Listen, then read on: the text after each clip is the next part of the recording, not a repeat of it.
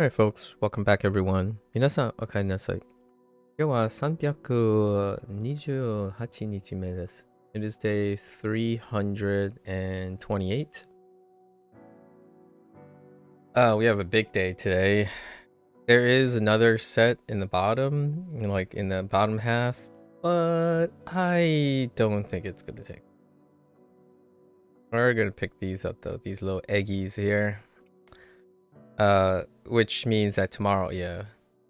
Because this is day 4? Oh no, it's day 3. Okay. So it'll still move to Sunday. It's interesting seeing these numbers, but they're not really that big anymore. Alright, let's get into it. Alright. 見返す。返す。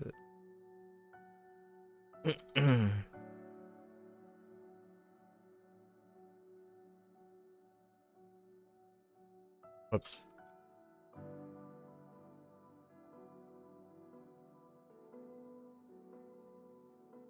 Oh no, wait.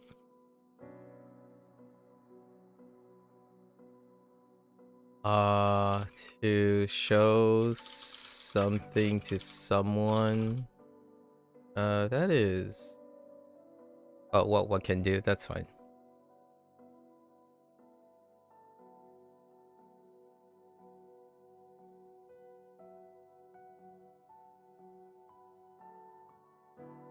Okay. Oh, there's Spiky. Sup?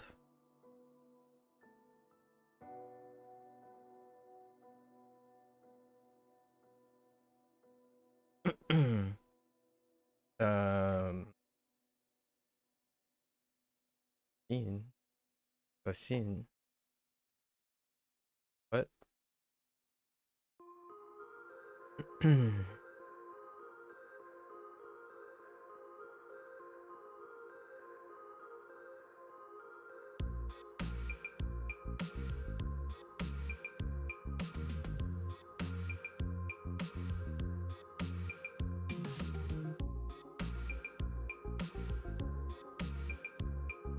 I have to come back to that.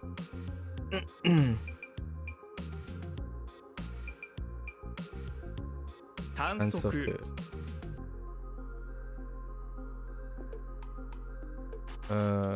均等。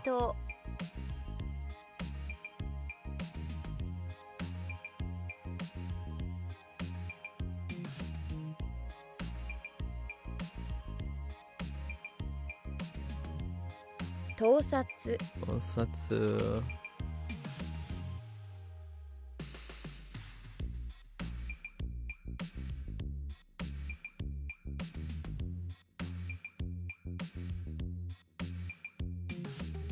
Encourage?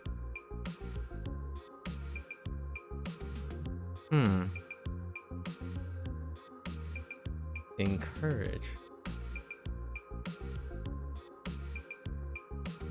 I thought it was immediately, I thought it was gun, but huh.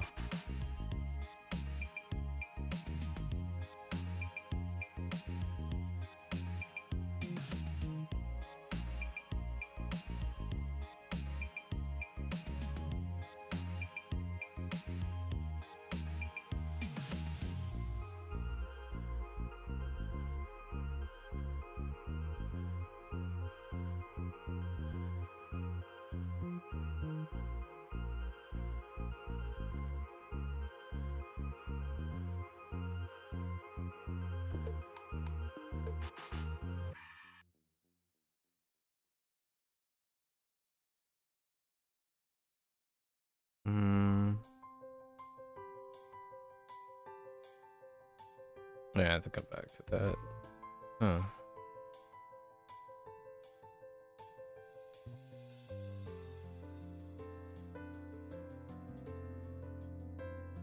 Shinkon Ryoko. 新婚旅行。新婚旅行。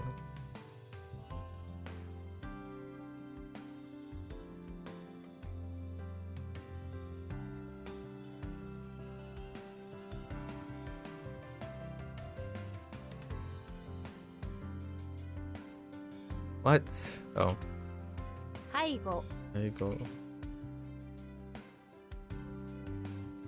Okay.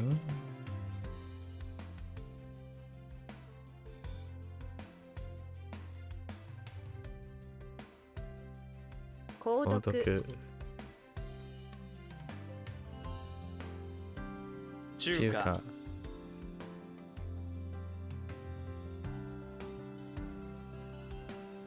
川川。死体。死体。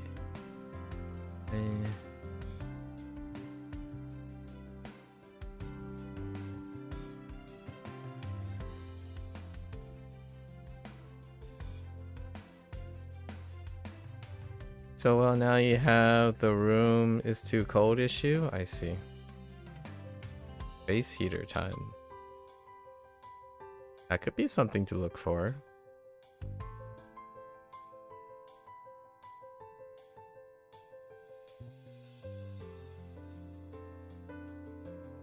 Nageku.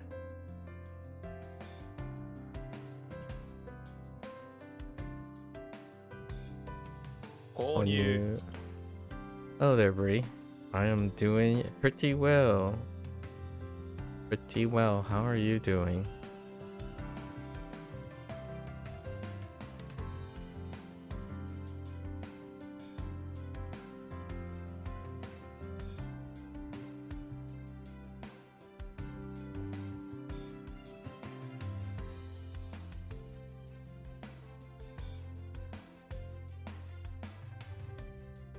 You had to search out what a space heater was? You'll consider it? Yeah. A space heater.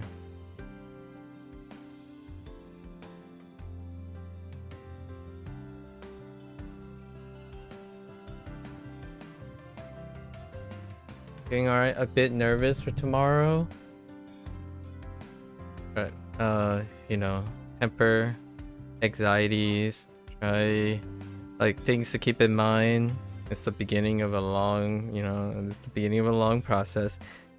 Take it in strides. Try not to overdo it. Pace yourself kind of situation. Breather.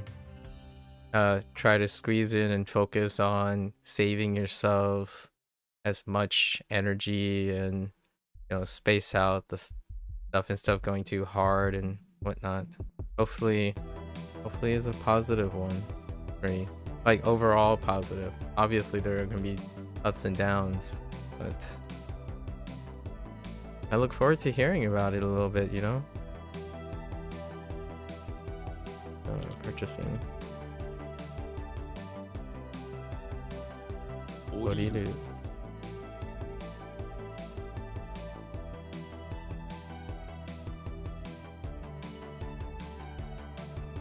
Yokin. Keen. Oops.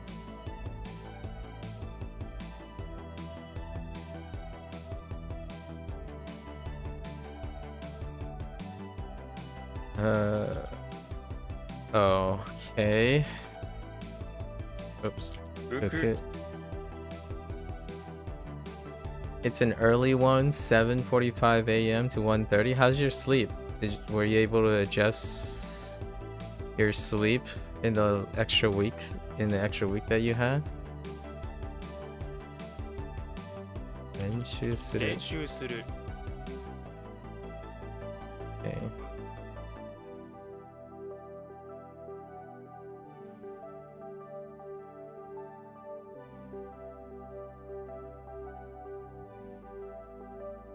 Chill.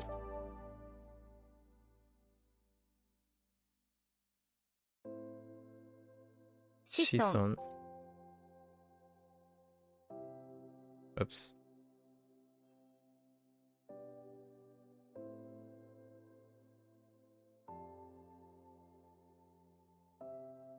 Sanmyaku.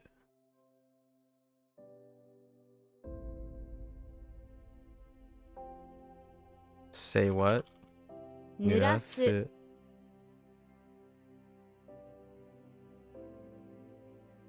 松葉。松葉。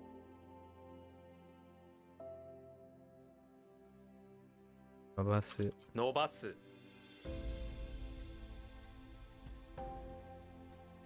Oops.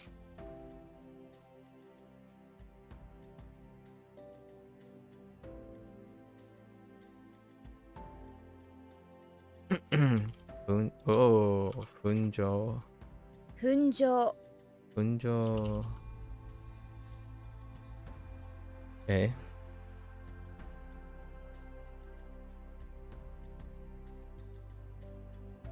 You've been going to bed a bit earlier than usual. Prior, you go to bed around 3 or 4 a.m., but you've been trying to go to bed by no later than 1 most nights. Sounds very reasonable. You've also been trying to get up earlier. You're usually up by 8-ish versus before, which is around 11 or noon. That sounds amazing. Way to stick it to it. Still cutting it a little bit close, but I imagine with that, you'll be able to manage at least the first day. Start off, try to start off with a positive note and try to carry that momentum, right? 漏出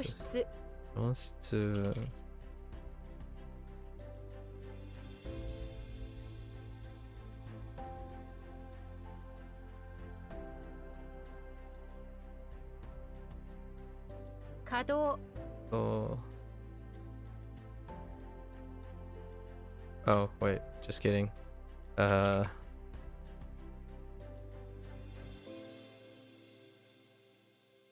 Yakusoku. 約束 Yakusoku. Yakusoku.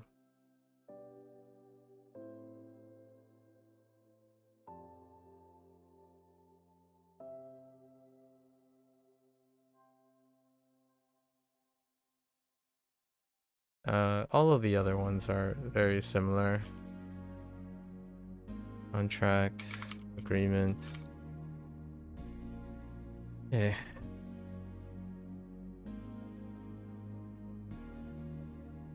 Tante.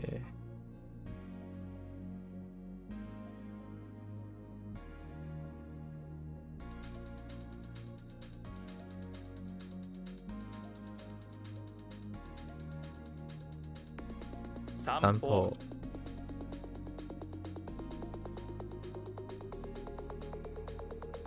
暗記する る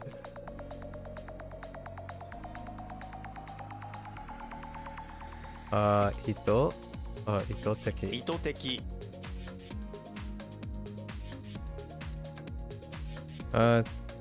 taking art means you never really got around to drawing for yourself since you started with all that. You had to really change what you do to be the sort of thing that you get grades for instead of what you like. You don't think you did something for yourself since summer? You'll try tonight. I don't see how those two things can't be the same thing. Or it can't be both. I think you went into the art class thinking that you can't possibly like it, if I had to be straight with you. Most of the time people find joy in things they have to do as well as not. So you seem to constantly compartmentalize the ability to enjoy something that something else is telling you to do.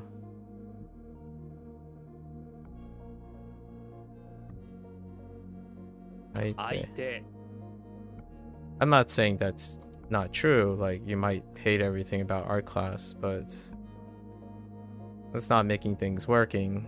It's to provide an excuse for not enjoying it, I suppose, or attempting to gain value from it. Not suggesting you didn't try, because I don't know. You didn't say you tried, you just say you didn't like it, and it never vibe with you. You can't get a grade for anime girls, sadly, but you can get a grade for abstracting it.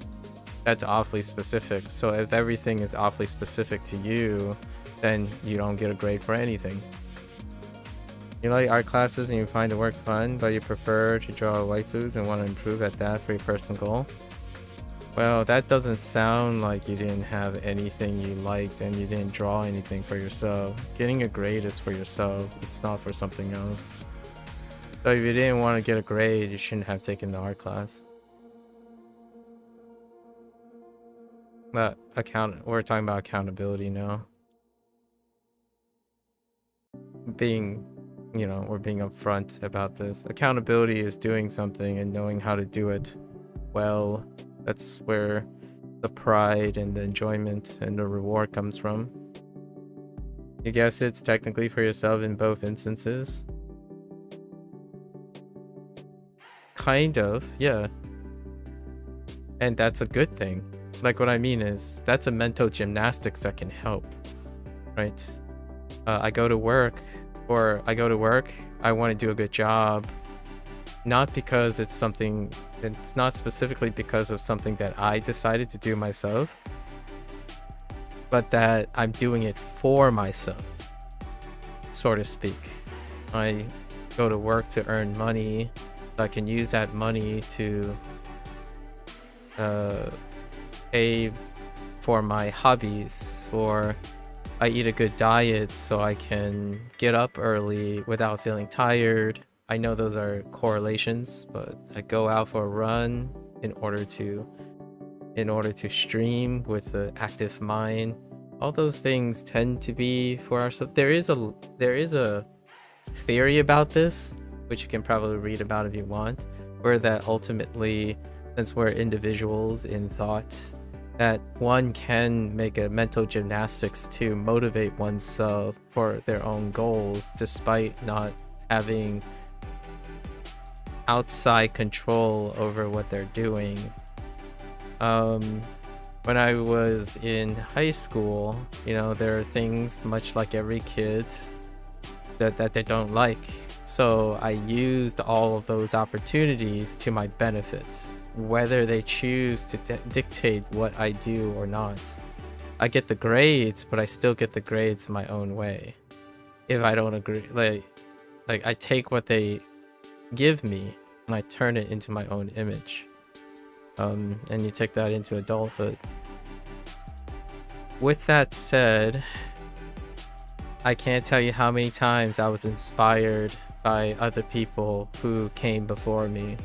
So the way you go about things and the way you frame things sounds like you are the only one that's ever going to provide something useful to yourself, which can be something that can occur with someone who doesn't ever value the input of everything outside them because they seemingly just don't like it. I like people once I get to know them. I also like people on first impressions, but generally speaking, first impressions are based on your own biases.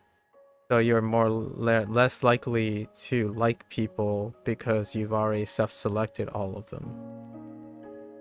Usually when someone says, "Oh, I don't like talking, talk to me," I spend time investing in a person.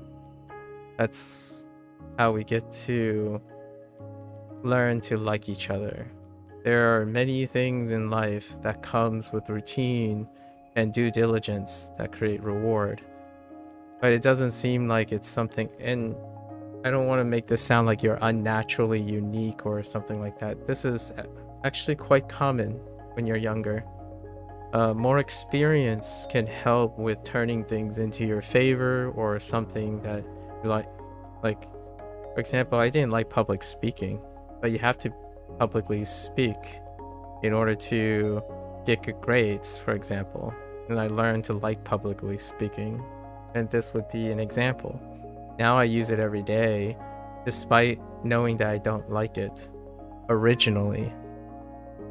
There are things that you have to do, so if you're going to have to do them, you want to, at least in my opinion, it would be very reassuring when you say it in the future, not in your past. Like you are talking about something in your past, so I'm trying to extrapolate by how you're sharing it, that in the future, I hope that perspective is a little different. Like, for example, I have to go to the grocery store. This is a personal, it's like an anecdote example. I have to go to the grocery store in order to feed myself. But I absolutely hate getting in the car. This isn't not mine, it's a story that someone shared. they absolutely hate going in the car and driving the grocery store. It saps their energy for like the entire day or even weeks, and they constantly think about it for quite a long time before going. So what someone can do is, let's focus on things that you can make that trip beneficial to you. And over time, it is very reassuring and awesome to hear the person like spends some time thinking about what they can do, what they look forward to doing, despite having to do something that they don't like, right? So in school, you kind of get the opportunity to do that. You don't always succeed, obviously, and you don't always fail. Most of the time, it's a bit of a mid. I didn't like certain things inherently because I wasn't good at them, right? That's the nature of the internet. If you don't like things that you're not good at, you only like things that you're good at, and then you select things based on what you're good at because you like them in the first place. So that's kind of the pattern of having a younger person grow up, become attached to whatever works the first time, reinforce it on the internet because it's all targeted. So you get to choose what you're good at and what you like to see because the programs and algorithms will tell you what you're good at and see. So then when you go and do anything else, everything else will pale in comparison to the things that you decided on your own. Maybe a little too soon, but some people would, some adult development or cognitive psychologists would say maybe a little too soon to settle on something. Ultimately, it will be interesting to see how your perspective change as you approach new things. If you're not going to talk, if we're not talking in 2 or 3 years, then that's perfectly understandable. Generally speaking, though, for people who talk to me over time, new experiences are often dramatically different than older experiences. Because if you're not interested in your future and doing things you have to do, I certainly am. And if you don't have internal monologues and dialogues about how you can squeeze benefit out of things you have to do, someone else can help you with that. Like a support system, a friend, family. Like sometimes I do something when I was younger and I said, I don't get it. What's the point of doing all this? Like, I don't like doing it. Why do I have to get good grades? I asked someone who went through the process and asked them the questions I wanted to ask. Like, do you think, like, can you tell me something? Why do you find this interesting? And why did you like this before? And now do you like it now? Or think about it. Those are ways to gain some perspective on things. And we're already doing that, obviously. So that's kind of the idea. When you interact with individuals with different perspectives, it can change outlooks like that. I draw things. To the artwork that I draw is not because I thought artwork was fun. It's because I think it could be fun. Or if I do it long enough, I would find it fun or interesting. So oftentimes, a lot of the things that I choose to do was not because I prefer to do something. I chose it because someone else had been doing it, and I was curious, why is it fun and interesting for them? And then I discovered a little bit about myself. Obviously, you can still do something and find out, nah, this is garbaggio. And I make you interested in data enough to find that topic interesting for the next couple of weeks, since you're on that as mentioned yesterday. Data? Well, I talk about correlation a lot, right? And we talked about proficiency. Wait, I think I used the wrong abbreviation before. Hang on. What was the English proficiency thing? I don't have too much time today, but oh no, it is EF EPI. Interesting. I thought I was making that up. Okay, so right, EF EPI. So if you're learning statistics, this would be interesting, right? If you're looking at the EF EPI English rating, ask yourself something like, what can you use this data for? How can you interpret the data? What parameters did they use? Because the way this data is presented is usually for a universal layman. So people who don't do data very often, and the things that you're learning are the foundations of the data. So if you're curious about finding interest in how data is being used, you can look at ranking charts. And looking at ranking charts of your interest, and then see how their numbers are presented. Often it'll cover average, mean, rarely mode, possibly standard deviation. These are the bases of data. Sample size. And if you're willing to, we talk about pre-selection a lot. Pre-selection is what I was focusing on last time when I mentioned the EF EPI. And then if you can attach it to a purpose that you have, you'd be interested in it. Because in the future, you can also do things like this, where you take your Anki data, and you're splitting it into 3 categories, right now. So we have kanji, maybe words and sentences. Now the question is, if you actually want to compare these, how do you do that with data?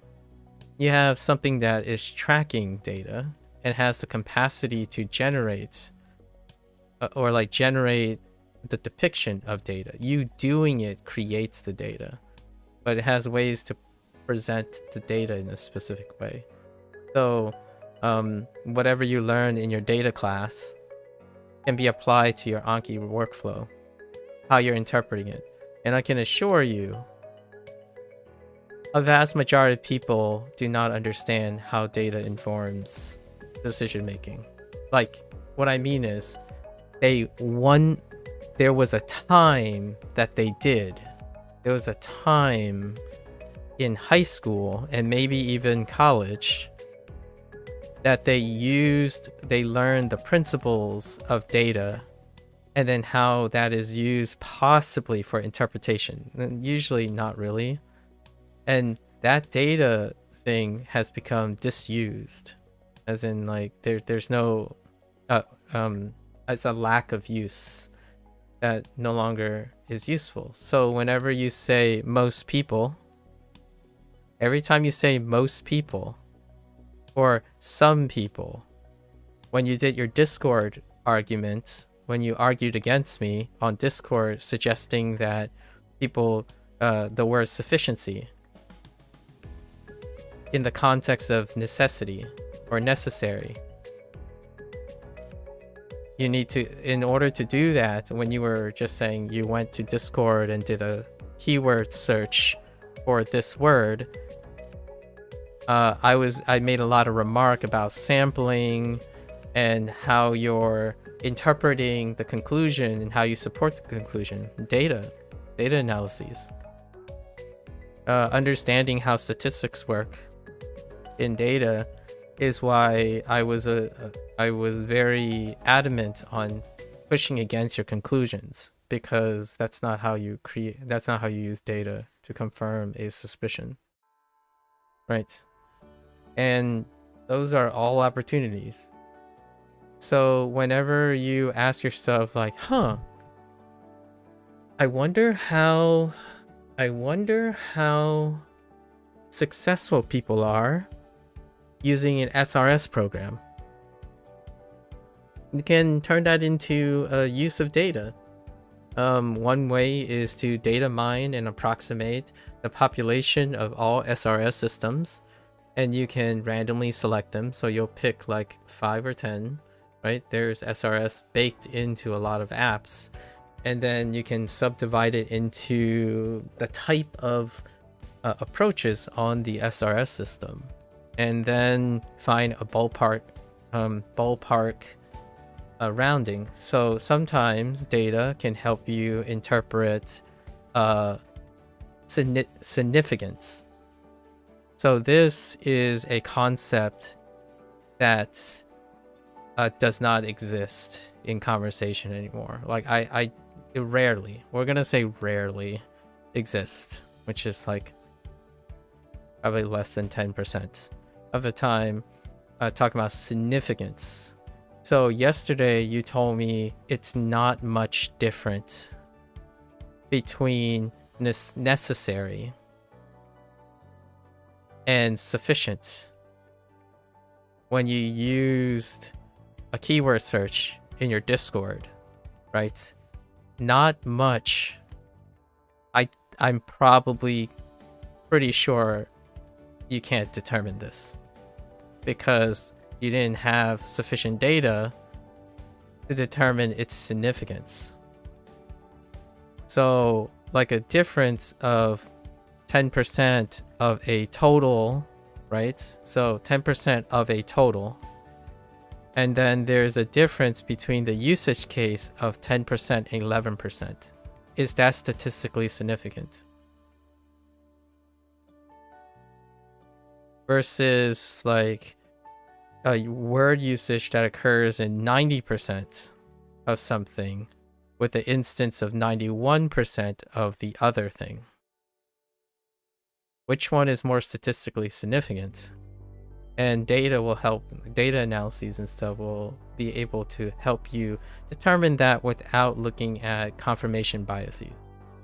And if you know, you probably know that a delta of 1% of this total is greater than the delta of this one because it's a larger number, but the delta is 1. Now there are other ways. What is your sample size, right? And what is your total sample size? These will be parameters that determine if what you're saying is it's not much different, that it is different, or is likely to be different or not different, right? The difference of getting 0 things wrong and 1 thing wrong is incredibly significant. The thing that when you get 100 things right and you get 1 thing wrong, that is also significant. But if you get 100, I don't know, 100 the next day, and then you get 90 the next day, now we're talking about time, so it's a little tricky. So the next day you get 101, is this statistically significant? Sorry, I should use instead 99 here. It's a little easier to illustrate, right? So this delta is huge, but it's still a change of 1. This delta is less huge because it's a change of 1, but you have a larger sample.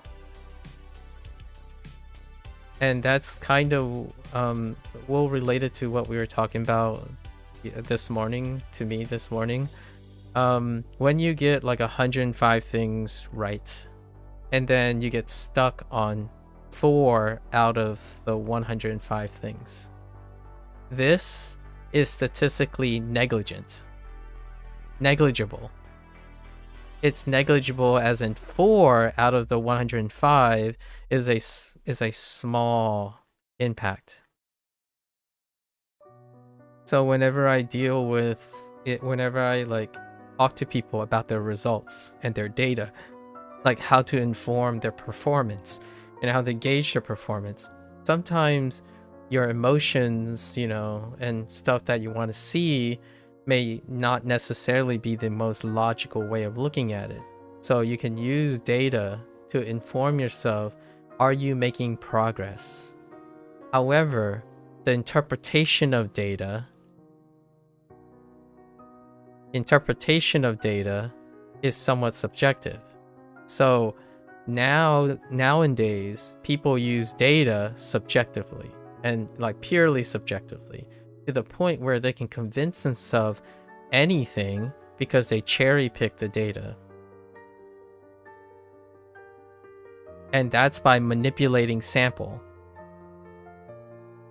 So if you want to convince yourself that whatever thing uses the theory CI to learn language, then you can put it into your search bar, and your sample size will generally be all SCI. And then if you cherry pick only the things you want to hear, then technically that's a manipulation of sampling. So you can also do behavioral outcomes. How often do you think of positive or negative things on the thing you're searching for? And if you can determine the frequency of doing this, you can use sampling to inform yourself, how do you balance the currents out, the frequency out, right? Data can also help with scheduling.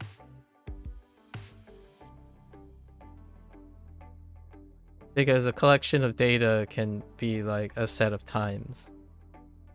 So then you can determine if you're losing time or gaining time, right? And then manage if the time changes and the things you're losing and gaining are either trending down or trending up. So then you can learn using data using trends, which you will probably learn soon. Data, usually you go over regression. You did show me that the expectations of the high paper, right? The high paper does pre-calculus, pre-calc, and advanced algebra. So generally you will learn about regression in data, probably. Like, are trends actually going up or trends going down? How to determine if that's a likely trend, significant trend, or an insignificant trend. And that's to analyze data. Analyze data before you make an interpretation. I think the vast majority of people online, what they do is they look at the data and follow the interpretation. They don't actually do any of their own analyses. They do not integrate data. They do not use those numbers to create cross-references or meta-analyses comparing different sources of sampling that they have. You can do a meta-analysis.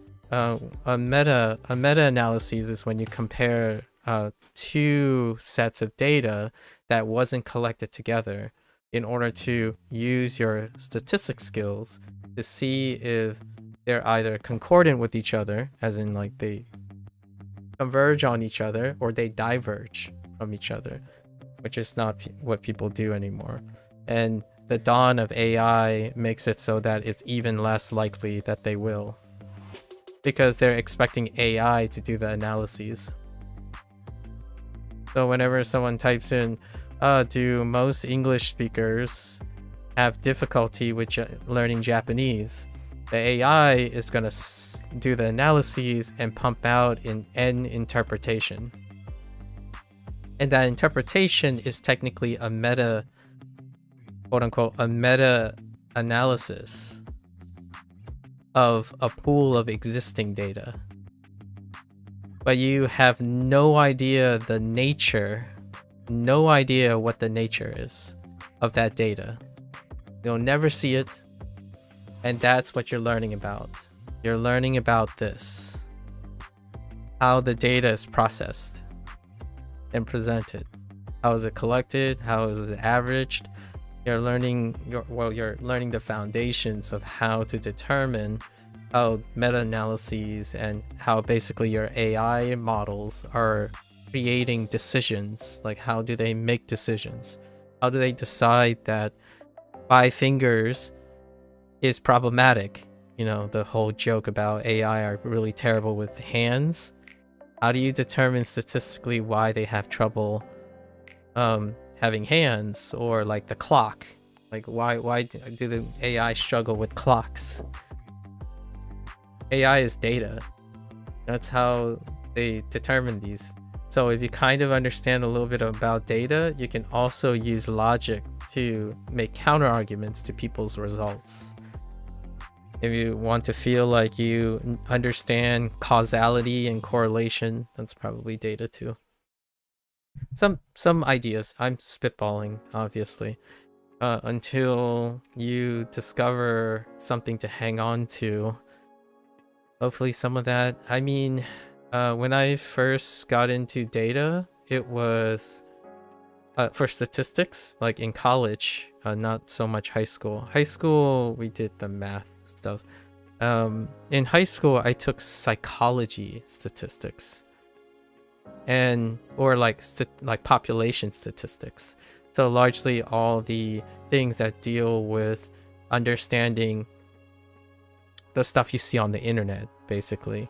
Most of the stuff when you say, oh, this is healthy, this is not healthy,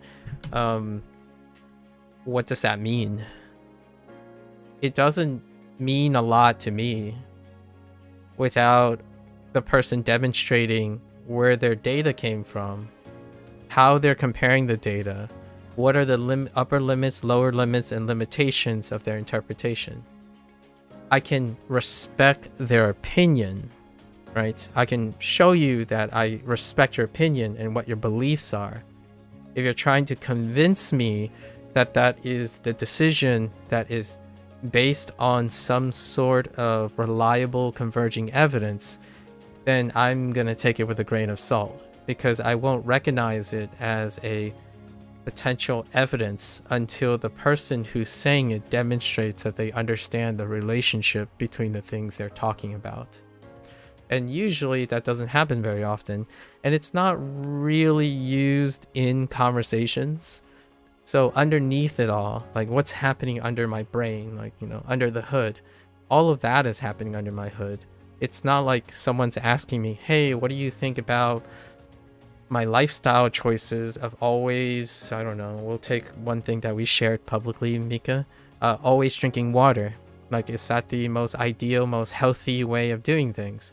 And, you know, someone can suggest, well, it is a foregone conclusion that statistically everyone who only drinks water is going to be the healthiest population. And my first thought is, I'm willing to bet to you that you can't statistically prove that, nor can you scientifically prove that with statistical significance, because there's an adherence problem here. You're suggesting that the majority of people on this face of this planet drinks only water in order to have the data to support your sampling for only drinking water. I would argue that it is almost statistically insignificant to even have a sample size large enough to determine if people only drink water to begin with. Right? Or even the type of water, or the quality of water, or even the accessibility of water.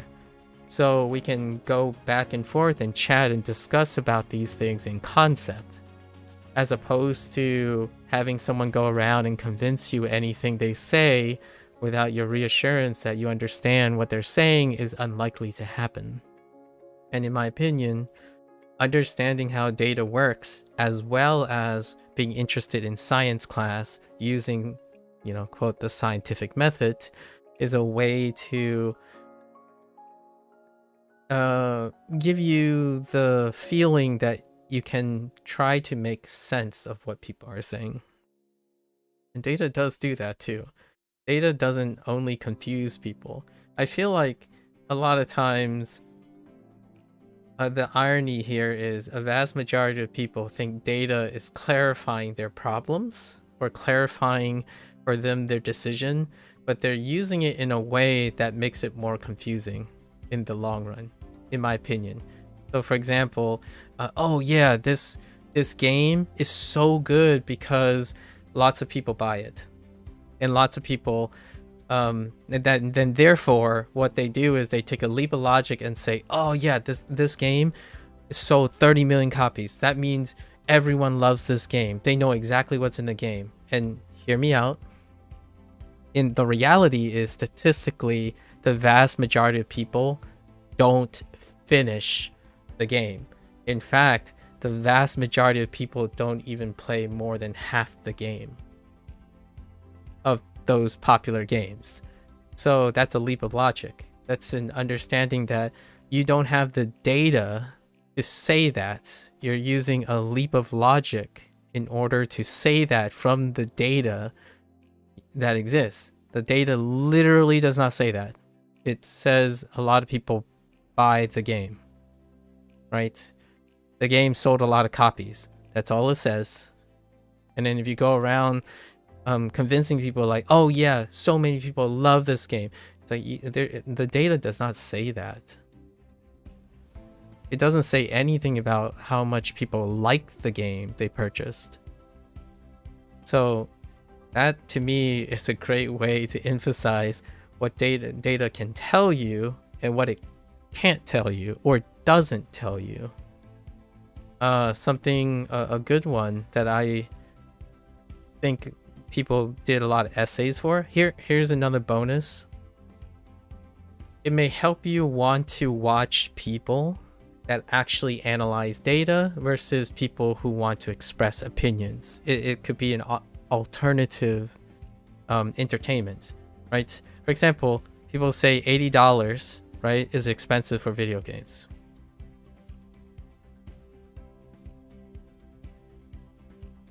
Right? This is the new like top gold standard. GTA 6 next year is going to be $80. Now the question is, how do you know this is expensive? I'm going to tell you now though, the vast majority of people are going to say a lot of factors that are not grounded in data. It's going to say like, well, you know, it used to be $70, now it's $80, so it's more expensive. I'm like, yeah, but it doesn't say expensive video game. You're not that an increase in $10. Yes, it's more expensive than it was. That is the accurate way of saying 70 is less than 80. That's not what you told me. You tried to convince me that video games are expensive because they became $80. Your data is before it was 70, now it's 80. It's more expensive than before. Your logic is telling me it's too expensive. Leap of logic. There's no, like, it doesn't say that. That's not how you rationalize what that means. So that's kind of the thing. My favorite use, Mika, I know you don't play video games very often and you might not have a lot of time to play video games. Most of those data skills, video games. Video games, especially games that deal with like mathematical calculations. I mean, sounds like what type of mathematical calculation? Card games. This is what I've used most of my data skills since high school and then into college. I play card games. So whenever you have to like play against someone, RPG games, and we're not talking about like role playing, we're talking about the underlying mechanics of RPG games. So things like permutations, interactions, multiplicative effects, exponential effects. You're probably going to go into that, like exponential data. There's exponential growth is probably one of the things, right? Logarithmic growth, or I guess arithmetic. I don't know what the other thing is, like linear growth, something like that, or additive growth, right? These are things you're going to learn in data. So what if someone says, oh my gosh, this video is gonna go viral, what does that even mean? right? What does a video going viral mean? Someone could say like, oh, the views just explode, and I'm like, okay. So if a video has 100 views, and then this person like, oh yeah, it exploded. It had 3,000 views the next day. So in one day, delta t of 1, there was a 2,000 change in views. If this is the metric, if this is the barometer for this guy thinking that a video exploded, then it would include like 90% of like regular, I would say, not 90 is a little high. See, I'm using data right now in my head. Like, I would say greater than 50% of videos would explode. So to me, it helps me understand people as well. Where if they think a delta of 2,000 views in a single day is considered going viral, then if I think about it, is this person's logic is that nearly 50% or more, I'm going to argue even more, maybe 50% is pretty good. And like I can think of the saturation of videos that don't ever see the light of day, right? Okay, actually, now that I think about it, we're going to say at least around 50% will be viral to this person. Because that's what they're telling me. They're telling me that a delta of 2,000 views at any time per day, like any day, not across days, is their metric for saying a video is hot. Right. There's been a lot of mentions of E, which what makes E significant? Oh yeah, E. Unfortunately, you're gonna have to teach me that and remind me that again, because E is, I think E is the thing that you're talking, I'm guessing E was the constant. E is the constant in which you calculate sample size. You talk about the, I'm going to say the sample size and its distribution across the range. So like I'm guessing, like I don't remember these things anymore, but E would be if you have a distribution. So this is the distribution. When it's significant, it means that it's not by chance. So you're taking into account all the factors that contribute. Say you ask 100 people and ask them to say yes or no.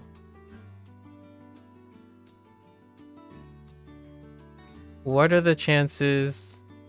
Or no, that's not a good. That's not a good one. It needs something. Let's say if they like something that you're suggesting, right? And then you plot it on a scale. I don't know. Just this is not great. Not great.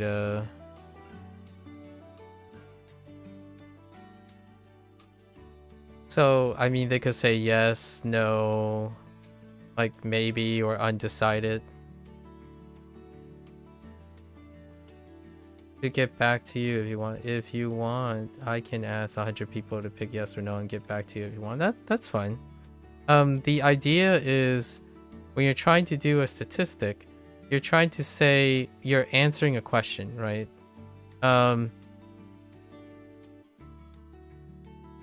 And this is a bad, yeah, this would not,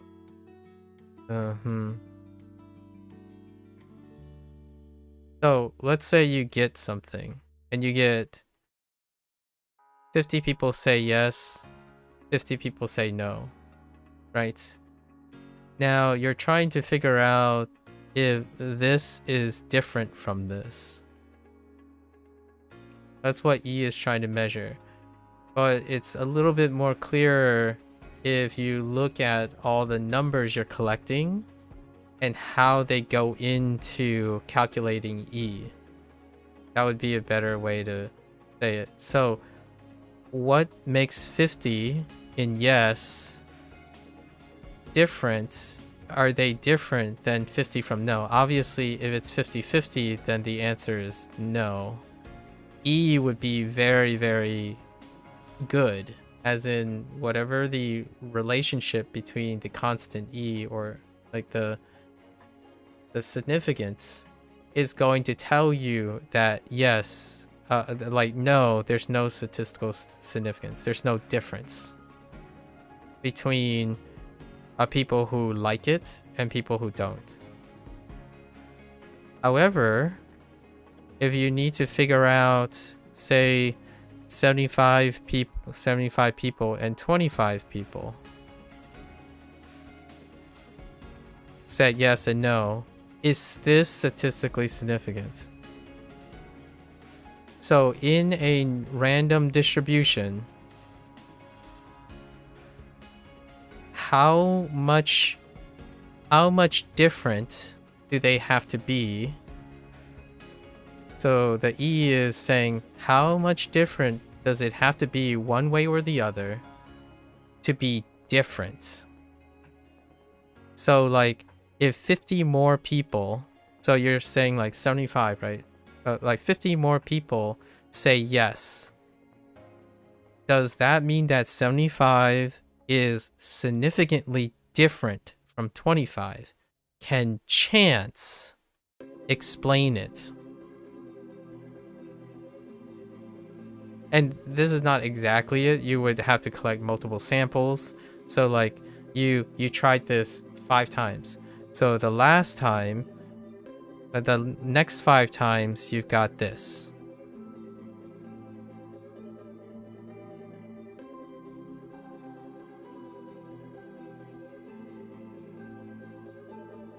So these are your numbers, or it's out of 100. So I actually have to like pair them up. So hold up.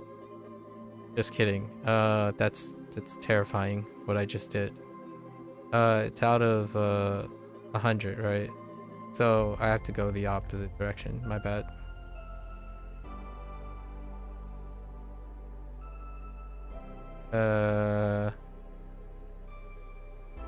What number is this? We're gonna say 70.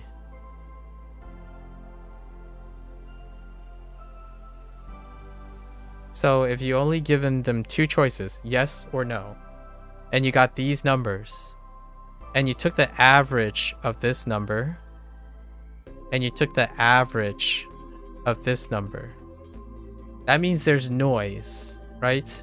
That means the number fluctuates. So when you present an average, there's a range that they can have.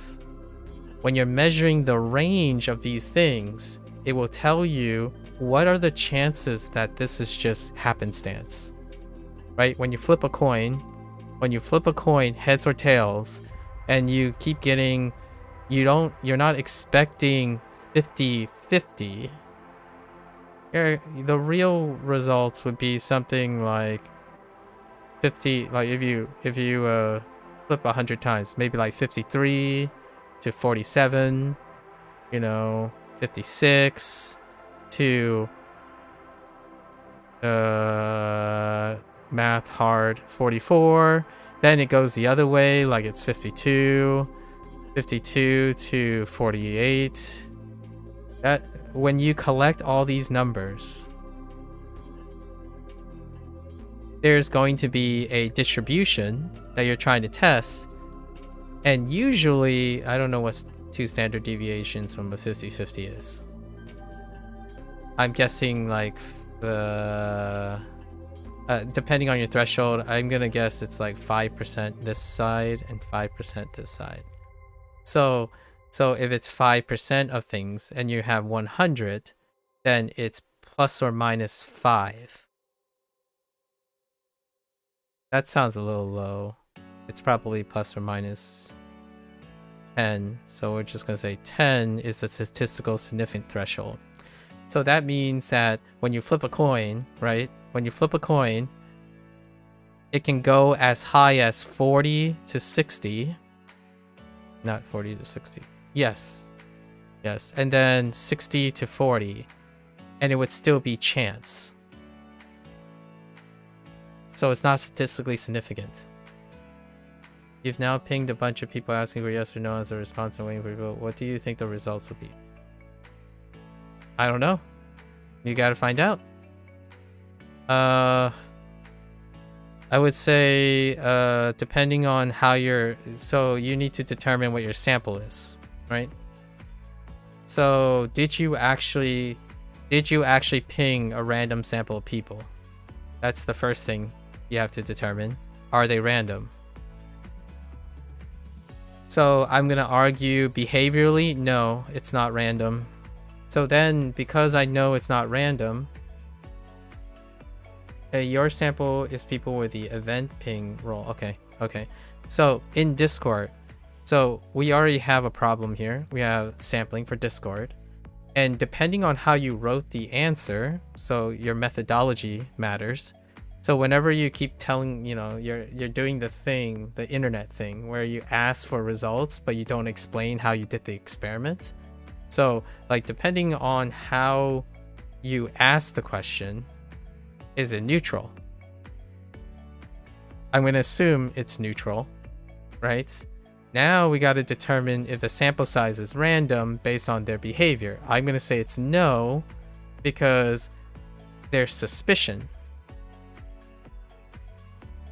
A lot of times.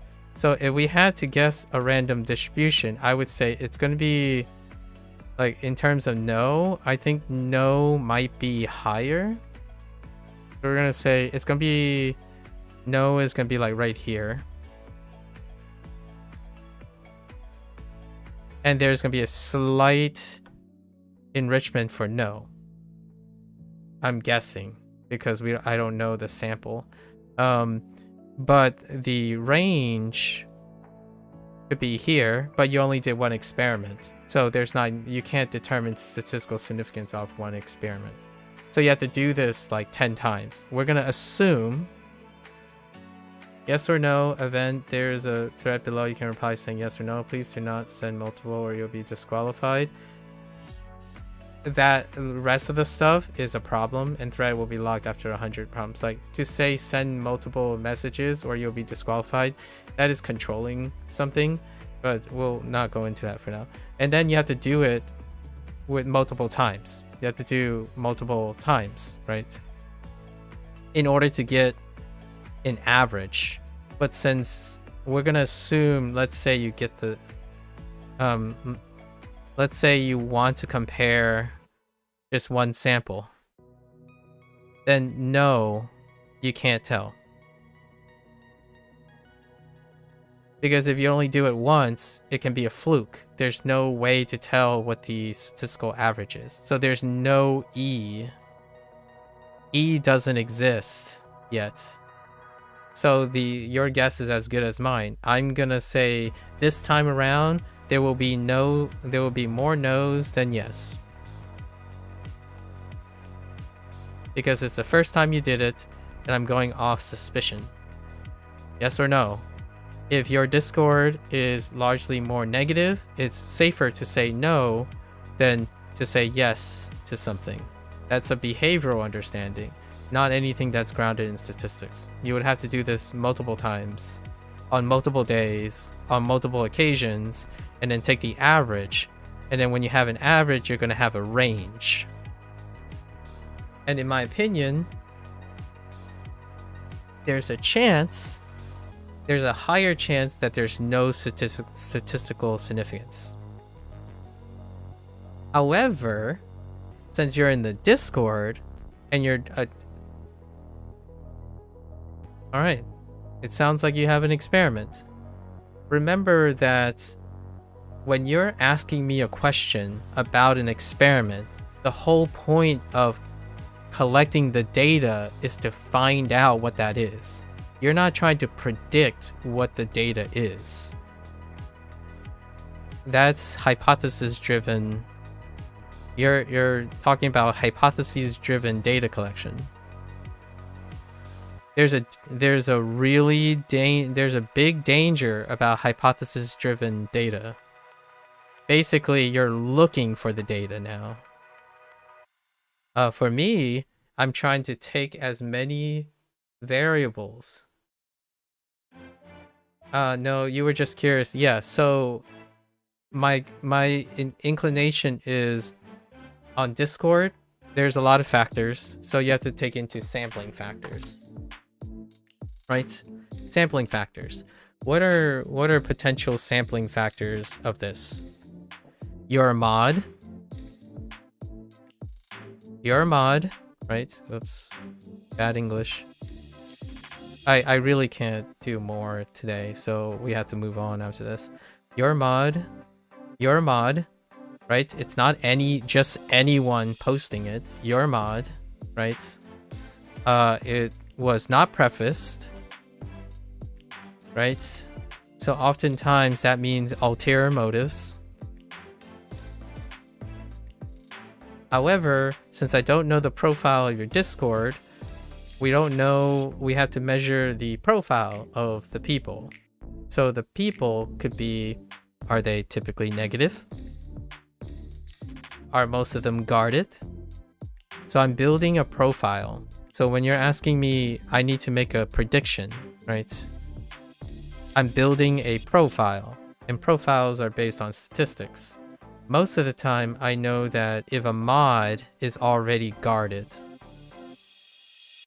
typically, so I know you fairly well, Mika, then it is more statistically likely that it's not random, it's more of a reflection of the person, because it would be where they belong. So they are more statistically likely to be these things off of what I know about you. And this is all prediction. It's not accurate. It's not the reality. So if I knew that it's a guarded community filled with people who relate on being guardedness, right?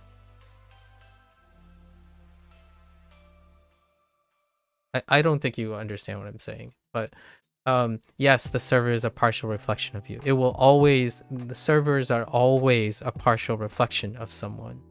That's what I'm trying to demonstrate here. If you're asking to predict on sample size, that is true.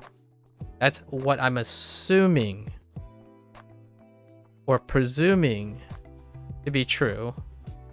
It's not saying it is true. What you're trying to discover is if it is true.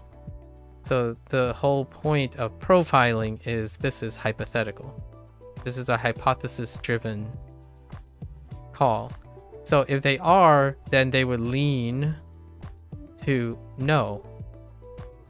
This is taking in like maybe another 8 hours worth of converging evidence that would suggest that you will probably get more no's than yes. Is that statistically significant? No, it's not. There's a sampling bias. It's not random. And because you're acknowledging that the server is a partial reflection of you, kind of goes hand in hand with that.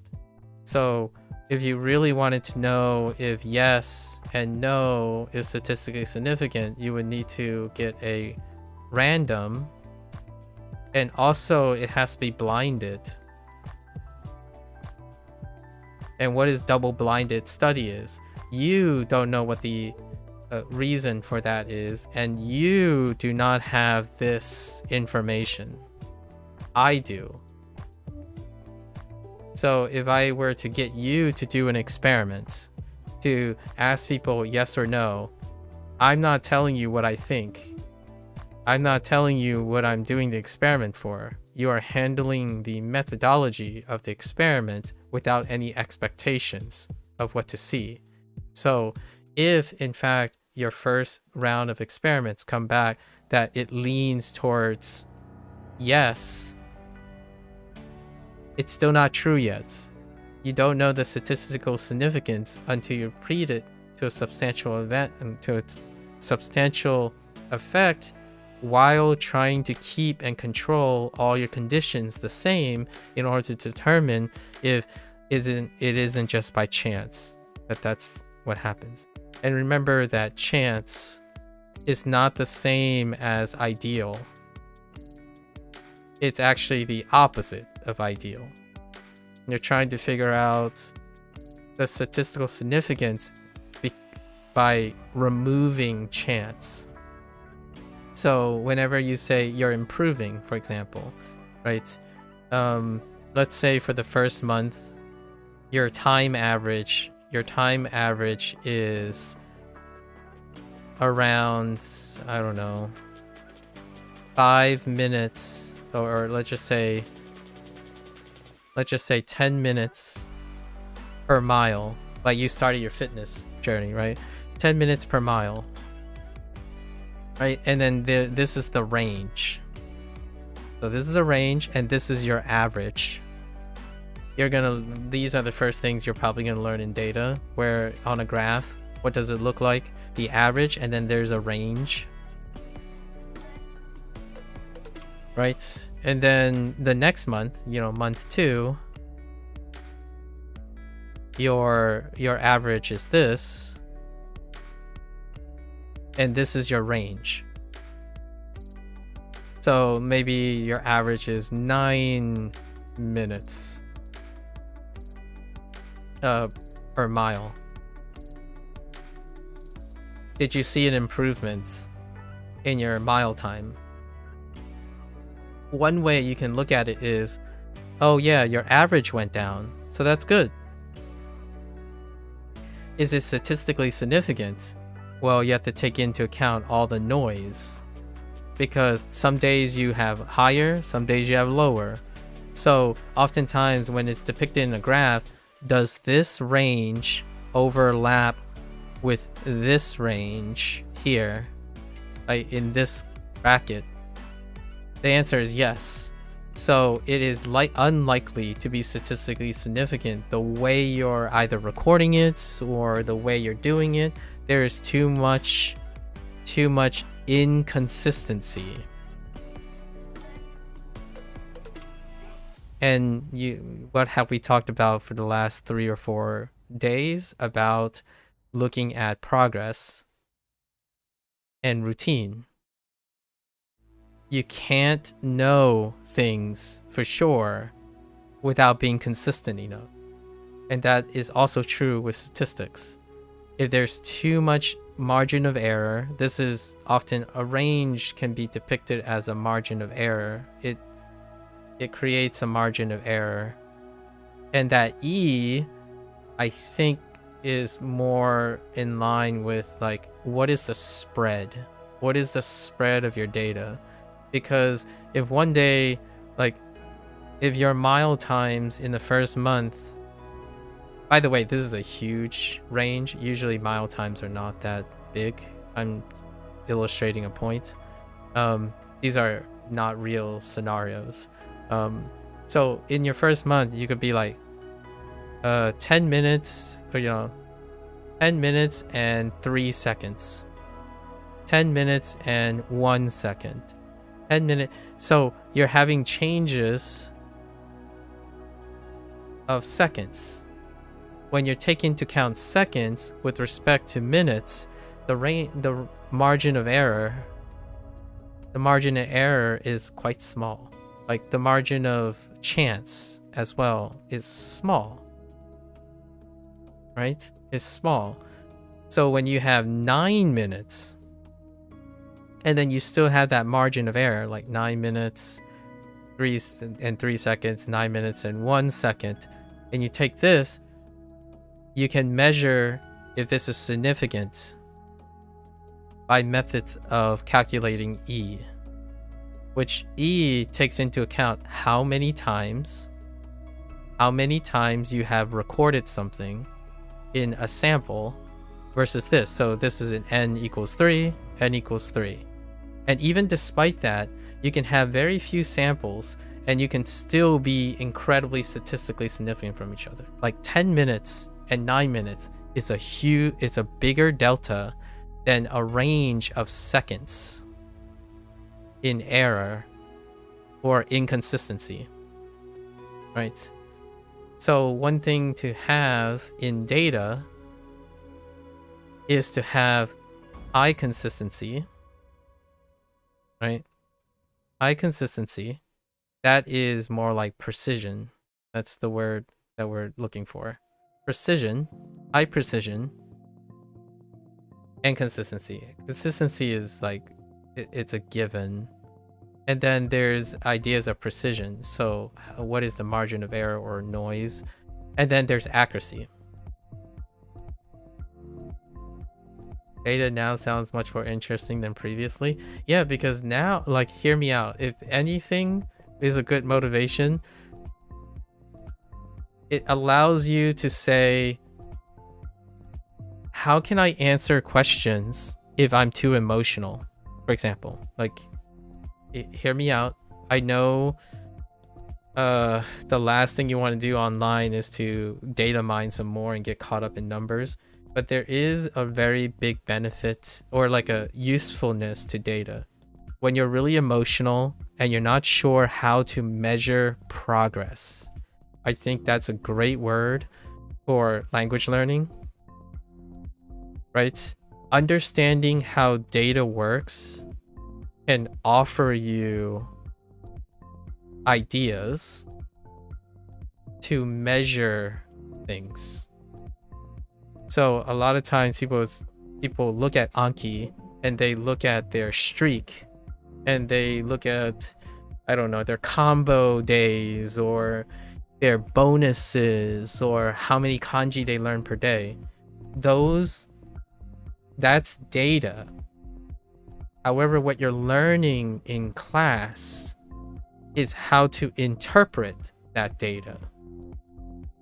In my opinion, people who hate math, who doesn't care about statistics, do not understand how to use data to inform their decision, not their emotions, right? Most of the time, I think when someone says, oh yeah, data says, or research suggests, those people are making a comment. They are reporting something. They're not specifically analyzing the data and saying that the data says this. That's what was written.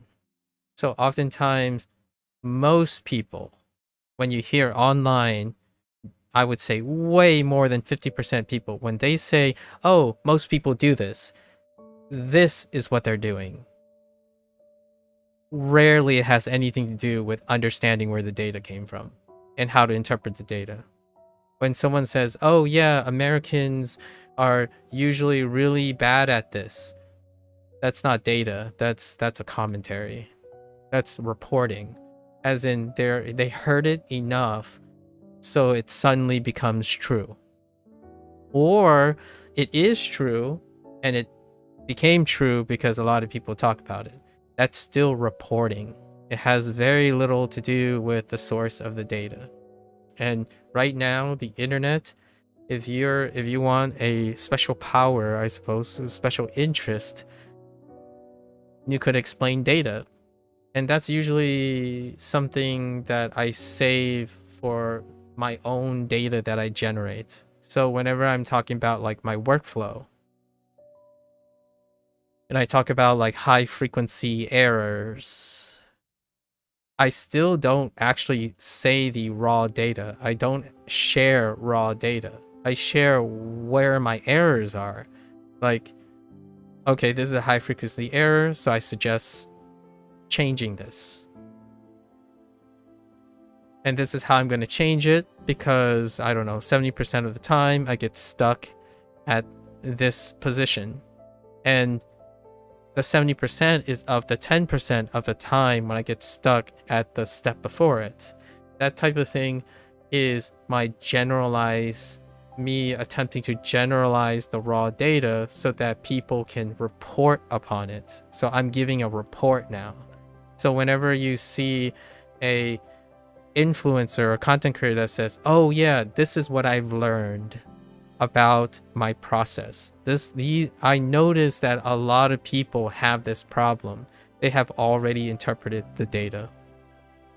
As in, they're giving you a report of what the data is. You never see the data. So I would say more than 50%. Like right now, what I'm doing is I'm ballparking my interpretations. I would argue more than 50% of people, whenever they say they have evidence to prove what they're saying, they never show the evidence. The evidence is never there. You are on a trust me, bro, like hear me out situation.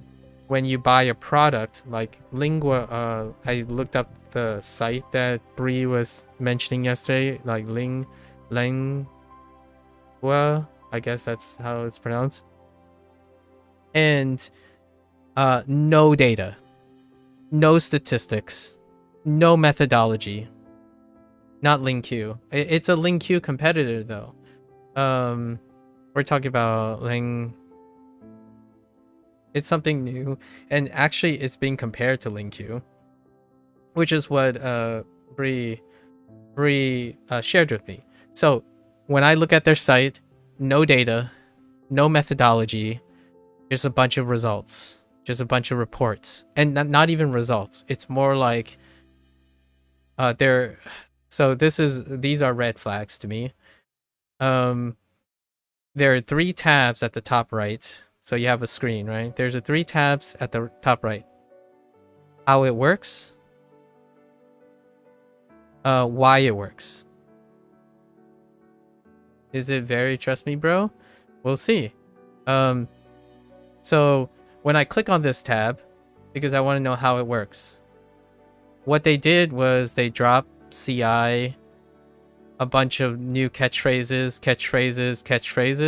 and then that's how it works. It doesn't explain anything.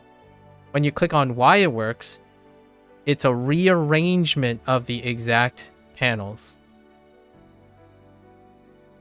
The very first thing is CI still, but it's a rearrangement. So they shuffled things around with the same wording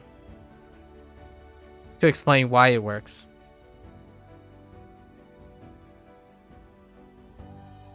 There's no data, no statistics, no accountability.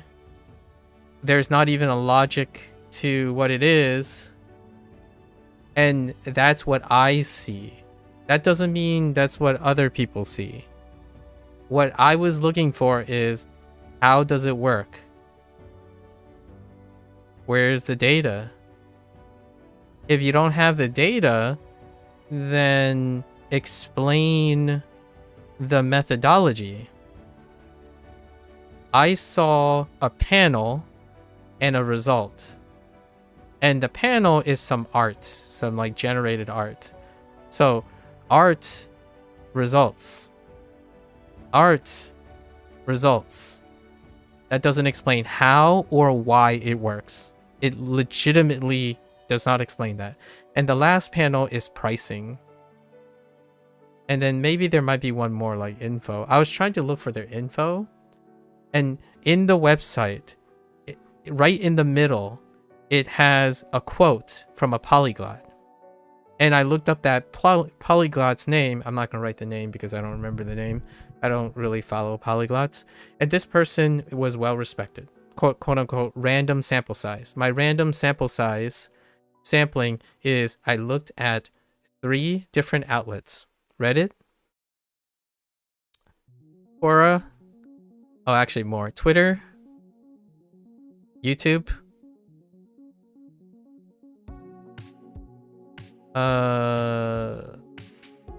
there's one more, right? And this person had a quote, and it was something like, oh, you know, I since I use this, it helped me engage in a certain way, you know, the buzzwords, right? Now the question is, this person is a polyglot. They speak 15 languages. I'm like, wow, 15 languages is a lot. And he claims to be fluent in 10 of them. I'm like, maybe that's true. The question is, does this group inform this person, who has a good reputation, by the way, a good reputation according to the likely statistical sample size of at least 5 social media platforms? is this person aware that he is being used in front of their site, because their site is telling me is unprofessional. It is unprofessional, it doesn't have accountability, and when I look at terms, contracts, and services, they are really questionable in optics. I'm not saying they are, I'm saying it appears like it. So even say they quote this guy, right? They quote this guy. Give me the evidence. Where did this person say the quote? Show me the YouTube video or the site or the interview that had this quote in context. Because I don't know if you've ever seen a movie trailer before, but when someone says surprisingly, surprisingly ... superb, and then the movie has like a 3 out of 10 average, right? So quotes doesn't really help. That's a testimonial, and you'll probably learn about how testimonials factor into sample size. Testimonials are not fantastic, and they are also self-selected. And if they were previously sponsored, that leads even more to sampling bias.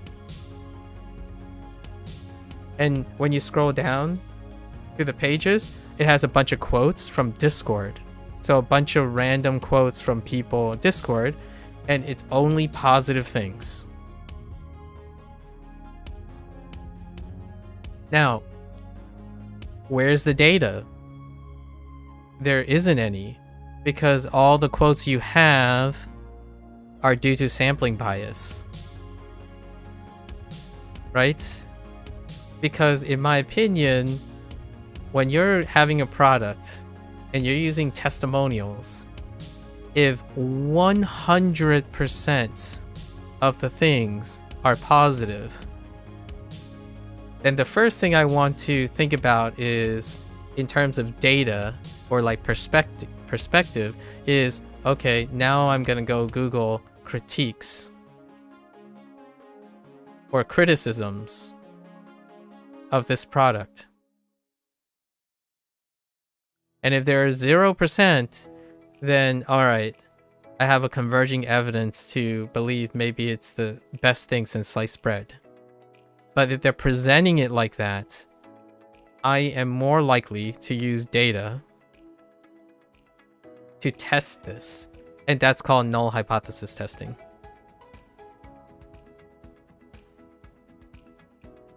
In science, you have a hypothesis a lot of times. And in order to prevent yourself from looking for the data, and it's different from collecting data, you're looking for the data. As in, you think the world is garbage and everyone hates you. So if your hypothesis is everyone hates you, then you can look for the data and convince yourself it's true.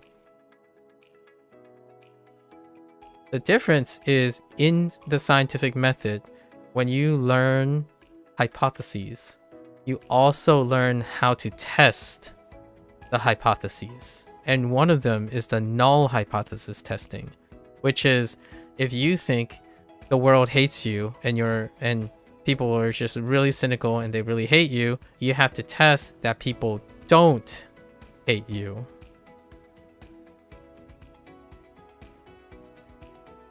That's how you normalize not looking for a selection bias, or it's trying to convince yourself that your data that you're collecting is also the data you want to see.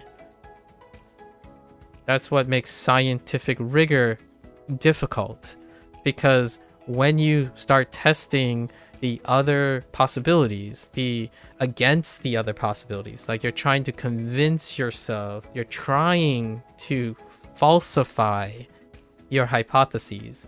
The harder you try, the more likely it's true. It's easier to falsify something than to prove something. It's generally, most of the time, it's true. So if you can't prove the opposite, then it is far more likely what you're thinking is true. And that's what data is supposed to help you with. Data is supposed to help you with that. And it also means not looking for the data. So in my expectations, you build expectations on this type of rigor. It's not true most of the time. When someone gives you advice, they're going to say, oh yeah, right, this is the best way to learn Japanese. Based on what? It's like, well, you know, I had a bunch of friends and they all agree with me. Okay, what about the people that are not your friends? Do they always agree with you? That's null hypothesis testing. Like, I'm not doing the data. I'm not talking about the methodology. I'm using questioning to determine if they have an understanding of what they're telling me. If you're telling me this is the best thing since sliced bread for language learning on your site, on your optics, on your business model, or whoever polyglot you're testimonially quoting, what about the people who don't use your product? What product are they using? Who's your competitor? What are they saying about your competitor who's also saying something about you? Those are all the things that I want to collect. And that's a metadata. That's metadata on top of data that I don't have privilege to. So a metadata is when you take existing interpretations, right? You can do meta. Meta just means like the next one layer on top, right? One layer removed, basically. So if a lot of people have opinions, right? A says Anki's the best, like group A, like this person. Then you can ask for a second opinion. Someone says, I don't know, Ling Q is the best. And eventually, when you collect enough, 2,000 people, you can do a meta analysis of their opinions. Because their opinions in the post-internet age is probably based on some other person's data. Now, this is where it gets tricky, because if all of these people are getting turns out that they're getting their data from the same data source, then your meta-analysis is garbage. All of this stuff is a problem because no one tracks where their data comes from and how it's recorded. So whenever you're online and you always feel like everyone has an opinion, because they do. Everyone has an opinion. Even most people who present data and evidence, or evidence-based or science-based, it's not based on analyzing the data. They're doing a meta-analysis on something. There are channels out there that generate their own data and then test it in a control environment. Maybe not double-blinded, but generally speaking, there are different qualities. And there are individuals who go out of their way to spend the time collecting the data. What does that look like for language learning? Me, WaniKani, 300 plus days. HanziHero, 300 plus days. I kept track of a lot of things over time. And then I'm going to tell you what I think of my data. That is my data. When you use something for a month, that is your data. But if you use and vibe for a month, that's no data. I mean, maybe some data. Well, let's not try to be too extreme. That's some data. Because you can't analyze it. You're not comparing anything. You vibed it. So your data is not data, it's results. When you vibe, your results is the consequence of the data you did not record or keep track of or notice. You have results. So no data analyses. So whenever someone says, oh yeah, my data suggested that this is the best way to learn Japanese, I don't see any data. You basically said, trust me, bro, my results speak for themselves. And that's fine. To me, please try not to misinform me, to tell me that you have data. If you have data, you would show it, and then show how your conclusion and your results relate to the data. And for the record, whenever I do a review for 100-day reviews, I don't actually say I have statistical significance to believe these things. I'm telling people in general, this is what I have chosen to do, relatively speaking. I rarely said I took a stringent scientific approach to finding out what works for me. I evaluate as frequently as I can, but since I'm not presenting you with the data, there's no scientific evidence or logic to believe that whatever I'm doing is statistically significant and or informative to anyone. And I'm a sample size of 1. So like as a person, so it's a grain of salt. You take it with a grain of salt. That doesn't stop hundreds, if not thousands of people who use self-selected, non-independent, or third-party verified, peer-reviewed guarantees on the product that they sell.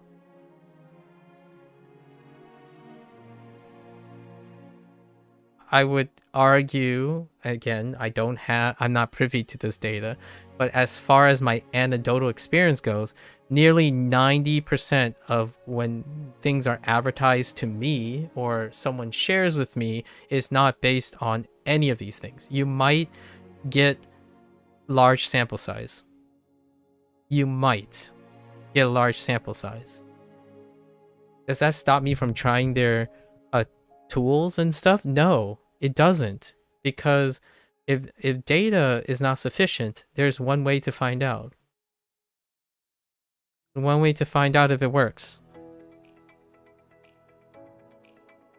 And that comes back to your relationship that you and I have, Mika. You have to do it to gain experience. So anytime a young person who's like trying to soak in data, they're actually soaking in opinions. They're soaking in interpretations and opinions. So whenever someone says like, oh yeah, lots of people do this. Yeah, the opinion is lots of people do this. You don't know. Most of these things you rarely do know. You have no data to prove that. So oftentimes the solution is often to get the person to do it. Because the internet has become very good at jumping to conclusions. And the creators, the people who are offering info, are doing this not intentionally to be misleading, is because it's efficient. And it's incentivized.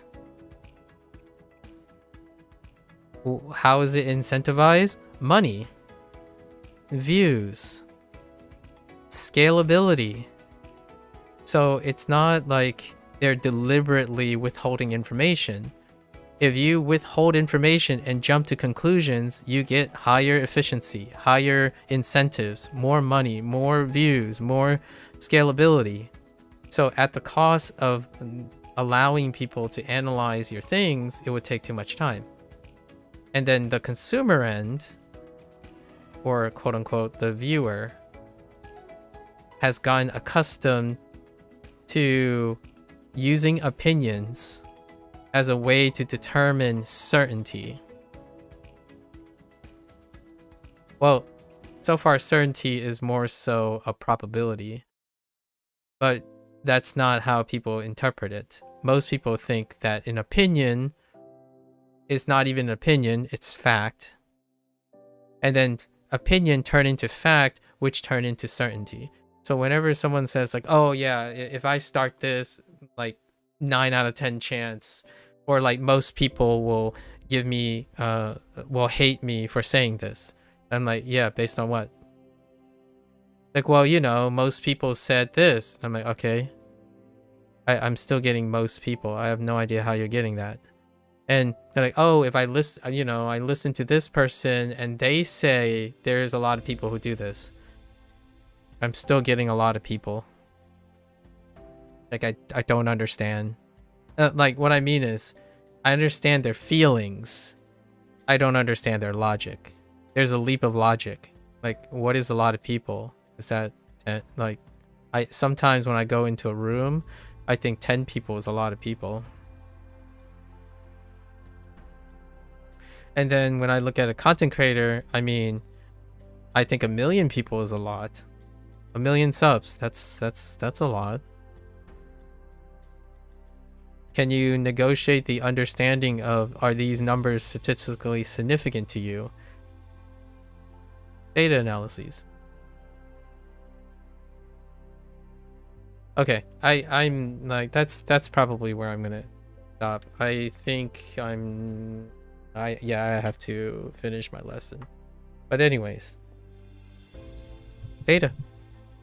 And trust me, bro, is the trust me, bro, is the phrase I would use. And I'm gonna tell you now, there are people you can trust. And there are people you can't trust. Or there are people you are less likely to trust, and there are people you would trust. And to me, how they speak, how they communicate their opinions and their disclaimers and considerations, that's who I trust. I don't trust they have to convince me to trust them if they come at me and say, oh, you're doing it wrong.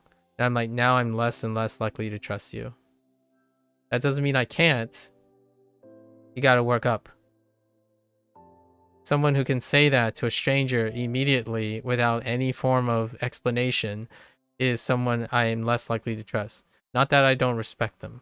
You know, they're a human being. I respect their opinion. If they're trying to push a fact onto me without any form of supporting evidence, you're gonna have to get me to trust you. Probably by not making bold claims without any substantial demonstration that you understand. It's similar to whenever I talk to people about being introverted, ADHD, believing that they're the only ones that have any particular specific permutation of problems or something like that. Data could help find some clarity on that, possibly. All right, let's get back. トム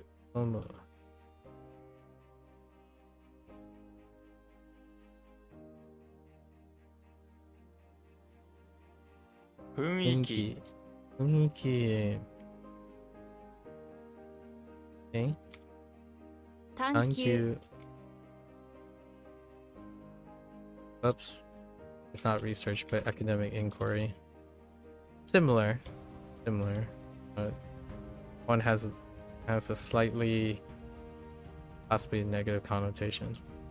同期中 Dokichu. Synchronize.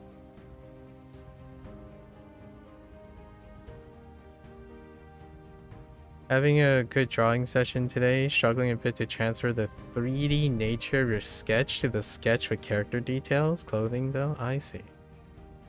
Interesting. So you're drawing two separate things and then you're bringing them together?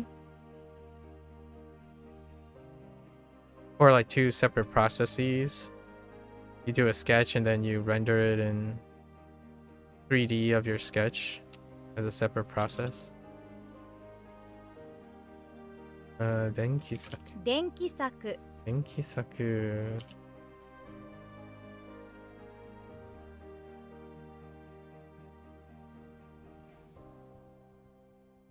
孫 Mago.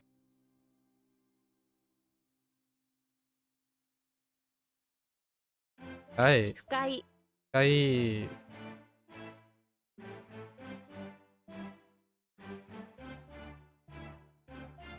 尋 Jimon.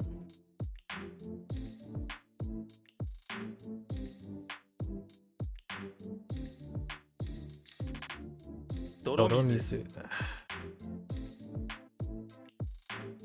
You try to just do anatomy sketch first, as that's most comfortable for you. Okay, then you add lines to show the form in a more 3D way.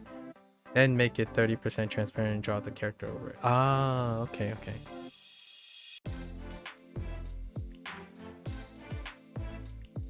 That sounds like a good routine. Oh, it would be interesting to hear you explain it in that way a little bit down the line with your Anki stuff. 適当 So,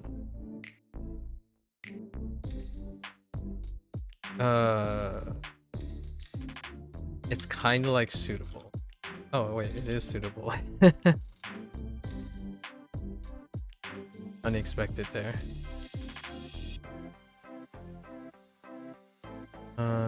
Dang it. Go beyond.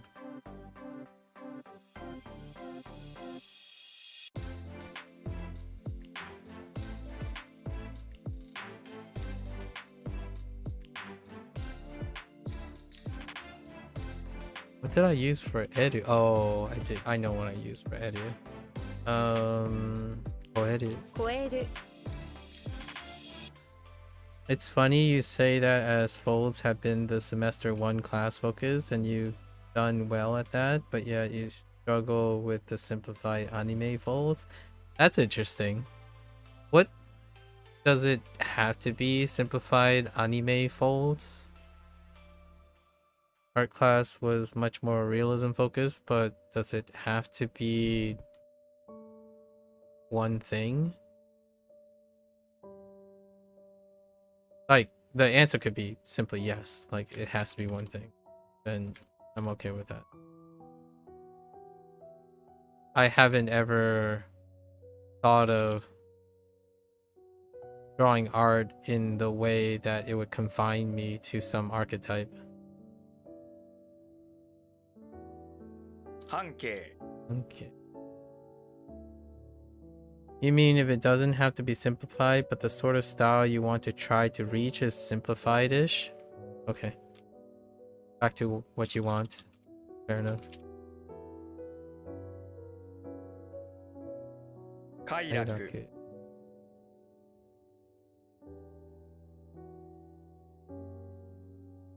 Oh, Saka. 作家 Author.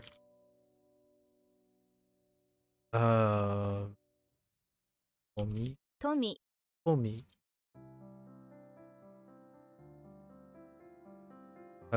Otaka. Otaka. Otaka.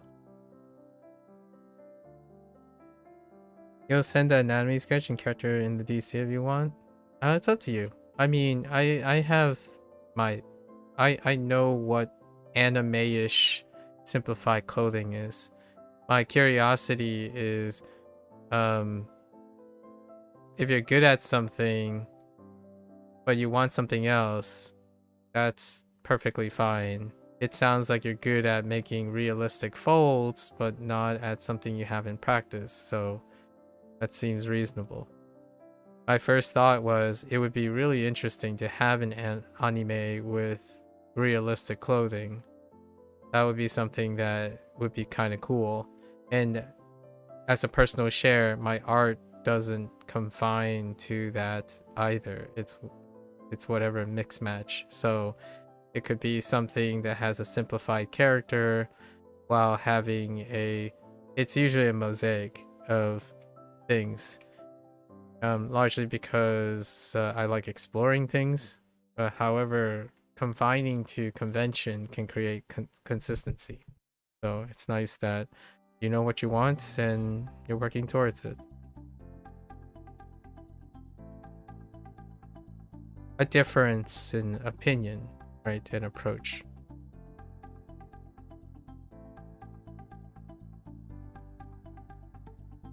Knit.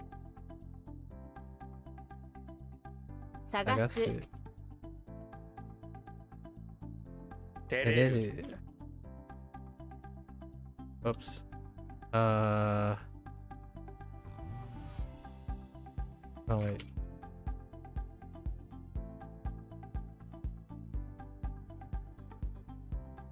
Or is this? Wait. Yes.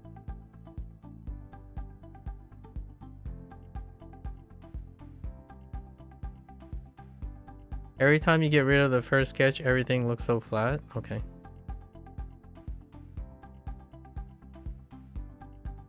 That's a problem, I suppose. Uh, 旗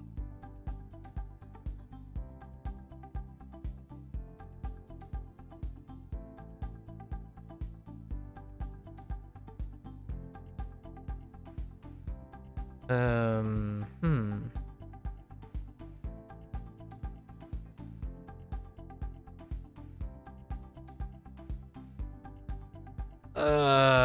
Hold up.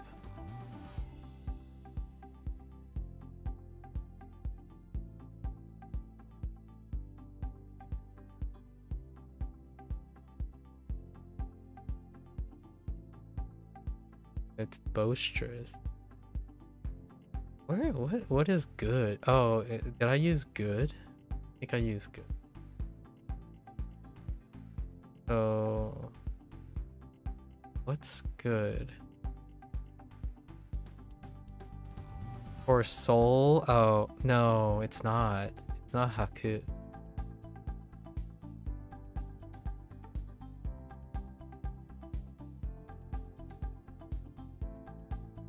It's definitely, oh no, not boisterous, but something like to not make noise, right? So like sawaku. 騒ぐ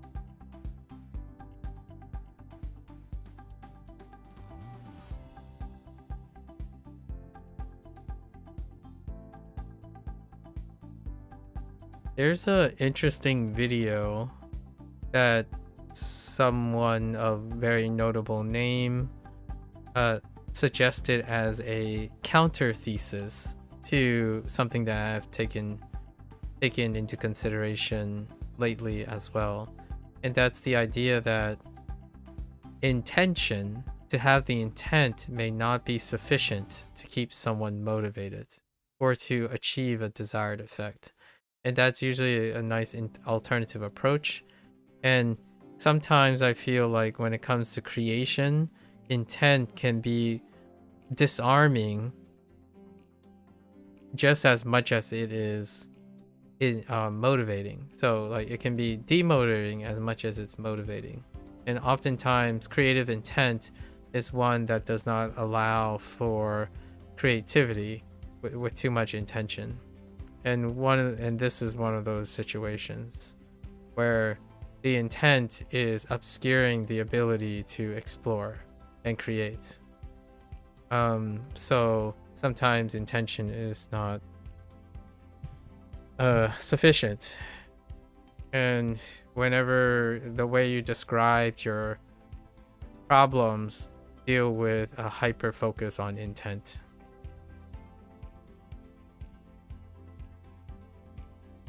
Even though art can also be a creative process in itself.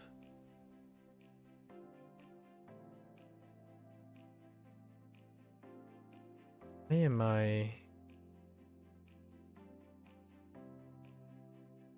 in? No. In.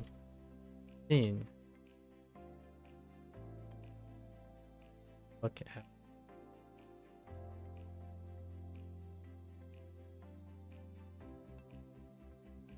Oh, 一覧。一覧一覧。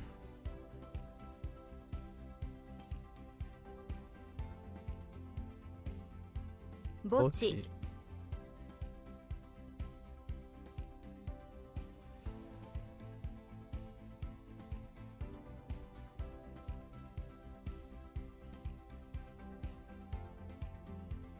Here's an interesting question. When you say you want to reach a simplified-ish style, that is from your understanding, conceptual understanding of what simplified style is, or are you imagining? Are you visualizing what the simplified style is, or do you have to do it to see if it's simplified? So like you do it and then you look at it and it's like, okay, it's not simplified.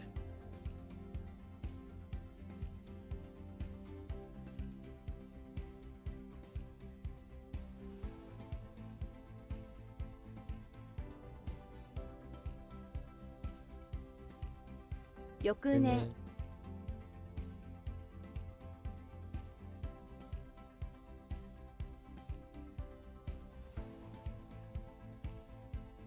Kyotan.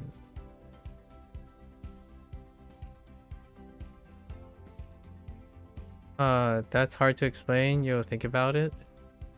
Fair enough. I'll leave it to you. I'll leave you to it.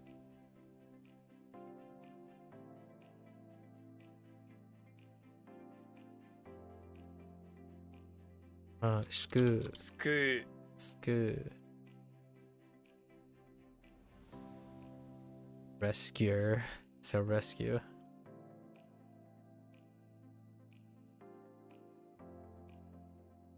Teki.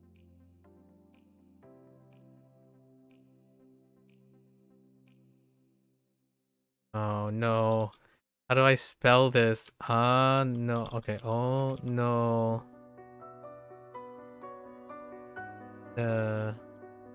Yeah.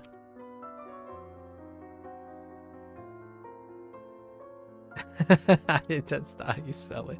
It's fine. 棒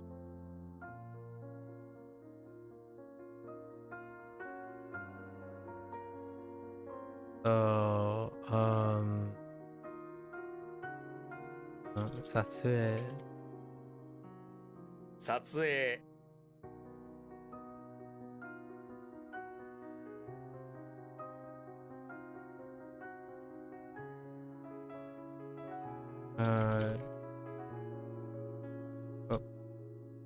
陸軍。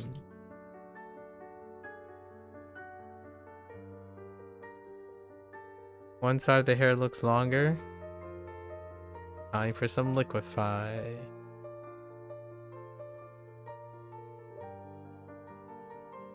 Yokugetsu. Kekkon. Yokuasa.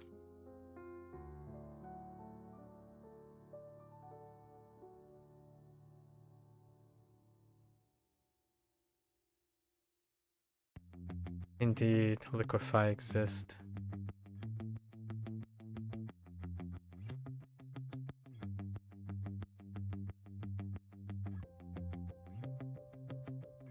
Niyou.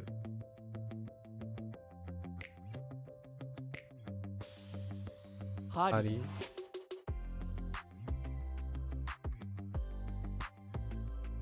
Mokuzai. Mokuzai.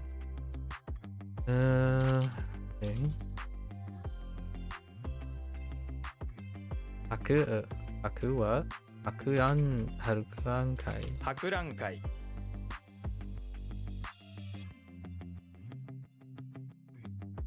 Now the face look warped. No, you'll just redraw that side. Fair enough. Liquefy takes a bit of finesse as well.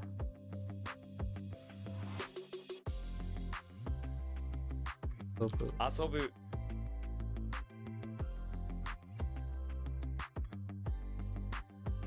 What the? Ste? 捨て。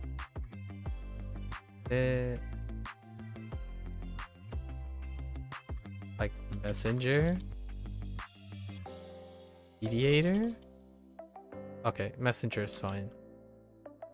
You're trying to do perspective and win one sketch and you're half regretting it? Okay. 日本的 One, two.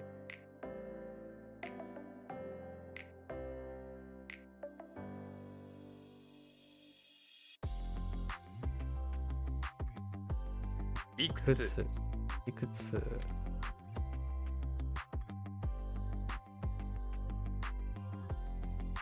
Jutsu. Hmm. 漏水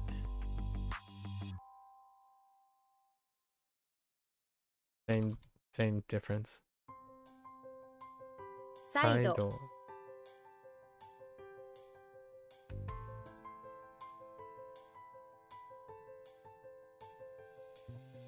Do things you don't often do much. I see. That can be rough. Or it can also be incredibly rewarding. Ooh, what? Weak. Oh, 漏れる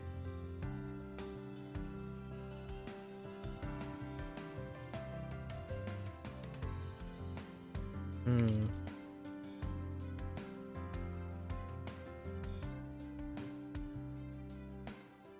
おいしい Oishi.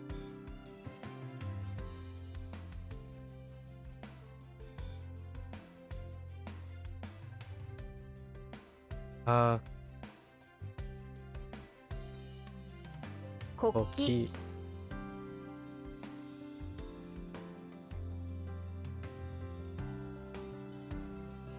切 Keep 符 it.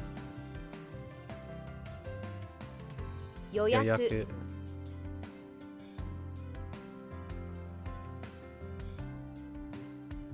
Uh, 象徴 Chocho. Ah, characteristics or features?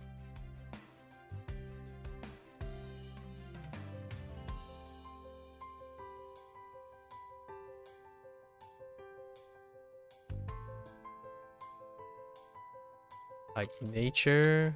Ooh. Oh, no, wait. Well, it's kind of like an expression. Mark? Oh, no. Symbol. Symbols. Hito. Gowashi. Or gowashi. Hito gowashi. Oh, wait. Oh, no. Hito.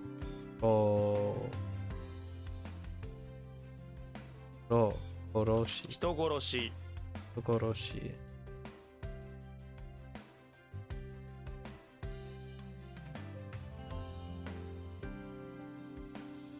Su.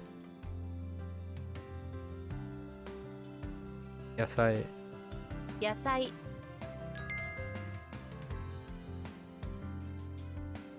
Thanks, random box of weird. Hmm.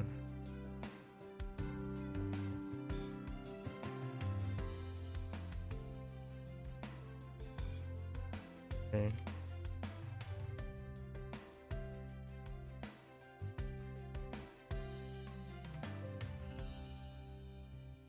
翌日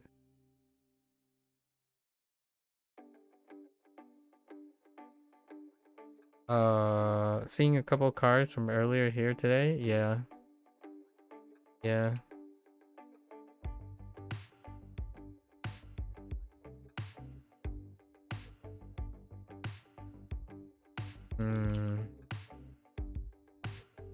Onomu?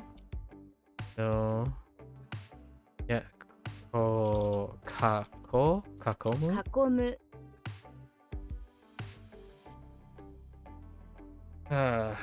Well, I think I might have to change.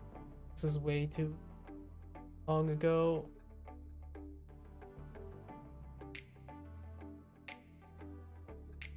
Yeah.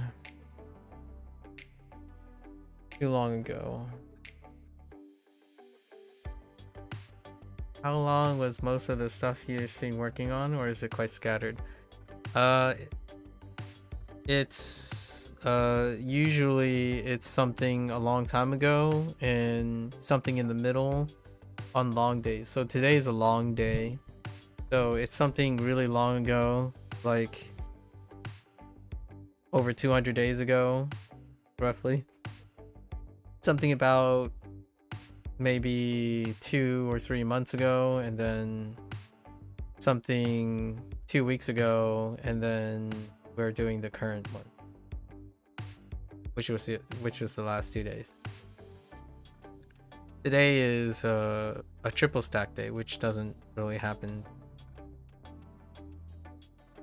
That is why I have to keep on task, because of the digression, I will have another like 70 more reviews after this. I don't know, like that one might also be somewhere. I'll come back. I think I gotta make some time here. Like Yoyaku is like 200 days ago. Yoyaku is burned. So some of the stuff that you saw that is obviously here, they're getting burned, as in they're getting removed from the rotation. So they were 6 months ago. It's either 6 or I don't remember. It's like 6 or 8 months is when they get burned.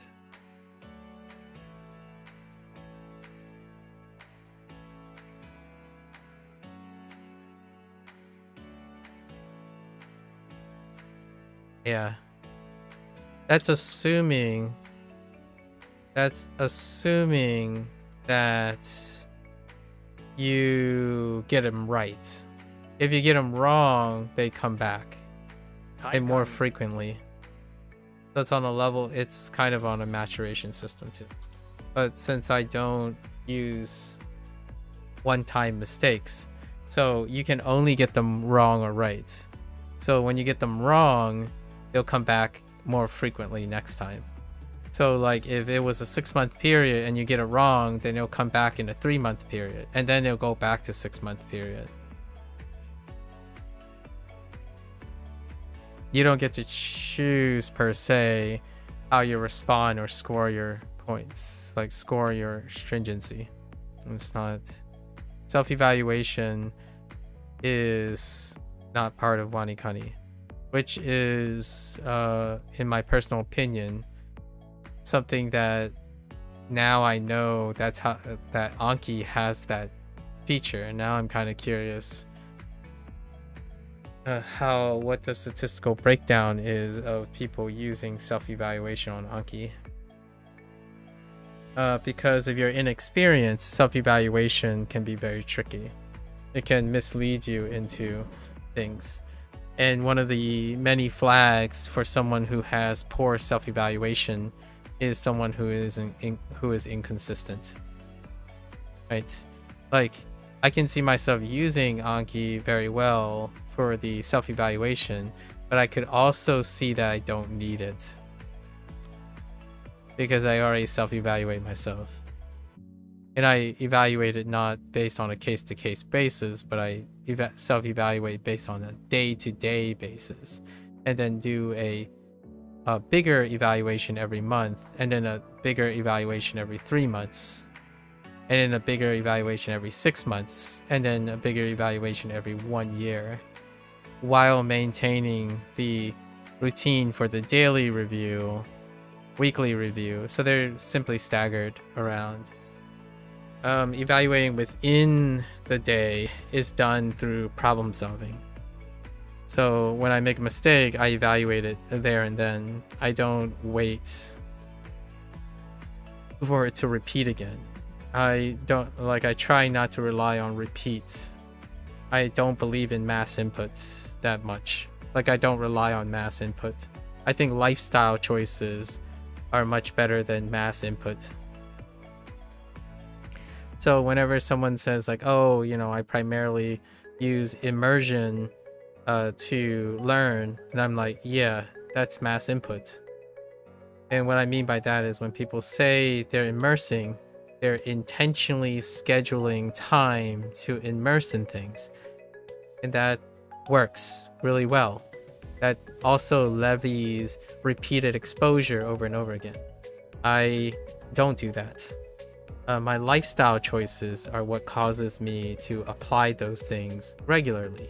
And when I'm actively doing something, I'm working on encoding. So how good is my quality of learning the thing the first time? And then in the second time, in the third time, it's to keep that amount of times reduced. So my memory might seem like I remember things well because I practice on it, not because I rely on the crutch of mass input. Mass input is when you hope that you get slammed with the same thing over and over again to the point where you'll remember it and it'll stick. There are also people who do both. They use mass input and also spend a lot of active time making sure every mass input or most of the mass input mean a lot of things. Usually when you do mass input and you scale up what I do, which is quality encoding, it will take too long. So not a lot of people have that time. So you either use mass input, which is jam as much stimuli and repetition and exposure and dynamics as you can in the smallest amount of time you can. That's like immersing in the most densely, nearly comprehensible environment. That's fine. For me, I take whatever smaller details or details available to me and I create something with it. I create an association. So I prefer not to sit there and smash my face and eyes with the same thing or rework the same thing. When I rework it, it has to be high quality. The association has to be high enough quality so that I'm not telling myself, oh, is it because I just saw it 100 times or 300 times without me thinking about it that I remembered it? Or is it because I literally wanted to remember this thing and I did? And everywhere in between, right? And anything in between. You can do both at the same time. As much as I do this for a living, like, or not necessarily for a living, but I do this full time, I don't do this full time. I don't sit here and do flashcards full time. So the skill that I'm doing is not specific to WaniKani. It's specific to me watching a movie one time, anime one time, someone telling me a piece of information one time. So I want to be able to collect as much information the first time through because life doesn't always offer you repeats over and over again. You want it to, but sometimes I still ask, by the way, like if Bree mentioned something and I forgot it, I would know the details around it to bring up the example again in order to clarify the details. I need to me, I'm compulsively practicing how to retrieve an instance of something, not the 1,000 times you've seen this word used in several contexts, so then you don't know which of the 1,000 times is which 1,000 times. You take an average of it. And to me, that's one of the biggest disagreements with people talking with me about the way they remember things. Because on the internet, you remember things by mass input. I don't remember things by mass input. I remember things by mass application and association. So if I need to remember this, right, the first time it's introduced, I will spend the dedicated time. I would slow down, look at all the things I can do with it and could do now, and then move along. So my lessons are slow and methodical.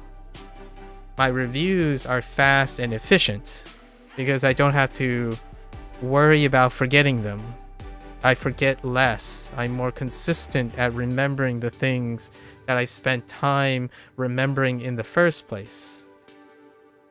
I watch a movie not for the overall gist, and then hope to watch it another 100 times to get the overall gist and the details. I want to watch it with the most intent I can, gather the most detail, and if I watch it again, it'll be different for more details. So this is pretty much how I feel whenever someone tells me, oh yeah, you know, I learned Japanese by spending the next 12 hours listening passively to native Japanese speakers talk about language in their way. So if I heard 大丈夫です and, you know, ありがとう enough times in enough situations, it'll stick. I'm like, good for you. I do that during lifestyle choices. And I already have lifestyle choices. I watch manga, I read anime, but I don't have to turn it into something that I have to do to remember something. There are more than one way to do things.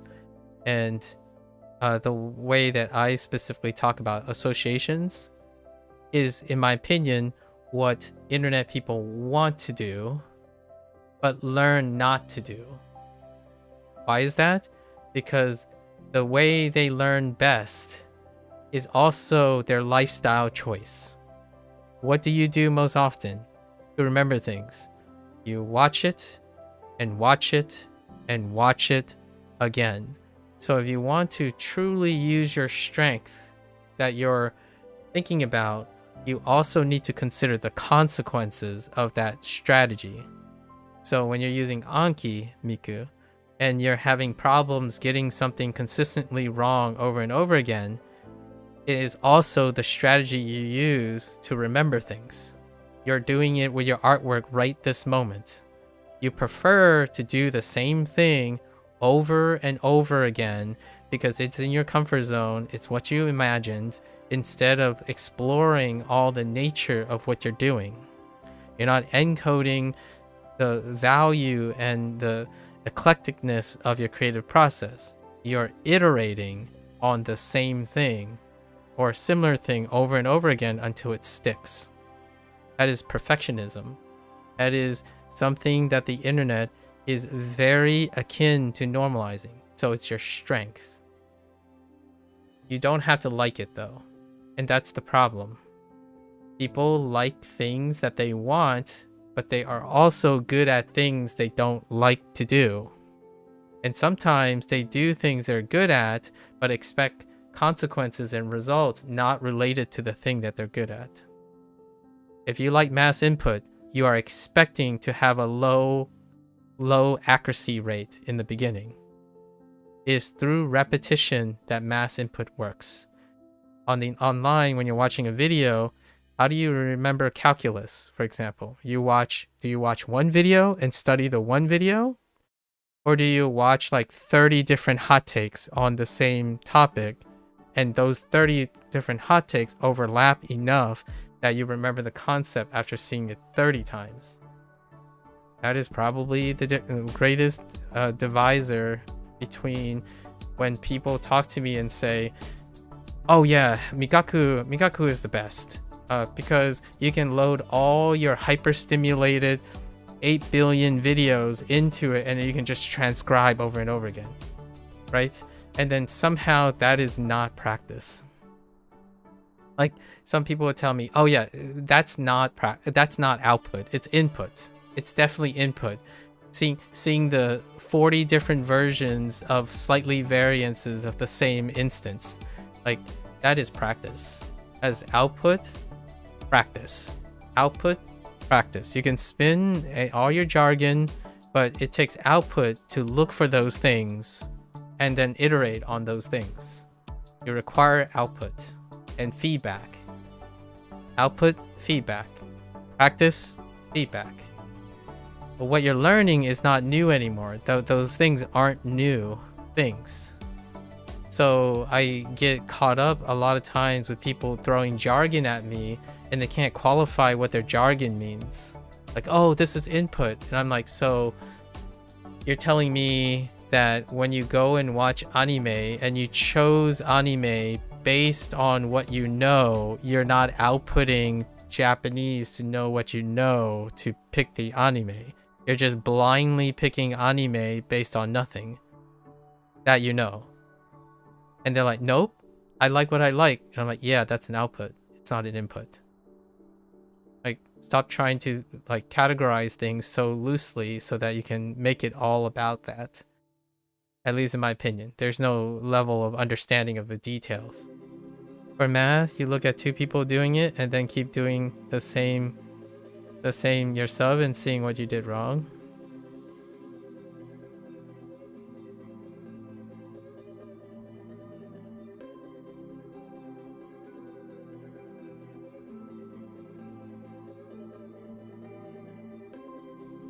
I'm not sure if that was related to what I was saying, but that's interesting. That you look at two people doing it, like, you mean like their work? So you like compared your work with their work? And then you try to like their method?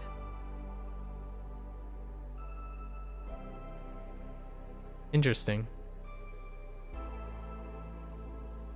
And then seeing what you did wrong. And how do you know what you did wrong? How do you know if you did it wrong? Because you're comparing methods. How do you know if you did it wrong? Are you talking about like not able to follow what they're doing? Or are you saying not getting the results that they have?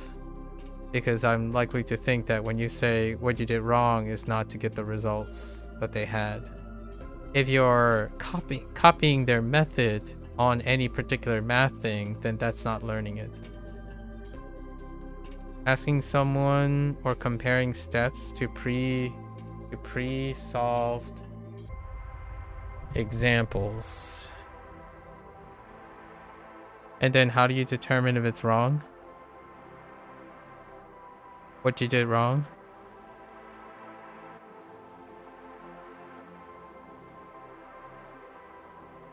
So you did the problem, and then you asked someone to explain how they came to the answer. That's the situation that I can see making sense by how you're describing. Like there's an order of operation here that I don't understand. So what is wrong is what I'm having problems with. If something is different to the point where I'm going in the wrong direction during the process, but you already know the answer and you already done the process, right? And then you're having someone evaluate the process.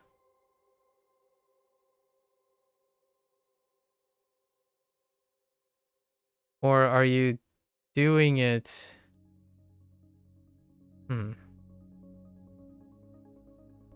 Let me... Alright, real quick. I think today is just gonna go out the window.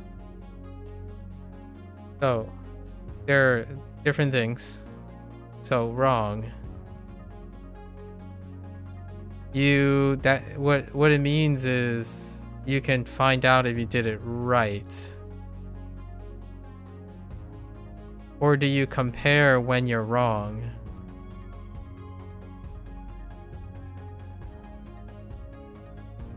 So like what comes first? You do the homework.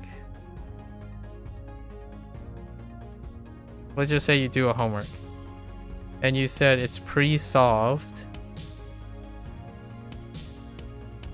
Right? So that means there's an answer.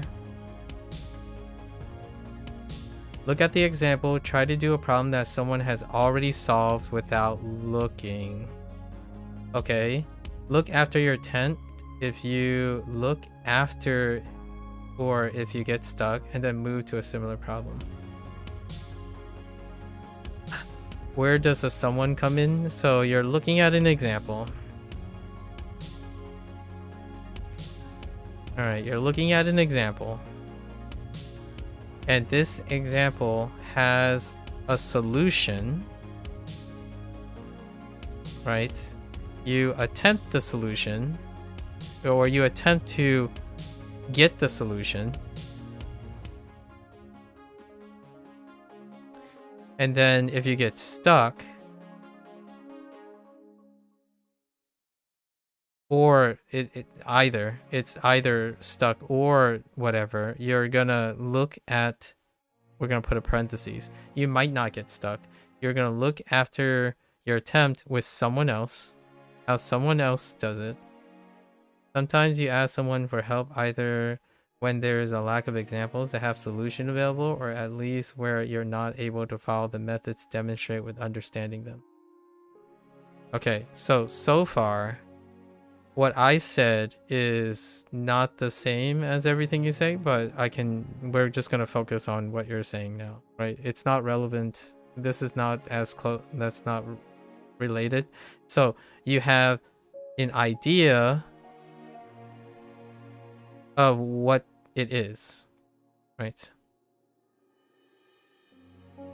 So that means before you attempt, you know what is right / wrong, and that's how you determine if it's right or wrong, right?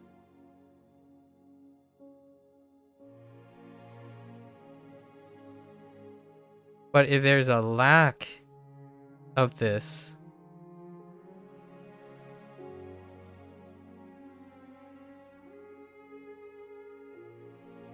you also do the same thing, where you attempt it and then compare it with someone else. Whether it's wrong or right.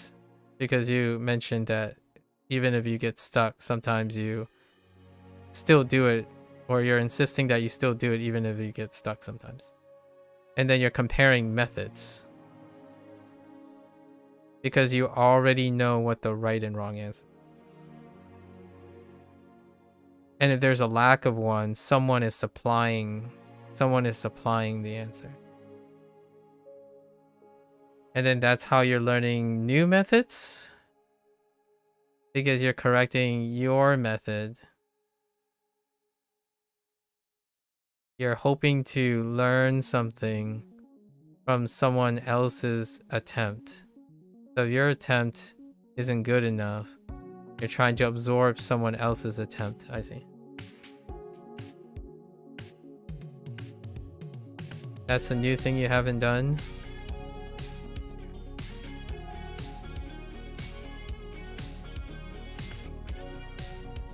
Yeah, this is the internet. This is mass input.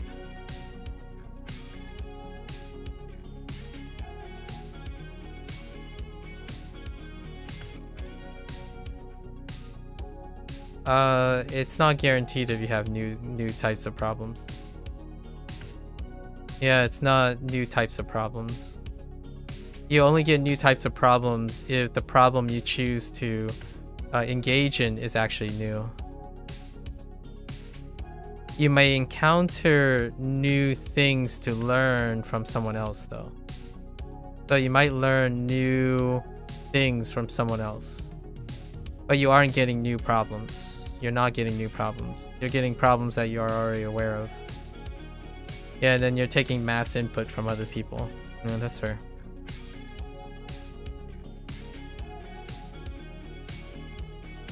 Makes sense. That works to your advantage. I think that's so now the thing that I'm raising concern about is that, do you know you meant new problems to you that you haven't seen? It's no. You have new things to learn because you didn't come up with the ideas. You're taking mass input. So the new things are someone else's things. In the process of it, you might encounter problems learning it, So you might have new learning. Okay, I mean, I'll let you have this, like new learning problems. You might have new learning problems. But this thing, you're not actually learning any more about the problems that you're trying. Like, it's not the original problem. It's this one. Where, like, if you're learning new things from someone else, you are trying to acquire that other person's solution. I was about to address something. So when you're doing this, there is two things. You could be adjusting your own method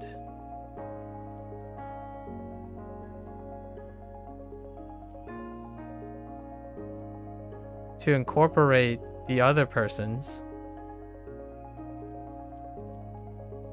by looking at the relationship between your method and their method with respect to the problem you're looking at.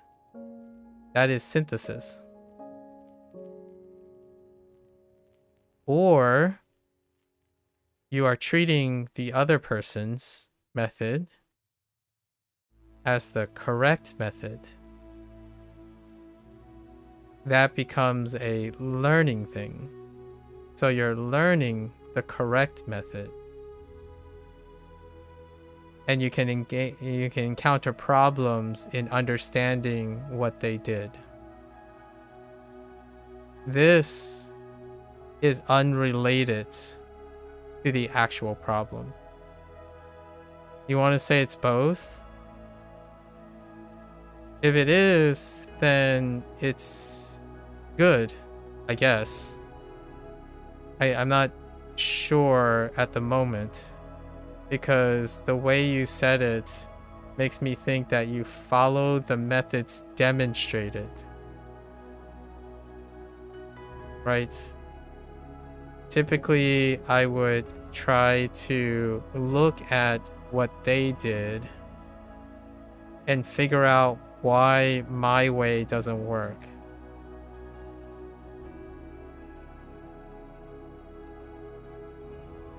So when you said you're comparing, wait, earlier you said like something is different to the point where you're wrong.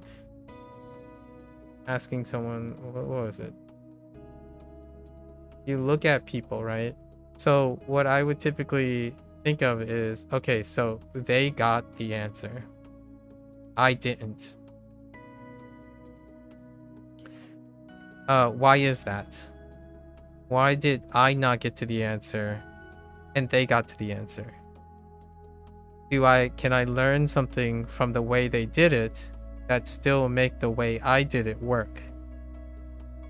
What do I adjust about the thing I'm currently doing that I can learn from them?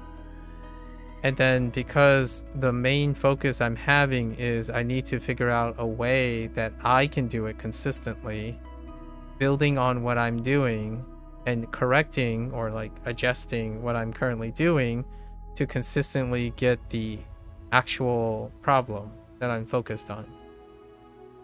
Yeah, you're trying to do that. That's a better explanation than the previous one.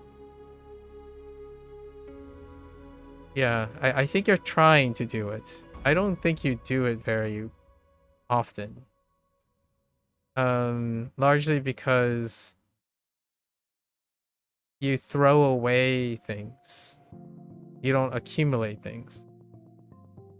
Like right now, a lot of the majority of things is you find ways to throw away your experience. So like if something is quote unquote correct, it means that the thing that you did do is incorrect. So it's not worth your time.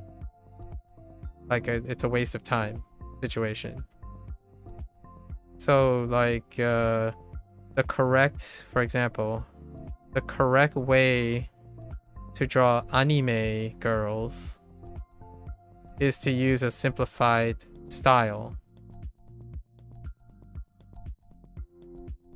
But you have learned from someone else how to draw realistic folds.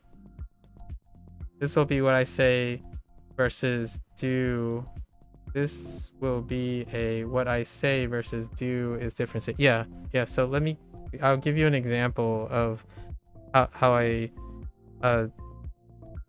it's not bad or good. It can, like, there's nothing about whether this will make you happier or sadder. The idea is, the consequence is that the correct way to draw anime girls is to use simplified style, right?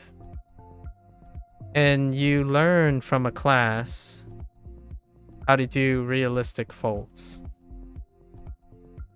Now, you're saying that realistic folds and simplified style are not related.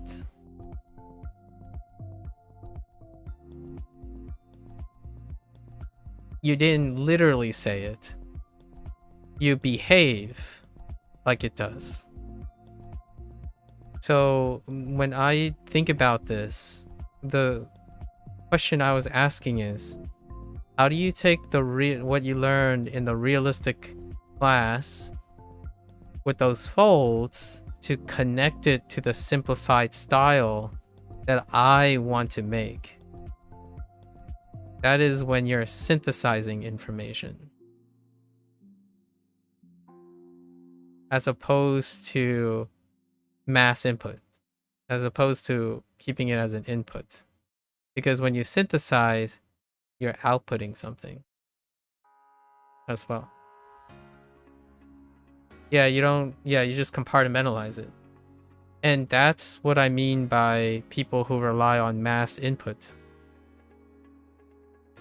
The thing I just described for synthesis is association. That's how I remember things.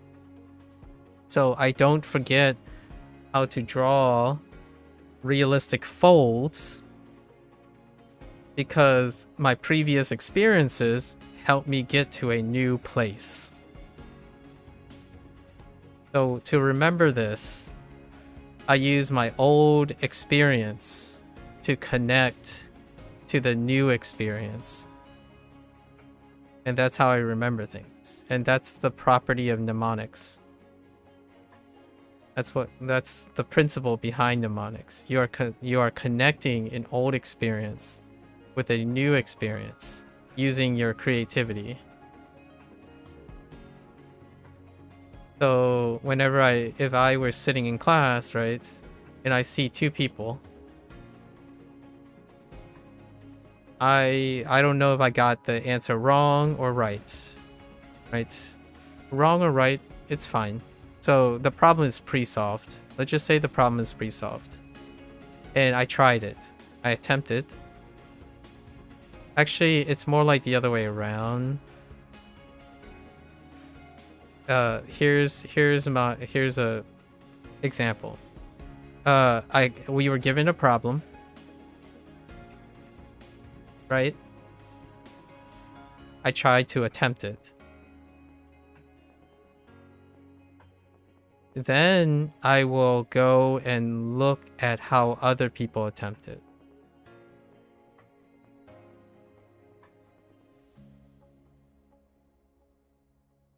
This part right here, there's probably going to be a self-evaluation check. And the self-evaluation is how much do I understand?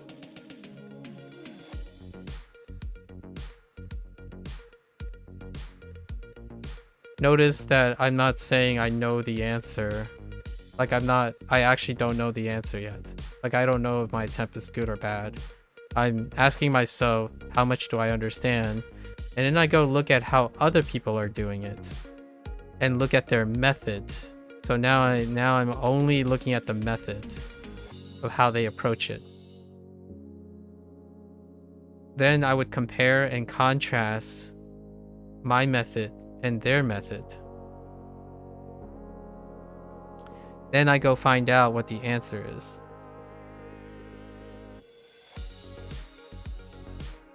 And then compare their method to my method on what the answer is. And see which one is more appropriate for the problem. But usually is after I have compared the methods between me and the other people. Because if I know the answer and one method works and my method doesn't, or my method works and their method doesn't, that means their method is not important. Or in another way to say this is, the only method that's important is the correct one.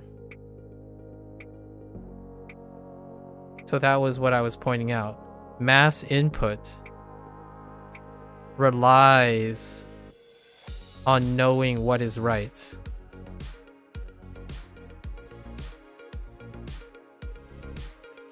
So you're going in with the assumption that you know what is right. You're inputting because you know it's correct. You listen to native speakers because it's assumed that they are correct. So then what you're going to do is you're going to adopt the mass input. This is assimilation. And it's very efficient.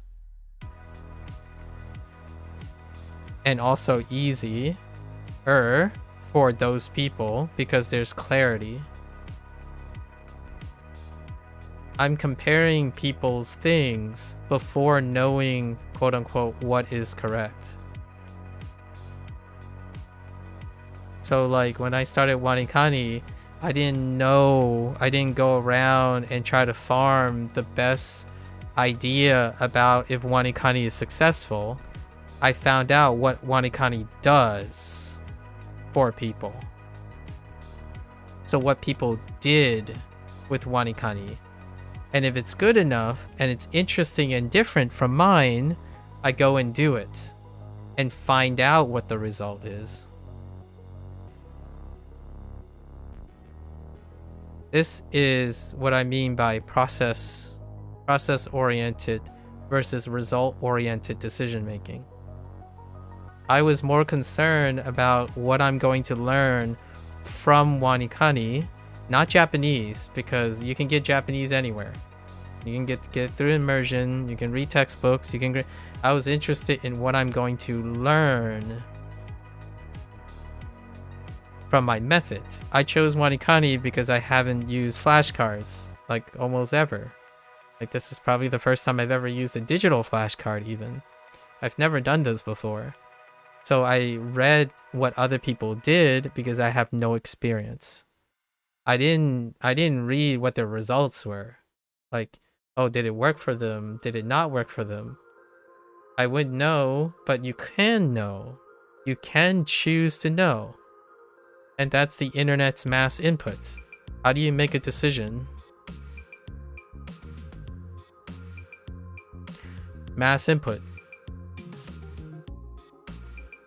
So if a bunch of people told you that this is the best thing since sliced bread, you are more likely to do it. I ask myself when a bunch of people tell me what it is, it's like, am I already doing it? Am I not doing it? What do I have to gain from doing it? Not lots of people said the same thing, and that's the determining factor. So lots of people use Anki because lots of people use Anki. Lots of people use Duolingo because lots of people use Duolingo. It's not all of it. Like what I'm saying, I'm not saying not 100% of them, but a large majority of the people who spend time on the internet will do things based on mass input. They do not do things by weighing the quality of that mass input. You believe in things because you see it very often. You believe things to be true because it's there. And when you learn, you also do that, which works. It's not a bad thing. It works. What can be a problem over time is when there isn't input.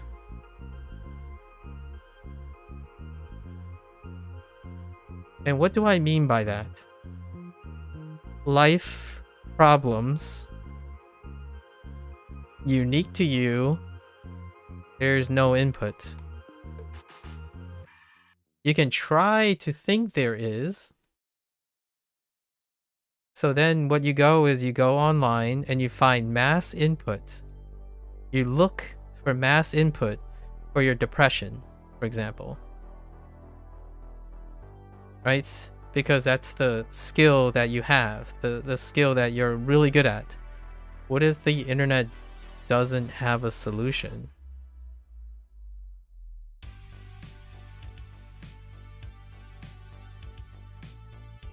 You need the other skill, basically. And I do both, by the way. There are things I use mass input for. What do I use mass input? You asked me before. I doom scroll. I doom scroll for 15 minutes a day before a stream.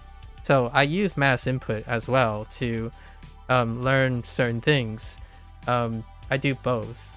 That's a way to balance, because when there are no input sources for your problem, like the correct sources, you have to use connections. And that involves critical thinking. And to me, when someone speaks a language, right? When they engage in communication, the language is the tool. The communication reveals what type of person you are. Like, what do you rely on? If you're a mass input person, then you are likely to behave a reflection of your mass input. If you're engaged in creative process, like all the time, like you like creating things without, like, you're letting things just flow from you, then oftentimes that person will be very idiosyncratic to themselves. As in, what does my art look like? Well, it certainly doesn't look like simplified art, but it also doesn't look like a Picasso.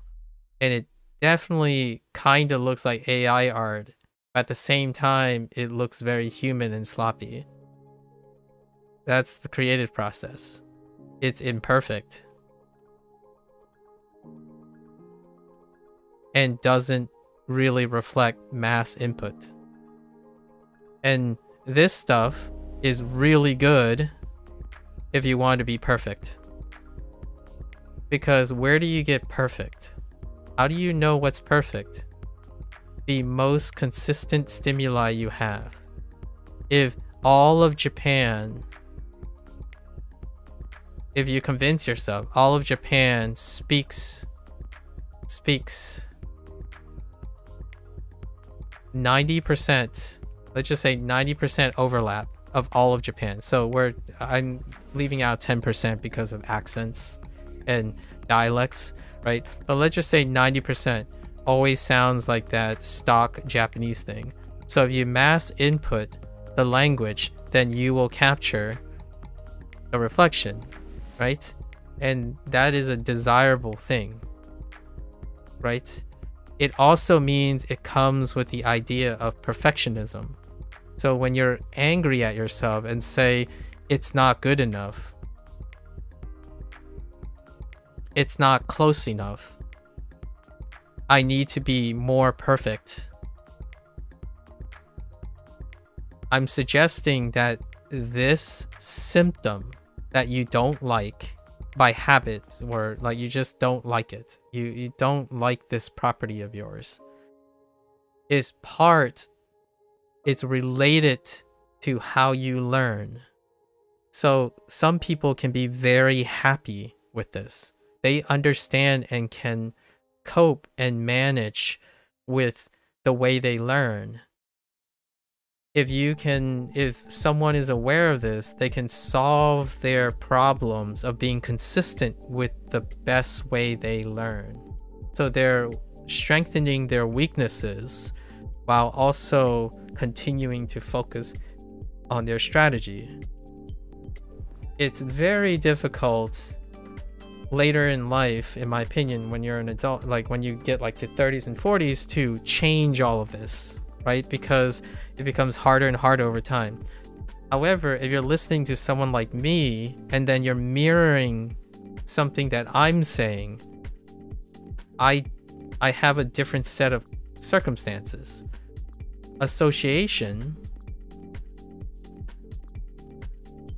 does not rely on mass input. So that means associations also have pros and cons. So learning to learn a different way requires understanding the way. So when you're understanding the way, you're getting to know what happens when you do it. What are the consequences? What type of skills that you need to make it work? So for association, which is what we focused on yesterday, right? Or this morning, is that when I said you need to say the meaning, look at the characters, look at the reads, go back to the meaning, look at the characters again, go back to the reads. You're trying to create association between them. This is the like output that is hopefully trying to trigger an idea that connects these things together. The alternative is you simply remember the meaning as the meaning, the character as the character, and the reading as the reading, and then literally see them together in some way over and over again until it sticks. Mass input.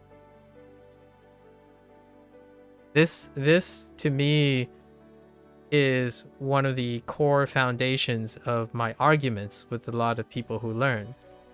Mass input, those who are not upset, who make mass input work, are those people who know that they're aiming for perfection. But the consequences of mass input, the consequence of mass input is that you're going to see the thing over and over again.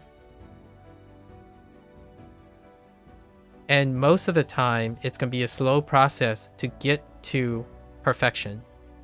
So your error rate is going to be higher. Because what you're trying to do is you're trying to lower the error rate as you're going. And the more input you get, the lower the error rate becomes. It also means you need to come up with a routine to understand how to offset how boring this is. How boring it is. So what do apps do for immersion? What do immersion apps do to remove the boring nature? Make it comprehensible inputs. Why do they apply the theory of comprehensible input? Because it's dynamic. It's dynamic enough to not feel like you're seeing the same thing over and over again. But to me, you're doing the same thing over and over again. In my opinion, you're not doing anything different. That's my personal take. Like when someone says, oh yeah, I'm using CI because I have flashcards to remind me of something that is extracted from the television, that is extracted from a manga, that is extracted from a something. What I see is the way the person is interacting with the information is still the same, or it's very similar. You are trying to create many different ways of remembering the same details. You are not using any of the details because your only focus is on input. You're not using any of this information. You have the flashcards is there to remind you of the same information that the television that's extracted from is the same information, and manga is the same information. You did not change up the method of how to remember them in actuality, in my opinion, personally. That's going to be a really hot take because you are passively finding as many ways as possible to engage with the content, not the method. You're not developing these methods. Migaku, Linkyu doesn't magically make you develop new methods to learn things. They give you new things to give you more input. Input is not the same as output. To create more methods, to create new methods, to adjust methods based on your input requires output. And that's not the same as being fluent. I'm not talking about the content. I'm talking about the method. So your method, the method is what's changing through output, not the content. So it takes time to change your method, to learn method, just as much as it takes time to learn the content. And that's where there can be a problem here. I spend a lot of time working on my methods. That's what makes it interesting. I don't spend a lot of time trying to figure out what is the efficient way to jam the most amount of content into my brain, because regardless of what the content is, I can't take it with me anyways. Like, I prefer to invest in something that I can use because I move away from the content. So in the future, whenever someone says like, oh, Migaku, right? You remove Migaku and then you realize you can't do any of those processes. That means you didn't learn anything. To me, personally, you learned like anything about Migaku. You learned about Japanese. Sorry, I misspoke. You learned a lot of Japanese, for sure. Probably way more Japanese than I have, but you didn't learn anything I did because you didn't do any of those things. You decide to sit there, take in mass input, and then you're asking yourself, how do I solve a problem? Well, you didn't solve any problems. You literally did not solve any problems. Both literally and figuratively, you didn't learn the connections between why your old method works, why your new method works better, and how you can take the pros and cons of the old method and the new method and create a new method. The people who are selling you these things are the people who did that. They didn't do the content part. Like a polyglot that has a mediocre understanding of 15 languages did something to learn how to do that, and then they sell you those things so that you don't have to do it. That also means that you don't do it if you don't do it. So if you're not looking at a product and saying, huh, I think I can learn a new way because of this product, then you're in it for the content. And you have to remember that that's how you solve problems then, at least in my opinion. It's very important because you can be upset about yourself and continue to do something that upsets you.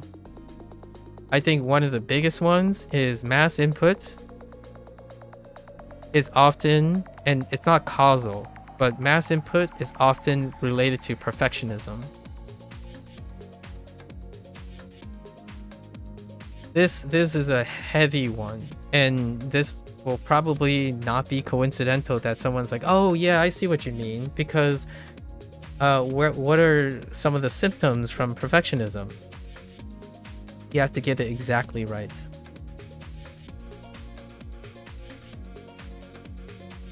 And when you have to get it exactly right, you have to see it over and over again.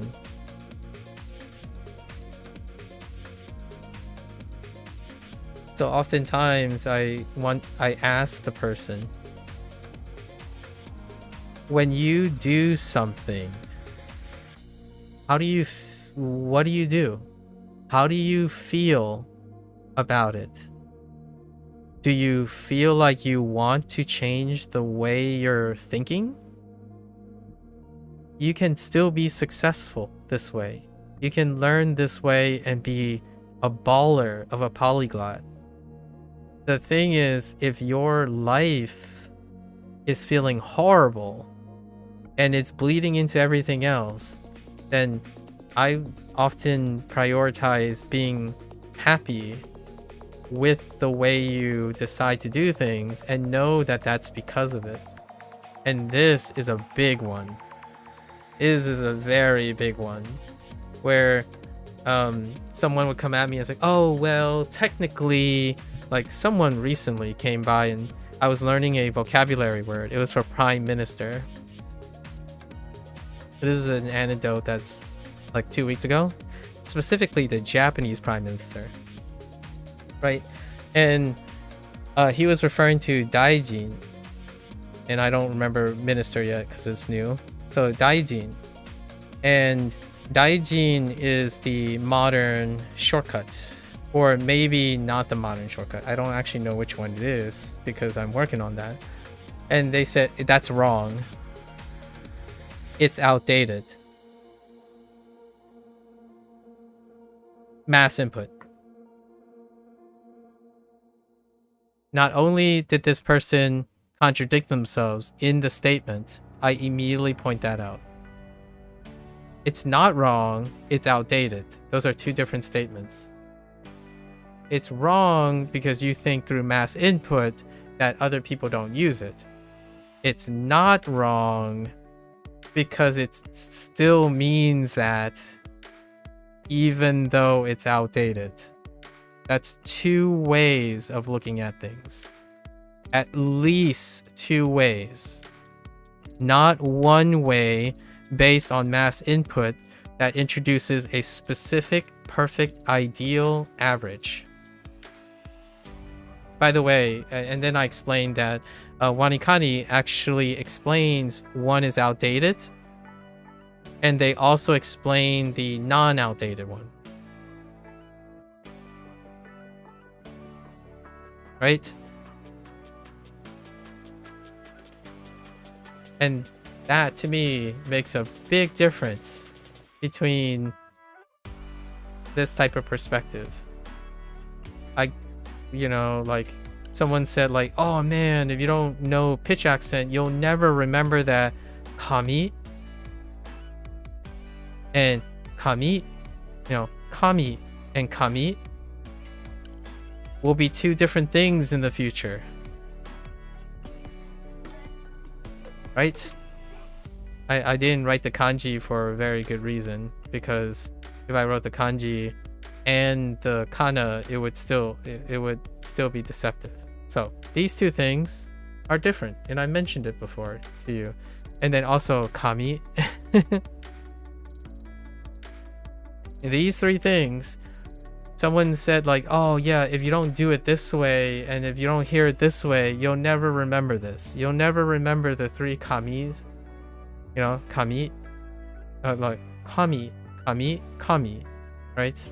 No way you're gonna ever remember this, because there's only one way to remember this, and that's to listen to an average source in order to do that.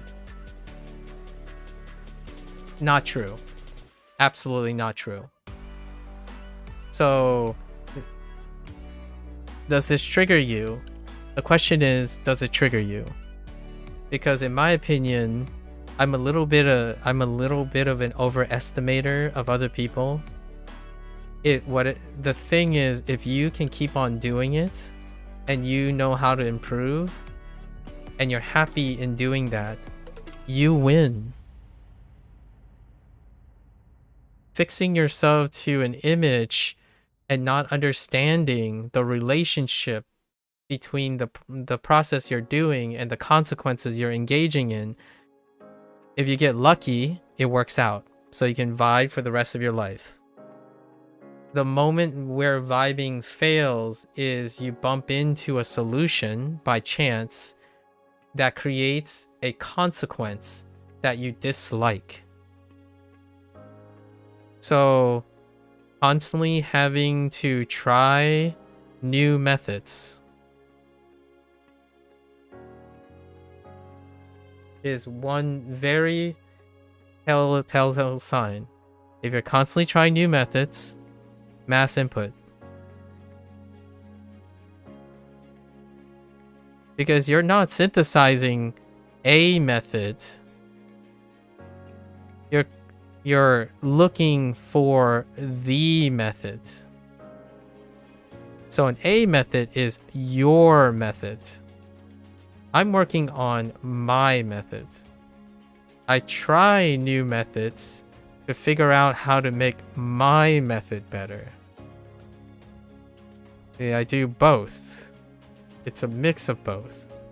Mass input involves looking for a method that works. Rides that until it doesn't work anymore. Then you go to a new method. So all the methods that you dump afterwards are a waste of time. And you might be thinking, no, I remember all the methods I do. Yeah, but you don't behave like you care. Like what I mean is, oftentimes people will say, oh yeah, I use Bushu now because Duolingo is garbage. Oh, now I discovered Migaku. So Bushu is garbage and Duolingo is garbage.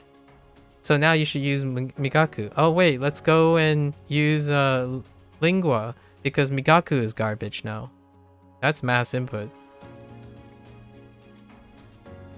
What I have said up to this point is, oh yeah, I use Duolingo. Duolingo taught me some stuff that I haven't considered using while learning in Japanese. So I will take those Duolingo things that I thought were really important to me, and I'm gonna bring them into WaniKani. Hey, you know what? I might as well add HanziHero to the stack. And then now, if I have something that's interesting in HanziHero that I think WaniKani would do, I would exchange them and replace and use them.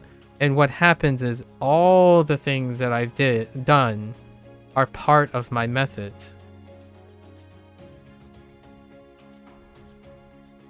I'm associating all the things. I'm not dumping things and compartmentalizing them. So if I need to remember something, I make it important to what I'm doing. It requires output in methodology. So then I know for sure that I learned something about the method, right? If I learn to walk, I want to continue learning to keep the walking as part of my running. I'm not gonna focus on running as though I don't need to practice walking. Some people do. Some people are like, walking is like mid. So they spend as much time as they can running. They'll be better runners than me, right? For sure. They're without a doubt, they're gonna be better runners than me. The question is, if they get upset that they don't like walking anymore. For example, they do not like walking. Walking sucks. So every time they run, they think of how much walking sucks.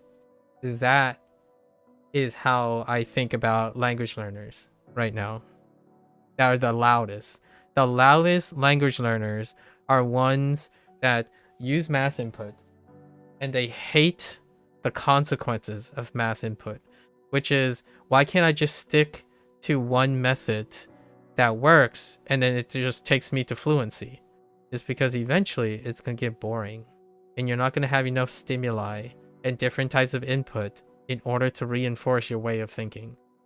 So oftentimes you either do like 20 apps, 10 different trendy methods, right? However magical number that gets you to a synced progress to allow you to remember what you got from mass input. So whatever it is, that fluency in your ear, that example that's in front of your screen, whatever that perfect example is, you have to go through enough mass input of various things in order to get you to fluency. And so many people have been, in my opinion, there's far more people who are successful this way. And there's not a lot, by the way. Acquiring a second language, acquiring even a second language has a very, very high failure rate. But among them, we're going to say maybe less than 20%. I would say of this 20%, I think there is more than 50% of people nowadays who use mass input to be successful. So that's why I agree with people. When they say immersion combined with mass input, combined with, I don't know, some cell plug for comprehensible input, I agree with them. Statistically. Right? And yet, somehow I just sit here and I think, it's not for me.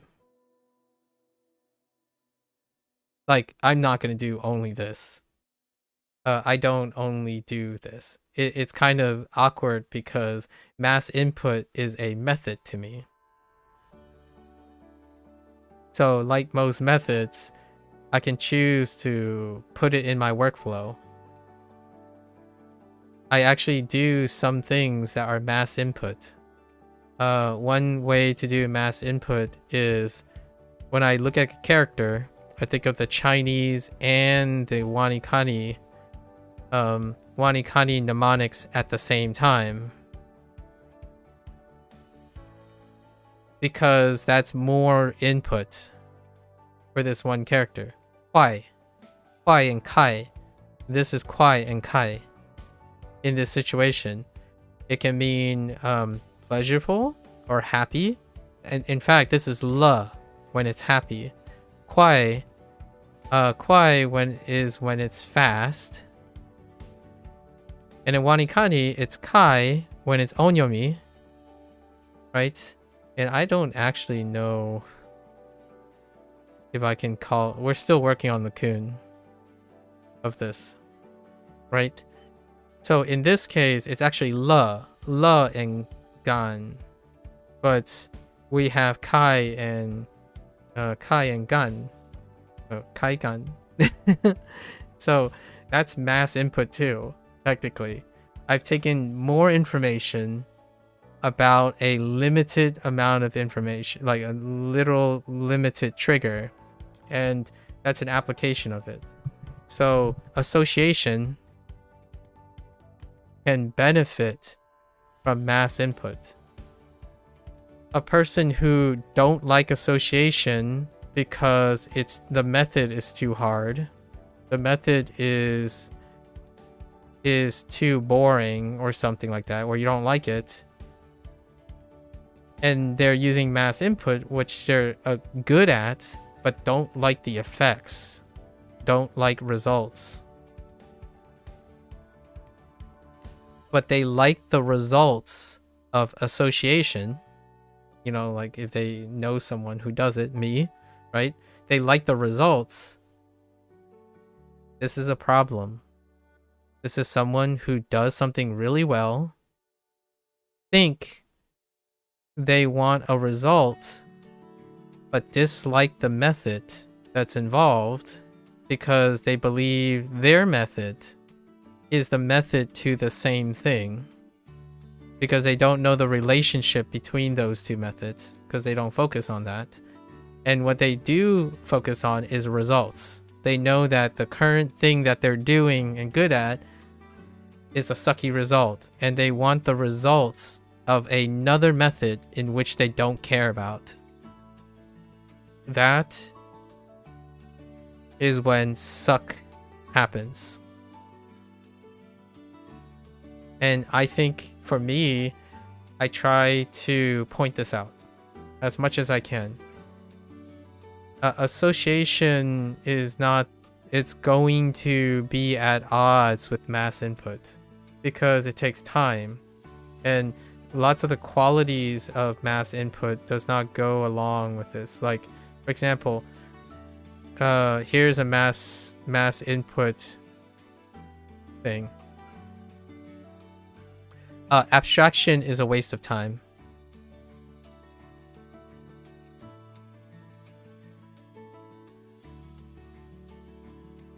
This is a really good one.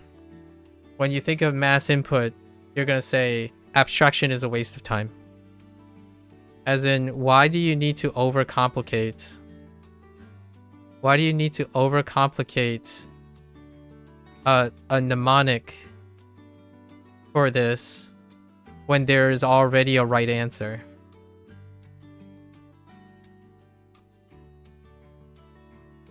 Because you don't need to do this. Just go and listen to a Japanese person say it properly and tell you what it is.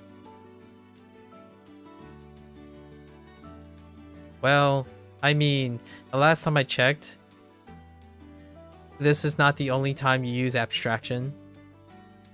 How do I learn? And I know how I learn, by the way, very, very well with the preference and all the nuances. When is abstraction not a waste of time? Artwork? Problem solving? Leading? Creative?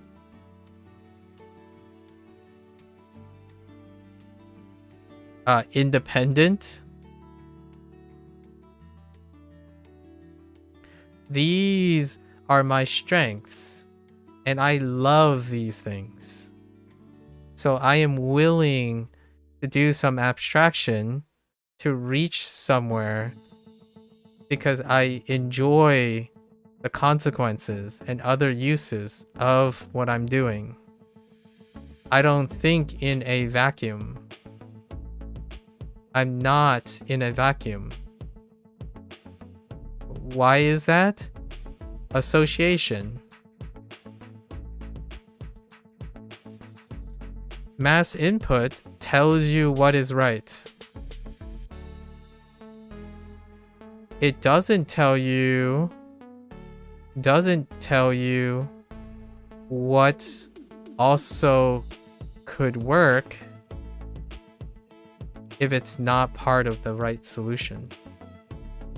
So in a way, it's also training you to not make associations. As in, you don't need to make associations or correlations or data analyses or any of that because you already know what the right answer is. You know it. Just see it. See it 100 times and you know the right answer. Okay, for the record, a lot of people who do this, or a significant body of people who do this, they do both.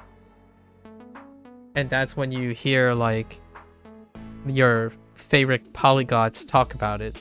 What they do is they associate their motivations, interest, you know, whatever they like reading books and stuff. They associate what they know while engaging in as much input as they can.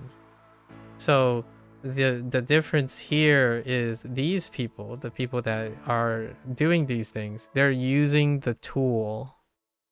They're using the tool actually quite differently. So do you know how differently it is? For me, I'm trying to show that. So whenever someone uses WaniKani and they come to me and say, oh yeah, you know, I don't like this part of WaniKani and I don't like this part of WaniKani. It's like, oh, that's interesting. Can you tell me about how you changed it? Or do you like WaniKani enough to keep on using it? So how do you go about addressing the stuff that you have a problem with? Scripts. Most of the people who do association tend to be problem solvers, right? If they don't like a particular thing, but overall they still do, they know the pros and cons, they'll change the cons into pros, or they'll remove the cons and substitute in a pro. They don't dump the method because it has to all be correct. Like, it has to all work at once. You work on it. You're working on it. Association is conducive to process-oriented thinking. So it allows you to self-evaluate. Because you're thinking about what you used to do versus what you are doing now. That's how you remember things. You remember things by comparing what you used to do with someone else's method, or you're comparing two different tools together to see which parts work and which parts don't. Mass input, duo, maybe 1 week. Let's dump it. WaniKani, level 30. Let's dump it. And so on and so forth. Whatever your next thing is. Your favorite anime. It's finished. Alright, move on to the next anime. Anime 2. I don't dump these things. They're gonna come back and back and back. I'm gonna dive back into those things. I build upon what I learn. So with each passing day, I have more confidence in my Japanese than the previous day. The more I do, the more confident I become about my skills. The more time I place into my studies and learning, it doesn't matter where I start.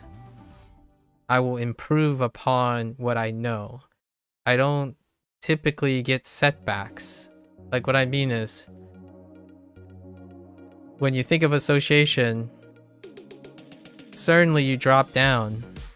Like, there are gonna be bumps along the way. This is still what mass input can look like. But what I think of when I think of mass input is this.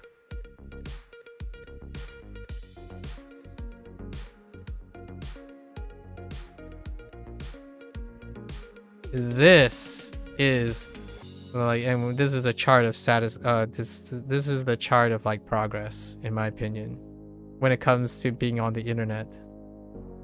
And if you draw a rate through them, I'm using data now because we were talking about data earlier. And then if you are able to extrapolate a dynamic range, there's a chance, I'm not saying this is real, but there is a chance that the statistical significance between a random sample of body of using either dedicated abilities will fall within a reasonable statistical likelihood of being the same. As in, overall, the trend in acquiring Japanese fluency, for example, in their progress, will likely be within the range of each other. The catch here is, what if you use both of them? What if you used a balanced approach? Could it end up being like this? I don't know. I honestly think that most people are actually this dotted line. The ones that are successful is likely along the dotted line, which is they're slightly outside of the statistical range of being just chance, right? That there's a variance. But what they have is that they are combining both of these when they say which one is most important. So if someone says immersion is most important, they're talking about which one is a bigger contributor, but that doesn't mean they don't do the other things. A person who is selling you a method has gone through many methods before they can tell you what is the best method. So if you're looking at a person and you're saying, I want to be like that polyglot, it's like, okay, you mean you want to be like that polyglot without any of that person's experience, right? So you use their product and you realize that it's not like their experience, because it isn't.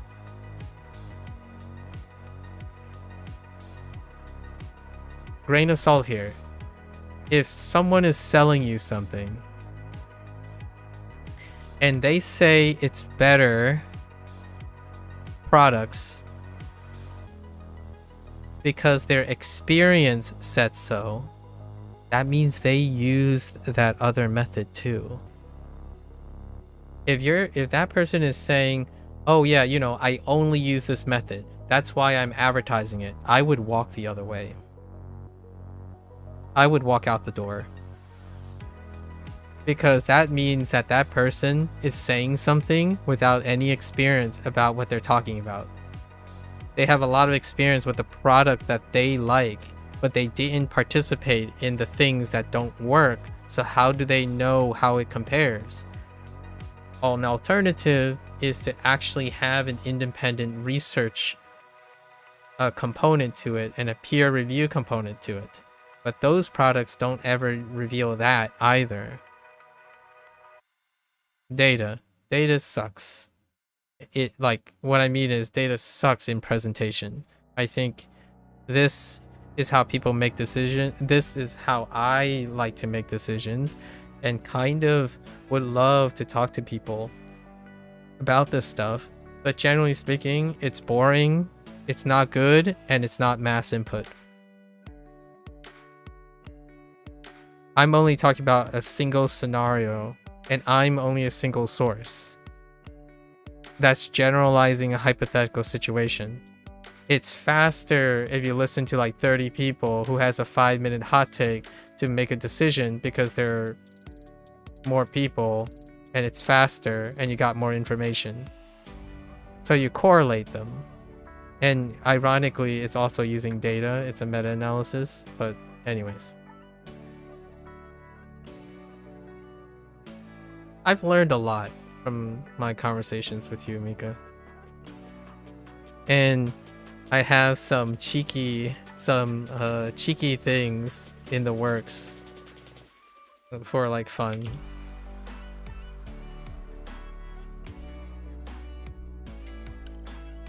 Okay, alright, we're gonna get back now.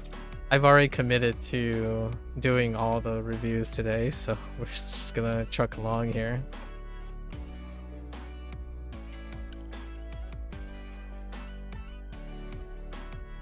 Well, we have to wait. Like, I haven't finished like sorting out my thoughts. So it'll probably take another month or two before I can collect my thoughts. It's coming along though. It is coming along. We're thinking more like March sometime. Takes time. If only I could crank out. What are my current thoughts? I shared most of it right now. I already did. That stuff that I'm talking about with mass input and association is new. It's largely because of someone I met last week, and they used that term, and I was like, oh yeah, that's a good term. That's a good term to start incorporating.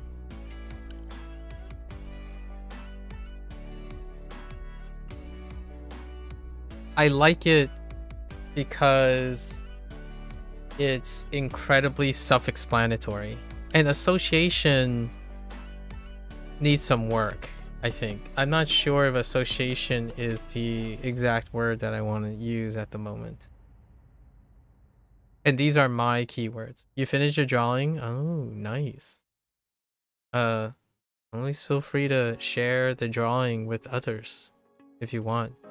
Danny is one that likes seeing artwork in and out. In a Discord, obviously.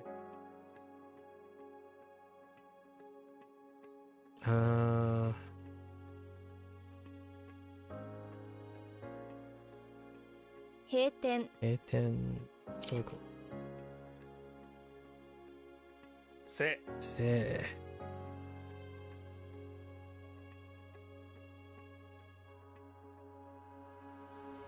The good news, you know, the silver lining for everything that I just spent the last 2 hours droning about is that all of it works. In my opinion, like, as a cop-out or however being politically correct or agreeable, is that everything works.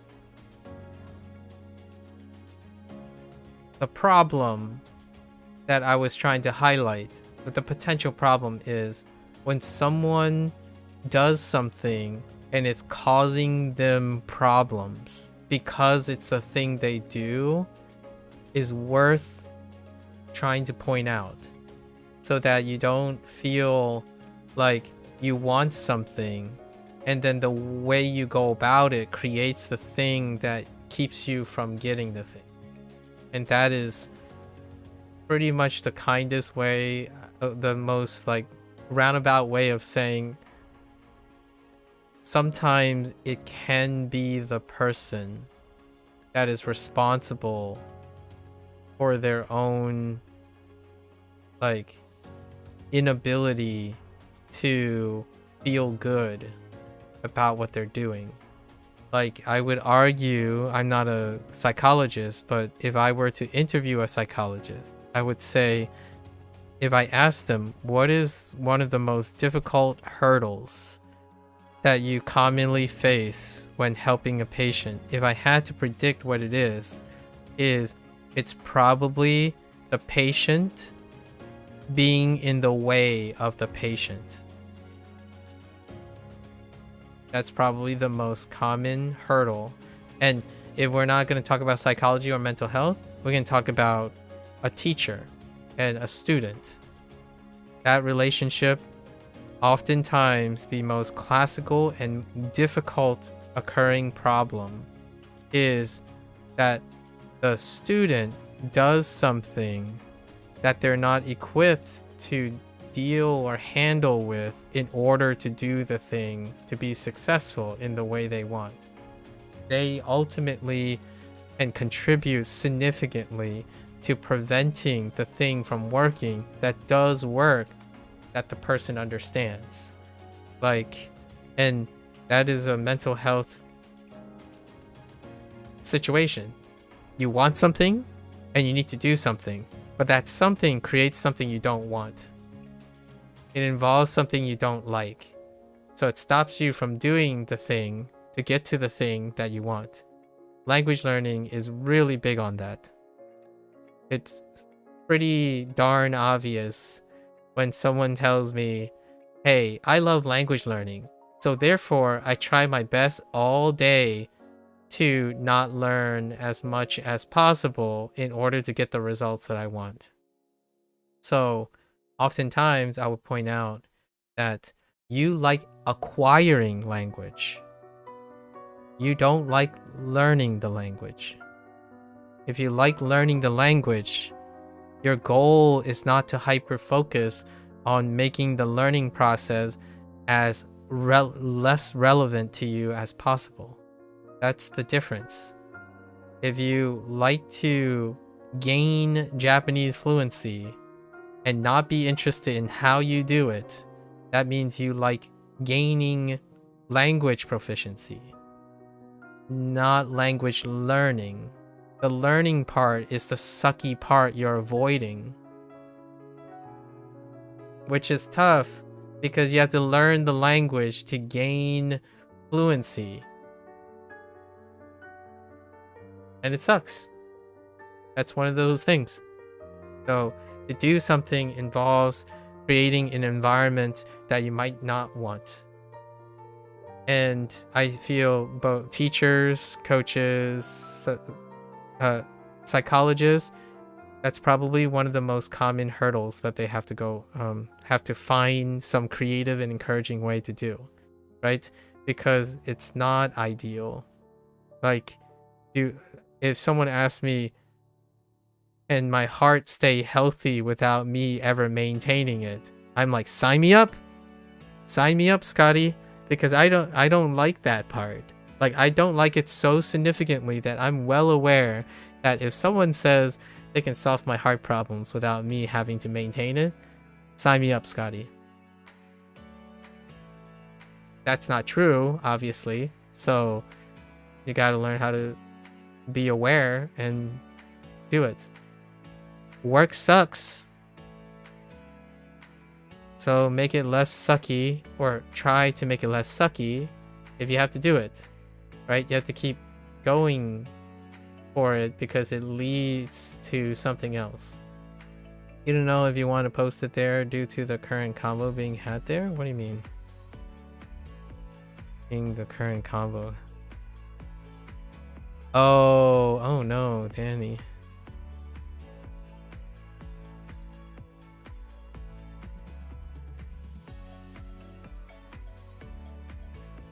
Oh no. Danny got caught up.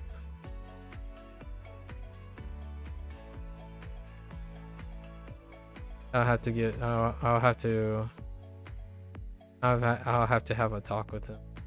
Yeah. I was kind of afraid. I was a little concerned about how quickly he was getting caught up with the followers and building another channel. That's very unfortunate. Wow, that's a really terrible coincidence. Yeah, we'll work on that. That's very unfortunate. Oh, that's cute. That's a cute person. Ooh, I like this. Is that supposed to be a bow? Like a staff? Sorry. A bow? Does it have a handle ornament? Oh, I'm looking forward to that. Cute clothing. Very cute. Oh, I like the flow. I like how loose the clothing is. We're gonna get some wind action. Some nice little flowy wind action in the clothing.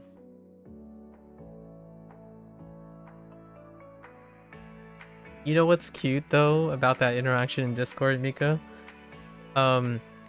Churn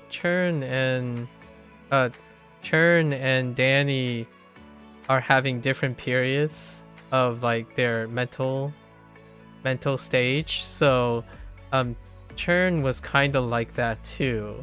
So it's kind of like nice that they're kind of interacting as a complementary pair. It's really unfortunate that that happened so soon. Not original character, famous VTuber actually. Oh, okay.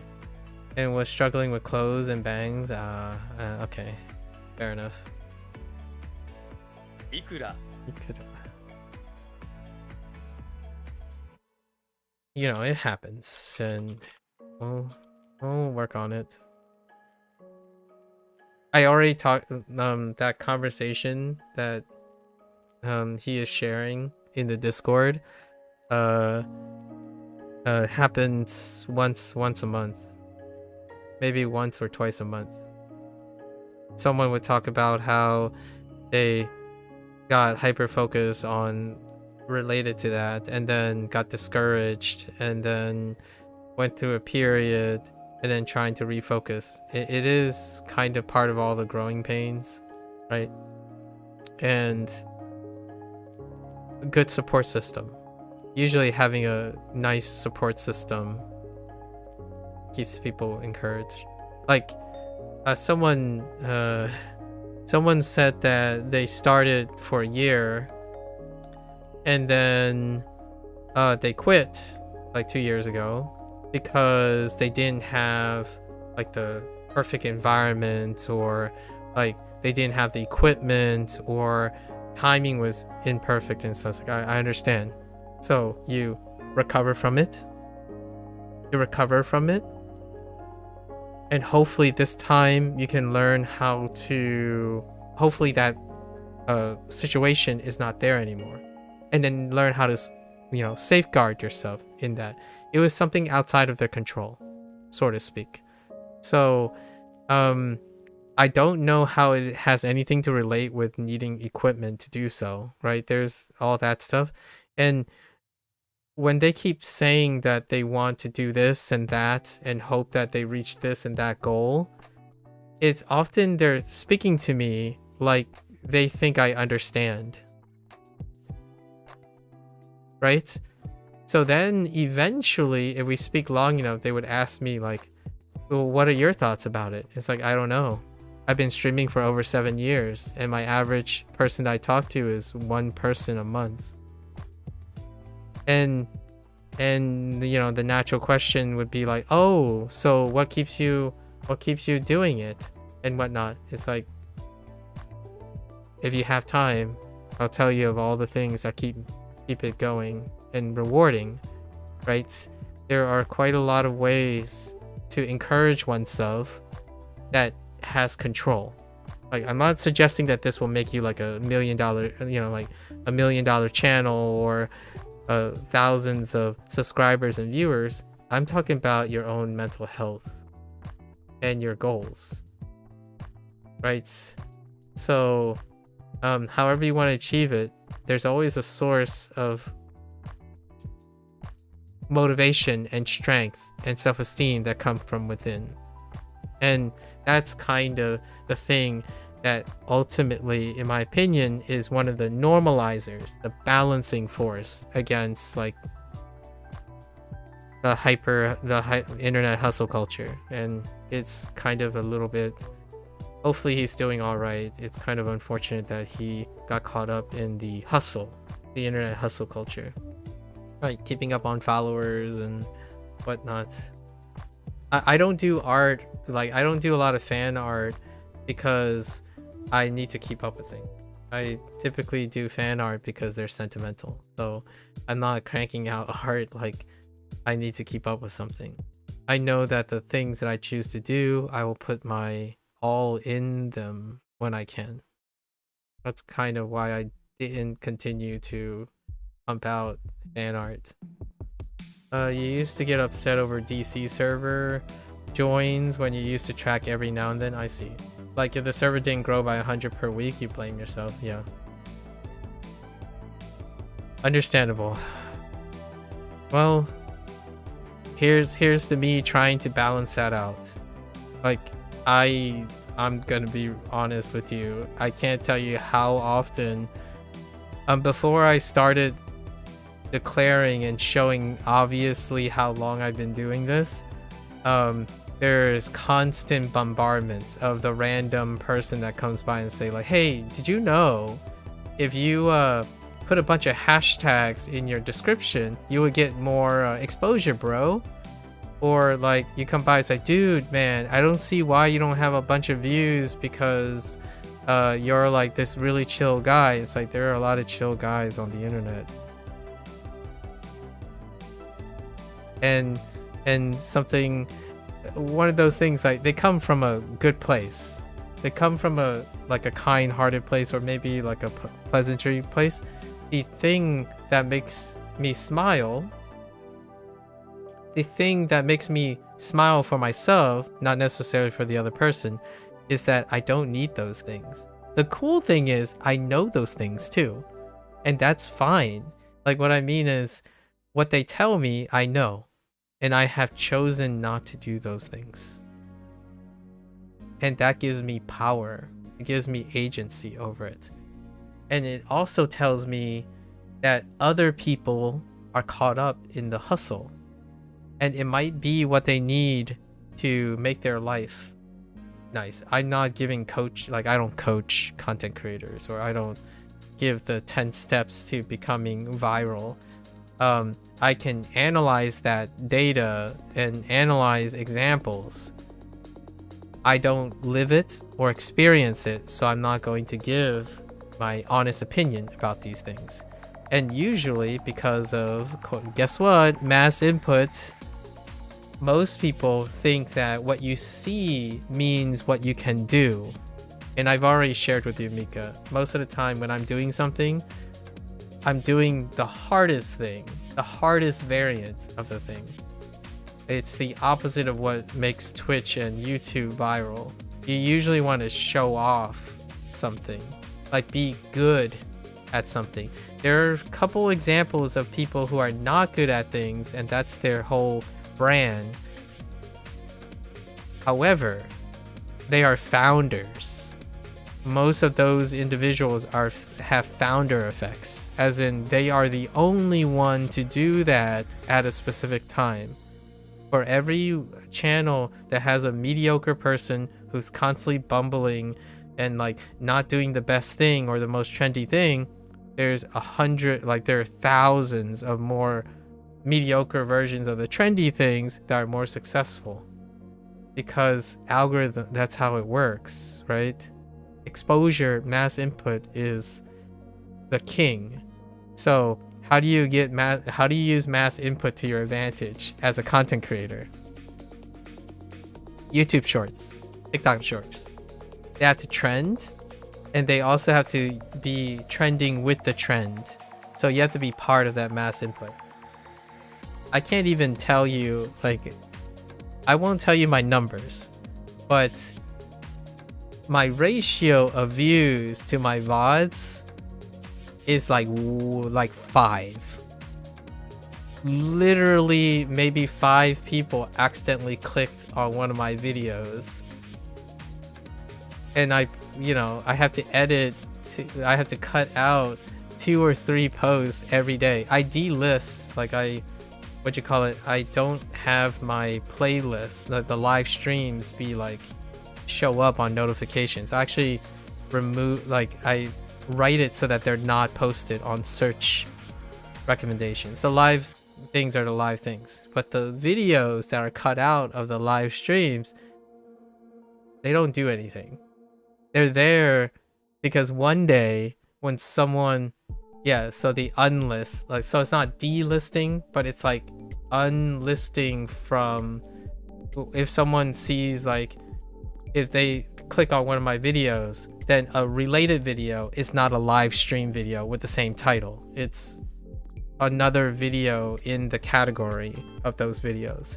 So then you won't have redundancy. Like, oh, you click on a live stream and you see like 14 hours. Like, what is this person doing? That type of thing. I mean, it's already tough when someone sees a 9-hour Duolingo video and they're like, 9 hours? How could you be doing Duolingo for 9 hours? I don't know. I was yapping for 7 of them. Welcome to the stream. That's kind of my jam. And why am I smiling about it is because those videos are not there to demonstrate something that is like about virality. They're there for one day when someone asks me, hey, have you tried this before? Yeah, I have. If you go to this playlist, there's 6,000 hours of it. Hello there, James. Hello. That's all that's there for. So if anything comes of it, it'll be interesting. I do have some projects in 2026. Sometimes I cause you to yap too much so you don't get what you want done. Did I already tell you this? I set out 6 hours. I usually set aside 6 hours, right?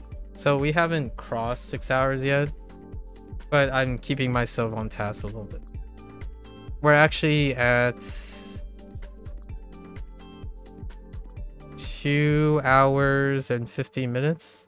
So we still got 3 hours left. We still got 3 hours that I already planned.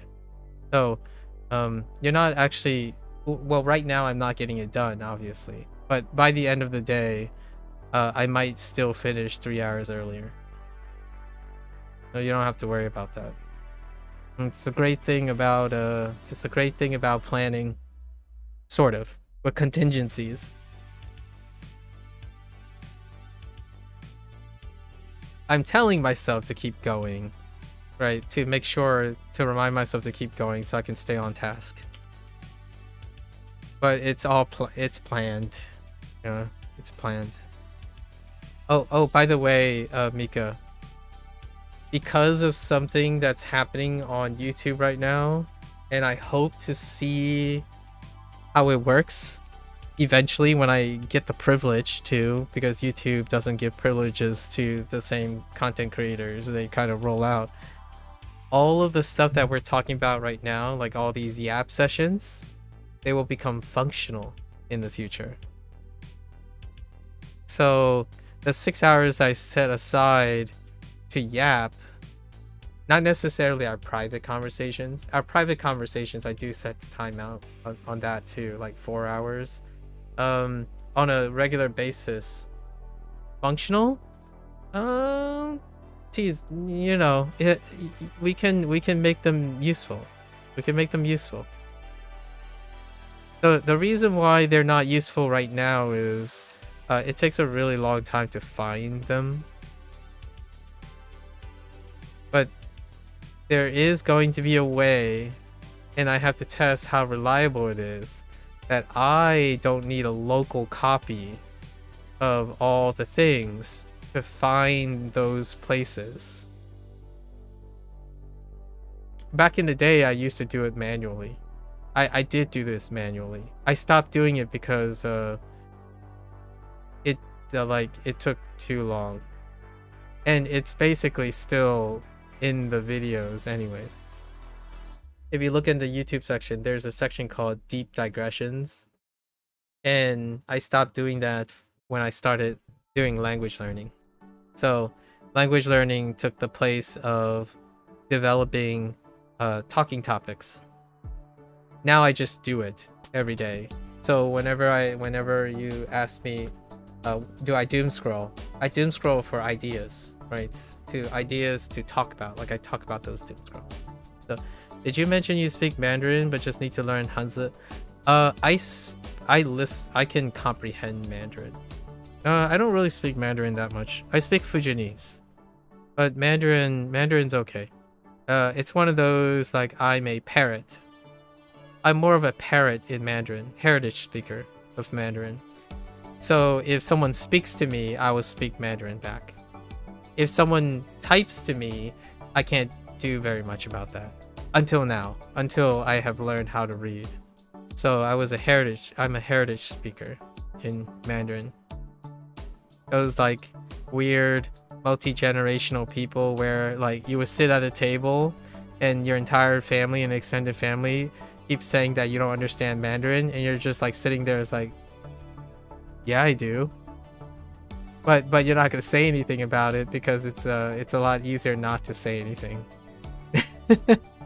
you know, you just say 对对是是是我喜欢吃的, right? You can say those things, but you're just sitting there as like, I think it's better if they don't know. Heritage speakers. It's the same. It's very similar for Japanese as well. Japanese, Mandarin, Cantonese, and Spanish. You sit there and everyone's talking around you. It's like, yep. Like, oh no hablo español. You know, hablas inglés, por favor, right? Something like that, right? Un poco español. Nada más. Or someone's like, oh yeah, you know, here's all the things I want to learn. Can I tell you about this? Sure. It's like, are you gonna speak Japanese? Skoshi? And they're like, oh, that's cool. Like you know some words. It's like mada desu, right? Daijoubu. You just sit there and you're listening. Okay. Okay. Like you know, 英語が話しましたか? Right? Did you mention? Oh yeah, I read that again. So Mandarin is like that. Mandarin is like, oh, they're gonna talk about the weather and talk about eating and how expensive eggs are and whatnot. And I'm like, yep.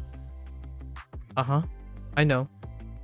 我知道 like 对我知道请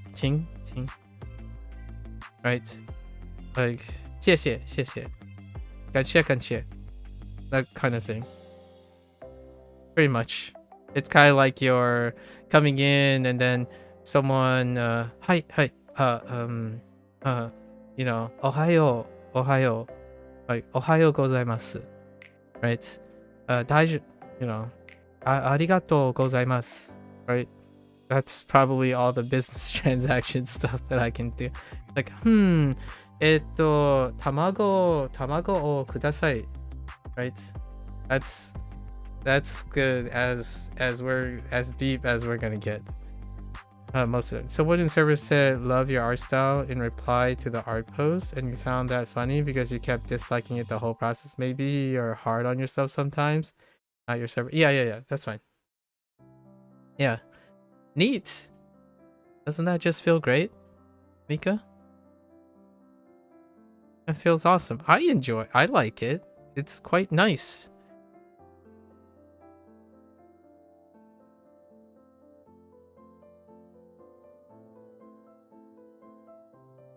It is nice. That's right. You should do some artwork.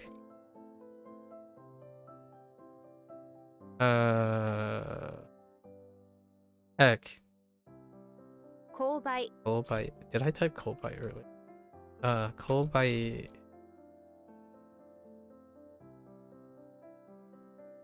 Zangyo. 残業 Zangyo.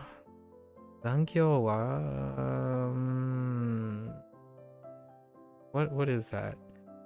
Remaining. Oh, overtime. Maybe you'll mentally plan out the. Yeah, just dropping by. Gonna get back to your flashcards. Yeah, good luck. Thanks. Gambaro, James-san. Good luck.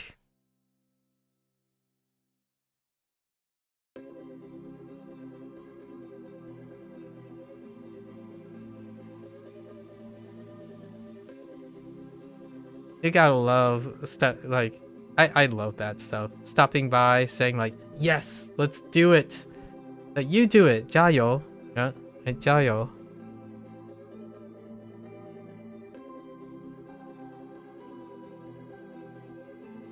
What was the other one?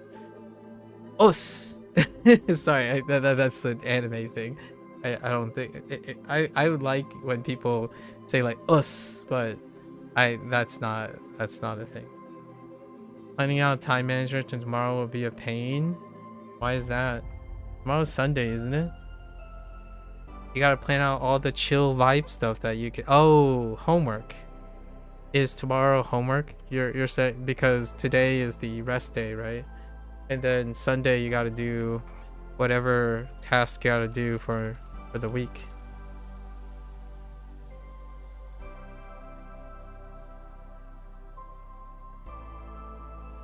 Yeah, catch-up day. Yeah. I wonder what our chat delay is. Can you type something right now and I'm gonna say now?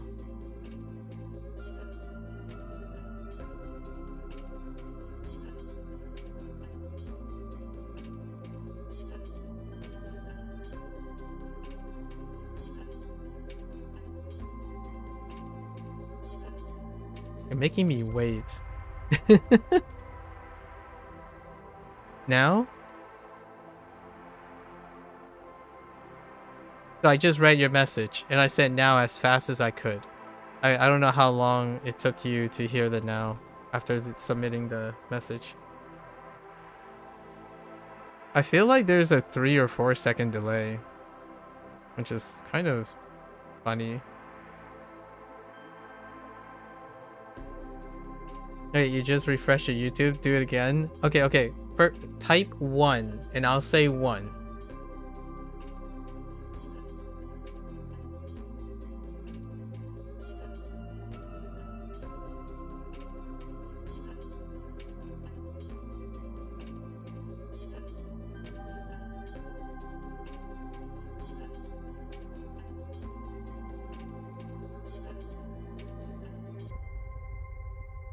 One. Oh my gosh. That's fine. I set the 1, so we'll see. 1.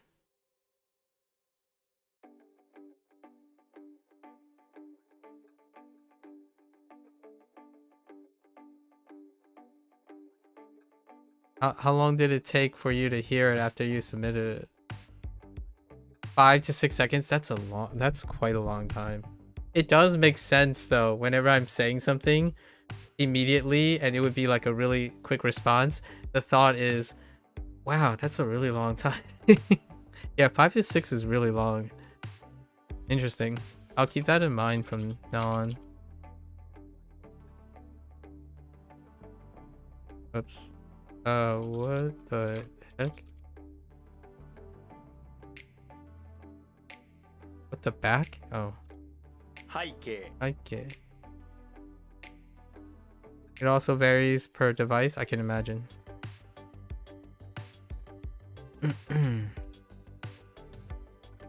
Oh, what the powder? 粉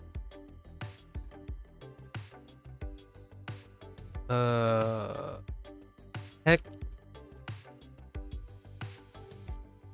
Oh, this one sucks. Maybe I should write something for this one. Totonoeru, 整える which is to arrange. That one kind of sucks. 不適 Icky.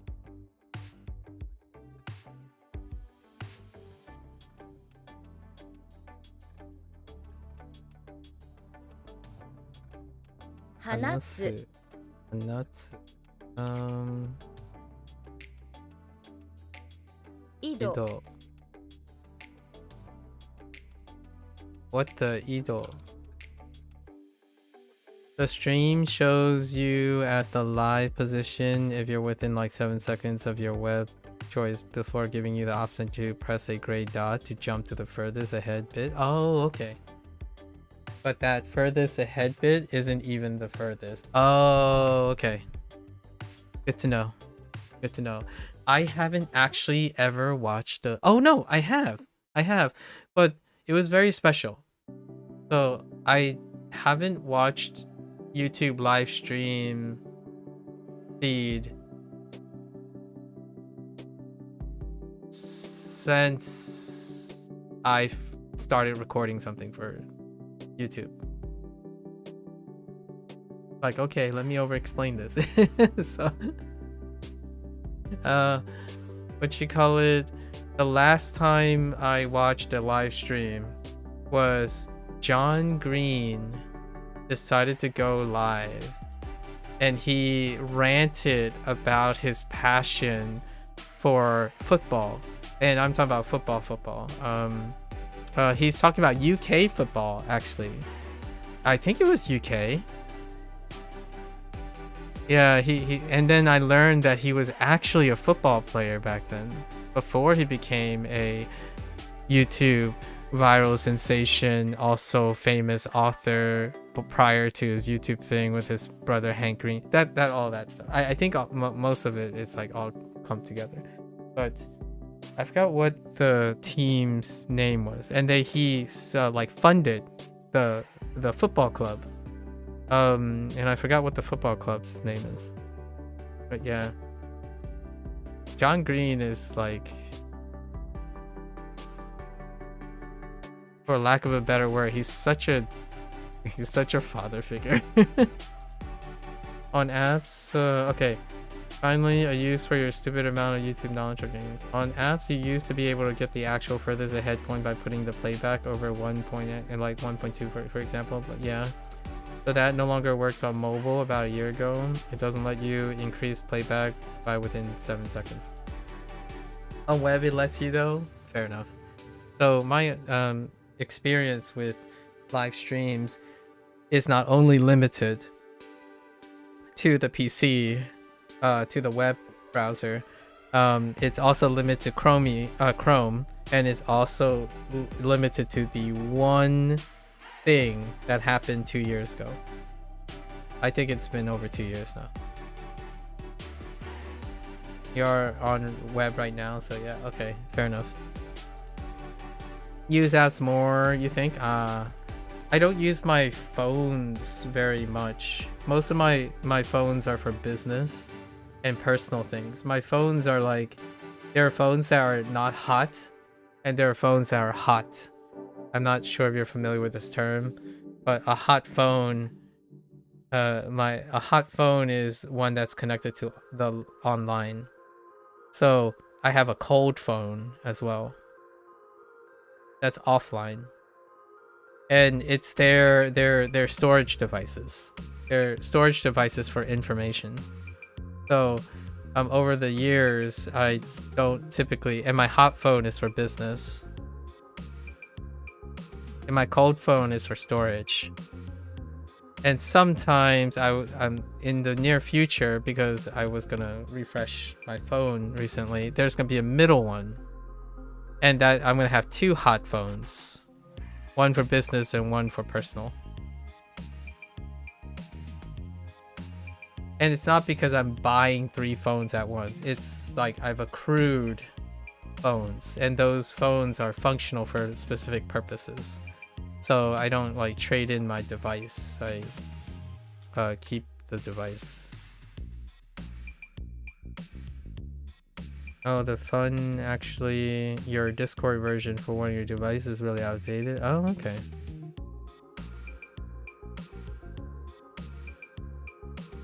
Let's see. Kyoto. No, not Kyoto. Goto. 強盗 Goto. Oh, burglary.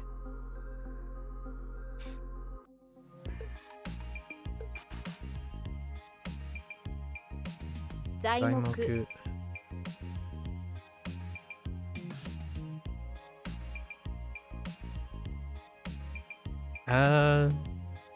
Yes.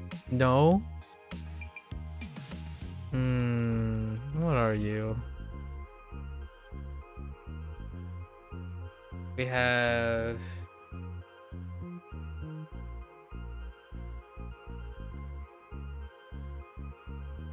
decorate.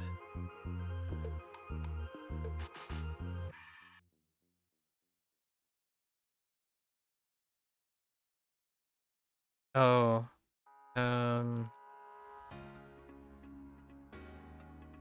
Kazaru.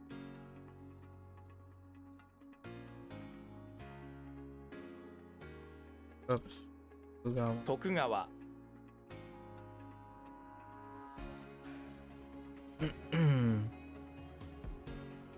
殺人者ね。殺人者。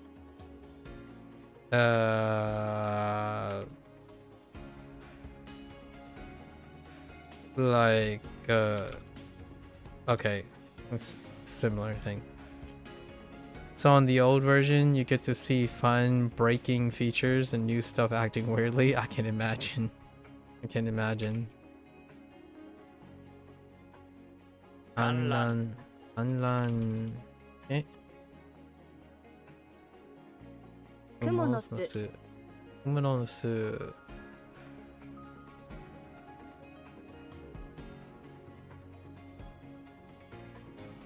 華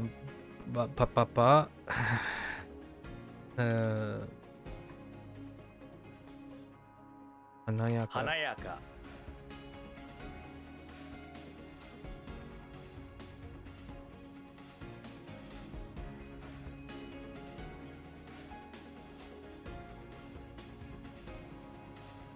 魅力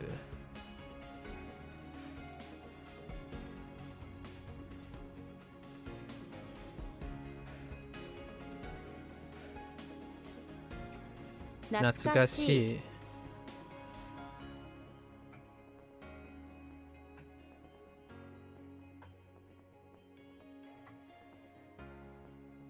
印鑑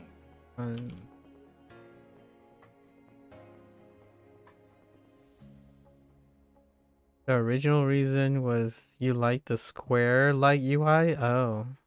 You knew all else was going to move into a circle-like direction? Yeah. Or smoother corners, anyways. Yeah, pill-shaped. Pill-shaped. Since then, you always find, like, what you mentioned where things break front. Okay. Forward message show totally blank and the person's name has the server tag next to it. Ah. Polls can't be clicked. Activities grass, but you can still interact with it to some extent, huh? Profile banner and decor totally disappears. The shop and constant tips are present. Radiant names don't exist. Interesting. That's some relic of the past. That's neat.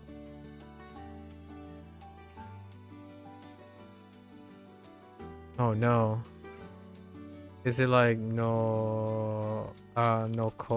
残る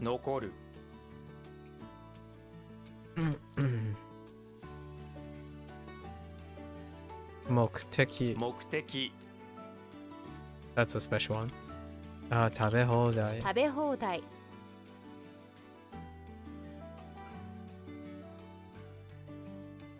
延長 延長 延長 延長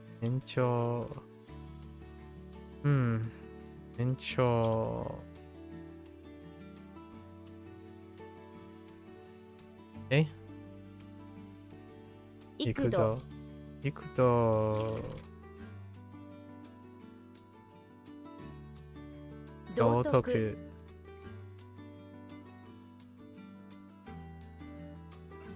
You can press buttons when other people use bots in your DMs. Like if someone sends you a hug GIF and there's a hug back button. Real example, you can press the button, it hugs back. Ah, okay. But you can't see any of the bot content. You just see the button. I see.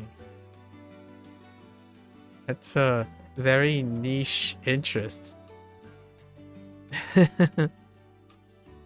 Sounds very entertaining.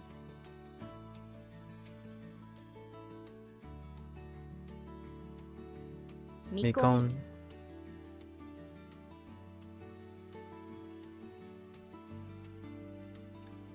Mikon. Good.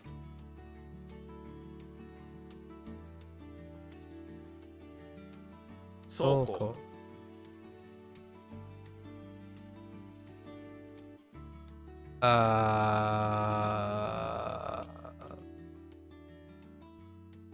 Oh yeah, Yukiko. No, Yukiyo.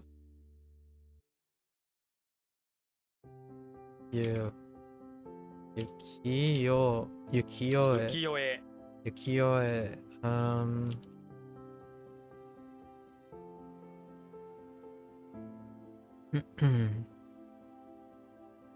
You also can't see 2.0 in bed. Wow, that's far. It's very entertaining to you. Now you're seeing you talk about interest. Yeah. It's quite it's quite peculiar, which is good. It's very identifying. Okay, so DC recently, last 6 months, rolled out more embed fields for both bot devs to work with alongside when they added bots to DMs and all that. I'll have to pick your brain about that stuff in the future. The embeds just show us empty messages. That's that checks out.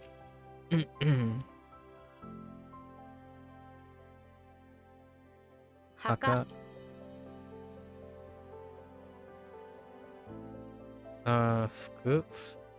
Fukushoku. 服飾 Fukushoku.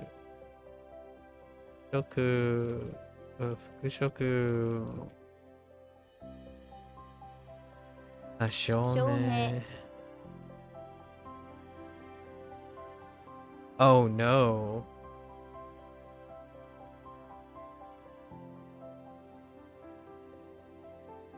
Konomu? 好む Konomu. Man, Konomu. Okay.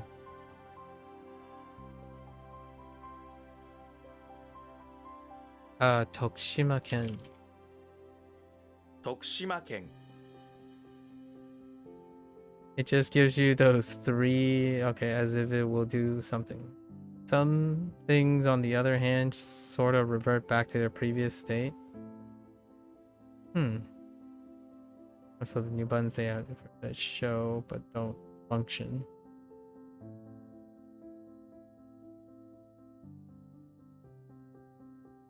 Oops. Has not. That's Tokushima. Toshima Ken, not Fukushima Ken. 富士山 Fujisan. 電飾 Denshoku.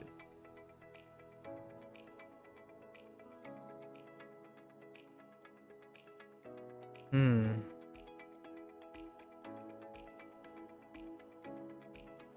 騒音 Phone.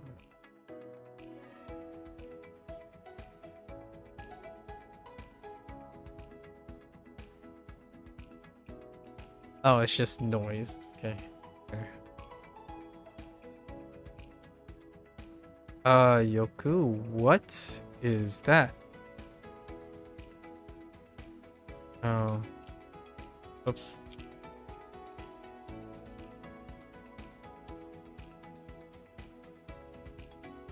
Oh no. It can 越見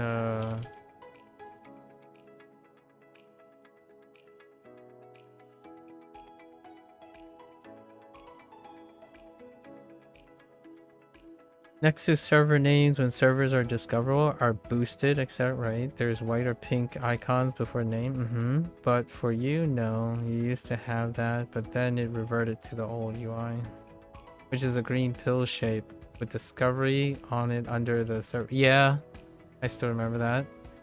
Well, it's not actually under the server, it's on the server name. Yeah. Which was the bug for a year or prior to you. I see. User banner decor who used to function on your version when your version came out, but then stopped working. Yeah, I find this stuff. Okay. 盗作 You really have a center core on Discord. Do you keep up with Discord economics, IO releases and patch information and financial direction and investment things? I don't know more about that. The most odd thing to you is the polls functionality. I see. What was your response to the response to the poll in your Discord that you made earlier today? I imagine you set up a poll for that. Did you already get to 100 responses? Oops. Tosaku.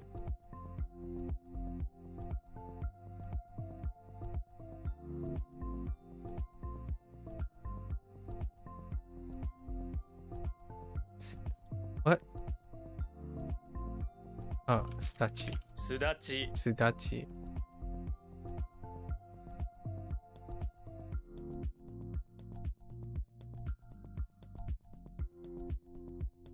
On day one of poll functionality release, you were already outdated by a fair bit. I see. Less than a day later, they stopped working. Hmm.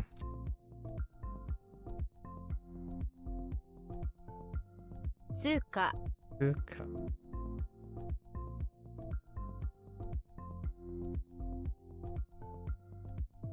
What the?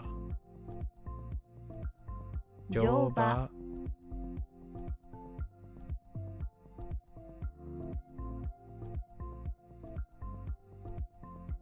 You did the event via thread replies. Oh, okay. So you did thread replies. You'll get to the financial stuff after, but yes, you have a very DC focused and been for years. I see. And I imagine ask me about DC. That's fair. Makes sense. 除外 Yogai.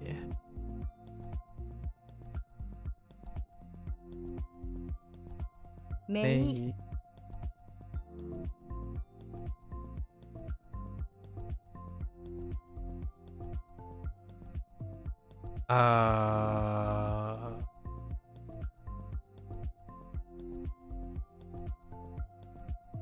Oh no.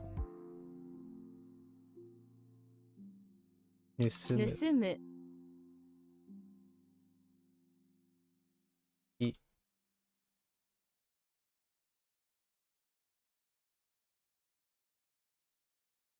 So far, 35 responses. Nice. 6 no's, 29 yes? Oh. Which is honestly what you expected. You can elaborate. I mean, feel free.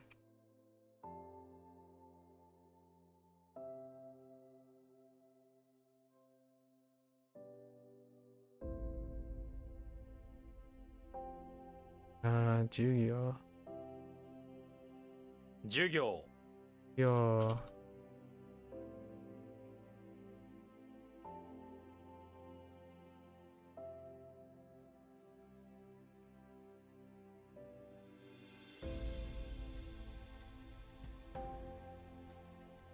Oh, Kimotsu, Kamosu.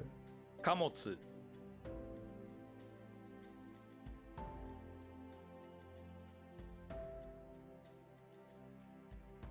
Yokeru? Not yokeru.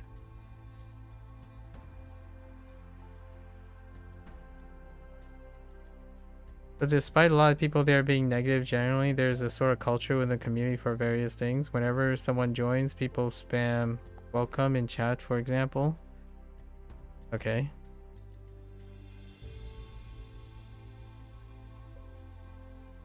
Another of those is just replying yes to something, or maybe no as a joke in reference to the yes reply culture. Okay.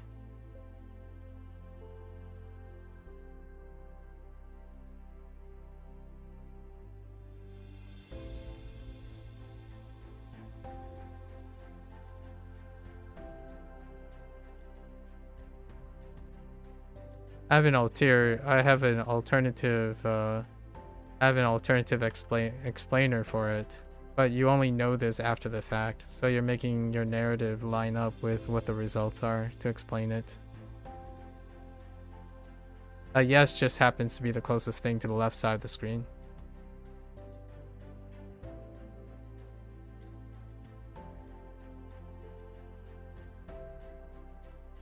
But when you're reading a message, the bottom corner is yes.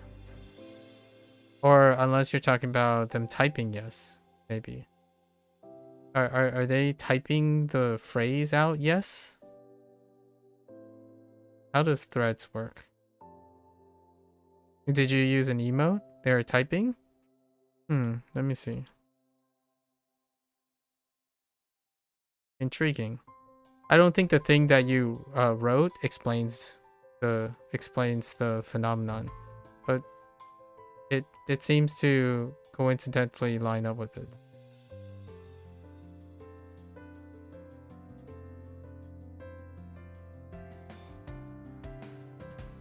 And when you're saying despite a lot of people there being negative, generally, I don't really know.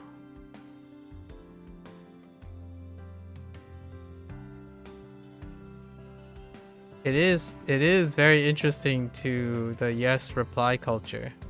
I rarely have anyone type yes or no, so I have really no experience with that. I've seen the yeah, just yeah, but yeah, not yes or no, but maybe yes is a good way to create the yeah. I wonder what happens if you typed yeah or nah. An example of the yes reply card is someone posting a picture of their cat. Yeah, I know. And you expect a few responses such as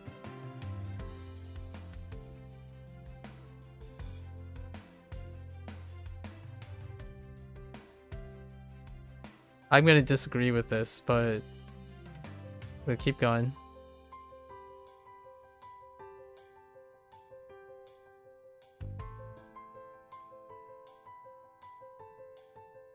Car, yes. Steal cats, yeah. I figured. I disagree. The yes reply culture, like what it's responding to. But car is cute.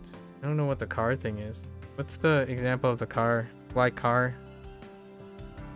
Steals cat? Yeah, that definitely.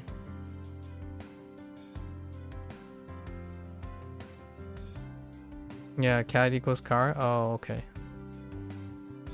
The reason why yeah is not the yeah, like I don't think the great example is what you do all the time when you say yeah. Like what you did now. Yeah, so cat equals car. It's the filler word. Yeah is a filler word.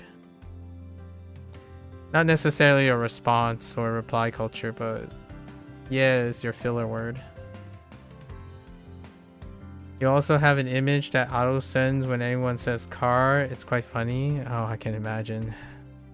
For your specific Discord. It's cute that you know a lot about your Discord server. Are you the... Who is it? Like, is this your Discord? Like, what? Who is...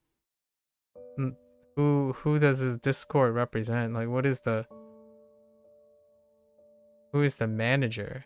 Like, what I mean is, who's the image person that's doing the selection? That's attracting the selection? You did mention that it's a bit of a reflection of yourself, so that would suggest some sort of a public image contributed by yourself, but who is it? It is your server, built from the ground by yours truly for your lonely self from almost 5 years ago originally. That is a very grandiose way of taking pride in someone's Discord server. Fair enough. I see. So in the future, I will be able to use that information. Oh, be really interesting.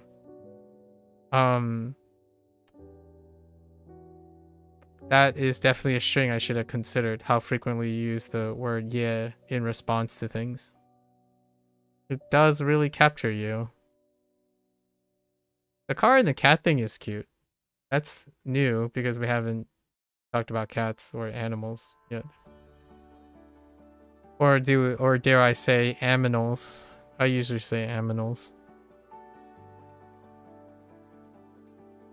Deposit. Okay. So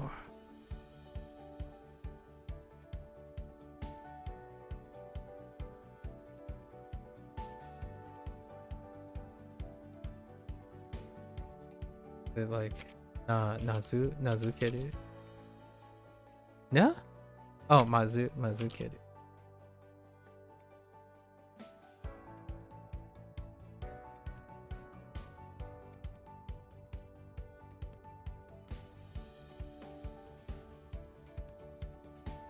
Oh, wait.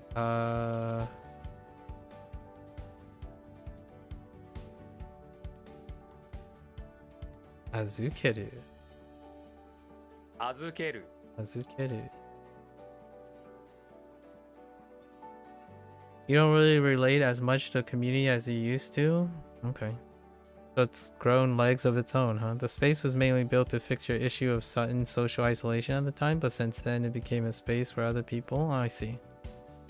You're also happy to provide the space you would have wanted at the time for them. Okay. And you find other aspects aside from interacting fun, like learning how to manage a DC server and recruit and promote staff. Oh, so you even have staff and whatnot. Interesting.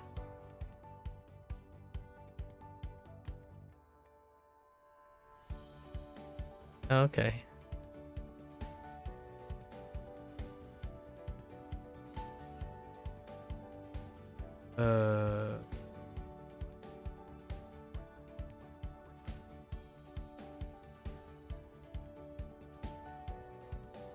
No, uwaki. 浮気 Uwaki. What's uwaki?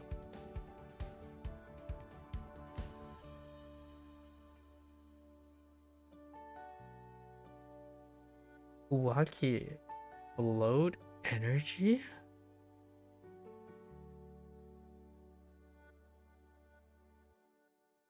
Uwaki.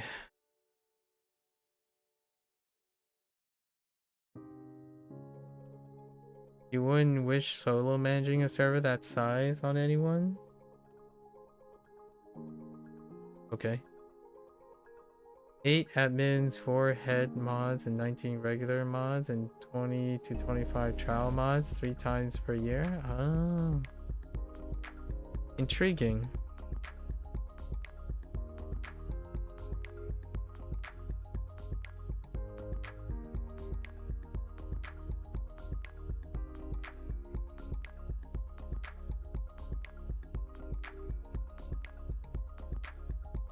Oh, Wagi is bad. Bad word. Bad word.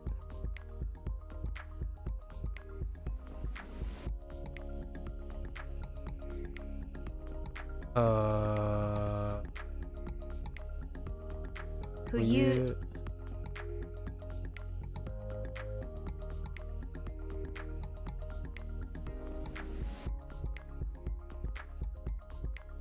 到着 oh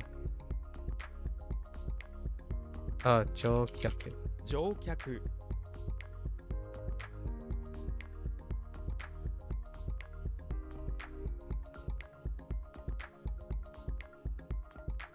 はいお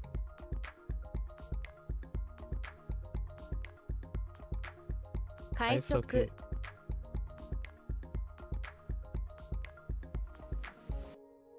You essentially used to live on YouTube and Discord and used to track DC stats some time ago. Stopped a year and a half ago and you had 5.5 hours just on VCs. Okay. I see. Intriguing. And what do you do on these VCs? What did you learn? What skills did you develop in VC? Sounds like it's intriguing what I have learned about your communication abilities in VC, having that piece of information. ドロ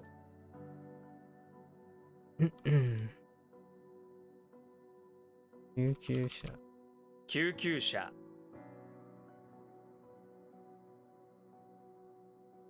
uh-oh.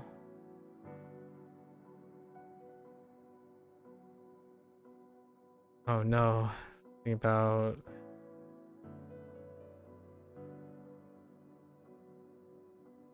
oh, this one's not that great. Kayaking.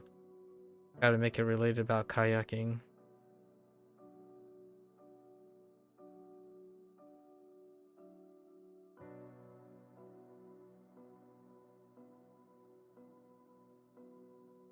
Well, you learn how to talk to people. Okay. Share things about servers. That checks out. Sharing moments, games, or just hanging out. I can kind of see that. Meet some people of which most moved on. I see. The upsetting factor of running server is knowing everyone disappears as soon as they come. That's an interesting way to look at it. You're lucky to see anyone stick around 2 years later. Huh.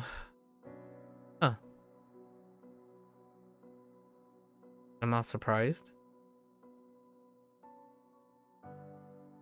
It's connecting a lot of dots for me, that's for sure.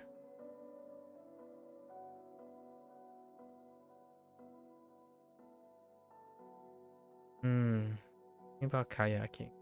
I didn't put eagle in this. There's no eagle.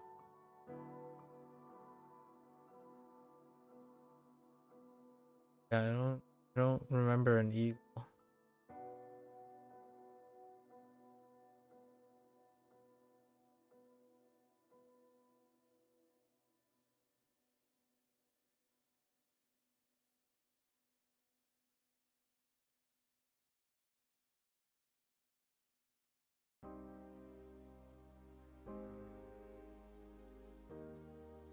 Not to make it too dark, but you try not to get attached to many people so you can feel nothing when they disappear. No, that doesn't sound like dark at all. But certainly explains a lot of things. Oh, this is heart. So kokoro yoi. 心よい I think what you're describing is a self-fulfilling prophecy. So, defense mechanism at its best.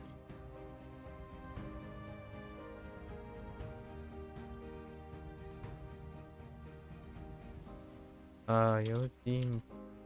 用心棒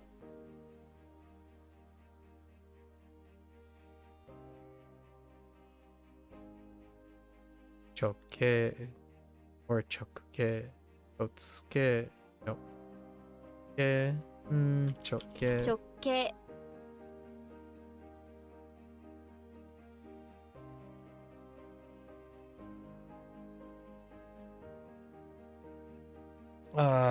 What is that? Hitori. 一人 Choke.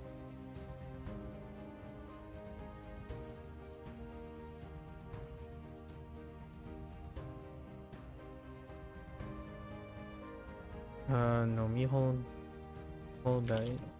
飲み放題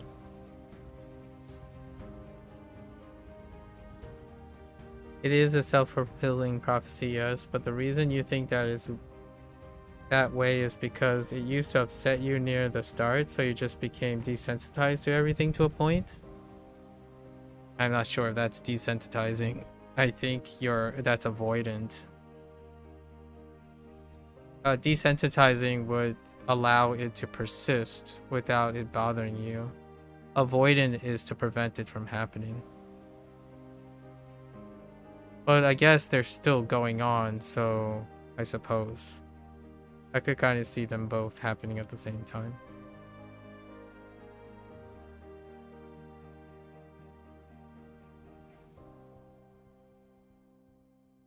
Other things where desensitizing, avoiding is a better word for this specific situation, though. Yeah.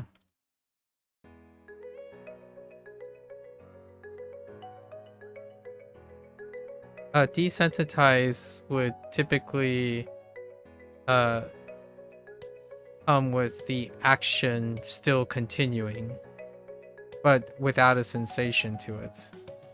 Avoidant is to protect yourself from engaging in the action that would trigger, like engaging in the thought process that would trigger the same response.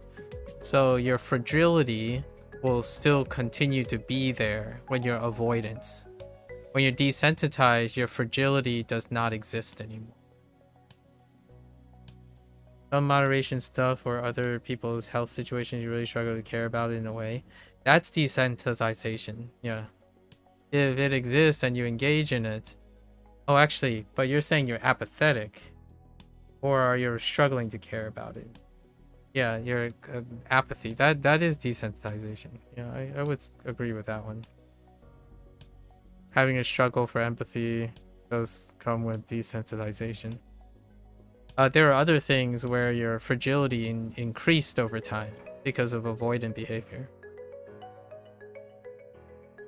Yeah, but I think your avoidant behavior is a bit more troubling you than your desensitization. Desensitization and apathy usually creates stoicism and ability to endure and still be functional. Avoidant tends to be fragile and anxious and fear. Desensitization just typically does not create fear. It doesn't contribute to anxiety or fear a lot of times. It actually creates numbness, so you feel less anxious and less caring. When I was younger, the biggest sensation is apathy and desensitization. It's rarely avoidance. I actually run towards the confrontation or like run towards the challenges because I don't feel anything. When you're apathetic and you're desensitized, you run towards challenges to try to feel alive again, like to feel emotion. Numbness creates a need to want to feel alive again. So oftentimes it imparts risk-taking and unexpected, more like pronounced behavior, as opposed to less and less behavior and more withdrawal and isolation. This is not professional health.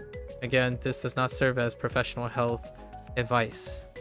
It's strongly correlated though. Generally speaking, when you're avoidant, you become more isolated and more protective. When you're desensitized and apathetic, you become more bold and be engaging in things that don't otherwise impact you. So like you're more likely to do things because you're not sensitive to things. And then oftentimes that can lead to other things like overstepping boundaries or forming a self-importance that can lead to other detrimental outward effects. When you're avoidant, you protect yourself and limit engagement over time. That can seem like apathy, but it's not the same as apathy. Apathy is simply existing in a way that it doesn't create any particular problems for you. But isolation, when it's brought upon by fear and anxiety and overestimating people or underestimating people, or disappointment and betrayal and cynicism. That's avoidant behavior. You mean you had issues with empathy before when you were younger too, but that's besides the point. That again, when you keep saying besides the point and bringing up something young, it's not relevant now, and it wasn't because it was relevant in your Discord, so we're not really talking about that. And agree with avoidance being something you should further work on, if that's what you're saying. No, I'm pointing out the difference, because it's up to you to decide whether you are apathetic or desensitization. I'm offering the idea that what you label as apathy and desensitization, I see avoidance and isolation. Desensitized people and apathetic people are still present in the environment that they have once empathized with. Largely because maybe we have different definitions, so it's well worth entertaining the idea that what you may be thinking about as avoidance, I should really be thinking about it as desensitization. So like if you're describing apathy and desensitization as my avoidance, I need to become aware of that. So I'm stating them to make sure that we're on the same page despite having different terms. Unless like you're choosing to swap up terminology. But oftentimes it might not be the same thing. Definitions may be different, but you do think I have a good point. I mean, for the record, someone who's apathetic and desensitization, they rarely feel anxiety or fear. They actually don't feel anything.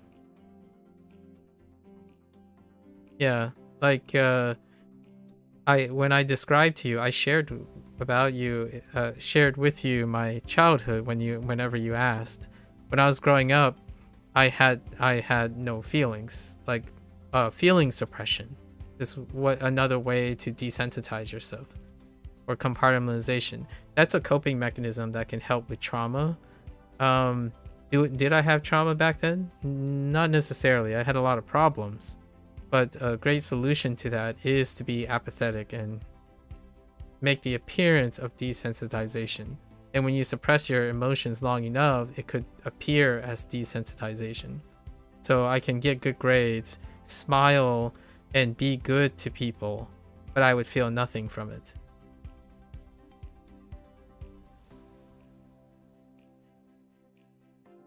You think desensitization is more of a description of 2 years ago? For now, it's not the same. They're like you changing up the conditions once again. You said, I mean, you had issues with empathy before you were younger too, but that's besides the point. And now it's the opposite. The past still is, you have all those things. And that's the culmination of whatever is in the present. So that is still the same thing now. Like all the things, if you being younger is also relevant to this, then desensitization 2 years ago is still relevant to this. If you choose to compartmentalize specific things, then rarely do you learn from the experiences that you have. So it's probably still the same problem, in my opinion. I don't think, like, I'm not convinced at the moment the way you go about explaining things that it wasn't avoidant behavior the entire time. That's probably what I would propose to you. Like what you considered as numbing yourself was more like it got worse. It got worse. So to create a narrative of being numb is how you deal with being fragile. Like I was certainly not fragile when I was younger. Like when people called me names and like bullied me and stuff, I didn't shed a tear. I wasn't very defensive either. Like I sat there and they just did whatever they did. That's kind of what happens when you're desensitized and numb to things. You become incredibly stoic. So that stoicism typically comes in a sense of you continue to do most of your things, you just don't have any joy or sadness and stuff in it. So if your pattern dramatically changed over the years, it's not necessarily due to desensitization.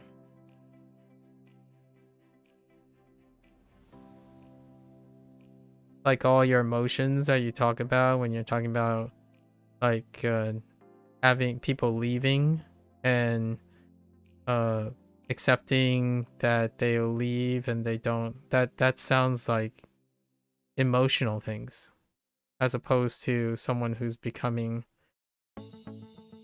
desensitized, since you said 2 years ago, but now it's not the same. What you described about what you learned over the years of managing your Discord for 5 years still sounds like emotional things.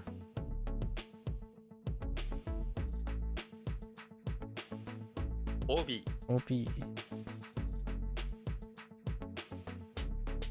It's cute. I actually think it's really awesome that you take pride in the Discord. I like how you introduced the Discord. That how cheeky you were in describing your ownership of the Discord and then talking about how many staff members you have. Yeah, people used to make you upset. Over time, you tried to underestimate people and expect the worst in them. Yep. And then you withdraw and isolate as well. Meanwhile, I did the opposite. So, I mean, there's still a coincidence that both of us approached it a very similar way, but the outcome is clearly different. Obviously, there's still 20 years for you to really determine if the outcome is the same or different. How did you know you tried to isolate after? Because it's avoidant behavior. At least the pattern is characteristically avoidant behavior. Again, I don't do this professionally, so I don't like interact with clients in this way or any sort. I don't have like people like that. But the pattern of argument is often that sometimes avoidant behavior is rationalized by desensitizing. Like they're kind of hand in hand. So I'm not surprised that we are having a discussion differentiating between what is apathy, desensitization, and isolation, and defense, like guardedness. So it's not uncommon to have those things happen together in the same discussion. At some point, someone who's apathetic and desensitization can eventually lead to unintended isolation as well. So you could have been numb, and due to the numb nature of your emotions, you could end up naturally isolating yourself.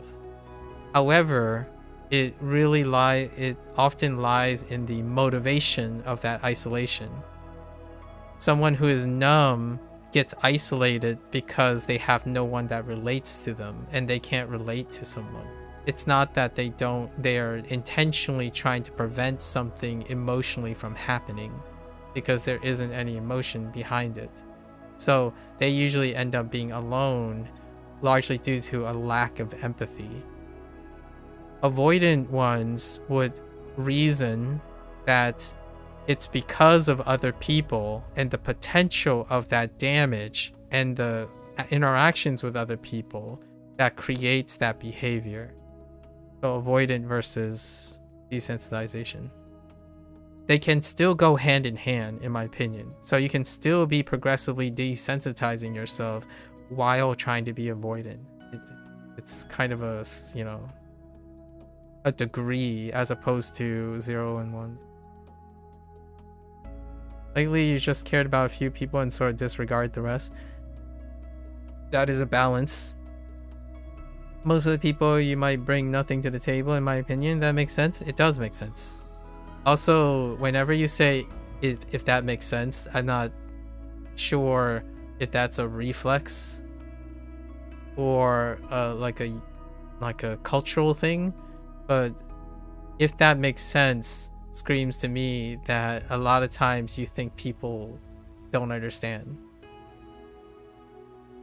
Yeah, but I know it's a like okay, like where the source of that is pretty interesting. You find it hard to find people you willingly befriend. Self-fulfilling prophecy, right? You will find it hard to befriend people because you find it hard willingly to befriend people. Yeah, chicken or the egg thing. Willingness to befriend people come from having a willingness to befriend people, and then having people to trust to make you want to trust people requires that action. Oh, you're happy with your current online social life? So I suppose I'll take your word for it. We didn't talk about online social life, so you compartmentalize social life to online and IRL. I don't resonate with that. I don't have like special conditions based on situations. I have special conditions based on what the person shares with me. 延期する Suru. IRL social life is very separate to online personalities. Yeah. Personally, yep. There's no association between the two.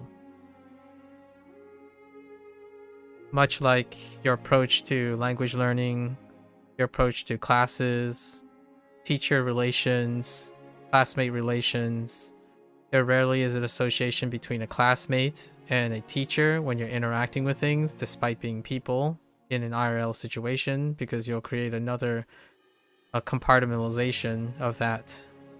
So rarely do you have transferable skills between like transferable skills or knowledge and experience between things, largely because you want to choose to conveniently compartmentalize them.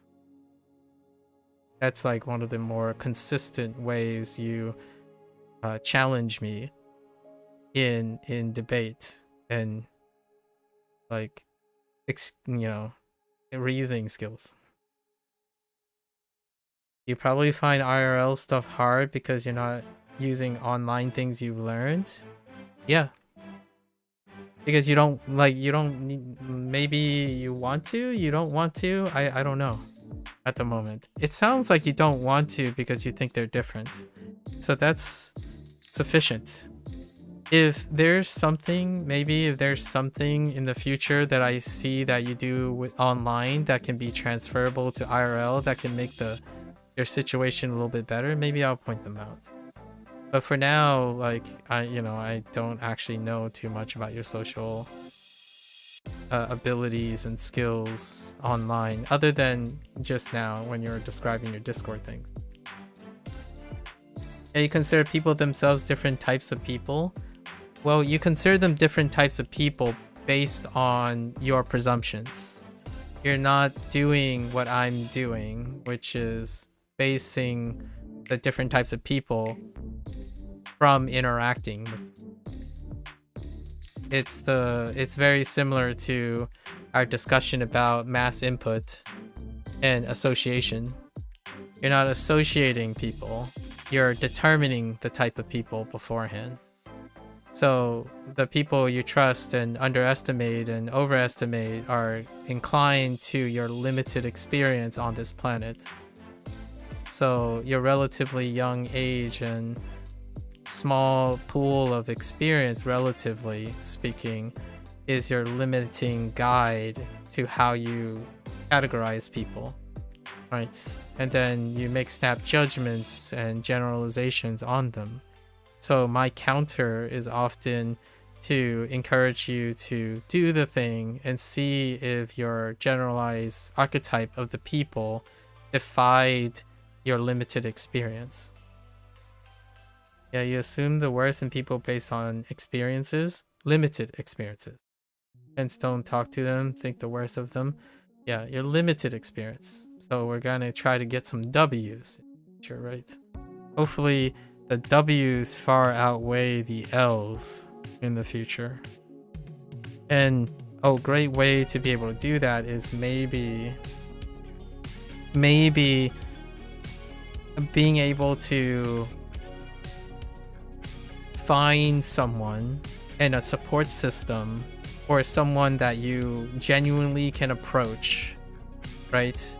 That meets the criteria from someone who knows you, and introducing you to that person who creates a higher success rate of L's than, I mean, of W's than L's. That could change that type of like outlook on people. I don't think in reality, where if you're normally sampling, I'm not suggesting this romantic gesture where you go out into the wild and then test your luck. I think overall, someone who already has this experience about assuming the worst in people, I don't think that realistically is going to change statistically if you're doing it randomly. However, we can often try to understand how to pre-select for those people. And then it may seem in a given situation, in a given environment like your Discord server, that it can seem a little bit higher as opposed to, you know, a higher chance, right? You do try to talk to people if you see something you potential in online in IRL.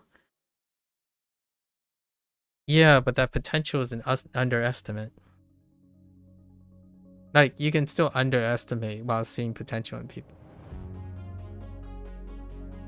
Underestimation tells me that it's more likely that you do not want to invest unless it's dependent on the person to exceed your expectations in order for it to happen.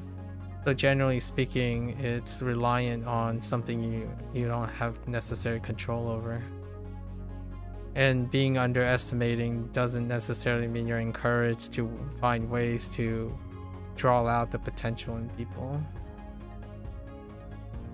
Like, for example, I don't think I'm a catch for anyone.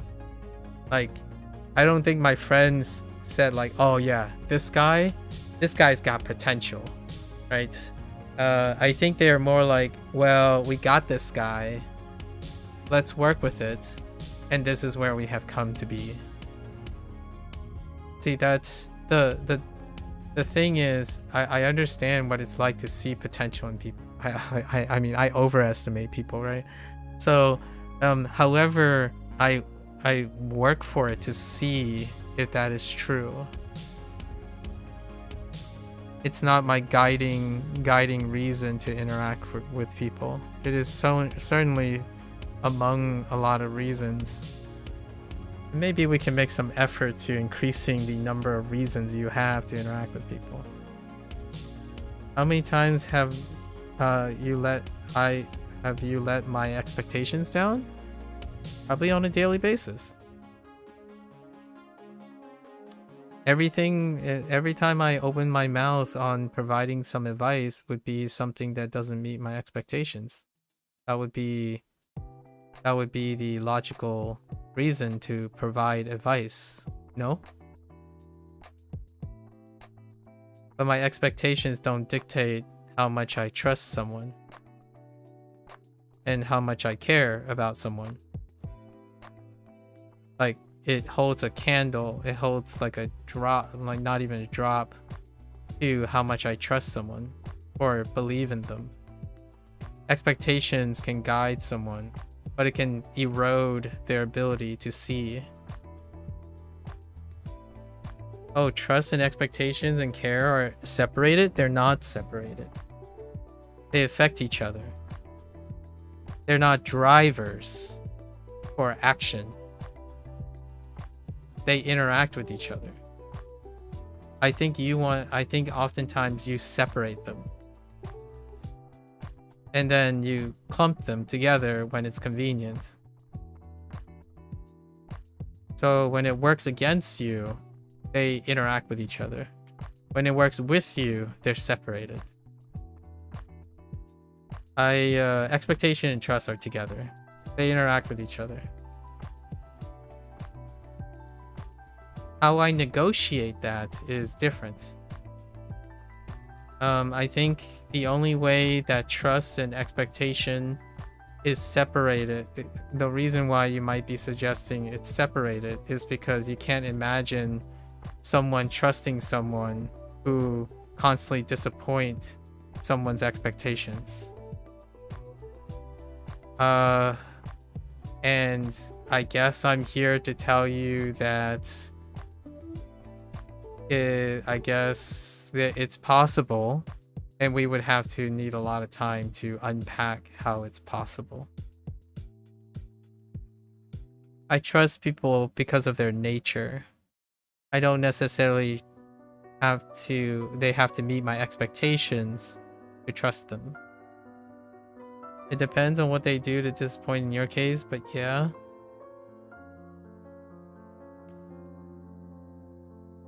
Again, sure, it depends. I mean, I could have said it depends too.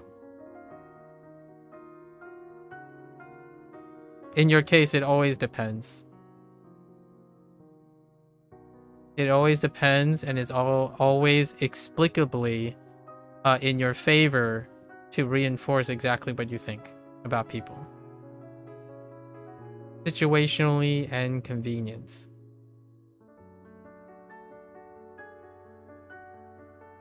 So here's my interesting rhetoric for this. If you see potential in people, how does one negotiate all your situational expectations if you think you see potential in people? Potential will require you to have experience to know if that potential is actually there. You could assume through expectation that they have potential. And if they fail that expectation, that still doesn't prove that they don't have potential. It's that you didn't expect the thing. Depends based on when it's convenient to depend. Yeah, basically. Yeah, I don't interact. I don't hold my own expectations as a barometer for a reason to trust someone, because I have limited experiences as well. If I were to do that, then we would not be having this discussion.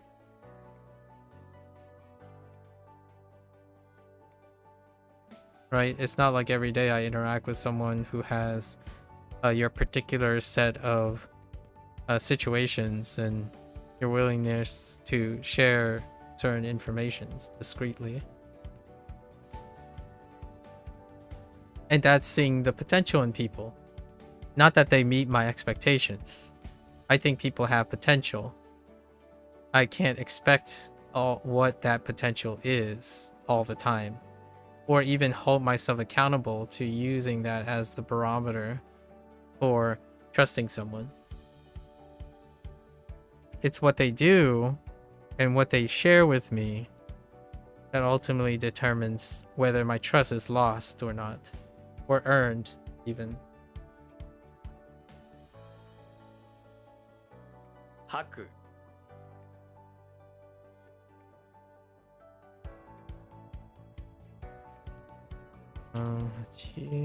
蜂の巣 の巣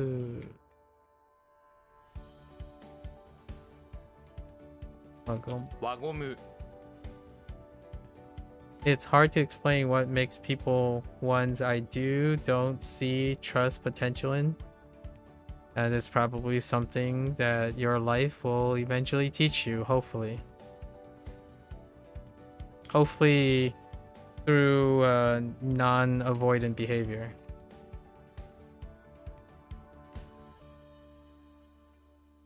Because otherwise you are not going to gain the experience to do so.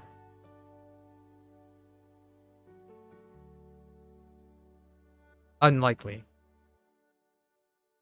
I can see a realm of possibilities, but unlikely. It's unlikely to happen.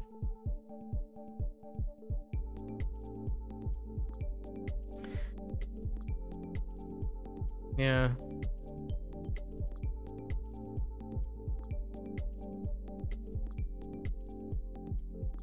I often wondered if the fragility of this, if the fragility of the Gen Z, the current internet Gen Z environment is not necessarily due to the lack of awareness, but more the convenience of isolation.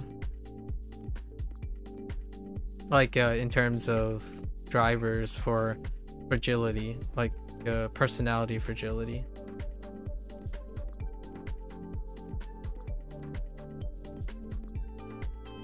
Isolation is convenient. That's the idea. That's the point. That's the premise. There are a lot of contributing factors, but the convenience of isolation is something that can lead to fragility,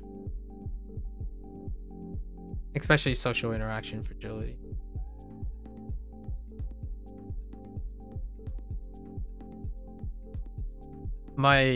I guess I could say my lack of fragility is the potentially even the nightmare situation for most people who are now Gen Z. Much of why you wanted to go back to IRL education was interest in the social side. That's impressive. But so far it's about disappointing as you thought. Self-fulfilling prophecy.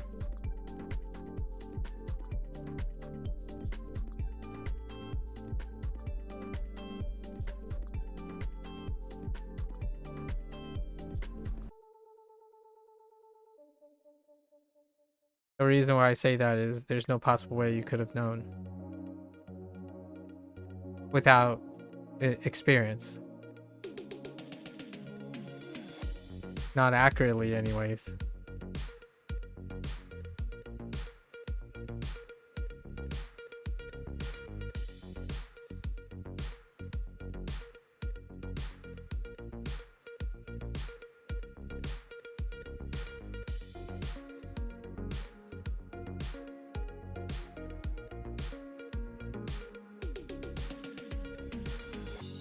Sometime we'll have to evaluate whether it is your thoughts that are disappointing or it is the disappointment that is actually surrounding you.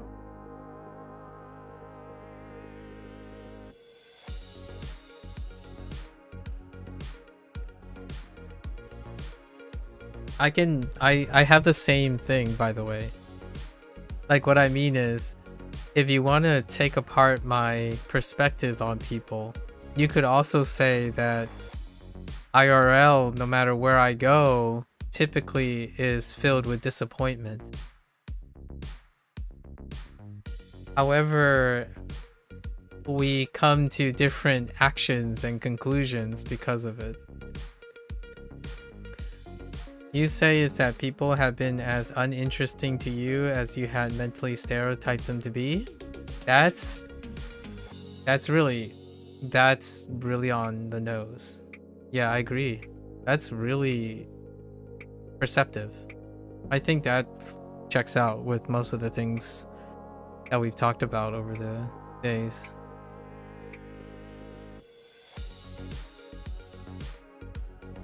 I feel it's super fair. What you just said, incredibly fair. I have no reservations about that.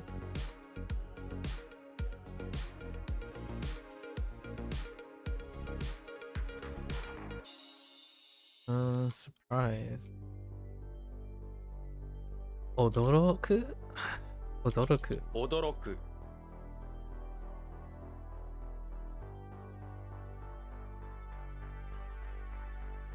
金星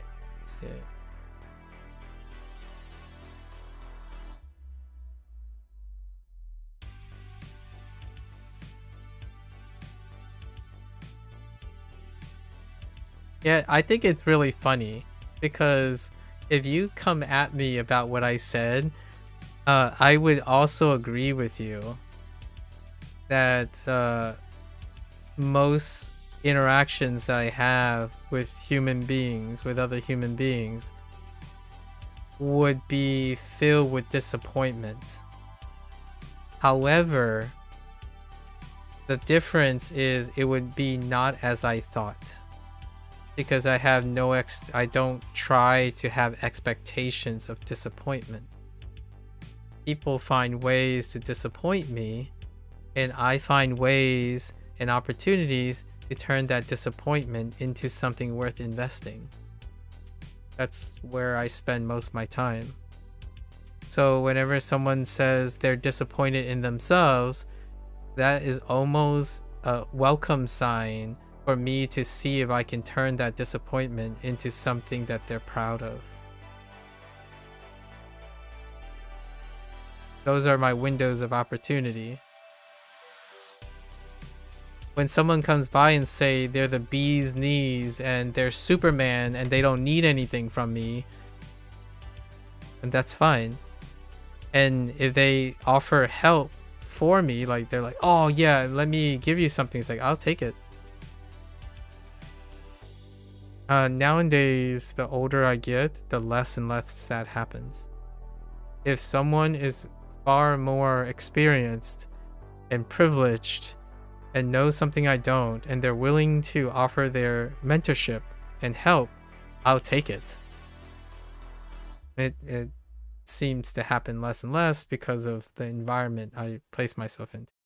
So most of the time, yes, like the large majority of people disappoint me. And that's where we start. Because I refuse for them to be continuously disappointing and disappointing in themselves. That is no reason for me to not trust them. If they're disappointing now, the trust can be built upon that mutual disappointment. I do truly believe that people become closer, much closer together when they are able to come together and help each other. That's where the greatest, longest foundations for relationships are built upon. Like one of the strongest solidarities between like long living couples, right? Long loving and couples is how much they overcome and problem solve and compromise together. As opposed to a couple that wants to spin the wheel and hope that it's always stars align. That does happen, by the way. Dream couples do happen. I simply don't play the odds on banking on that. If it does happen, I'll take it. I'll absolutely take it. When I win the lottery, I'll take it. However, while I'm waiting for the lottery for me,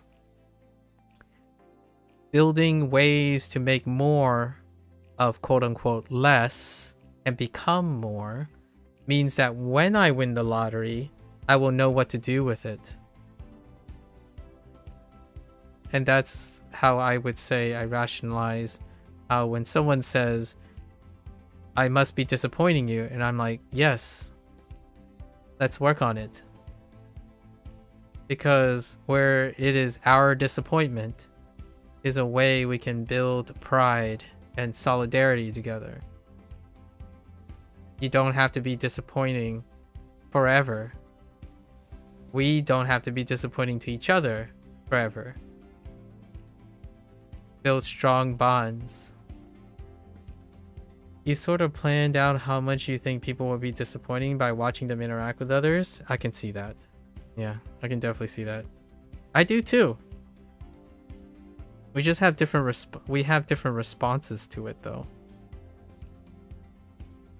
Like I watch people and I see what I anticipate to be deficiencies, but I'm planning out how I could help, what experience I could use to be relevant to the situation. And then when the opportunity offers to me, right, like when they say, oh, what do you think? You know, I happen to be standing by. What do you think? I'm like, you know what? Let's work on this together. I have a couple ideas. Let's get on it. So that's what I do in the background most of the time when I watch Twitch chat, read comments, you know, Gen Z lingo and slang. We're analyzing. We're figuring out where all of those parts, as long as I can, and with as much time as I can, how can I be helpful? Yeah, you don't try to help people unless you see potential in them, because otherwise you lack a feeling of meaning and investment behind it. Yeah. Return on investment. Yeah, I rarely, I don't think it's been a while since when someone approaches me and we have a mutual trust, that I would say like, nah, not enough potential. It's more like, let's see where your potential is.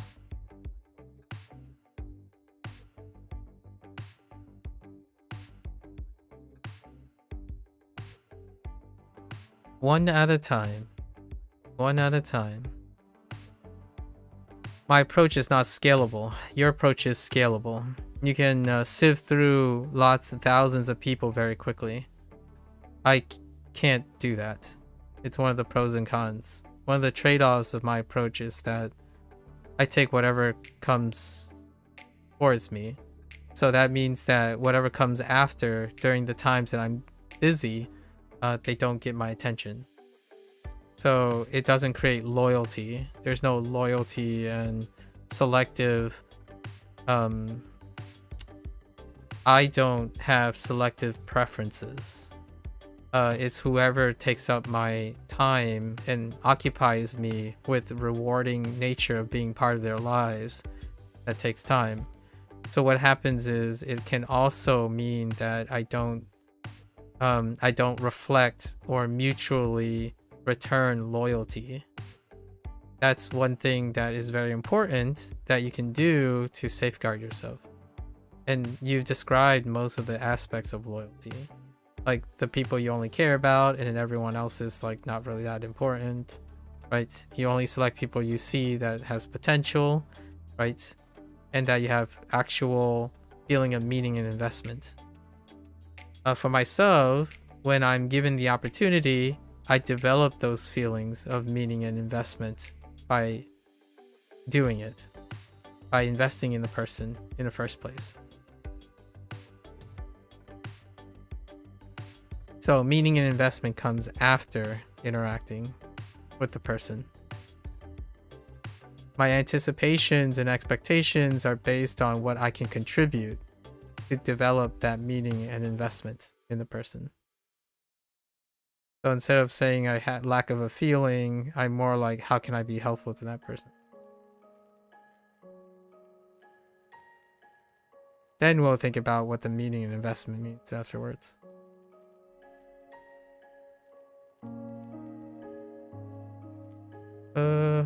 Nozo? Nozori?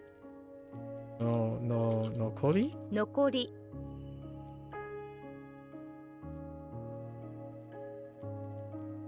Server stuff makes it easy to sift through people. 咲く I can imagine.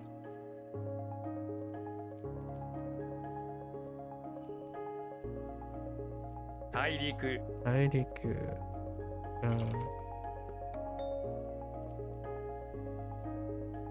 平均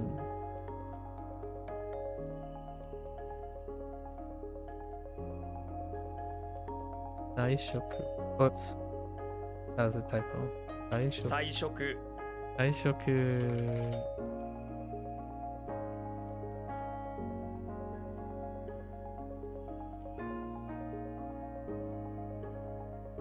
解散取る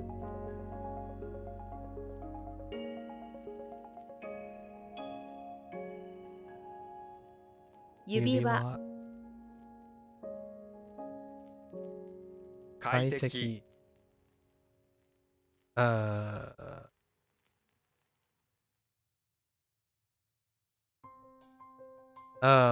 Oh, pleasant.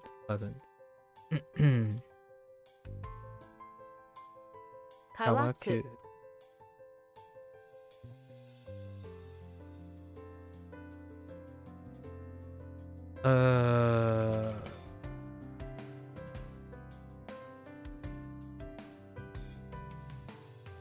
球根 球根。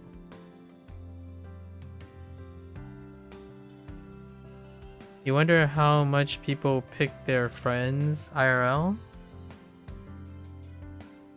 Hmm. Yeah?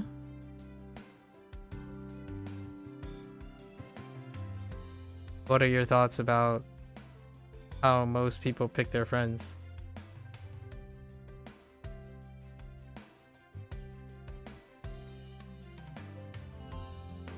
My friends were first come, first serve.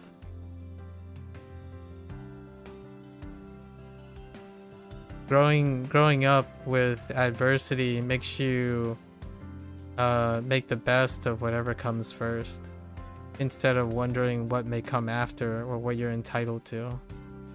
So I took every friend that I was offered. And I was betrayed and bullied and all that with all the same frequency. We just cry again and again. You don't really know, you don't stand there watching people talking. You look like a creep. You don't have to do that. You have the internet, which is what you already do. Mass input.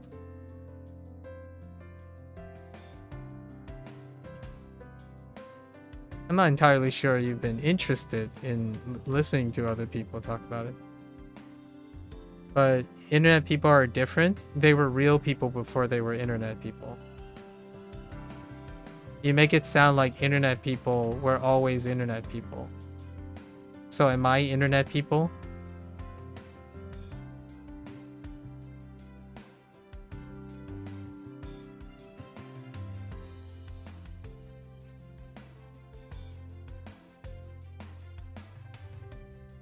Niru.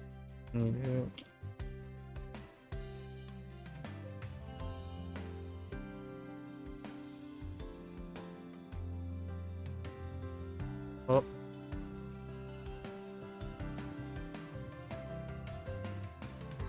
Oh, wait. Sort of? Like, you know they exist IRL, but only met 2 IRL initially that act like online people?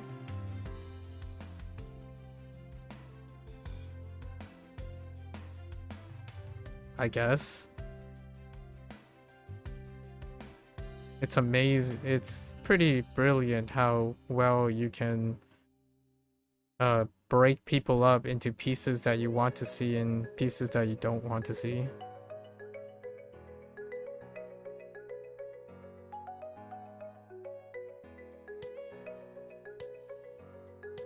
Huh.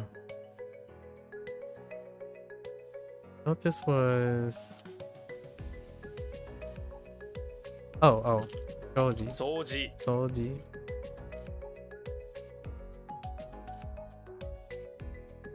Kindai teki. 近代的 What the Kindai teki? It's like something trendy, contemporary?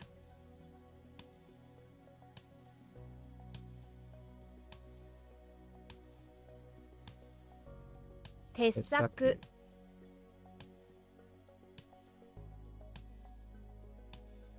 Oh, what is that? A pirate tree? Is it still Makuda? Oh, for some reason I thought that was something. Huh. 内定 Naite.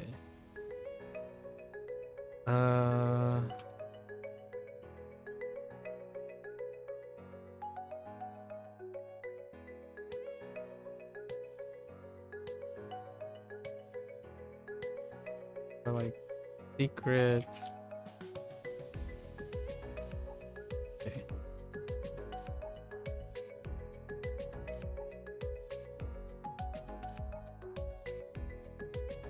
盗品 Ohin.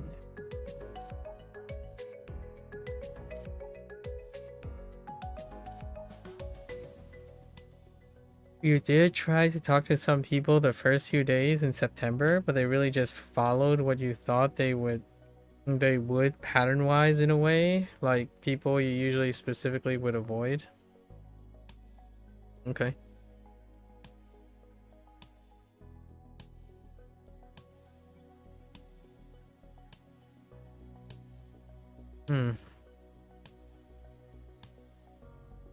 Yeah, based on our interaction, it's really difficult to know if I can really take your word for how astute you are when you're talking. So it would be like I would need to be there to see how you're interacting with the person to know, because the way you talk about things is very difficult to know that you can actually anticipate these pattern-wise things, or you're seeing those things because you want to.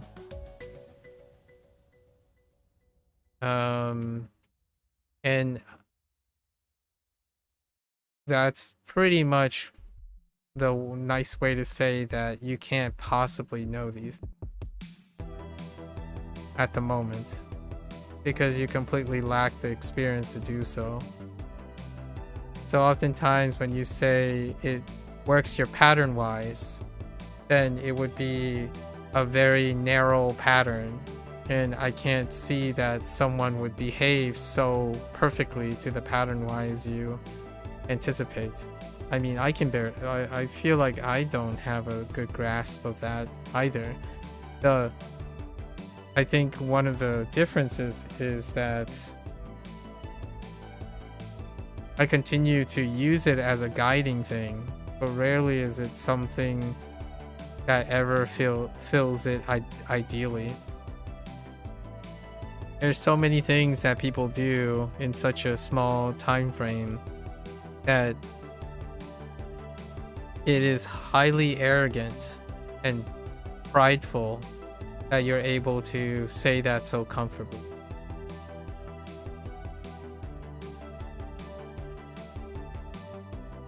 So one of the things that I usually entertain is, it is what it is in this situation because it already happened. So I will leave it to you to negotiate how those people conformed to your stereotypes.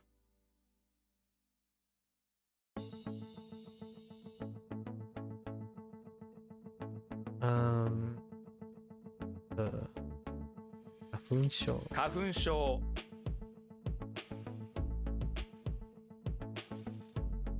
People must be really predictable.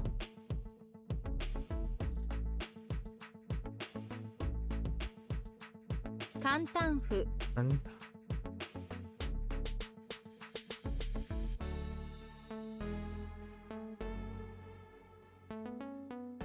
don't get me wrong, there are many situations that I felt like, oh yeah, I did feel the pattern. And then I realized also that there's a lot that doesn't. I mean, the interactions were really stereotyping way. Hi, how are you? What subject do you hate? Silence, what's your interest? More people walk over, they go and take a selfie to pose and go. So you're always gonna say hi, how are you? Because you decided to hi, how are you? So then fulfill your prophecy. I see. Fake. Yeah, yeah. That's what you do. So, controlling hi, how are you pleasantries. I mean, you don't work on it anyways. So that's expected.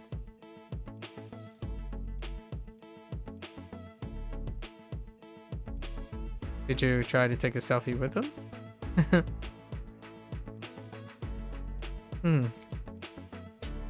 Cherry picked. 残念 But hey, they said, hi, how are you first? That's even better example. So what did you say back? Nope, heavy pass. That is your choice. So they said first, that actually makes my point that I'm about to make even more. I actually thought you initiated. So since they initiated, what did you say back?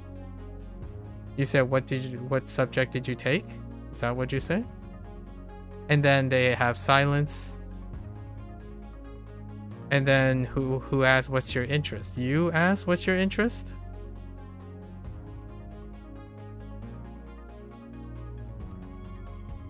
Yeah, using that phrase about how are you is such a weak excuse, in my opinion. Like that we're gonna have to really unpack in some way. You did initiate about half of them. You said subjects you take, person asking about interest was 50-50. Sounds like you got 50% of people who responded. So whatever you described as a stereotype is incorrect 50% of the time. Do you want to generalize some more, I suppose?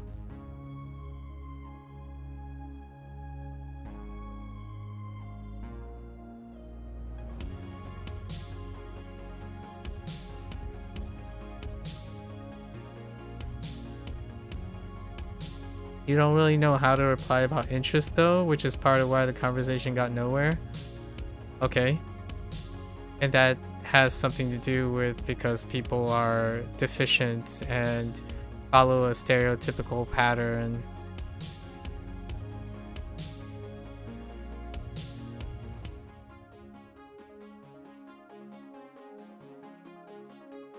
I suppose that's something you can prepare in advance in the future. How to describe your interest.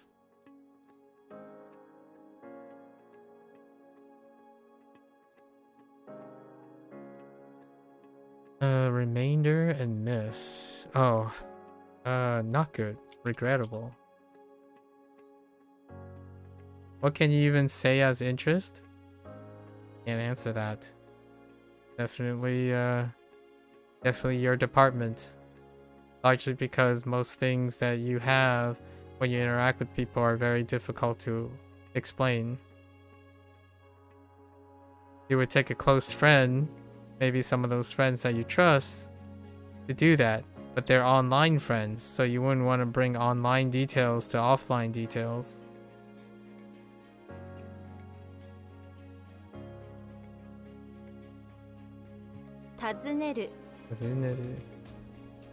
You like reading 200-page studies about disorders? You'd be surprised how many people like doing that. But really hard to say something that doesn't just stop any interest in the conversation. You'd be lying to yourself. How often do you think I encounter that? That people like reading a lot of studies about disorders. Especially ones that they believe that they can use as excuses for their coping mechanisms.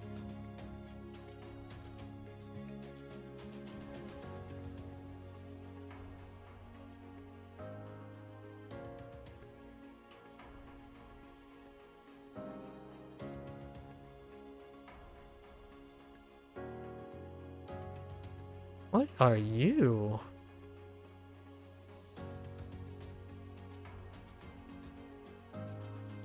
Zai?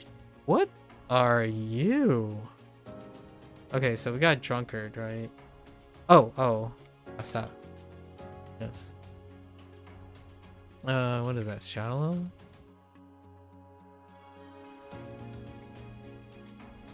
Kabi. Maybe.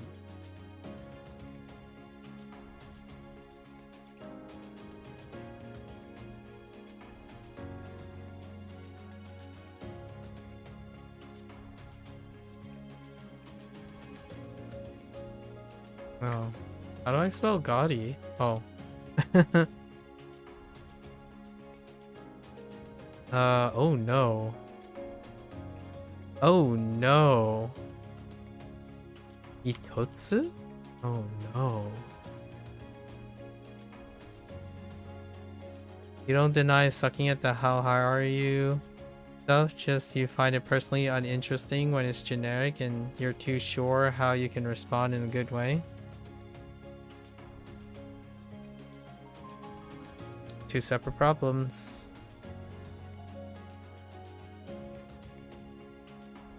You blame something that you can't do yourself.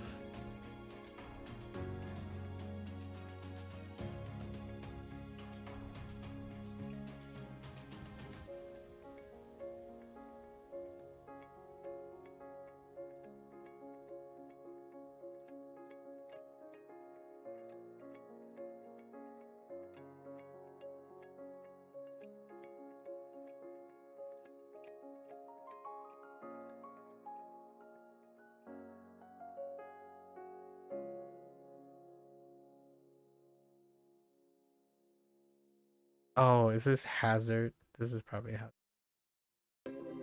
After day 2, people stop coming to you at all for the first interactions? Okay. That sounds like you're gonna try to improve to day 3, I suppose. There's a lot to unpack, a lot to learn there. 外す I swear this is like to avoid or something like that.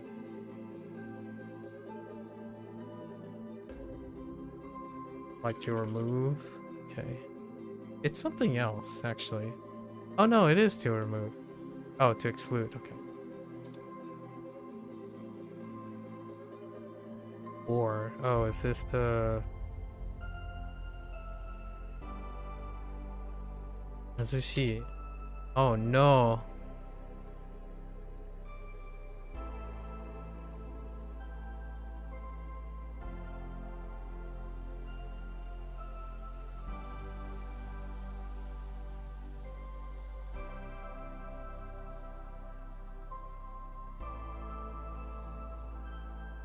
Guy, okay, the 4 things. It's definitely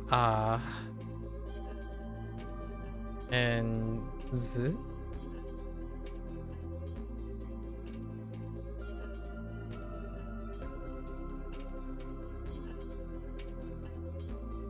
Hang.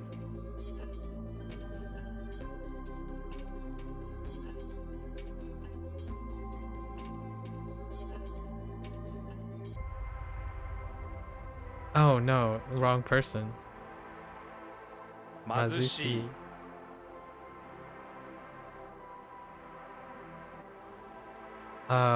Ooh.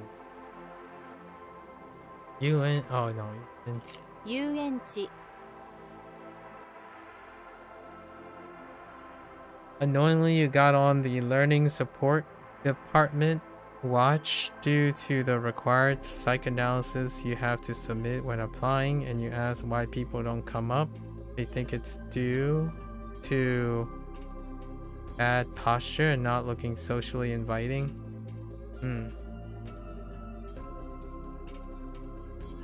That sounds like it's a possibility. 待つ That's it.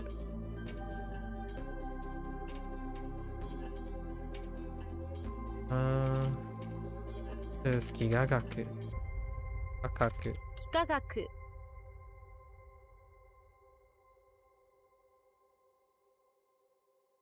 Oh no.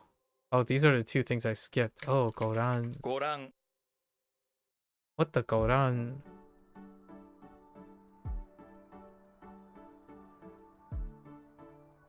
Encouragement.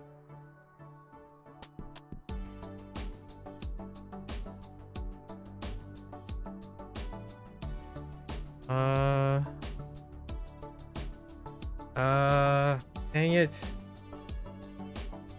Encouragement.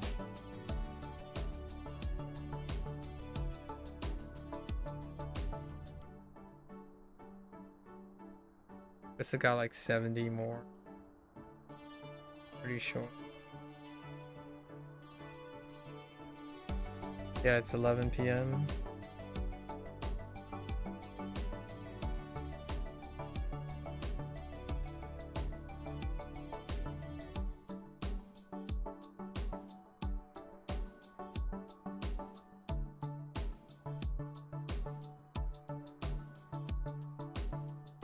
You wonder how to fix the things mentioned.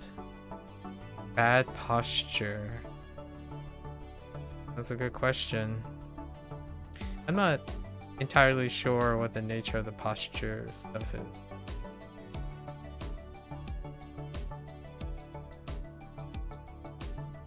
Encouragement. I really thought it was done.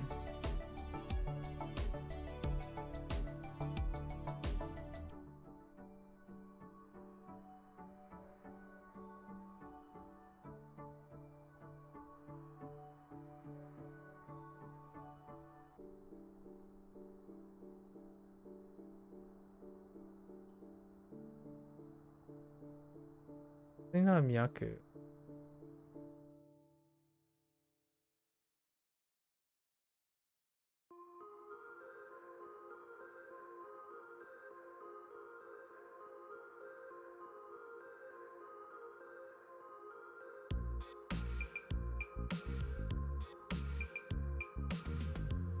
Imagine stereotypical Discord mod posture, like really stereotypical. I wouldn't know. It's very difficult to identify who is Discord and who is not. It would be pretty presumptuous to know what Discord posture is.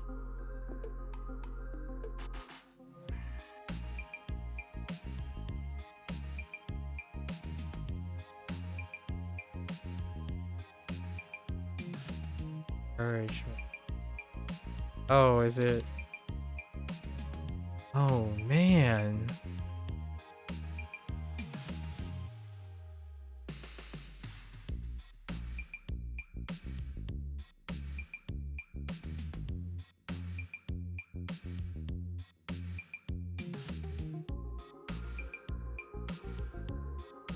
Oh. Day.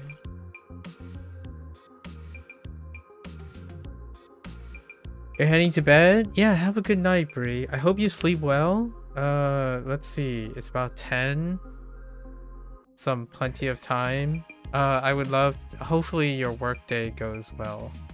You have till 1:30. Oh, then I'll see you then. Yeah, like hopefully I would love to hear what your days are going to be like. Yeah, best of luck. Sleep well. You know, keep that anxiety low, right? New beginnings. Take care.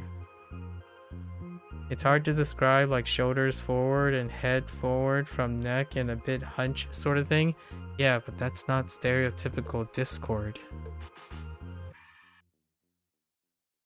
Right? Like, it's not a Discord mod posture. That's hunched over.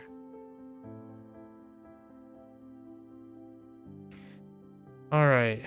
So we got 73 left, and I have no idea where we're gonna go with this one. Let's go find out.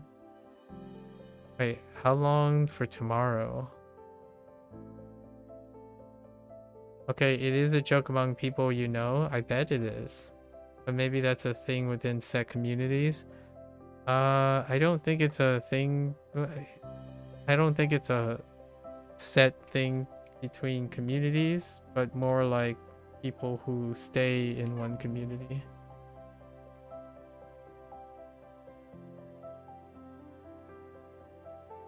Oop. Oh, what? Wait. Oh. Wait, Tokucho. No? 特徴 Tokucho. What? Okay.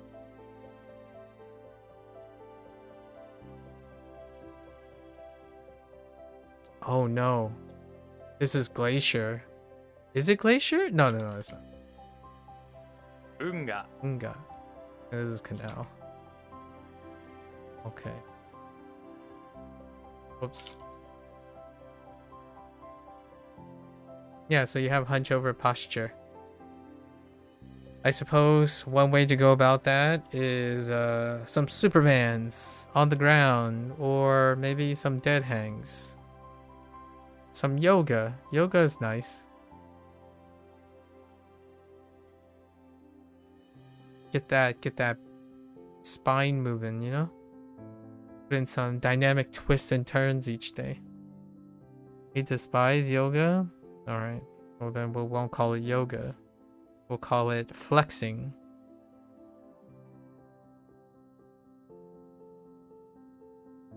Go grab a hula hoop.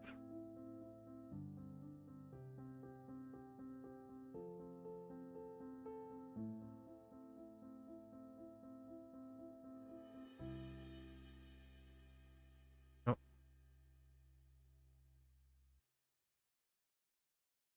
直進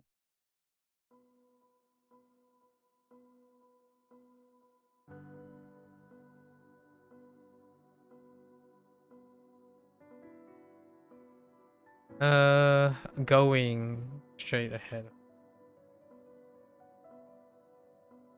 回復 Life.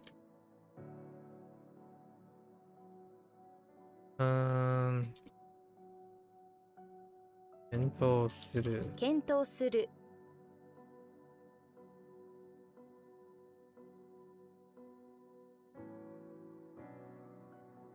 Oh no. 筆筆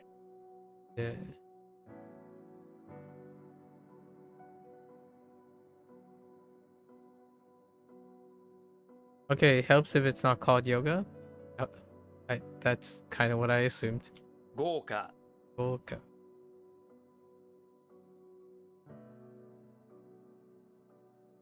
I don't know. Morning stretches. Morning stretch. Or we can do something fancy. Dynamic static poses. Or a mix of dynamic movement throughout the day. Or maybe something a little bit more holistic, like mobility and active lifestyle. Something like that. 郵便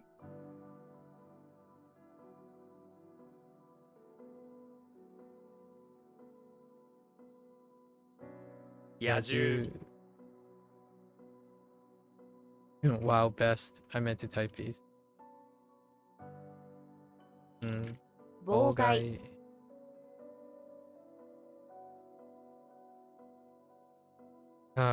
汗臭い。汗臭い臭い。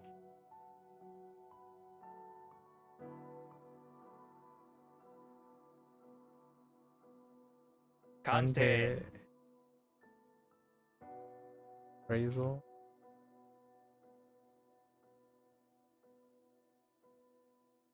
鉛筆。鉛筆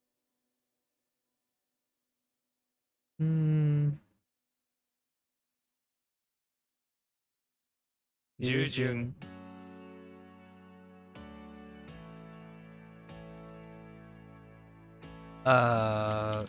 Soldan? Oh no. Oh,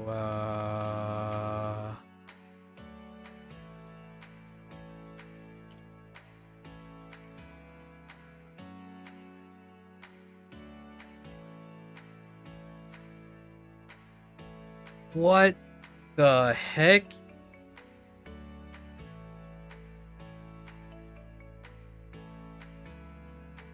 Huh. Oh, no.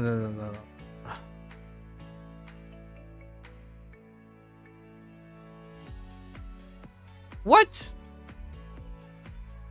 You used to do evening exercises, but consistently eventually fell off? I'm not talking about exercises, though. You don't think morning is a good idea while you still have a lack of sleep issues? I'm still not talking about exercises.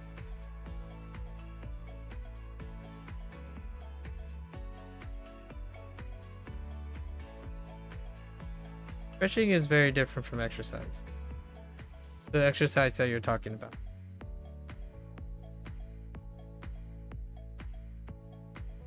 We talked about earlier about the difference between an active lifestyle and exercise. It's more the active lifestyle.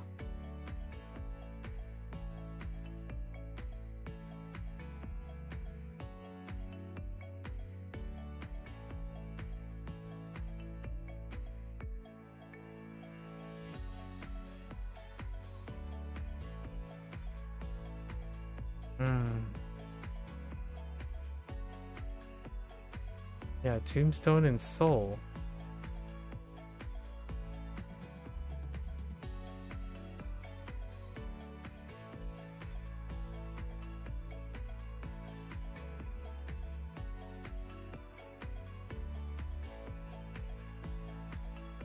Huh.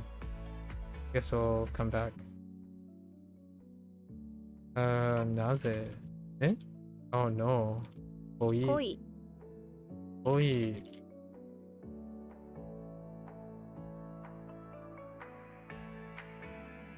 Getting up, you know, stretching, touching your toes. You know, that type of thing. Reach for the sky.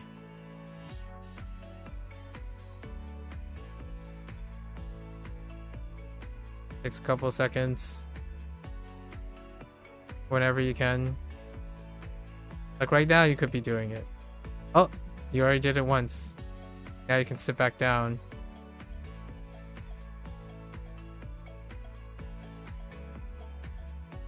I'm about to do that soon after when I get a break.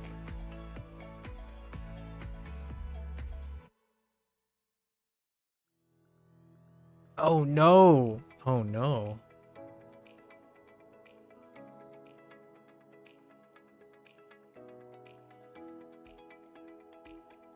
Oh, it happened again. Huh.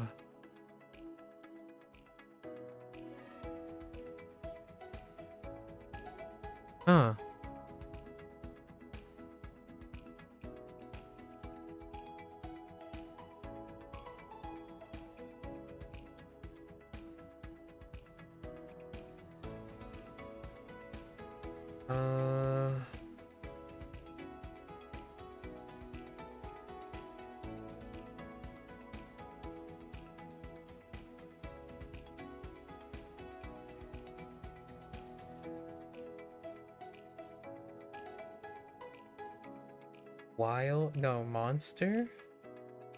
Kaiju. 怪獣 Kaiju, so it's Kai. What do you do in breaks aside from stretch? I walk around.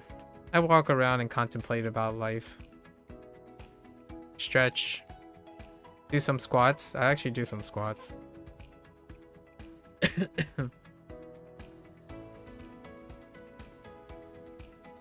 Sometimes I go upstairs, like I walk upstairs and then I walk back downstairs.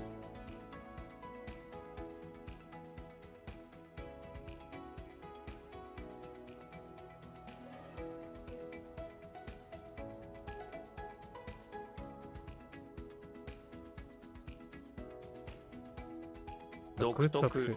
Doktoku.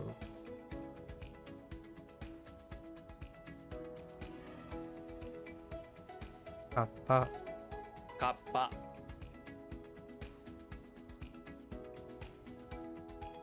Oops. That was a typo. 振動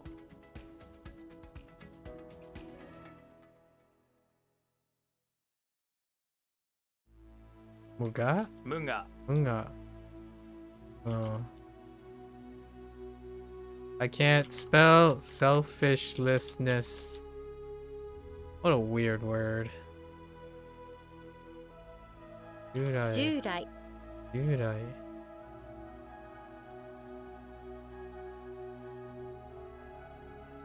Like until now or something?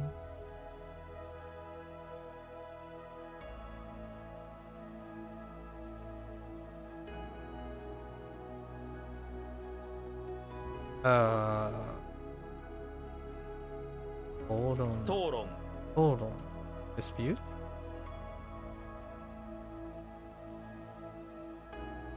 Oh no. Heckin' lead. Let's see. Namari? Namari. 鉛貯金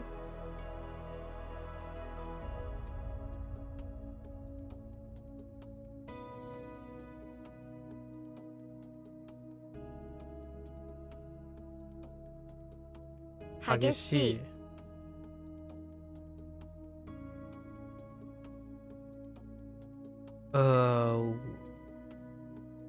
What?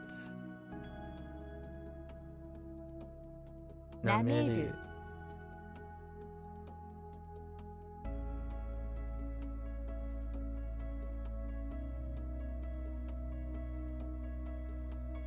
Oops. What?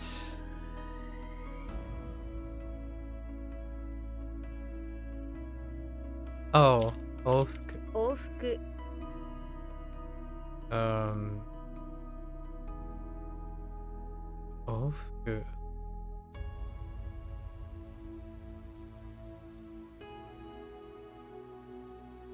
Oh, round trip. Round trip. Yeah, time management tomorrow will be horrible to plan out. Time to get started.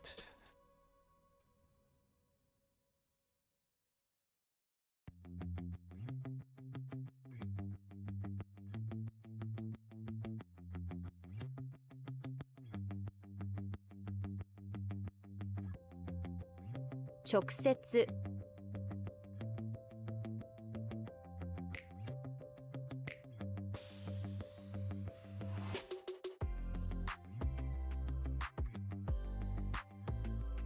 ふぐ Fugu. Fugu. Kikaku.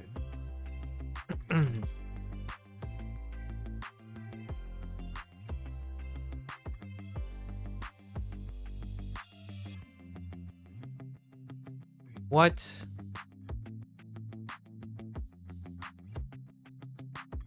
That's it.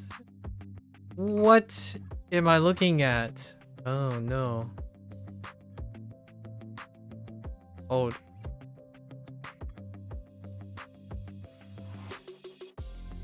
Ma.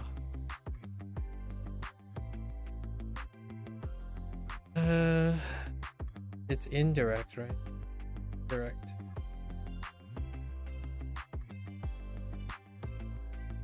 Oh. Right? 関節 Not much time to work with. But you do what you can. 再開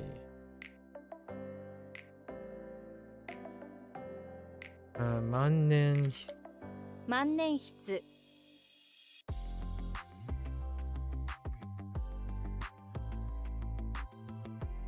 復習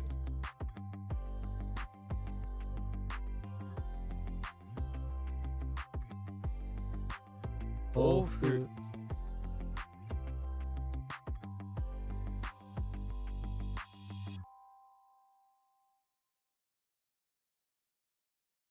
Oh no. Glacier.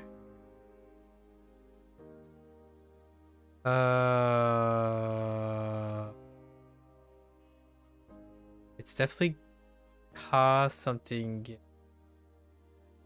right?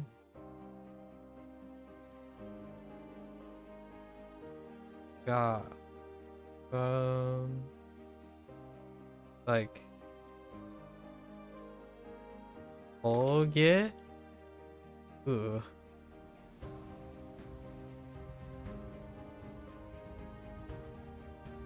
Oh. Yeah.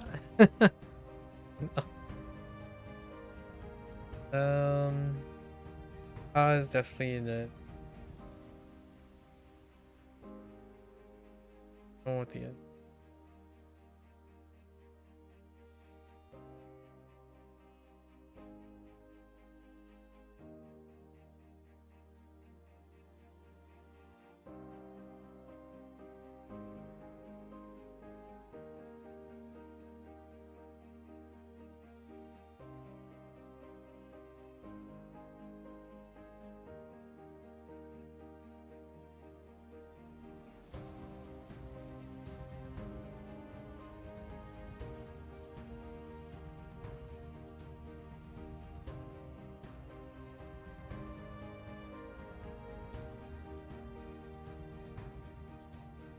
I'm probably gonna have to come back because I don't.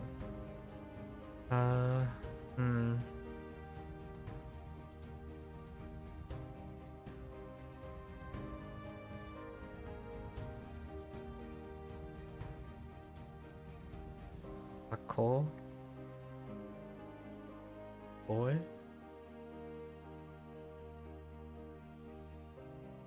Oh no. It's like completely different, right? Ga is the correct thing. Ice. I'm not trying to do vanilla ice here. It's probably Hyoga. 氷河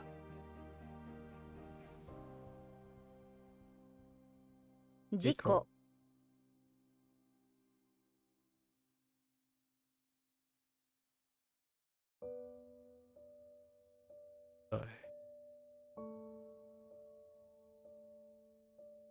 Oh, 10. That can't be right.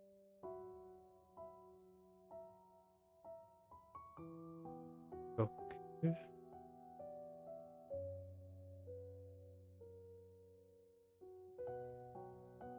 独占 10.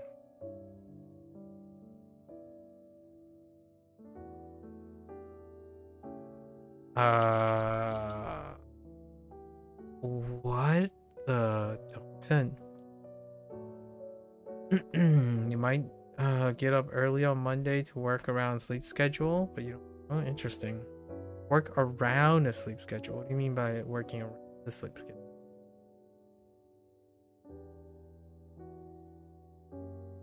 Doksen.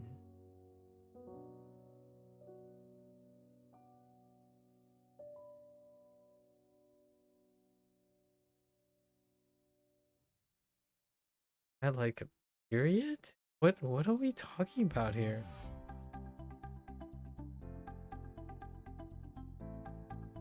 Oh, Doksen. Dictator. Oh no, not dictator, monopoly.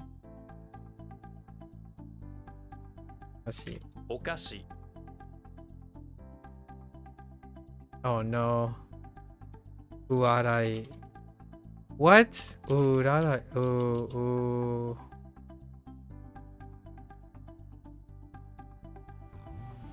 Oh no. Wait. Unarai?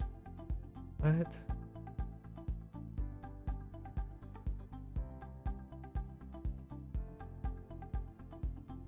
Uranai. 占い Uranai. I think this is envy or jealousy. What is this? Uranai. No, this is just lucky. Or sorry, fortune.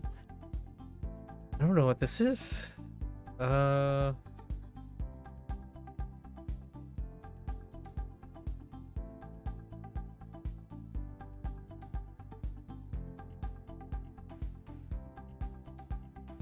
What the uranai? So you have a few ways to work around that. One is to early sleep, wake up Sunday night. Oh, is that what you mean by working around sleep?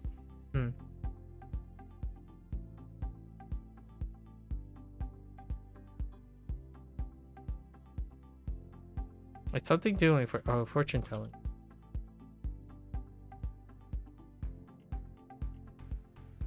Kimono. 獣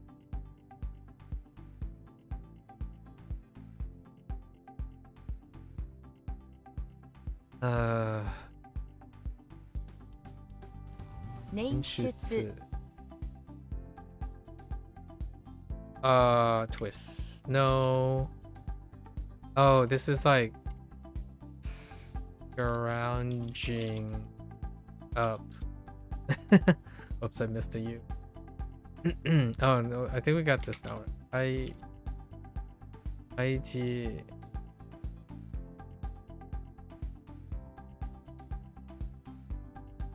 Why am I drawing a blank on that? 怪事件 IG.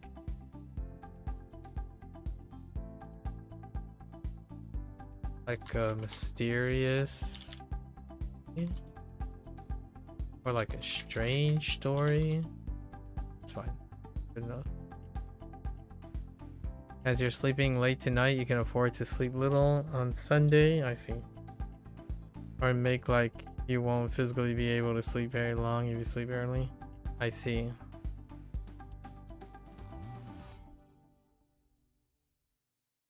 Obey? Shirigaru? Oh no. Wait, shitana. What?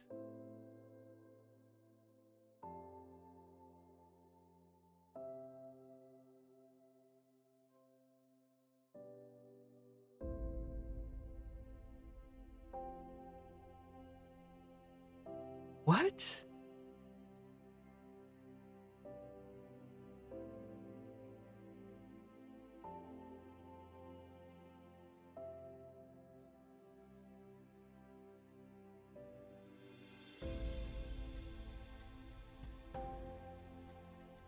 Okay,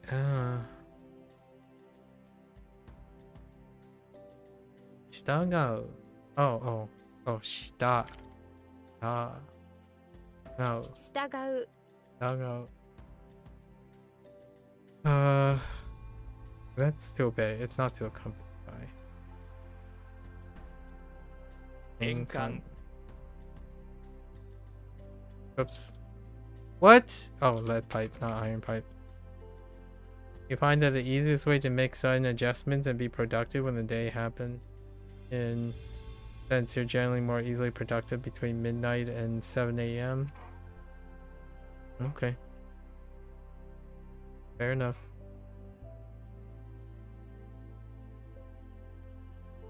Jury.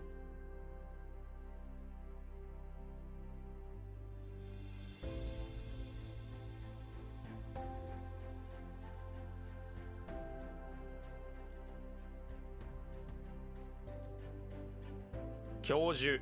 Told.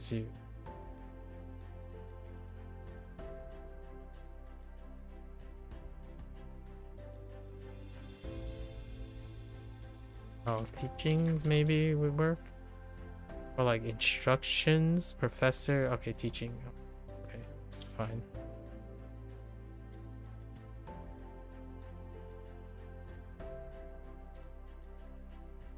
Myo. What? Okay. What is that?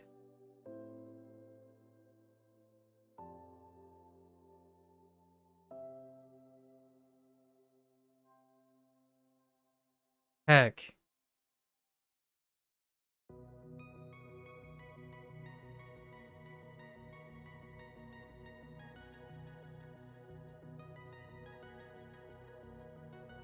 This is second hand, right? Yeah, second hand. Oh, what the heck is second hand? I thought that was me. Oh, no.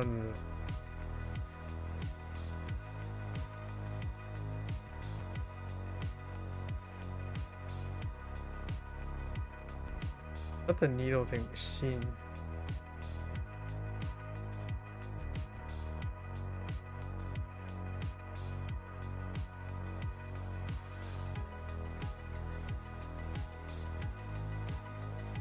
Oh, no, wait. It's Pyo. Yoshin. 秒針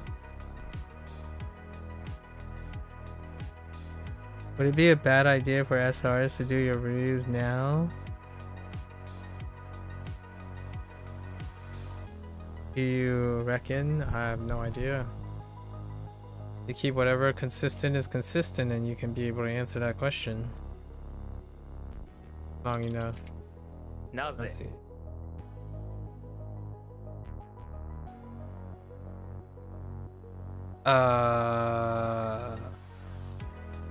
Ayashi. 怪しい Ayashi.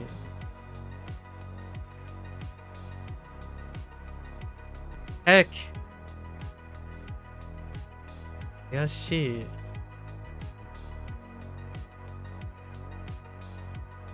If it's not strange, what is it? It's suspicious.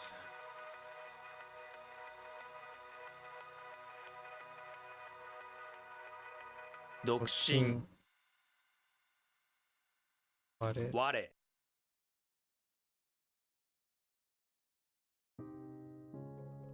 Oh, ue. ゆえ Yue. Sorry, not ue. Yue. Exclude.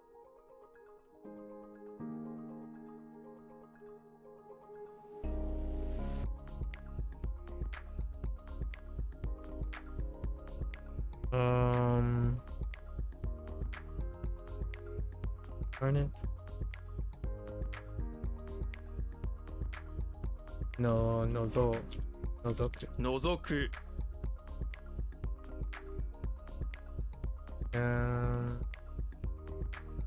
面接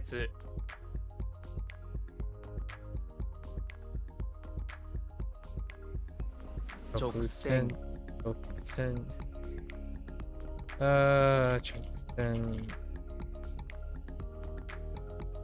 独学 独学 What the oh 振る 独裁独裁 Oh, this is the Oops. Ase. 汗 Ase. Sorry.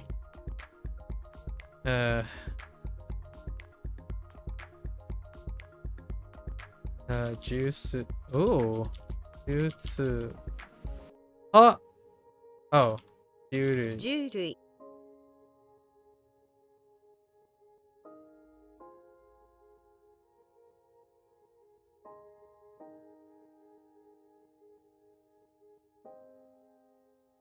Uranameru? No. Oh no. Shimeru. 閉める Occupy.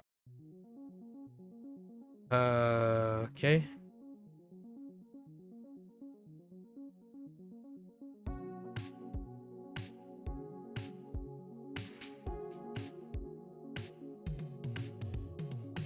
Kaibutsu.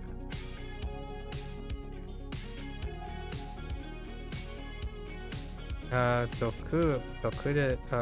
立 独立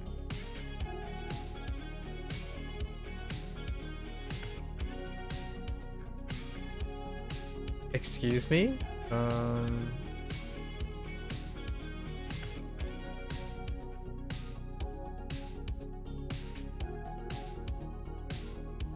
Oh no!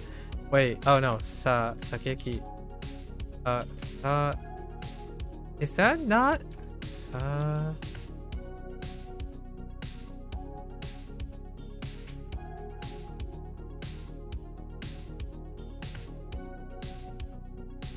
What? I think the left one's definitely Sa though. Oh no, wait. No, Sa is the kunyomi. That's a stab, so Shigeki. 刺激 Shingeki.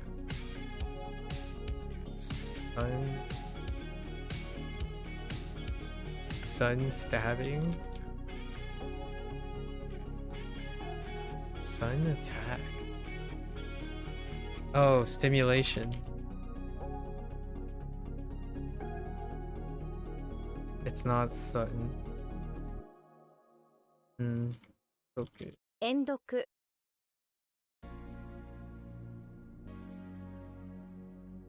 Oh, now I know what this is.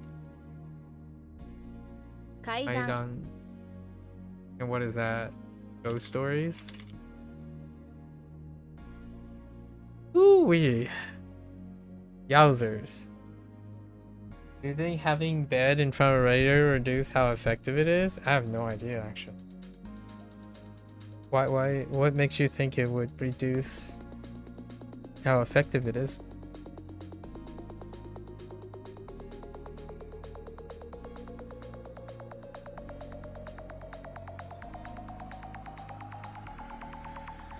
Okay. Oh, my HanziHero today is little ripe. Is it covered in your room is always cold? I don't know. I mean, your bed would absorb all the heat, right? So, yes and no, I guess.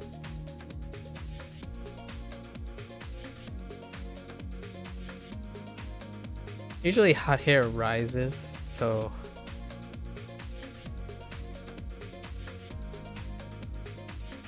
like from a radiator, hot air usually rises as opposed to like go horizontally. But if I guess if your bed is blocking the whole thing, it's not allowed to radiate. Let's see what tomorrow looks like. Man, tomorrow's scattered everywhere. Maybe I'll flip the schedule temporarily.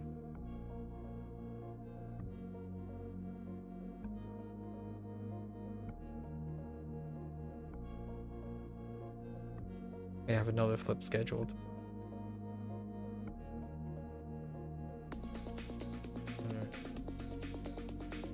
So yeah, 3 exposures. I'm gonna do our read into our definitions.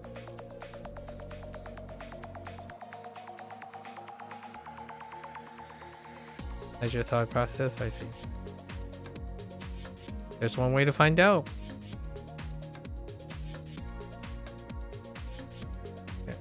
The detach. You dissolve.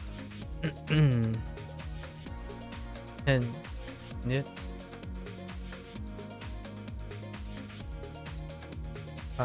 Showy. Eat. Previously. Ooh, normal. Go exceptional. Con model. Go obstruct. Jo exclude. In inquire. Ticket. How much? Roll. Corridor. So sleep. Dodo or Dodo, probably Dodo. Dodo mud. Ball. Yo, surprise. Oh, ball is pull. Unsai. Soul storehouse. Own grandchild. Soup. Nest. Hi. Belt.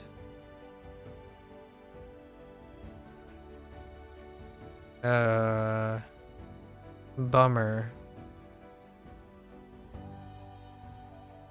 Yeah. Diameter. Q. Rescue. Sun. Scatter. Kun. Powder. Yakut. Veins. Tai. Vegetables. Freight. Rikut. Land. Ni. Resemble. In. Equal. Bolt. Brave. Wealth. Okay. Virtue. An. Search. And te. Spy. Do I just see if we can rearrange a room? Oh, well, they do let you, but the stuff is heavy and you don't know how you want to rearrange it. Fair enough. I look forward to hearing what your thoughts are on your cold room. Alright folks, that's a wrap for WaniKani today. Gonna watch this later. Arigatou gozaimasu. As always, feel free to follow along, pick up WaniKani, give it a try for yourself. Let me know what you think. Long day, long day. You're more than welcome to come on by and yap, talk about things. You know, we exchange ideas. Lots of very direct and candid candor. Always feel free. Keep each other interesting, constantly thinking, challenging each other's perspectives on their lives, right? Keeping each other motivated. You're always welcome. Until next time, minasan mata ne. Ite kurete arigatou. Alright, thank you for watching. I'm gonna get up, stretch, walk around, go to the bathroom, and I will be back for HanziHero. Thank you, thank you.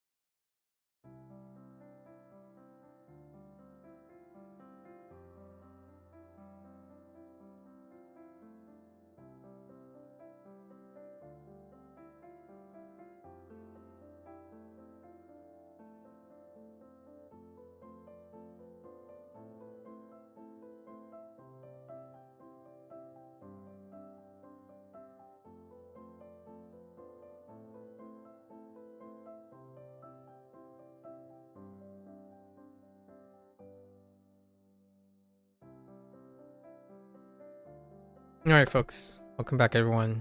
欢迎大家回来。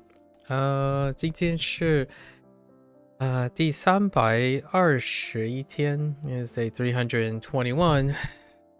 321. Alright, I'm a little bit tired. Nothing from yesterday. We kind of tried to take some liberties yesterday, largely because kind of running into the stamina wall. Go and hop into our 防 lessons. 训 防训 防 防 guard against. I kind of slightly dropped this the other maybe yesterday or the day before. 防训 guard against flood, so flood protection 防训 or flood prevention. 针灸针灸 needle, and then the was it moxibustion? Moxibustion. 针灸针灸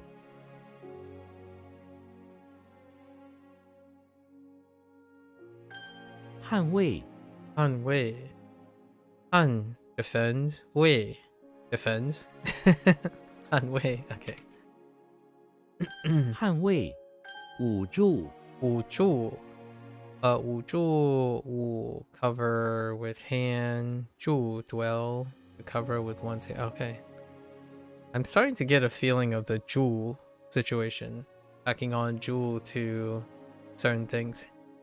You wonder what will make a room layout comfy. Time to do some research.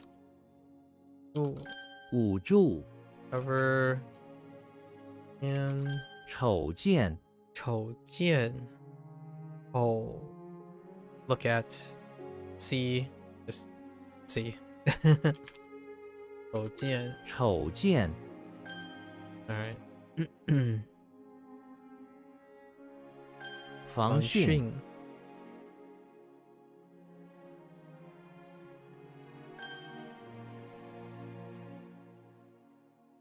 针灸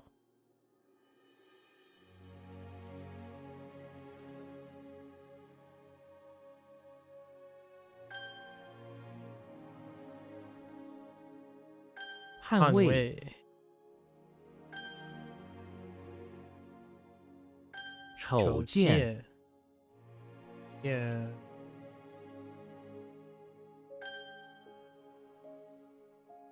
捂捂住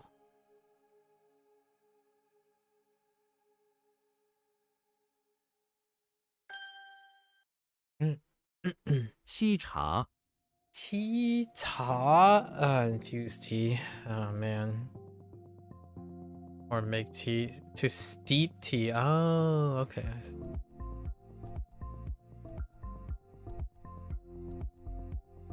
Tea cha 沏茶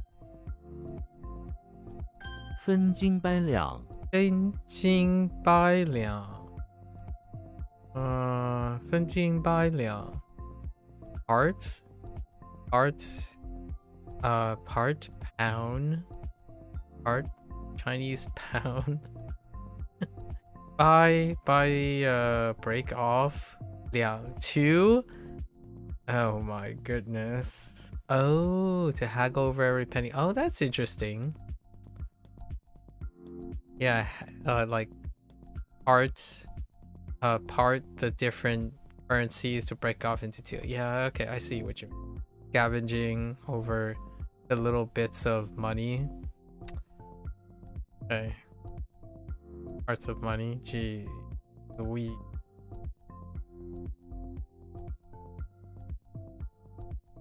分斤八两分斤八两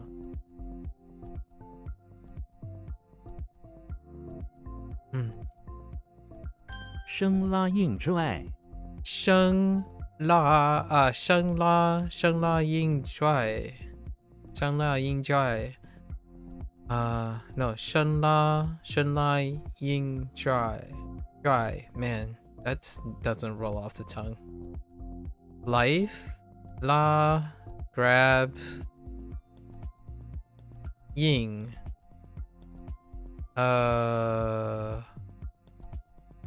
Ying.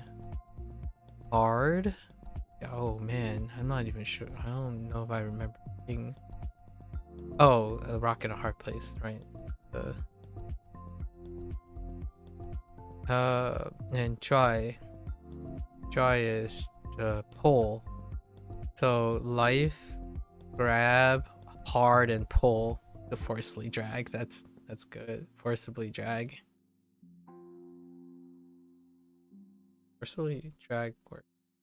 Chung la chung yeah. Chung la ying dry. 生拉硬拽，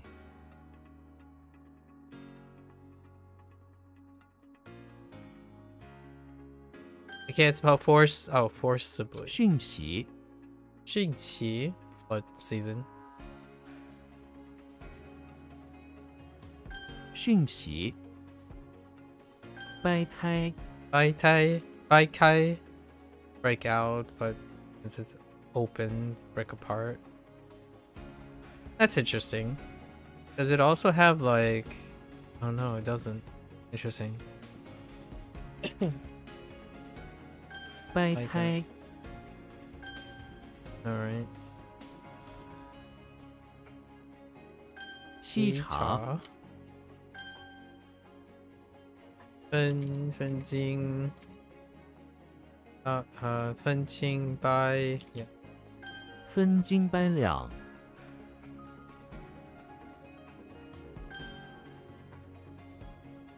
生拉硬拽生拉硬拽，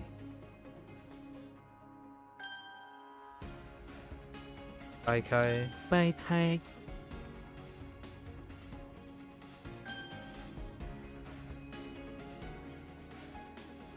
迅起，迅起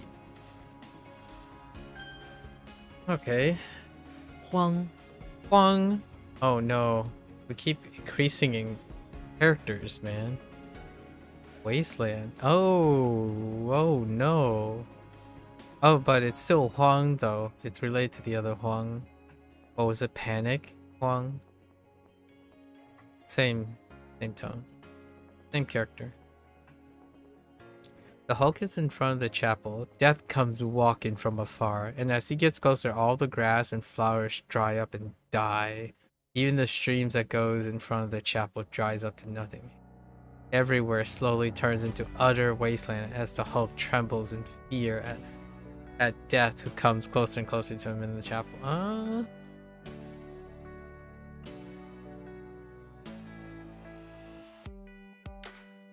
Turns into utter wasteland. Yeah, but maybe not in terror, but that'll be fine.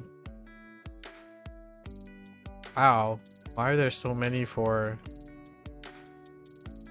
Hoang? Desolate. How does that work with Liang? What?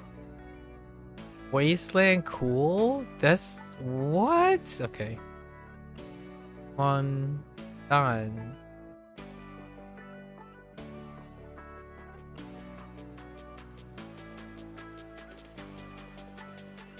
I don't know anymore. Juan is so confused. Juan is so confusing. Okay, I don't have that character. Shi Huang? Do I have Shi Huang? Shi? Oh, like tidy up? That one's kind of fine.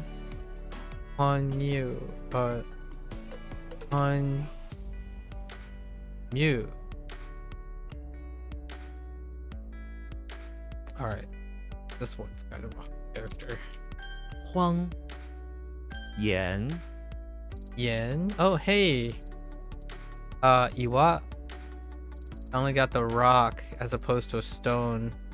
Yeah. The question is, do you look like a yen? Still look more like a shi. Although yen. Am I thinking of yen?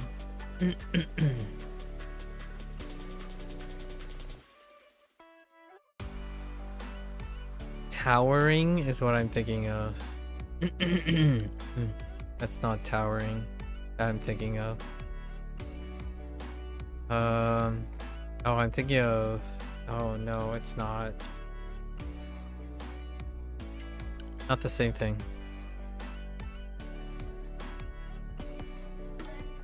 Yeah, I got nothing.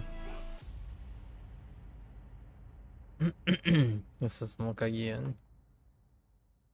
Yoshi is inside the pawn shop where he's processing a big slab of rock that somebody has sold them. It comes from a nearby mountain, and Yoshi does his best to try to break the rock, which is quite beautiful, into smaller stones that they can sell at the pawn shop.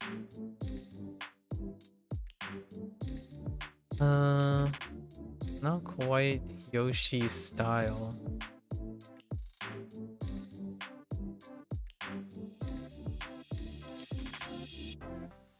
Maybe like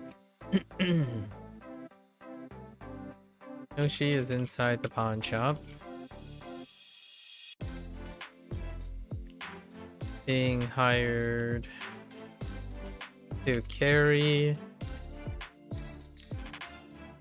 precious rocks from the mountain, from the neighboring mountain.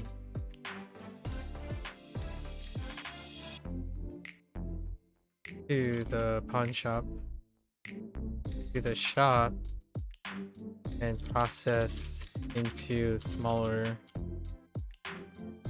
stones. No. Labor. Oh, and okay, we got rock. Yen shi. Yen. What? Yen Tian. What? Oh.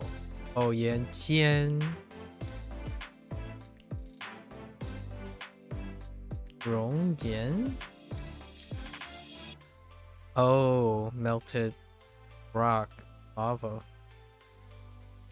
Rock climbing. Wow, that's an interesting one. Yen. Heck, rock and stone. 度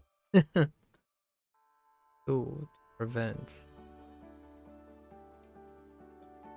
Oh no. Quite look like.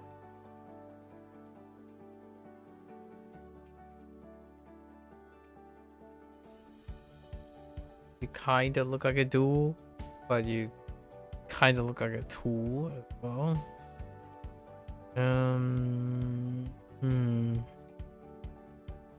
Okay. This one's kinda tough. Dumbledore is in the bathroom of the house where he is trying to prevent a tree that's growing out of the soil that's in the corner. Every time the tree picks out the soil, Dumbledore uses his okay. It's not. Oh. Just stop.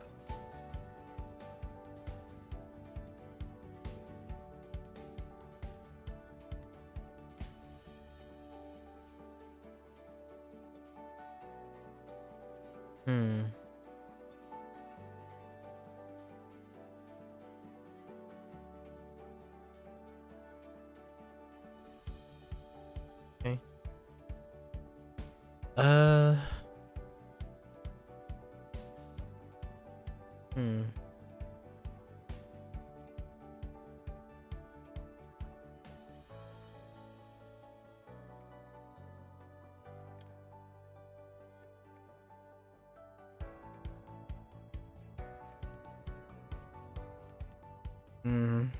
That's not good.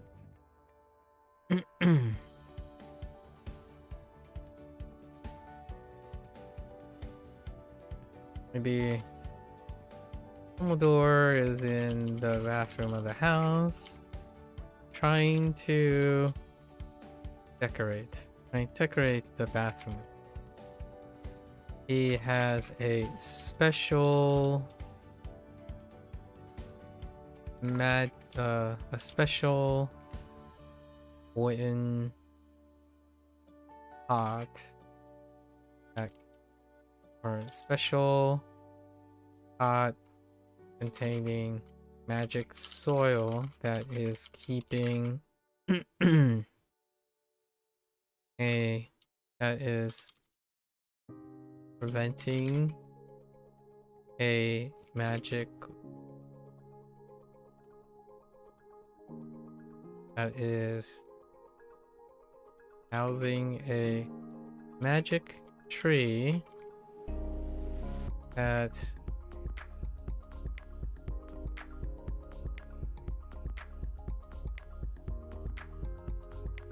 stops growing at a very specific size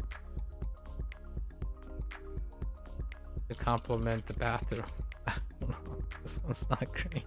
Oh man. To put an end to. Ooh, yeah. And the mnemonics are quite creative. Yeah, yeah. Pretty straightforward. Ooh, Jen. Fabricate. How does prevent? Huh. 渡峡 Xia? Gorge? Oh boy. Lina's inside the lobby of the auditorium. So, and there's a gorge where she is making a decorative gorge of. Okay, sure. A decorative gorge of sandwiches. I think this is the second time sandwich has ever came up. In the middle of one of the hallways. I'm pretty sure this is the second time sandwich has come up. Yes.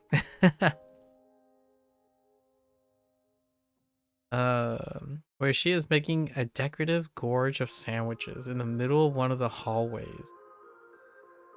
On either side are two mountains of sandwiches, and the guests can go through the middle of the gorge when bored on into. Okay, we're changing this. Makes me wonder if your way of remembering meaning could be applied to read somehow. Yeah. Xena is inside the auditorium where she is working every once in a while. Working. The play.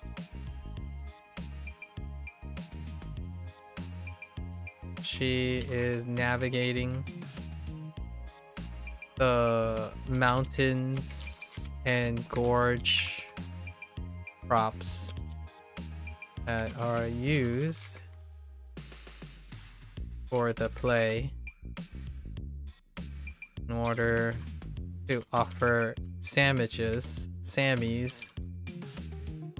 to the guests.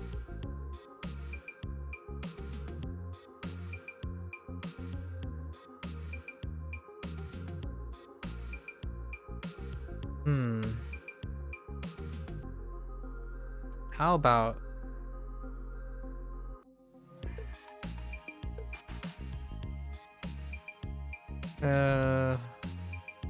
gorge? Dang it.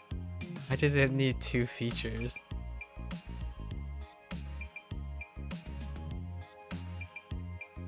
Okay. She is navigating. She's navigating the gorge, I don't know, the core for the play while carrying a mountain of sandwiches and handing them out to guests. She's shrunk, you know? Or maybe she's guarding the mountain of sandwiches. We do typically give her a guard duty. This one. A straight? Oh. Makes sense? A water gorge. Haixia, a haixia. Canyon. Yeah. Xiagu, a xiagu. So a gorge valley. Which is 狭优 yo, drawn out. Oh boy, howdy. You kind of look like Tiao. Oh no, you kind of look like Xia Yo. Xiu. Yo. I don't know if you look like a yo. It's kind of. There's foreman and hearts. It's kind of like twisted form or dismembered form. Yo. Okay. Yoshi is in front of the bakery where he's taking a drawn out break.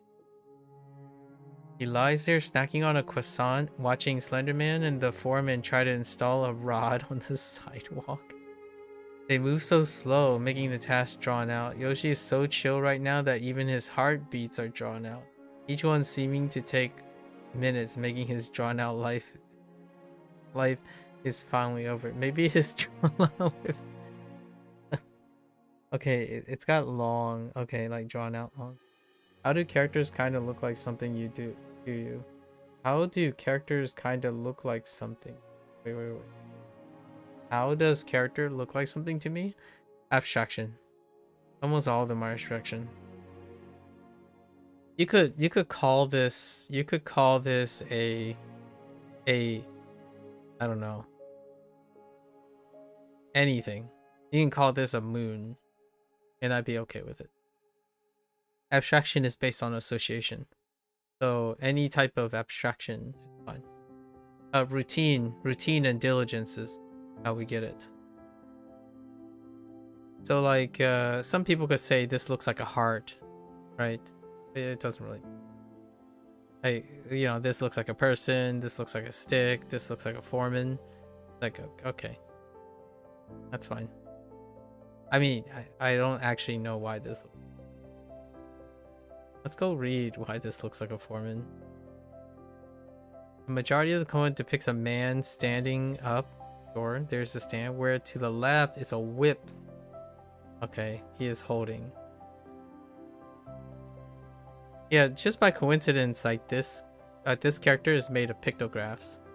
So these characters are pictographs.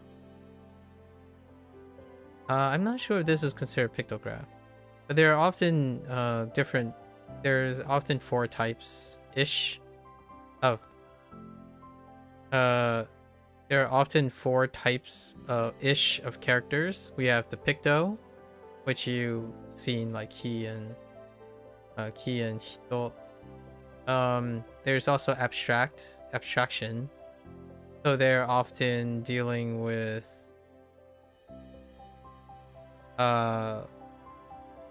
basically abstract. It's kind of hard to depict that.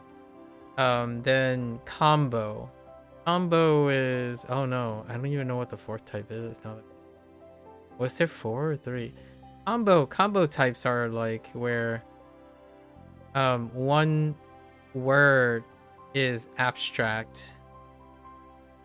Like it's a combination of abstracts, but the abstracts are like one carries the sound and the other one carries the meaning, which does happen quite often when you're looking at vocabulary. As characters, not so much. How can a re be linked to the abstraction too? You keep it consistent. So in this case, the abstraction is that Yoshi is this, and front is this. Whoops. Front is this, and then bakery is this. So when you put it together, you have yo. That's their system. And the reason I can do this is because it's not that, to me, it's pretty regular to associate objects and things to in abstraction. And it's always in this order. So reads using an abstraction like this is pretty great. It takes a really long. It takes like a while. I would say for a person who's not used to procedural abstraction, probably like 3 months before you're comfortable with a new system. This one maybe took me a week or two, and then you're just waiting for components to fill in. Largely because this is how I visualize things sometimes. Like what I mean is, how I remember things are to take something that I know and attach it to something new. So these things I know, and then they're attaching it to something new. So Yoshi is attached to Y. You can't like I, right? Like I or E or something like that. Default is E, and then front is attached to a number, which is a tone. So this would be then have to be, and bakery is attached to O, as in like dough is what they used it, but it could have been anything. It's fine. And then it's yo, so you put them all together. So the reading is already in the mnemonic. Anything that's blue is the read, and the read is always the first part. It's the person, position, and place. Is it quite consistent? It covers every single character in Chinese. So yes, it would be as long as you're consistent. And I usually rewrite the mnemonic if I need to, which for this one,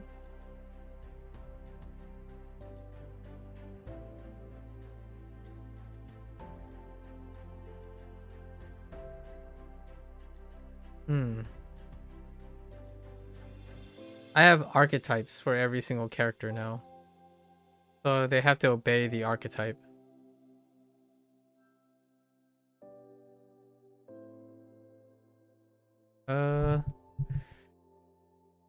Drawn out. Might be interesting to do Anki Japanese and HanziHero stand alongside each other for different perspectives. Yeah, that was the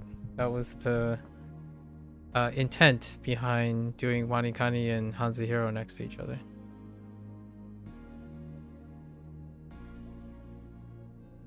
Yoshi, let's see. It's supposed to inspire different things, right? And I adopted a few things in the WaniKani mnemonic building from HanziHero. And then we adopted a few things in the other direction.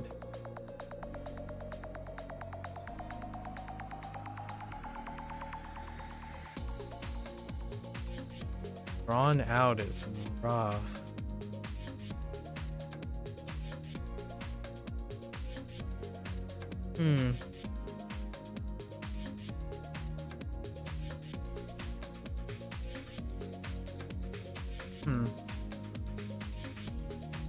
Visually, WaniKani and HanziHero look similar. What about them different aside from audio and humor? But they don't look visually similar at all.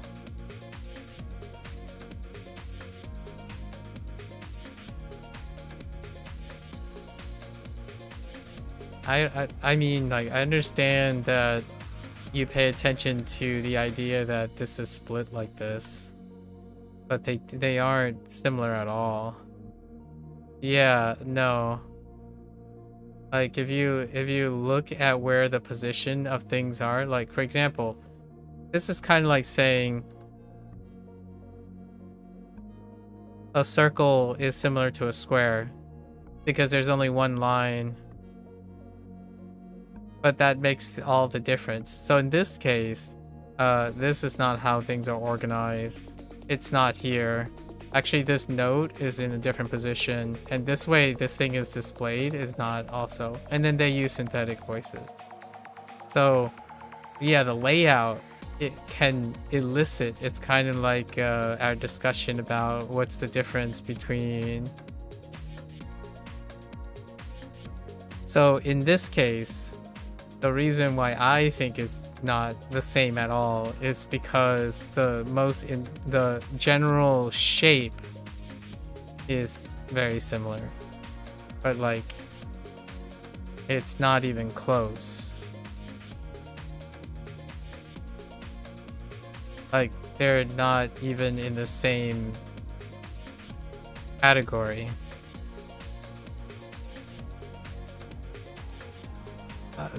Because like there are boxes. I get that. There are boxes, and then there's like a line here and a line here. However, if we were to use that, then every other layout like this would be very similar. It's kind of like having cards. But this stuff right here doesn't look like it at all. Like this stuff, that's not how it's mapped. This stuff, not the same either.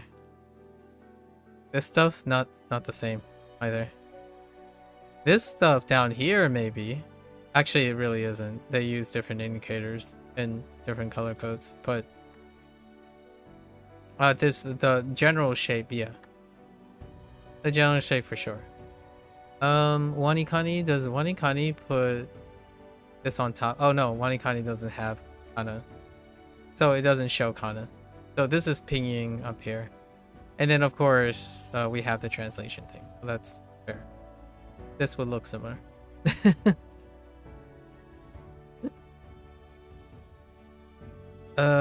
What did you say? Different aside from what about them aside from audio and humor? I just demonstrated what the difference is.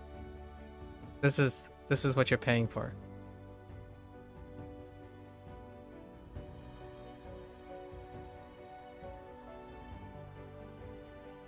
You're paying for the method.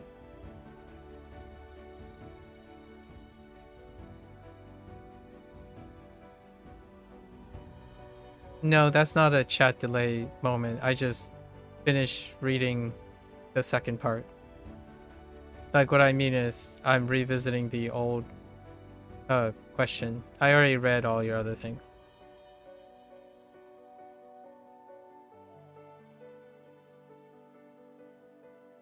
Because I don't think they look visually similar. So then you said, what about them aside from audio and humor? Well, I mean, it's Chinese. And it's both traditional and simplified Chinese. But most of it is because this is different. You don't, I don't, like, if they were visually similar and they only had a difference in audio and humor, then there wouldn't be a reason to buy them, in my opinion.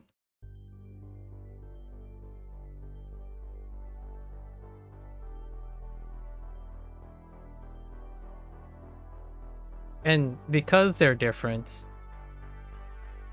someone who uses WaniKani always asks, hey, this, for the record, it's a very common question.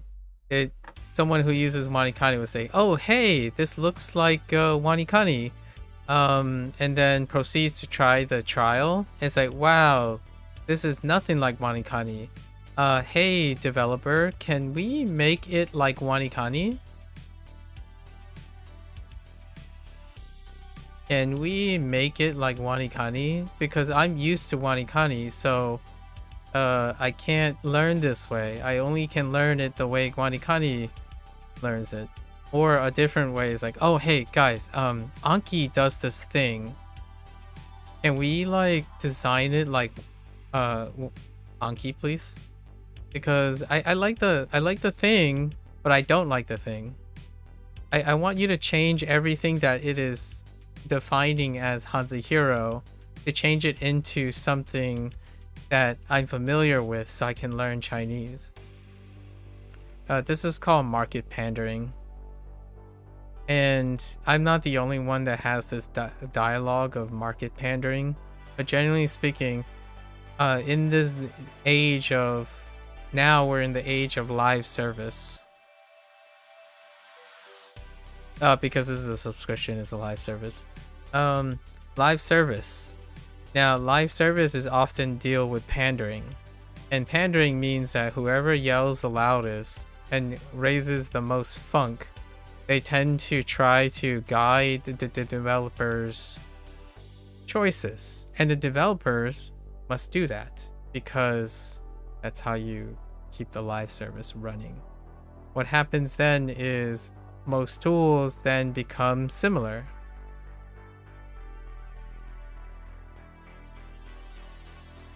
And that's usually the most common question. People like to see the similarities instead of the differences when they're looking for tools because they're looking for the same thing over and over again with the content changing. So the first thing that most people will probably notice is, oh, this is WaniKani for Chinese. I'm like, yes, that would probably be the first thing to notice, I think. And then they would ask me then, to sleep or to download HanziHero and do 30 minutes? You don't download HanziHero. It's a website. Does it have a mobile app? No, it doesn't. It's just a browser.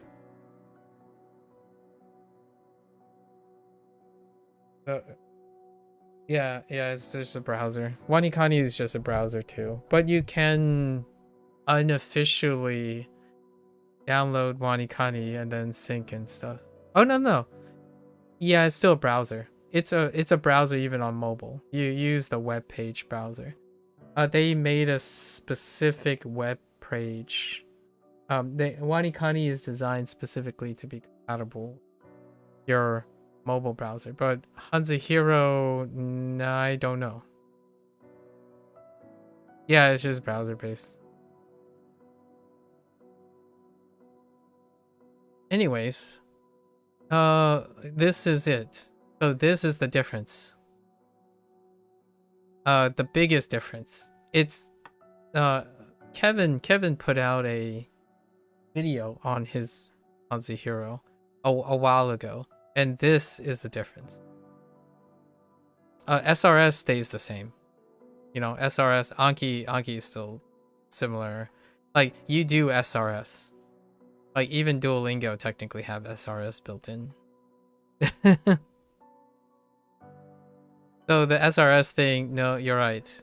That's similar. So if someone told me like this is really similar to Anki because of SRS, I would agree with you. That is the most similar thing between them. They both use SRS. Mikaku as well, Linkyu, Lingua. Anything that helps keep track of your reviews is SRS. They just have different content to use. And then this is the method. A crazy method. It's wild, it's overly complicated, and very engaging.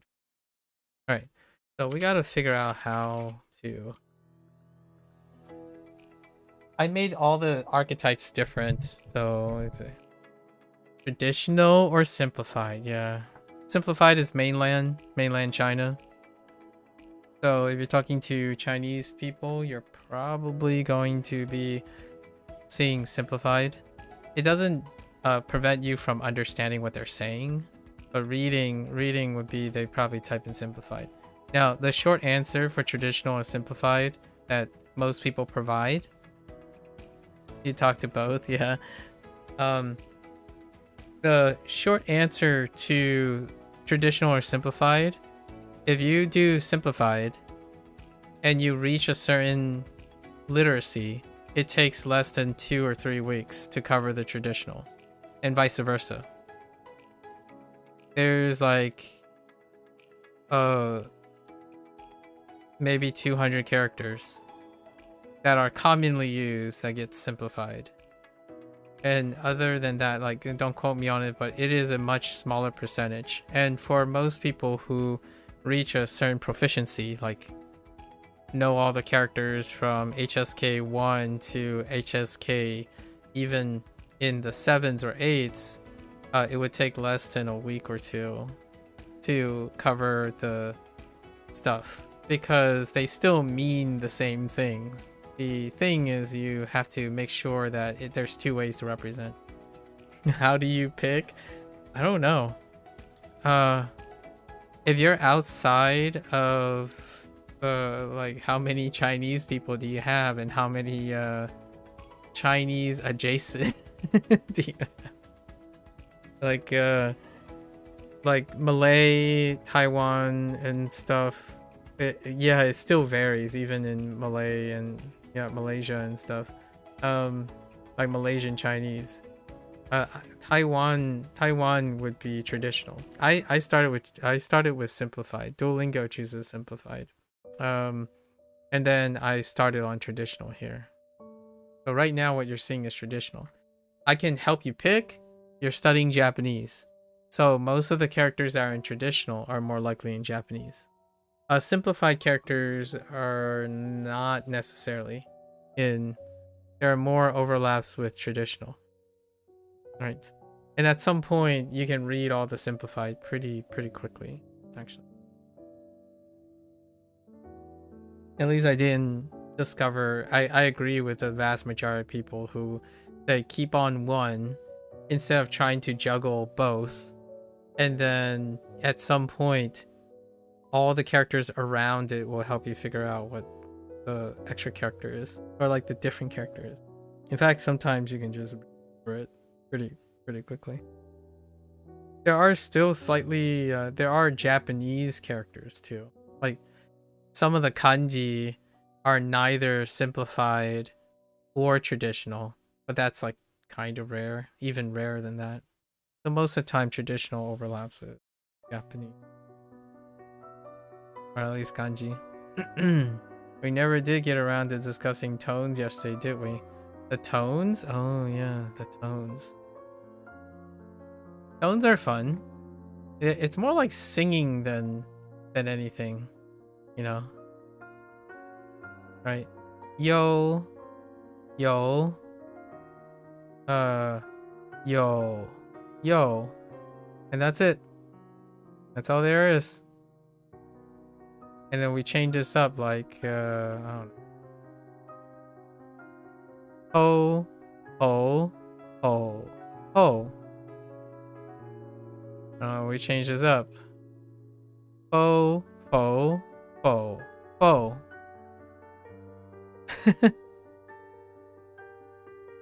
And you left French to escape accents, and here we are.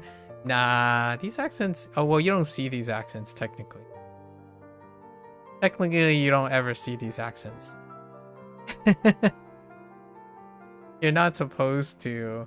And also, when you type, or at least when I type, I actually type with numbers. So it's like 1, 2, 3, 4. So yo, yo, yo, yo. And you're gonna find out really quickly that that's how you enter. That's how you're gonna type the answers. The thing that you might not have done between is the Anki thing. When we were rehearsing and going over Anki stuff, both WaniKani and HanziHero requires that you type.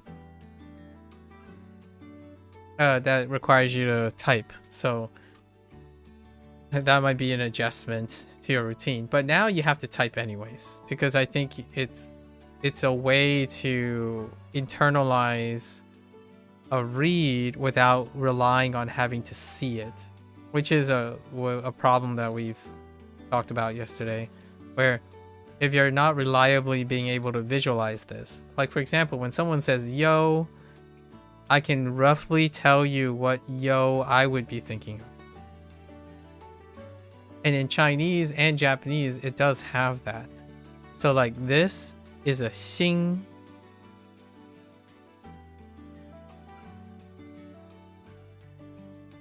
This is promiscuous. These two, like this top part could be a tiao. Will starting points of HanziHero be easier considering JP or not really? Well, starting parts for HanziHero, I think the starting part is going to be the hardest. And then the middle part is going to be the easiest. The vocabulary is going to be pretty easy. Because your vocabulary words, whatever you learned in your vocabulary words is probably going to help you with definition. The tone and stuff, you have to learn the system. And if you don't like the system, you want to find out from trying it.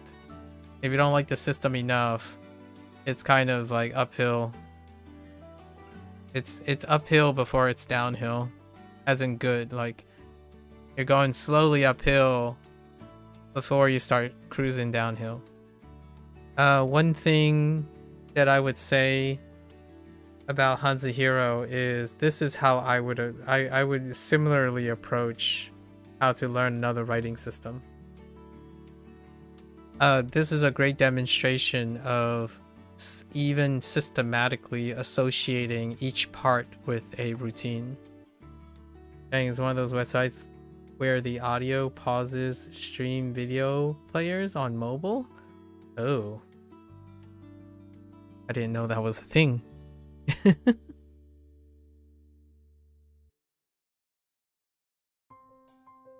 Oh, there is another thing that's different from WaniKani. There's dictionary. There's dictionary mode here, so you can add whatever. One thing that makes this a little bit more interesting is you can add any vocabulary words to the cycle if you want. You can access a dictionary that is stored in the database of the website and then extract and lift them into your cycle if you. Yeah, I haven't used it yet because I hadn't started doing something online with HanziHero. So eventually I'm gonna maybe read some books or do some video games, make note of them, and then add them into HanziHero or something. But for now, it's all about the characters. Yeah, it's all about the characters for now. And vocabulary will come after. Which is not the way you're gonna... that's the thing that you're gonna end up fighting to see if it works or not. Alright. Alright. Godspeed. Alright, so Yoshi is in front of the bakery where he's taking a drawn out break. The owner, the Slender Man owner, and the foreman assistant was trying to put up rods for a outdoor stand at the heart of the front yard. Yoshi was helping with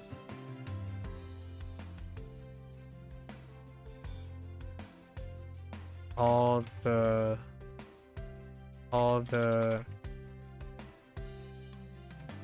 transport of materials. I don't know. Rods. You can already tell the way it's going through things will be tough. Yeah. It's one of those things. I made this contrast before. So someone, we're gonna say, okay, all right, WaniKani similarities, right? WaniKani looks, HanziHero and WaniKani looks similar. I'm okay with that, right? They look similar. And then WaniKani has native speech actually, and HanziHero is synthetic. So that's a difference. However, when it comes to Chinese, synthetic is actually pretty reasonable, largely due to tonality being very identifiable. Like while WaniKani for like Japanese, the subtleties in the pitch accent is very subtle, so you want someone to be doing that. But when it comes to tonality, it's kind of very dynamic. It's dynamic enough that with proper curation, so these are curated pronunciations, and those are enough to capture the tone. You might still sound a little kind of funny, but you kind of actually just locks into it. So yo is okay. right? The one thing is methodology is different, right? Methodology is different. WaniKani is based on like a higher level, which is kind of similar to what you do. You're doing visuals. And then HanziHero is a lower level thing. Every part has a corresponding thing you have to do. And because of it being lower level, you have to learn the language. You have to learn a new language for the language. So oftentimes one of the biggest difference between WaniKani and HanziHero is WaniKani has a higher level, so it's more native. That means you need to know less of a new language. So that means it's easy to pick up. It has a low barrier and it's casual forward. Now, because it's casual, higher, native, it doesn't scale. It doesn't scale as well. And it can fail more often. Because if you don't like what it's doing, it's hard to vibe. But you're relying on vibing. So if you don't vibe with it, it just doesn't work. HanziHero is lower, so it's non-native. It's very non-native. It's like a kind of a puzzle game. You need to learn the rules because the rules are counterintuitive. They're non-native to your logic. So what then you have to do is you need to learn something to learn it. So that means it's higher up front. So you have to spend time learning the method before you actually truck along. And one of the benefits of lower level is it's not reliant on vibing. There is still vibing. That's like the characters they chose and the characters and locations that they chose still require vibing. Vibing is like the level, the native level. So what happens is then that means if you put in the time,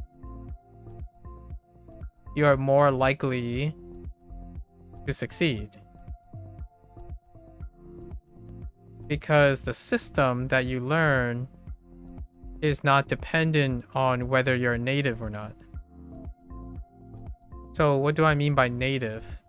All the words and keywords and mnemonics only work if you vibe with the mnemonic in WaniKani. In HanziHero, you don't have to. If you learn through repetition, you don't need to vibe with anything. You actually could characterize your own Yoshi, your own SpongeBob. Heck, you can even change the people if you want. I just used whatever they provided, but what happens is then you can decide. You can decide what you want to do with the mnemonic later. WaniKani is only going to be stuck in WaniKani. You're already confused about things. What does this thing? It means there's no ending. So, everything has an initial and a final. And a tone. So the initial will be written like this with a hyphen at the end. And then the final will be written with something after the hyphen. So if there isn't a final, it's just a space. So like or no, is a bad, like Yoshi alone, when there's a house, anything that's in the house doesn't have a final. It's represented by this because it's telling you that the default is yi. So yi is the default for most things. So that means it doesn't have a final. That means this is the notation for no finals. So whenever you have like a G, a D, this is part of the first part. It's this part. And then everything else is broken down into initials and finals. So like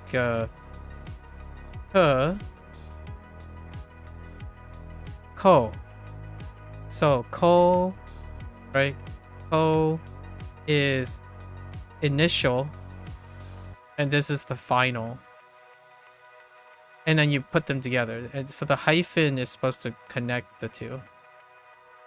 Oh, do you have to type the every time? Yeah, you do. Wait. You don't have to type any of these things. You shouldn't. Only the component, which will cycle out very quickly. So this stuff will cycle out eventually, and then you really don't ever have to type it. It's to reinforce that that's how you represent this stuff. Yeah, but you won't end up typing this in the future. It's to learn the system first. So I don't I think it takes like couple. You're getting the second quiz wrong. The second quiz? Wait, I don't even know how HanziHero starts anymore. So that's the growing pains.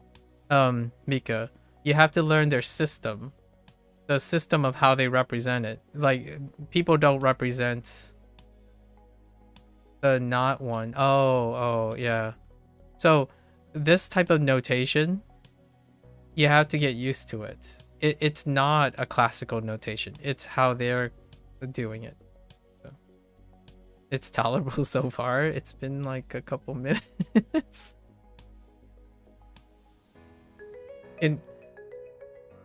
If you cover, so here's the, I might be able to tell you how long it took. Let me see. So sound. It took 4 months. It's around 4 months before you cover every single combination of sound. Like, this is the last one. Go in order. And it looks like the first time I was exposed to it was April 2nd, 2025. So all of these right here represents every single combination of sound available. And I covered this in the day 300, where you never, like, the thing about this system, which I personally would have made the same system, like I would make a similar system like this, where instead of worrying about what each character's sound is, I would build it so that I only have to remember, quote unquote, the kana. So what they did was they broke down the sounds, the pinyin, into their components, and you'll never have to do another read again, like outside the combinations of these. So you're not remembering new things every time you're trying to pronounce what it sounds like. And I also did the same for WaniKani retroactively, in a way. Like it's like a Frankenstein version of WaniKani to produce all the sounds. But Japanese actually has more sound combinations. Wait, hold up. Let me think about this one. That I have. Top 10. Yeah, Japanese has more sound combinations than HanziHero sound combinations. In terms of mnemonics, the mnemonic system has more combinations that I need to remember. The read letters are already the main issue. The numbers are fine. The meanings are fine. Oh, wait, you mean like these things? Like SUP, like Boo? I guess you got Bugs Bunny, right? BU and then Infirmary. Like these things? Oh, okay. Yeah, they take a little bit. I hope you have fun at least, or learn a possibility. You don't have to stick with it, but it is kind of funny to see if you're able to adjust to something. I had a lot of fun. I had a lot of fun learning this system. It was probably the most engaging thing. WaniKani was... I think WaniKani was fine. It was really fun to read their mnemonics at first. And then it had a scaling problem. You're questioning your brain's horrible memory? You'll be fine. You're not testing memory yet, though, right? I don't think you're testing memory yet. 优 Drawn out.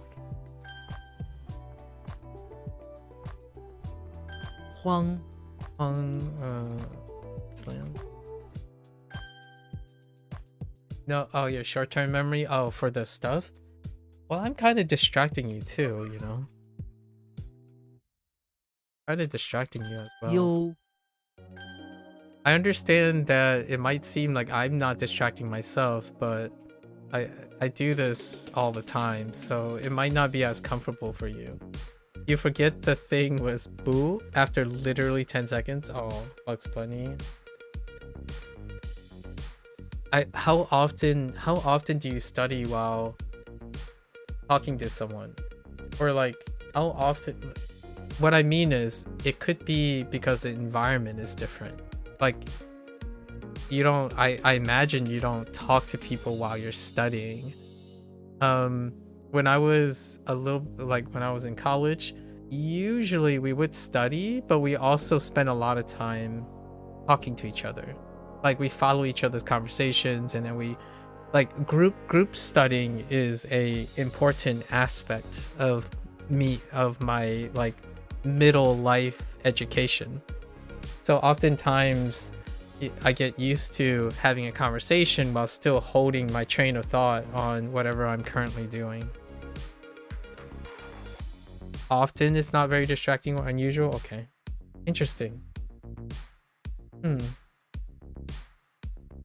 We're gonna have to really think about that short-term thing.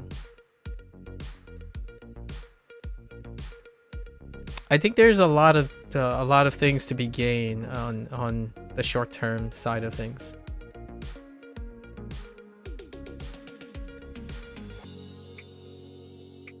No, it limits how much you can do. Yeah, because you have to schedule. You have to follow the schedule. Yeah, it starts like, oh, you can go to settings to change the amount. Wait, but you can go to the settings to change the amount. You have to change it in the settings. It's up to 40 lessons a day. So it's about your volume. Like maybe double your volume. So you have to go into settings.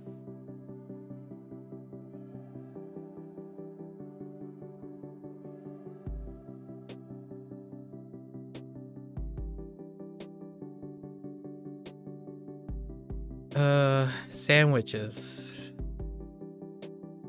侠 What the sandwiches? Search. 度 Ooh, is bad news bears, man. I can do.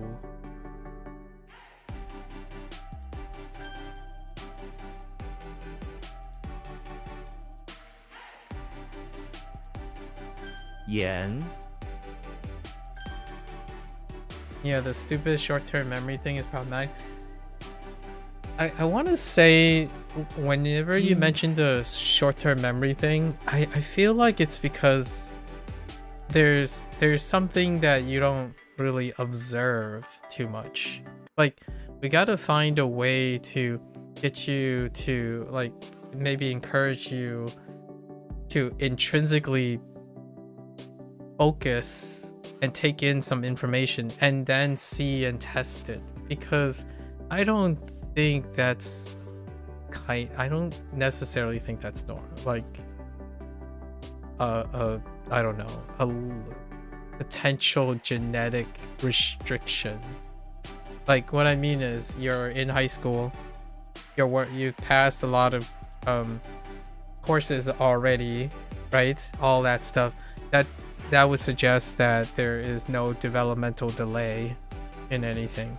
So it's interesting to see what type of habits that you had that contributes to something that's just not clicking, in my opinion. I don't think is a short-term memory, like genetically component short-term memory situation. I mean, you wouldn't otherwise be getting excellent grades up to this point, right? Because there are obvious ways to tell when someone lacks short-term memory. You're terrible at finding things in a room, and so your father, and you're not sure if that's a related thing. Oh, interesting.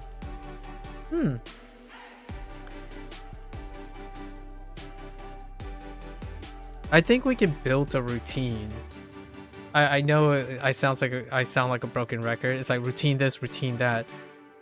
It's hard to know until a routine is placed into place for a consistent amount of time to see if the duration goes up. I did mention this before. Most of the time when I watch a movie, for example, here's one that feels like I have short-term memory problems. When I was younger, I don't believe this. I just feel like it's like this. There was a time when I used to listen to songs, like I listened to music, right? And oftentimes I used to play the violin in school. So whenever we sight read pieces, I was a violinist, so we play it, and then instantly half of the violinists would know how to play back parts of the pieces. I wouldn't even know what the first note was. Like, I was lost without sheet music. Like, when people play something and they just play it back, I'm like, I have no idea. Like, what happened? Everything is gone. So, for the record, there are still things that I do that completely I just don't know what's going on after. So, I wanted to share that because I think it's particular things. You have good grades. You're about to graduate high school. That means something else is working in terms of that department. Not having short-term memory is it has a very noticeable consequence.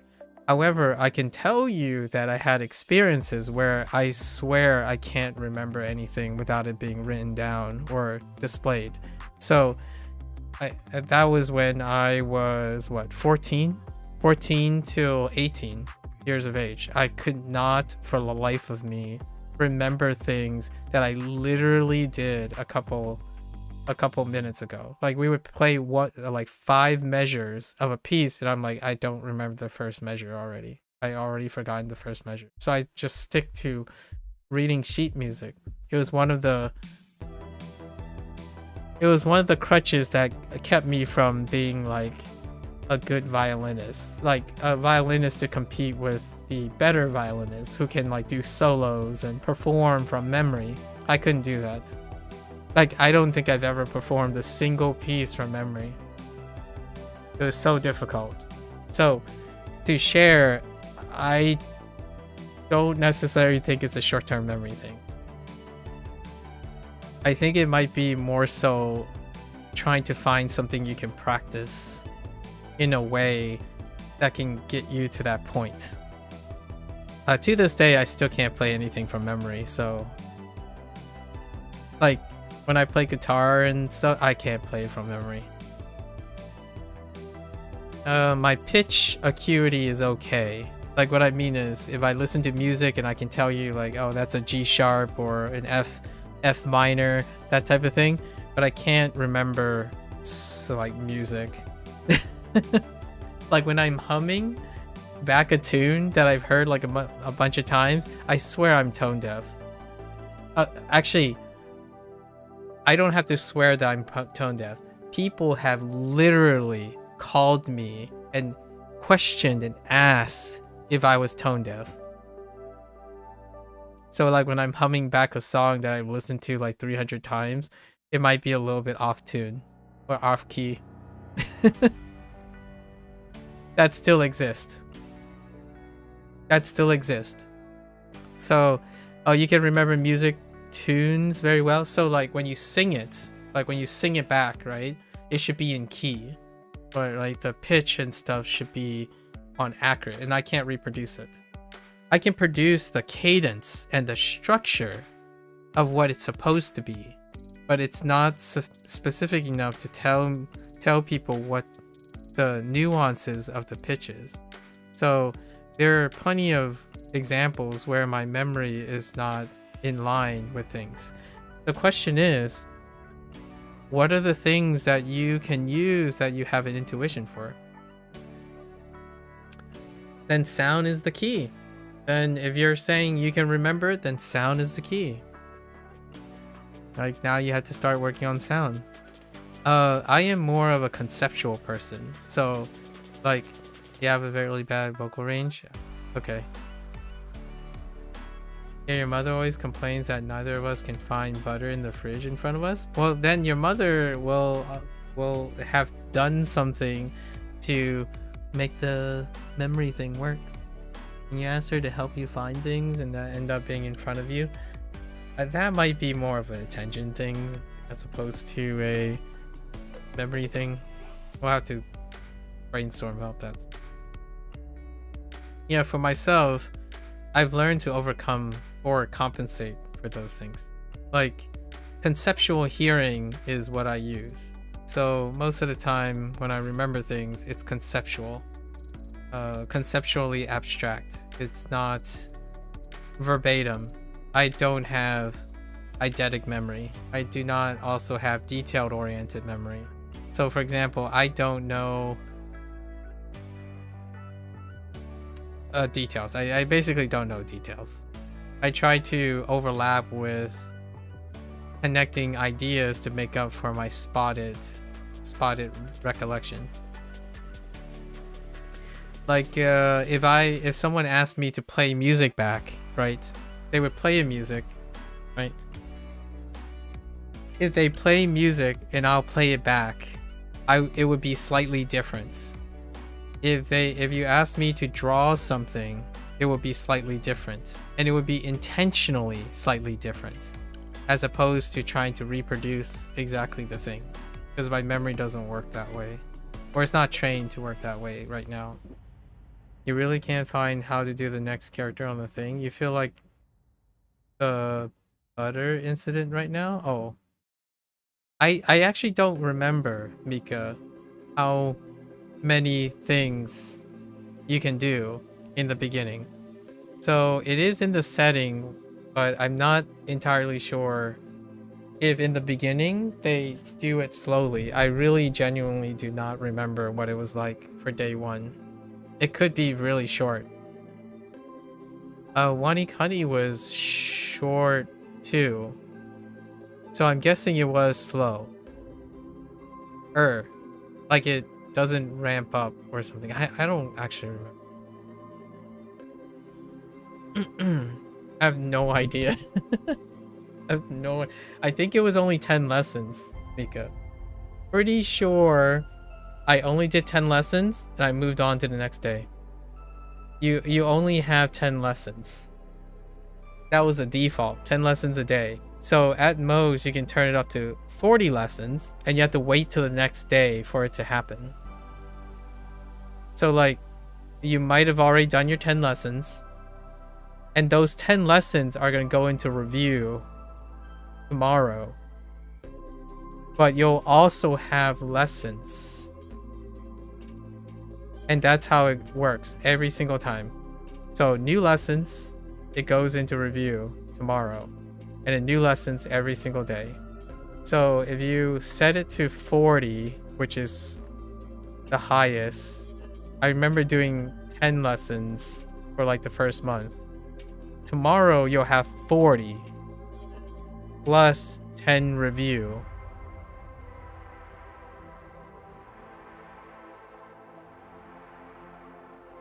So then the following day is kind of like, I really don't know how it works all that well. Like the following day, you'll have another 40 lessons. And then 40 review from the previous day. Didn't you technically do 2 lessons? Or I have no idea. I have no idea. I hope you figure it out. Let me know. Alright, baby. I do have to get going. We're kind of... we're running out of time. Let's see. Ying... Shellfish, shellfish, baby. Shellfish, shellfish, woman. What in the world? You don't look like anything. Yoshi is in front of the English manor, sitting on the immaculate lawn. Suddenly, a woman comes up to him and hands him 2 shellfish, then runs away. Before Yoshi can ask her anything, the 2 shellfish open up, each containing a baby. The babies start crying, and Yoshi tries to calm them. Alright, this is good. Yoshi's fine. Good to go. Ying Yar. I don't remember Ying at all. Nan Ying. Nu Ying. Interesting. Ying. Yeah, no, this really is the butter incident. Don't worry about pausing to write or spend time. Like in the okay. Alright. Jing. Jing. That does look like Jing, actually. Monarch.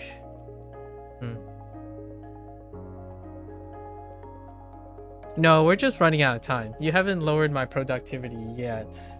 But we're kind of running out of time. So we're like getting close to the last couple 30 minutes. So we're like within the last hour now. So we want to talk about a really important topic. There's only 1 hour left before I go overtime. Ching, okay. Actually, it's more like Ching. Yeah, I don't. Yeah, we don't have a. I'm thinking of Ching. Okay. Well, Julius Caesar is a monarch, so. Or not. Yes, sort of, I guess. Emperor, good enough. Julius Caesar is in front of the infirmary doing an inspection in his capacity as monarch. He holds a golden rake as he walks up and down the lawn, which is lined with doctors and nurses. One accidentally sneezes on him, the monarch, to which he takes the rake and jams it into their mouth. Everyone watches silently, scared to further anger the monarch. Alright.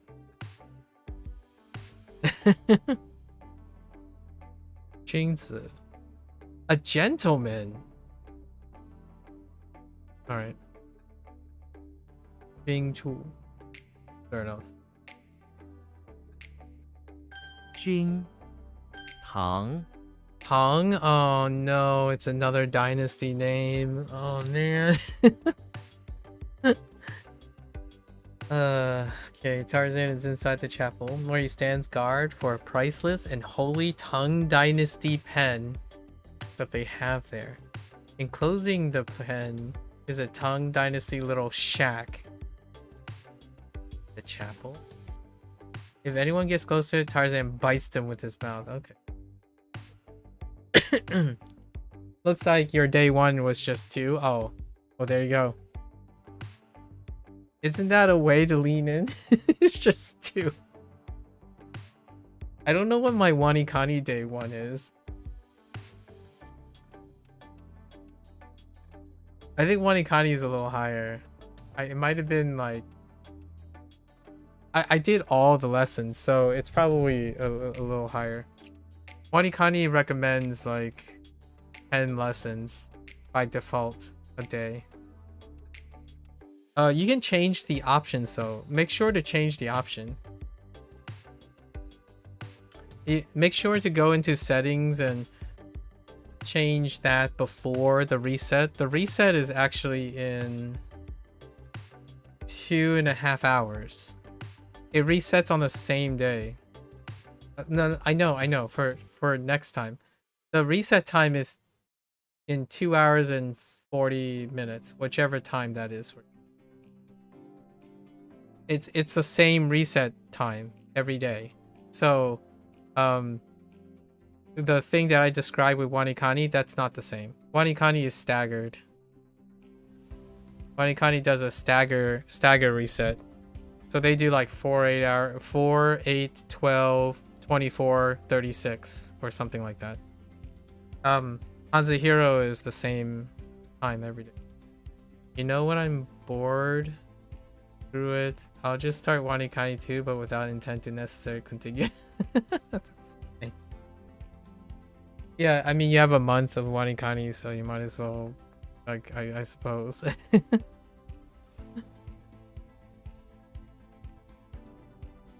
Alright, I think I'm just gonna take... Well, we'll just see. Tang Chao. Makes sense. Tang Shu. Okay. That's awfully specific. 唐真 Dun. Seems you forgot your login. Oh. Wait, you had an account? If you had an account... Huh.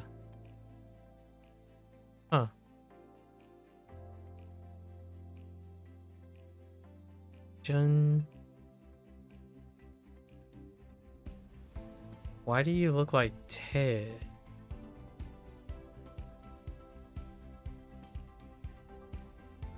Te? Or you are Te? Chast. Faithful.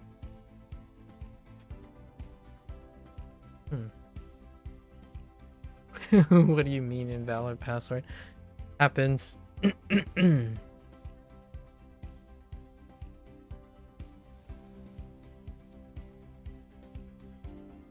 I don't remember a Jun that looks like this. James Bond is in front of the infirmary trying to seduce a loyal nurse who is already married. He leans against the building seductively, fighting a thin magic stick with a shellfish hanging off the end as a makeshift rose of okay, alright, you're trying to.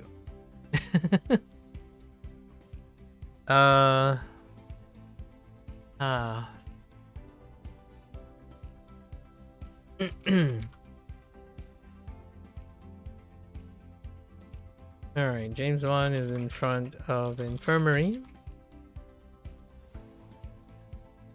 It's an email issue. You have like 15 or so emails. Dang. James Bond is in front of the infirmary. Let's say flirting with a loyal nurse of the target. Maybe like a loyal undercover nurse.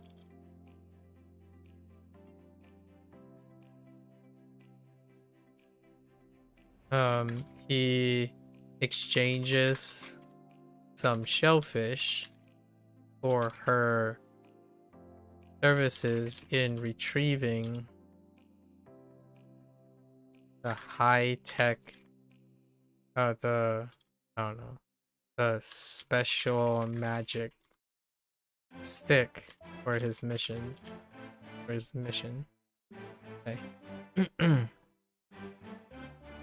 Is there dark mode? No, you have to apply a script to turn it dark. The tamper monkey. That might require a little too much effort, I'm not sure.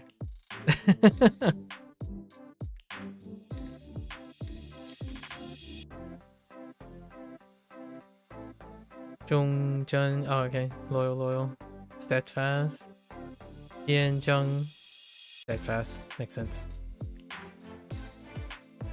真 You have Tamper Monkey, but not on PC, right? Oh, I see.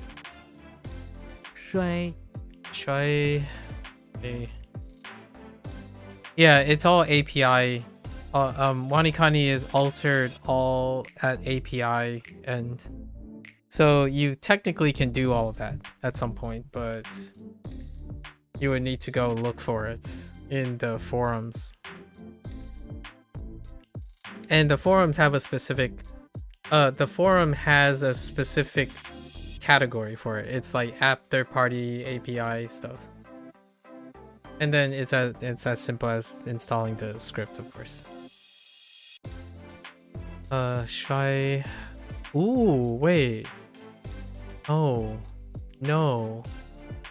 Why?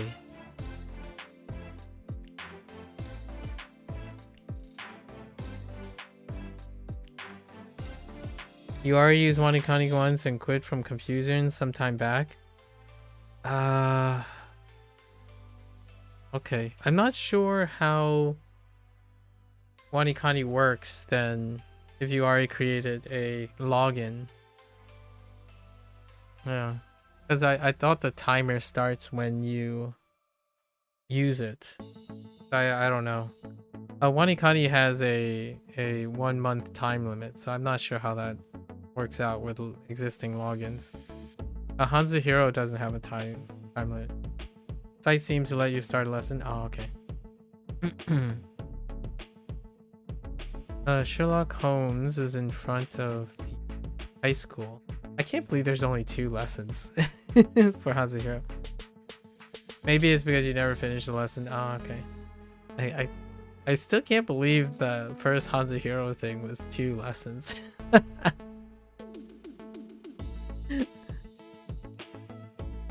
Wow. Anyways.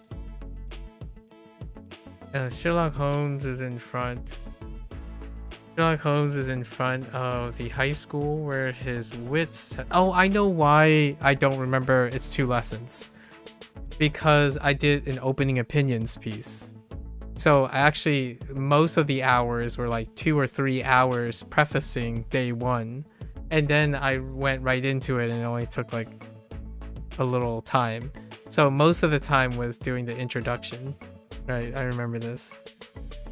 That's why it felt so long the first day, because I was doing summaries and stuff. I was doing an open opinion thing, yapping. Sherlock Holmes is in front of the high school where his wits has declined. Sure. He wears a dress and walks around with his mouth permanently dragged along the ground. Some high school kids asked him some simple questions and he felt okay. Hold on. We're not doing that. Come on. That's the first time I've seen a ground go straight through a mouth. Alright. Sherlock is in front of the high school.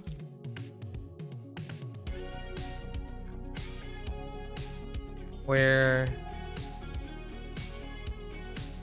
he is inquiring, maybe. He is inquiring. He's asking, so mouth. Asking by word of mouth, sure. Word of mouth. Some students, I don't know, dressed with the school dress on school grounds, right? On school grounds. I don't know, struggling to find a student that doesn't decline to answer, to volunteer information, something like that, for his case. Alright. Decrepit. Shuai Lao.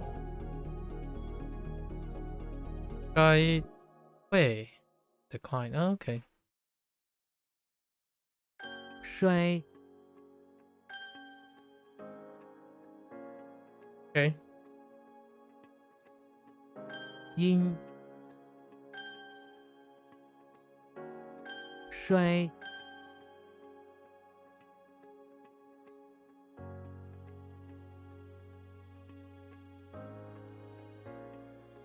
Heck! Oh, Jun. Whoops.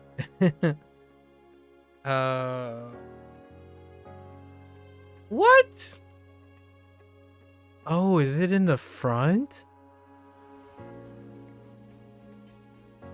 Wait, what is this? Oh, the shack and the...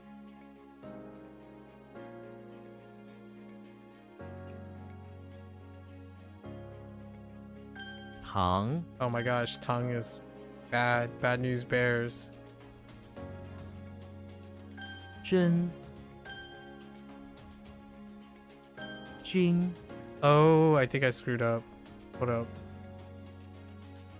Oh no, I didn't write anything. Oh, I didn't even notice it was in the front.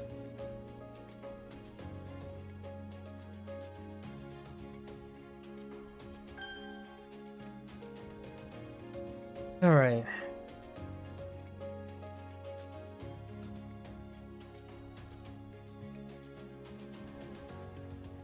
Tomorrow, time management is really going to suck. Definitely going for early, long sleep in the evening. I see. Ooh. I need to hopefully hit this up. What's today? Okay. Need to hit this up and I need to get to bed. Or I need to sleep after eat properly. We're kind of behind on our stuff. But we're gonna be lenient here. Okay.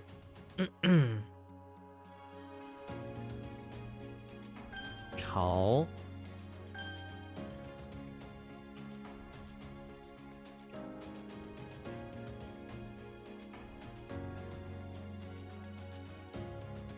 Heck!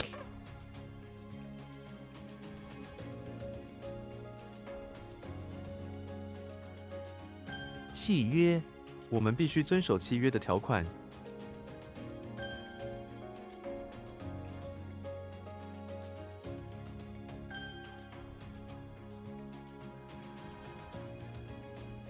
生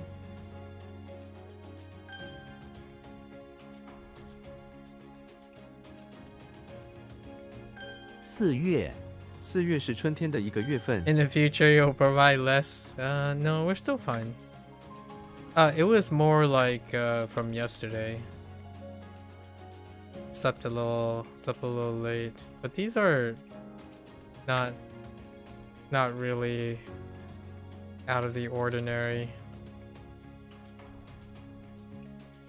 What in the tarnation?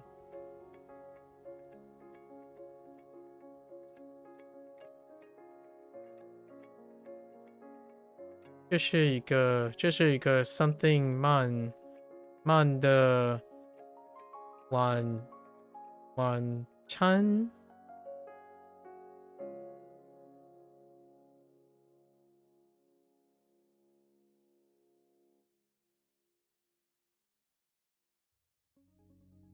Baloney.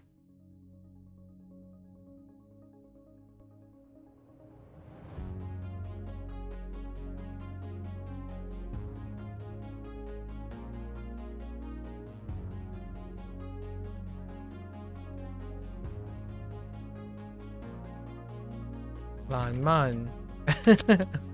Okay. That's a bologna. That's a bologna sandwich right there.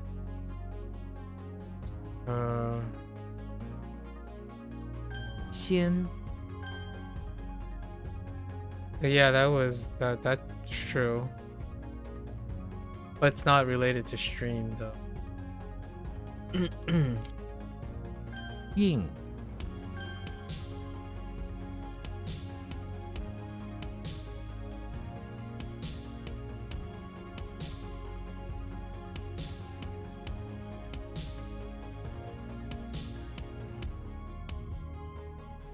What? Hmm.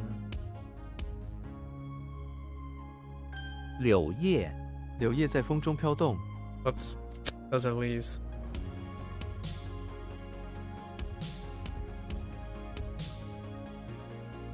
能耗，你每天的能耗是多少？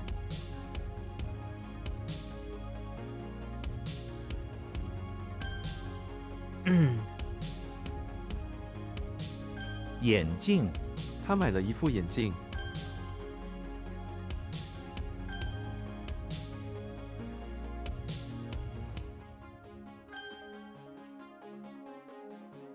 卷，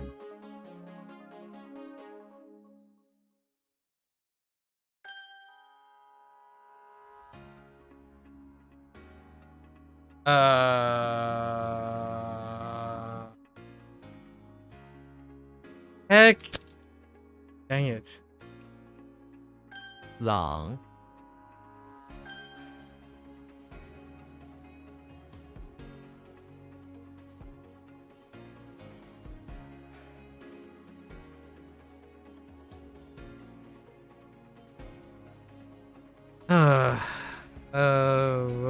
Heckin' doggo. Inu is. 犬，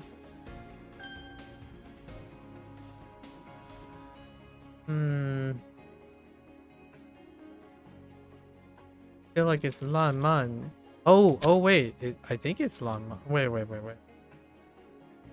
That doesn't make any sense. Is it? It is Lan Man. 浪漫，这是一 Lan 个 Man. 浪漫的晚餐。 How do I know it's Lang? It just feels like Lang.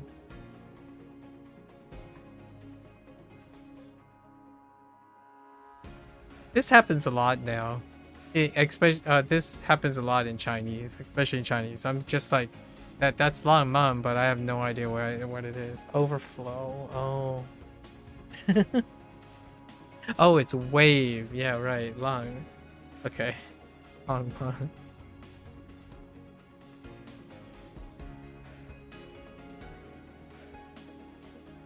Okay.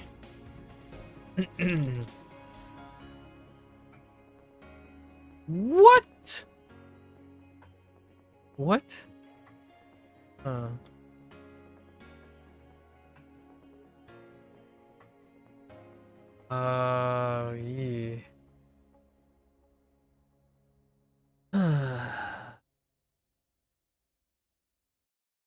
That one's definitely her. Her is the right one, right? Gotta be her. Yes, and then like 仙鹤显赫，或仙鹤这是一所显赫的学校，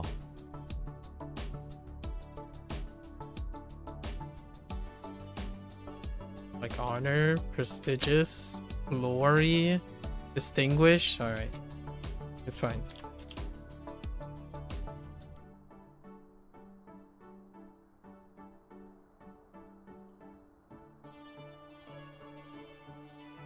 I can't spell. Okay.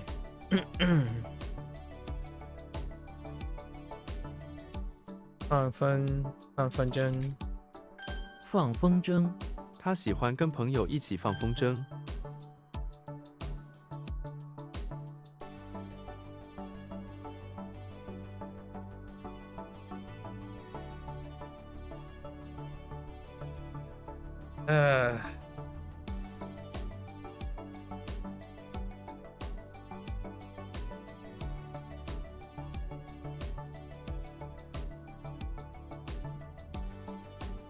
Where's the rain coming from? It's so hard learning the new ways of how they do characters, like bar, fins, etc. Oh yeah. Yes. You definitely got to You know what's funny? HanziHero and WaniKani don't agree on any of those. So I actually know 2 sets of them. There are some that they agree. I think like 60 or 70% of them agree. 30. But the other 40 or 30%, you have to remember another set. And then sometimes they call something else, and then something else. So like what's a fin could be a horn in the other. Why is the plus called a cross? Like cross is Y is but cross, not a plus, like 1 + 1. It's a cross, more like the religious symbol cross.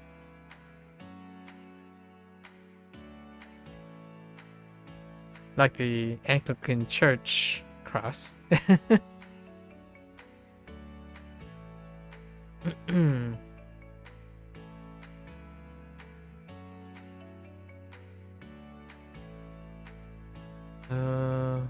Wooden? Where's the rain coming from? Oh, no, it's not that. Is it? No.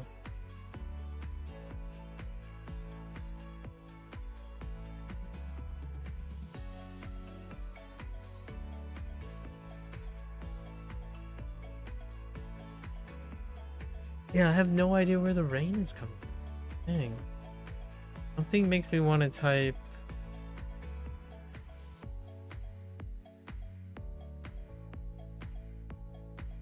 second eyeball.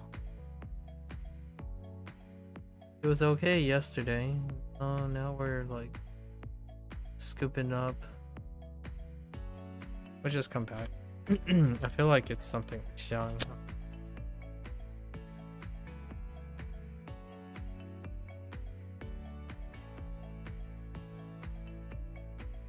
Oh, whoops, that's a typo. 担心，这将是他担心的见证。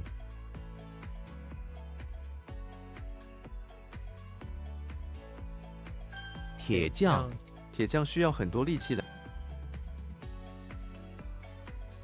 增加，增加，我们要增加产量。 Heck. Hold.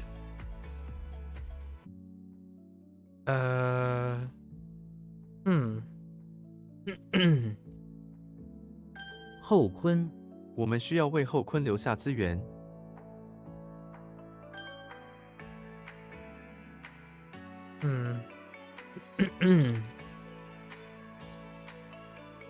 漂浮，湖面上漂浮着几只小船。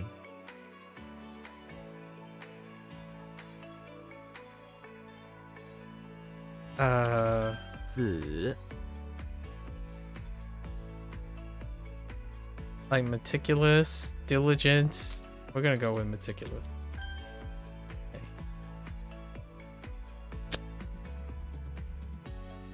Huh.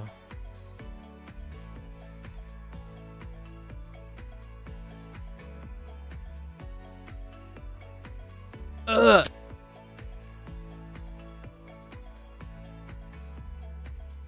Oh, whoops.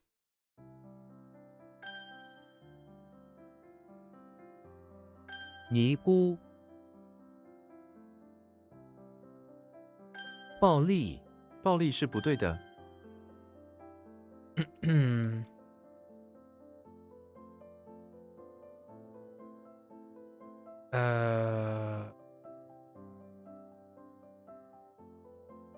Heck. You ran out of things to do? I see. Patience. Although in this case, description, not really that great.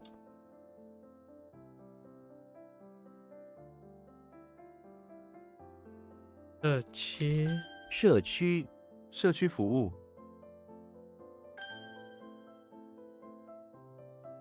Not patient? No. 记， I know. 乙，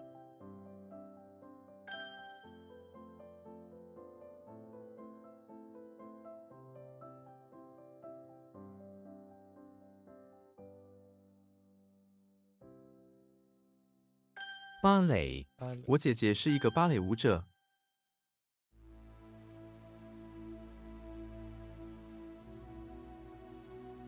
景，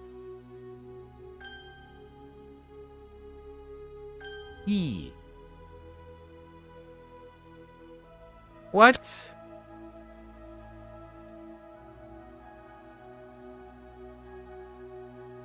Oh, this is totally brimming. Yeah, overflowing. It's fine.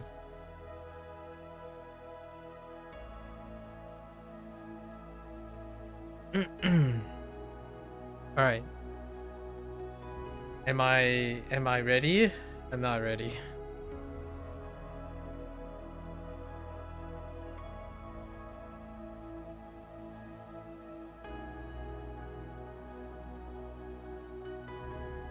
Yeah, I don't know where the rain is coming from.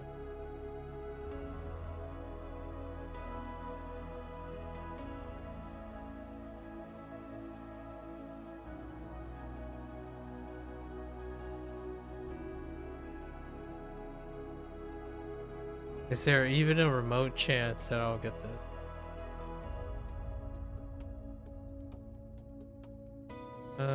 Probably not. The sun is coming out, the birds are birding. Birding. The signs of questionable sleep schedule, yeah.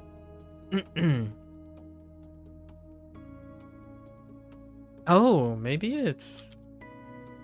Oh, I felt all right with that one.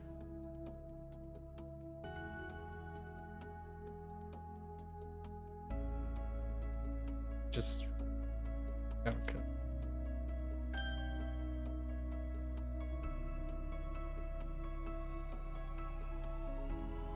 脊梁 每个人都应该做有脊梁的人。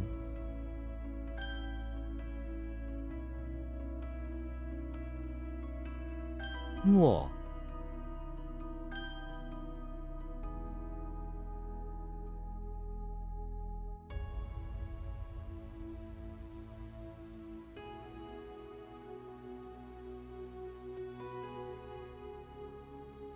微博 这个计划只有微薄的成功机会。 微博这个计划只有微薄的成功机会。Maybe you should form a coffee addiction to work with your bad sleep habits. That'll solve your issue, right? Yeah, that sounds like a... If you're unable to manage something else, trying to manage a new thing to manage the old thing, that sounds interesting.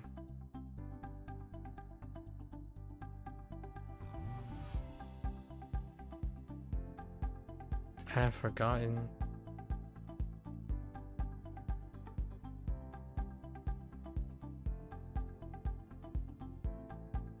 It's like slight or meager. Okay. Okay. Excuse me.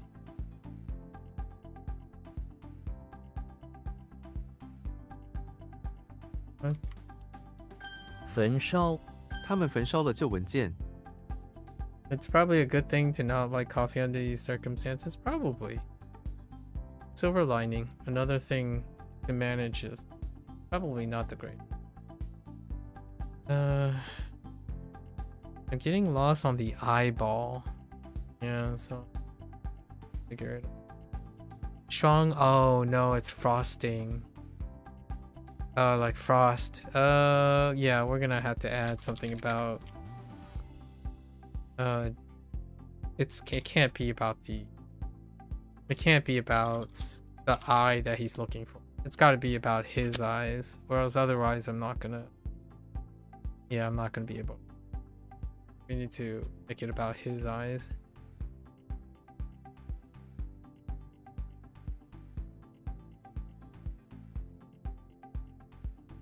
Of course, in context, it's fine. 糖霜 我喜欢吃带糖霜的饼干。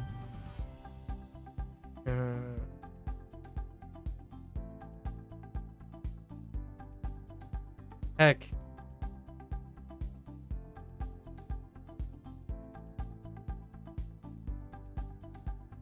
Dan.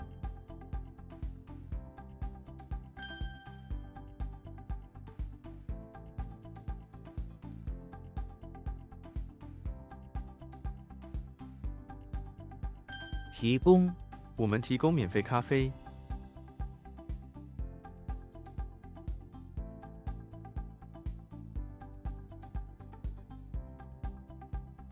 我们提供免费咖啡，免费咖啡。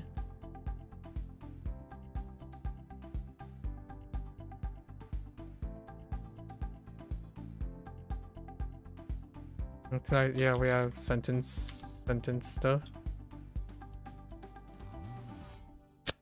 It's like bring together, provide. Okay, it's fine. 顶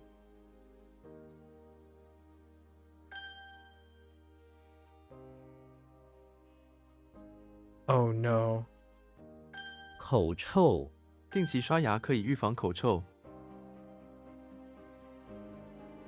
住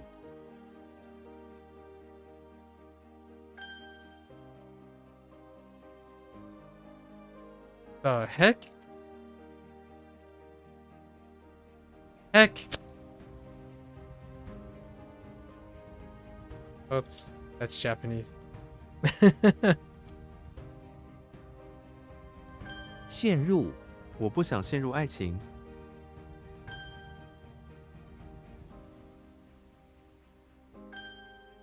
Hang on. That's supply, right? Supply.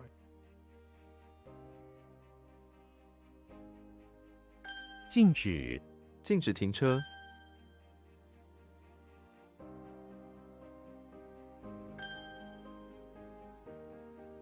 Oh, here's something, which I'm not sure.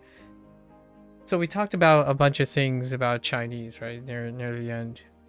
Chinese also pairs things up a lot of times. So the vocabulary leads to more character retention than the way Japanese do combos. So like I don't know if that becomes really obvious a lot of times where the vocabulary should usually be nearly objectively easy, but there's still subjectivity involved in it, obviously.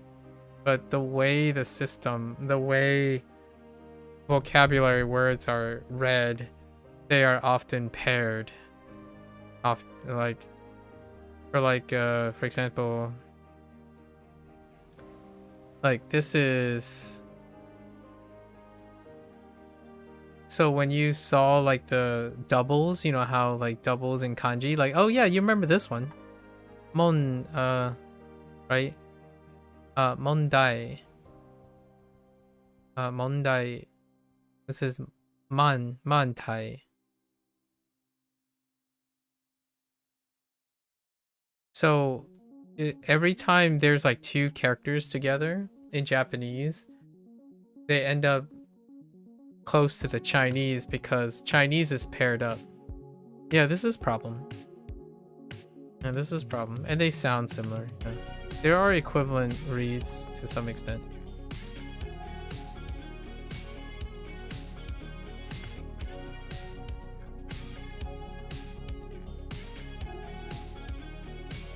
Oh.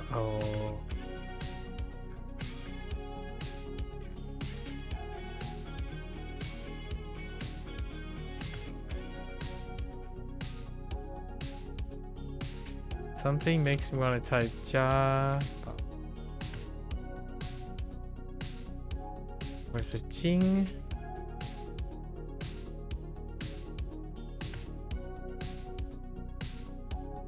Oh no.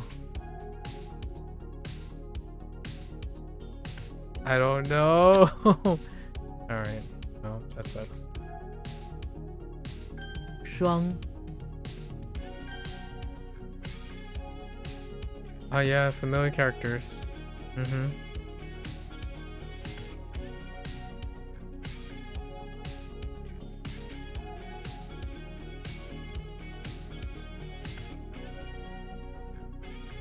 Why the heck is there some tigers and some legs? What is this? 虎 Oh, because it's a tiger. Okay.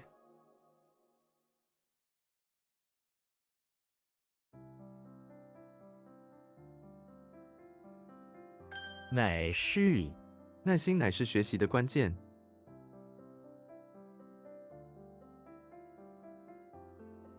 Oh. Really? Huh.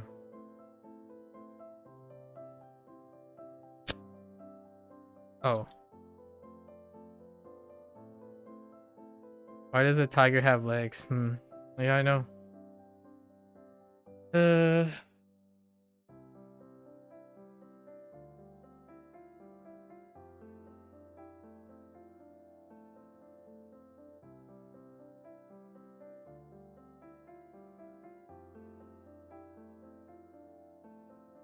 Man, that's not it. It doesn't make any sense.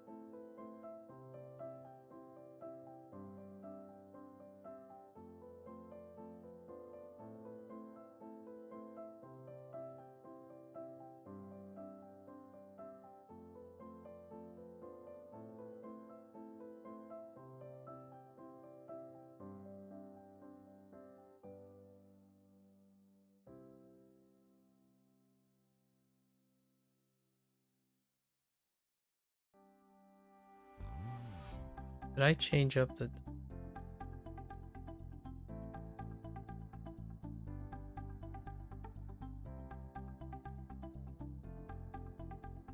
Yeah, I don't know the right...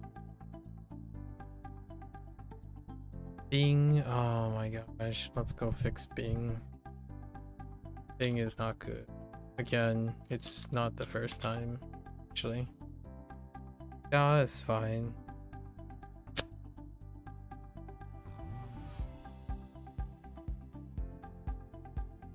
What? Oh. And 嘉宾。嘉宾主持人向嘉宾提问了几个问题。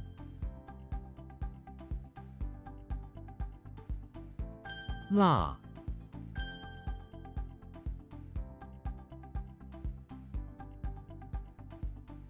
养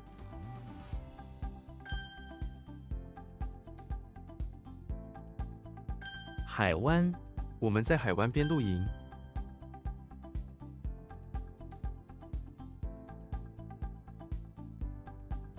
梅花梅花在冬天开放。 What? Wait. Did I screw this up? 梅花. Oh, blossom instead of flower. That's fine. 好像他好像生病了。 Or it seems. Oops.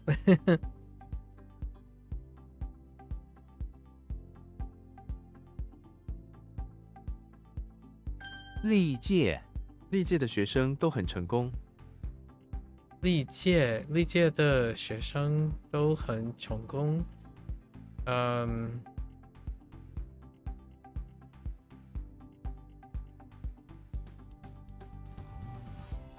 Like, yeah, all previous. Okay, fine.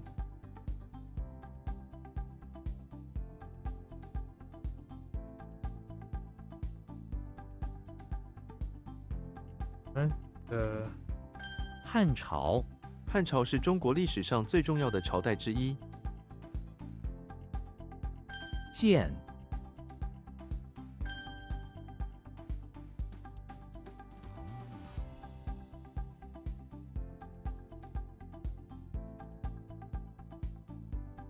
传读音读音不准。读音不准。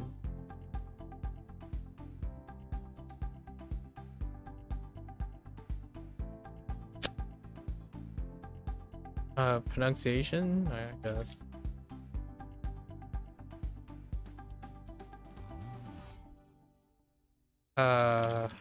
长寿保持快乐是长寿的秘诀。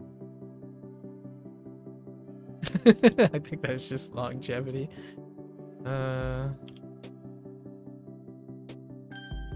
Okay.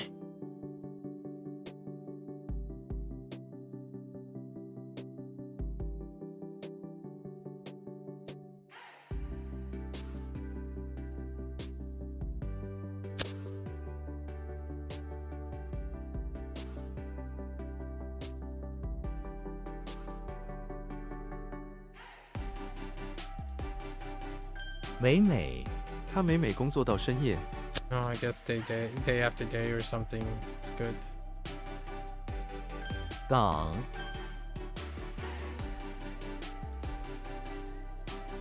约会我们约会去看电影。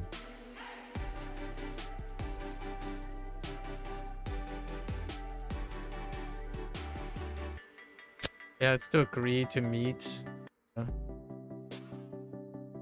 Which is a date. Fine.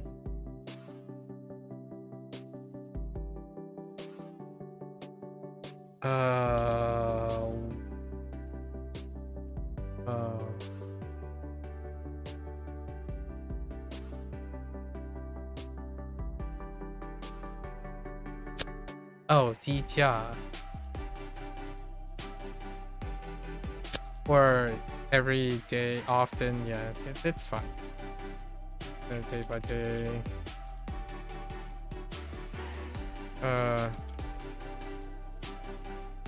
Still very, very similar.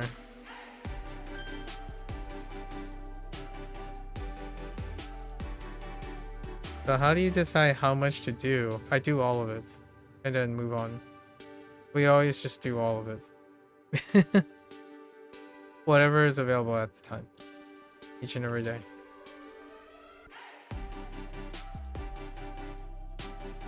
累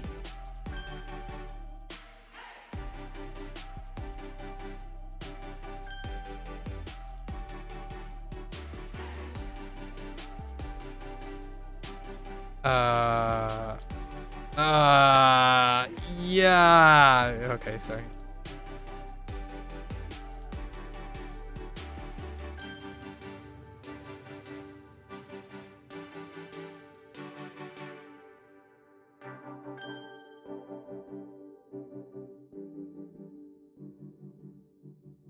更好往后的日子会更好。 It's like good, like better, just right. All the, it's fine.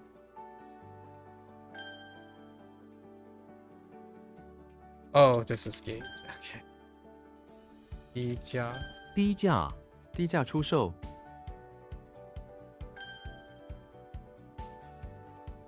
毫米毫米1公尺含有 heckin- 1000毫米。 Wait, is it millimeter? Oh my god.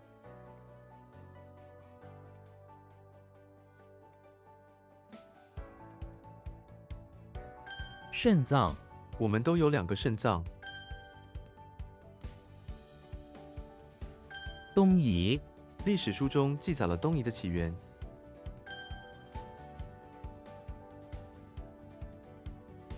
Abyss? Okay. 可怕可怕的梦。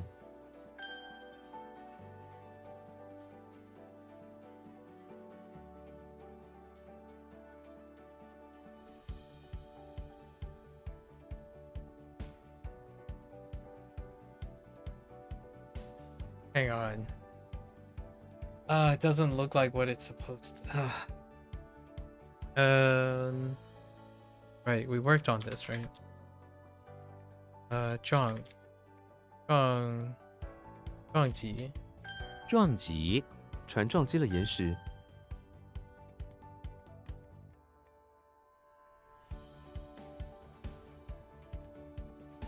Dang it, that's Japanese. Wait, am I going nuts? Oh yeah, yeah. 陆地这片陆地非常肥沃。 Like, wait a minute, chi is not a thing, right? Yeah, it's not. No cheese, no cheese.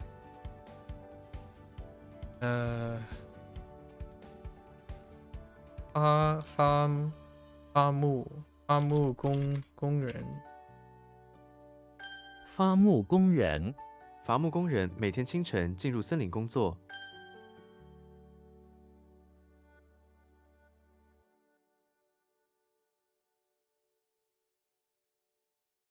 Oh, what? 隐患尽早发现隐患很重要。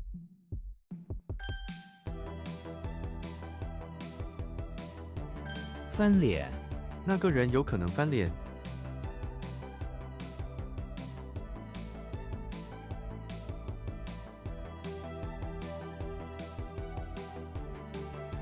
Andian. Turn against. Wow. Okay.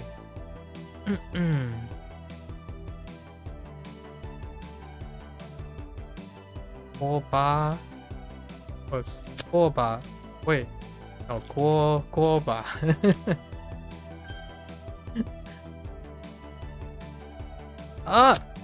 What? Oh, it's probably Guoba.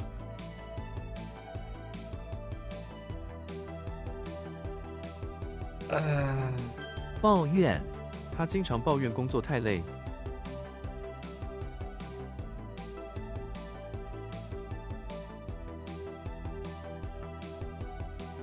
Which way do you turn an unlabeled radiator knob to be warmer? I think you're supposed to loosen it. Yeah. Try. Hopefully you don't like loosen it all the way, but it's supposed to get loosened, I think. If you know what I mean. So you turn towards it until it's like completely locked, and it's like loosening it. I think it's to be warmer, because you're like trying to release the valve. So the valve is getting tighter, you're closing it. I think, but hear me out. The lefty righty thing, yeah, I think so. So lefty loosey, so it should be like, it should feel less resistant, but don't take my word for it, because I don't know how radiators work anymore.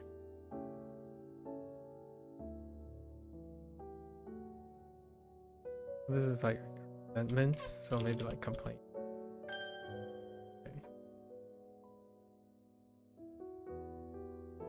锅巴，忘， Hear me out. Isn't this how do you feel about this?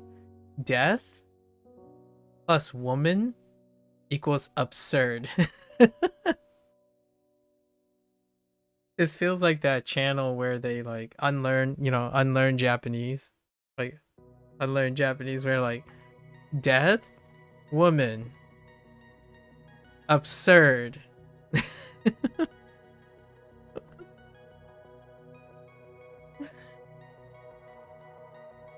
It's usually when they do the gags like daughter, female, market. Or no, I think it's female good. Depending on which language you're using. You remember JP characters were cheap as women are cheap about buying some things? Yeah. A lot of the women things are pretty funny. Like they're funny in a way that if you're aware of trying to spin it in a serious way, it makes sense. But if you read it really liberally, like on first glance, you're like, wait, say what? And then it can be explained like in a more extravagant way. Like it has a very low down to earth, like grounded story behind the character. But if you're reading it out of context and you're just looking at it immediately, it's like, wait a minute, what are they trying to say? And then you let your like cynicism, the new modern age cynicism to take hold. It's like, what are they talking about? It's like, well, women is usually the older sister is the one that goes to the market.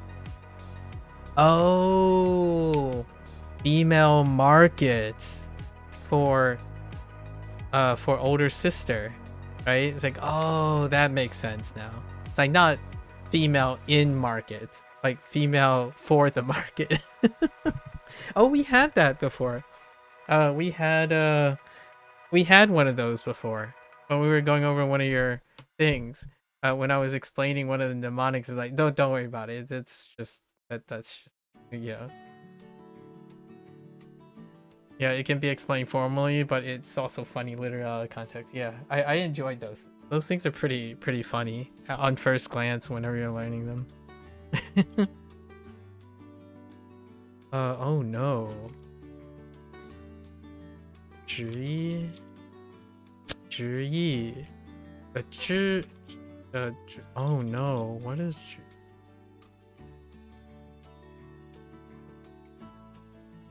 Pretty sure that's clinch. Clinch idea.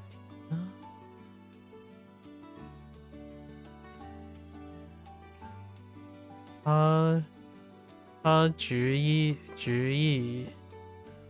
意说，他执意是说自己是对的。Oh. Oh. Okay. It sounds like something else. Okay. It's fine. I will figure it. I'll figure it out. What? The watchtower and mound?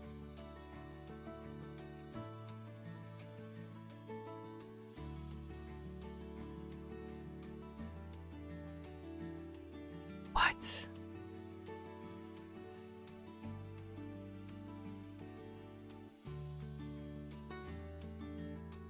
What? 常常感 something 时光飞是时光飞逝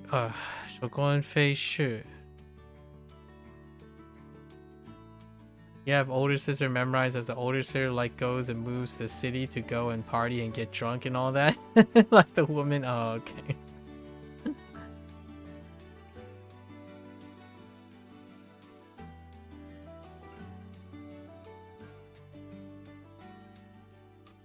I don't know where the watchtower and the mouth goes. What the heck? It's not low. Feeling what?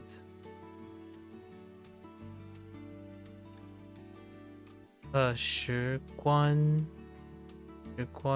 Fei Shi. So by very often.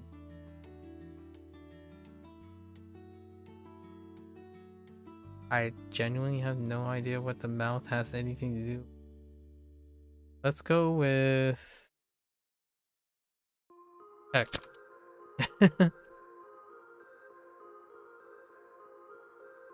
执意他执意说自己是对的。 Insist. In the description, why is the dev listed as developer for HanziHero but developer for WaniKani? Oh, that must be a typo. So I guess we'll fix the typo.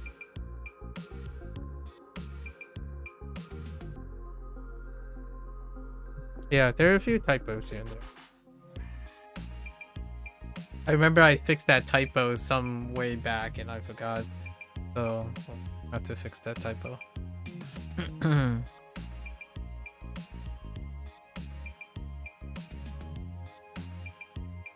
I fixed it recently, but I might have copied and pasted the... Oh! I know what I need to fix. Oh no, I don't think I can do that. Okay, we're gonna have to be really clever about it. I fixed all the video ones. I didn't fix the live stream ones, which had been copy-paste for like 300 videos, so I don't know, we'll see. I could leave it in. That's where the that's where it is. See? Fun, I know. 风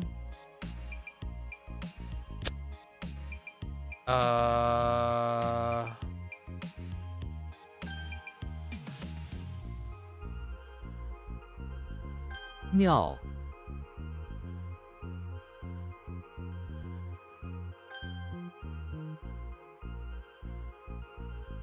分泌 为分泌胃酸来消化食物。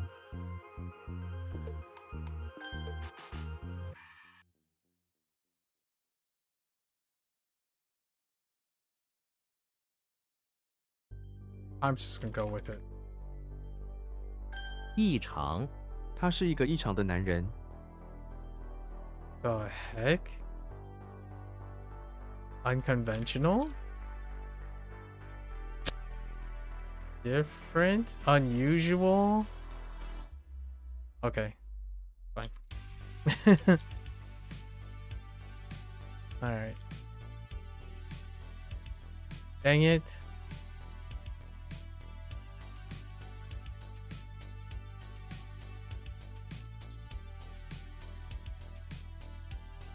I don't know where the tower, the watchtower is.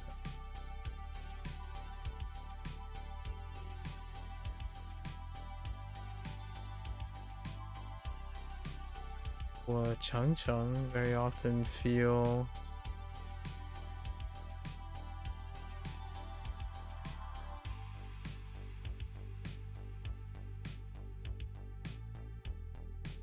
I mean, do I have a chance?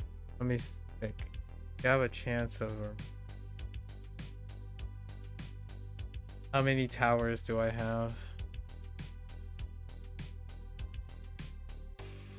Not that one.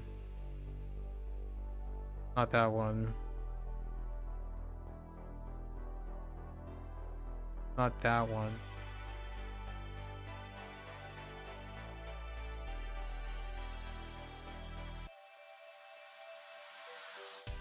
It's not that one.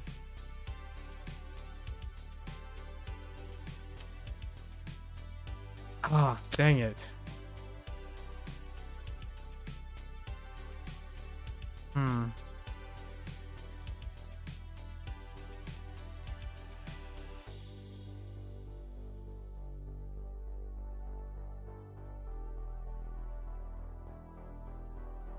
滑梯，小朋友喜欢在滑梯上玩耍。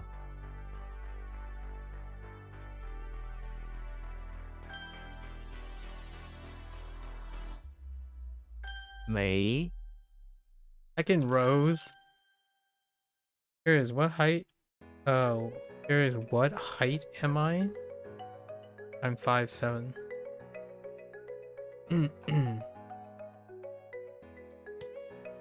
uh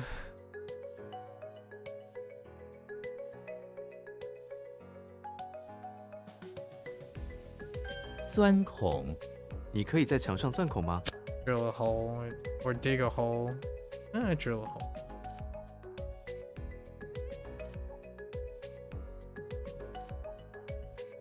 Whoops. Wait.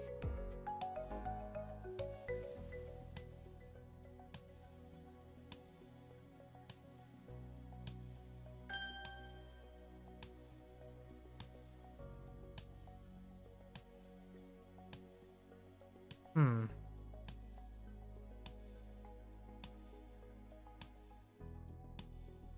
监视，这栋建筑有24小时的监视。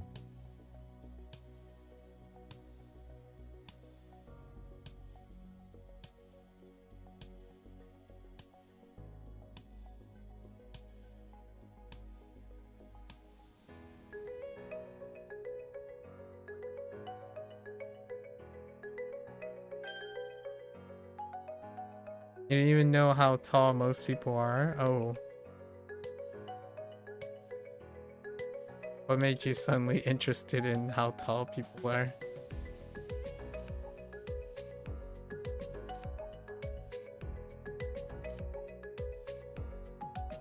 What?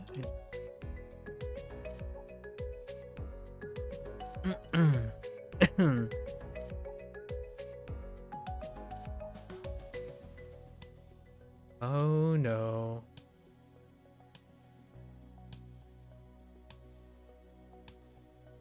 悬殊，成绩悬殊很明显。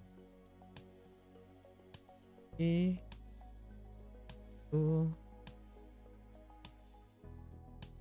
显。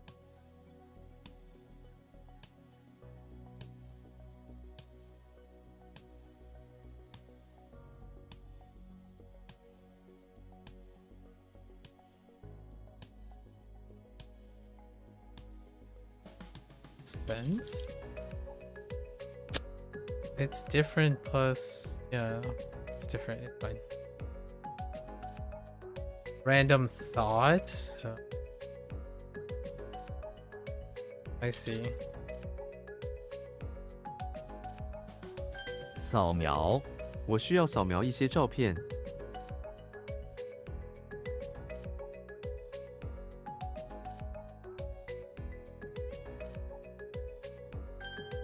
Scan. 周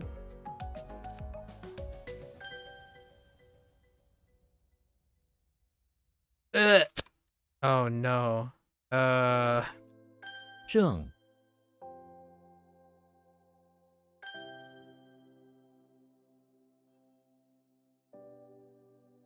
岛 Don't you still, don't you sometimes wonder random things about people too? I do. I do. Yes. Maybe not randomly, but I do.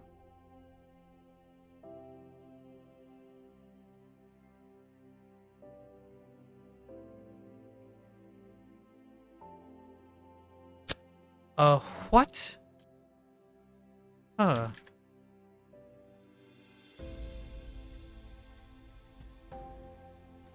症状 他的症状越来越严重， Like disease symptoms. Yeah, condition. It's fine. Okay. 桑叶桑叶是蚕的食物，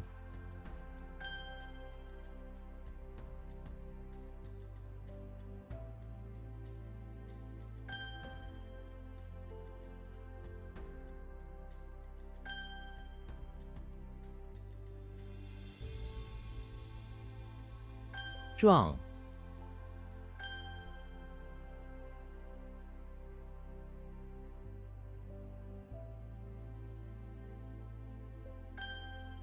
Mm-hmm.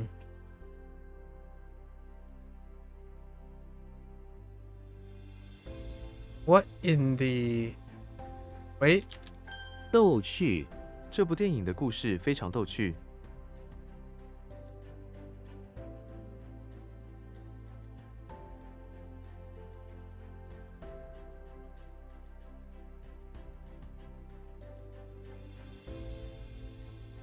Like... Great interest or interesting, amusing. It's quite strange how much people around you grew in height since you skipped 4 years. Oh, yeah. Yeah, I remember being interested in height before, back in teenager years. You know, there were times where people over the summer became like giants overnight.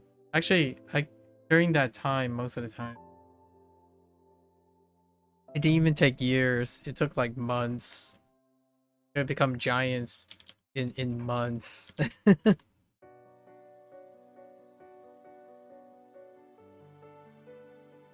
儒将这位儒将拥有深厚的学识，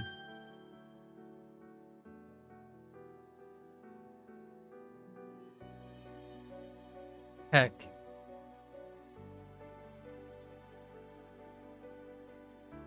丙 Did I have anything left? No. Man. Power. Oh, wait. No, that's Slender Man. No, there's no. Tekken Sai. Oh my goodness. This is actually one of the kanji that I am. Oh my gosh. This is actually one of the kanji that I have currently. And it's the same pronunciation. That's ton. That's literally ton for both Japanese and Chinese. Well, that feels kind of embarrassing. Literally ton. Whoops.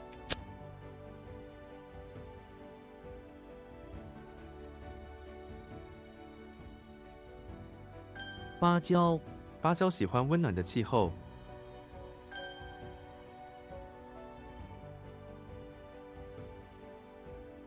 It's time to quit. 曲 Yeah, these sessions take 2 hours. It takes about 2 hours for every HanziHero. from beginning to end. If you don't do anything extra, like if you scratch out just the HanziHero part, it's probably like an hour and a half.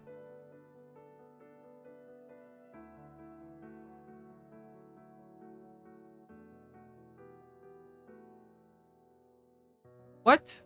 Oh no, that's way.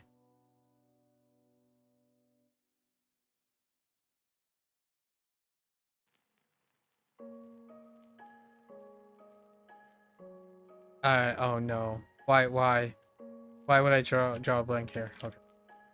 巫师，他是一个强大的巫师。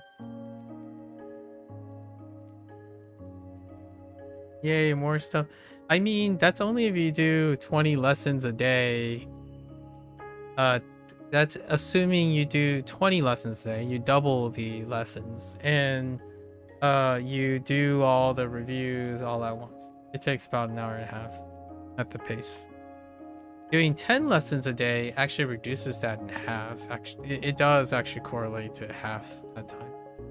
And that's only after you do it for a month. It takes like you need to go around a full cycle before it actually stays consistent. Because the staggering thing.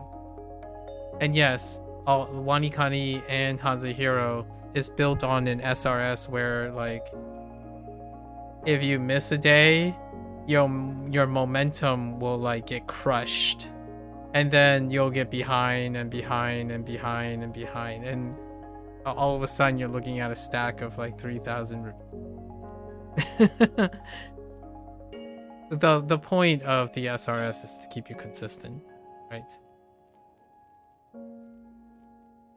No, it's streak based. It's consistent based. Yeah, it's consistent based. Every day you have reviews to do. So when you skip a day, your momentum is sapped and then it piles up. Like on average, WaniKani, when you're in a groove and you do everything all the time, if you skip 3 days, you're probably looking at a stack of 300 or 400. 300 and 400. In HanziHero is not quite there. 3 or 4 days? Yeah, we're looking at 500 or 600 reviews. I'm kidding. They're about the same. Like roughly 400 or 500 reviews the moment you stop. For like 3 or 4 days. There is vacation mode, and I did use vacation mode. When I was away for 5 days at Otakon, we put it on pause. Those are the only 5 days. It'll still be part of your statistics, so you know exactly when you took vacation. Like here. This year, I am out of town for 5 days. So right here. Otakon was from these days. This weekend. Yeah, so you just have a linear graph. This is slightly tapered here because I did 10 lessons a day, and then somewhere around here is when 20 lessons a day happen.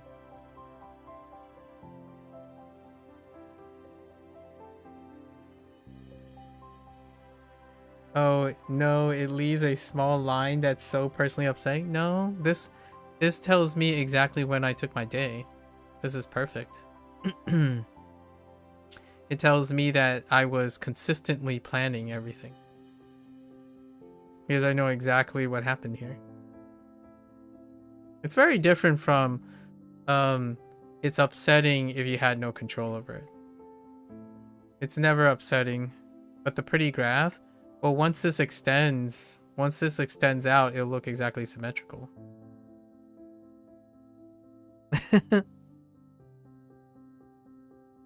You can't zoom in, or it's unfortunate.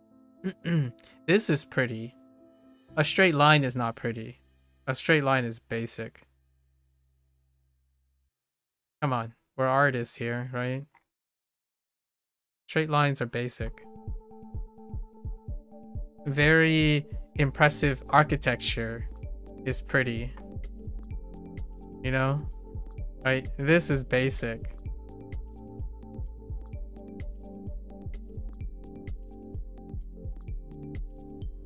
this is interesting, right? And then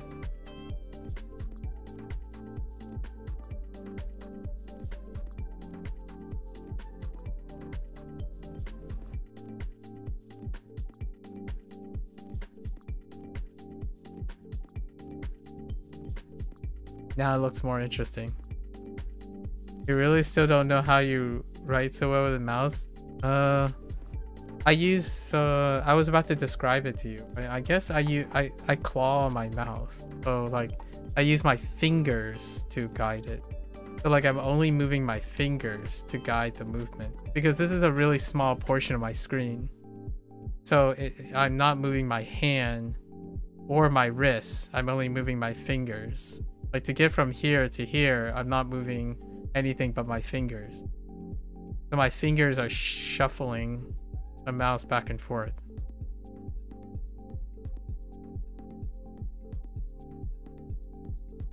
Yeah. So it's kind of like when you're doing brushwork. You're like gliding across. You're gliding. It's one smooth motion. And the way to get lines most of the time for me is you do fast motion. Oh, was that with the mouse? Or were you using a pen? So when it comes to drawing, I always use fast motion. I don't know if you've ever seen this. I know you didn't. I know you don't play games and you were on a hiatus from games, like you mentioned that yesterday. I don't know if you've ever seen two types of mouse users. Because you know when you're playing FPSs, right? When you're playing FPSs, right? One of the things is there's two very noticeable noticeable types of aiming, so to speak. It is how I would illustrate this. There's one aiming where you're trying to be smooth, which you can still do, right? You can still do, for sure. But the type of way I do it is I do the other one, and it's kind of like better. It's more known in the Asian, like the Eastern competitive, and it's I twitch, so like this.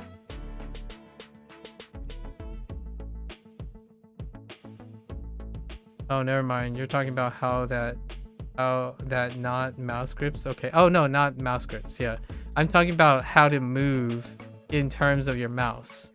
So, despite what your mouse grip is, your movements have to be articulate. So, regardless of where you go, you get used to doing articulation. And I actually don't grip my mouse very much. I grip like nothing. It's like moving your pen across a surface. So it's more like a brush. I move across like a brush. So my hand is like across, going across, like it's going like left and right. Like I'm doing this. It's not moving. It's actually, my hand's more steady on a mouse than it's on a pen, obviously. So, right. That's how the best I can describe it. I'm not gripping my mouse. Like, there's no mouse gripping when I'm doing this. Me and Shooter is like, I don't even want to know. You're a high sense. Oh, okay. Yeah, mine is really low sense. So, like, it's because my monitor is so big that this movement right here is pretty low sense, and I still move my wrists, by the way. Yeah, I still move my wrists, but when I'm drawing something very small like this, it involves a very small motion. But if I'm going from here to here, you can still see it wobbles a little. So in order to do that, I lock my elbow and I swing across. So you slowly glide across, but you can still see there's like a startup. And the way to limit the short lines is to do it like this. So you break it up. Yeah, I pivot around my arm like this way. So like I pivot my arm. I typically don't swing my wrist too much. Like you hold it down and you slide across.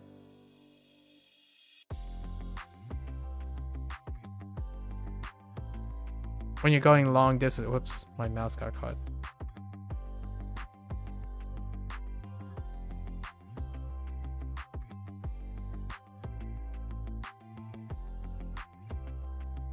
Right.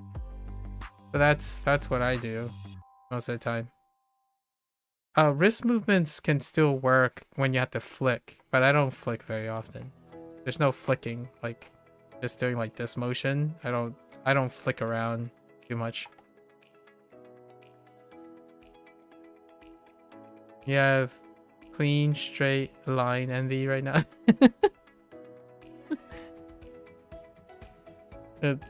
I haven't ever seen someone so fascinated with straight lines. You can't even draw straight lines with pens. I thought you had a pen on hand. My straight lines suck on pens. So like if I have to do a straight line, it's tough because my tablet surface is really small, so I can't go across without the surface evening. So when I'm doing a straight line, you can still see that it bowls a little, right? It's still kind of, the moment I hit like the corner of this tablet, because this tablet surface is very small compared to when I hit the corner, my hands is actually not, it's not leveled anymore. So typically when I'm doing artwork, I would confine it. So I have to confine it to a length. And then that's how I keep the line straight. It's only to the amount that it doesn't cause my hand to fall off the edge. Maybe one day I'll invest in like a larger tablet or like a surface that allows my hand to stay leveled. But generally speaking, in pens, I need to do that. You do have various devices for some reason. Yesterday and last time you were on PC. You do have a drawing tablet, but you can't find a way to use 2 monitors and tablets, so you ditched the tablet a while ago. I see. And then you have an iPad. Okay. Clip Studio Paint. Instead of Procreate? Unbecoming of an iPad digital artist enjoyer. No Procreate. How dare you? Apple's gonna have something to say about that. I'm kidding. Oh, you have? IB, Procreate, CSP? Oh, okay. You've done the whole trio? Oh, I see. I've only used one freehand drawing program. And that was Krita. Just make it work. Just make it work.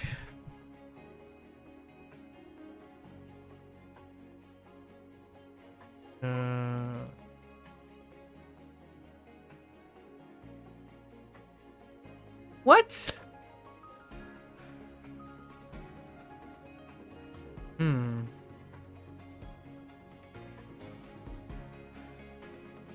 无畏的人敢于挑。 The best way you can describe Procreate is it feels like drawing with liquid that warps. You don't like it a ton? That's fair. I would say it's a skill issue, but I'm kidding. Might actually be a skill issue. But I haven't used any other program, so I don't really know. I can't tell you anything.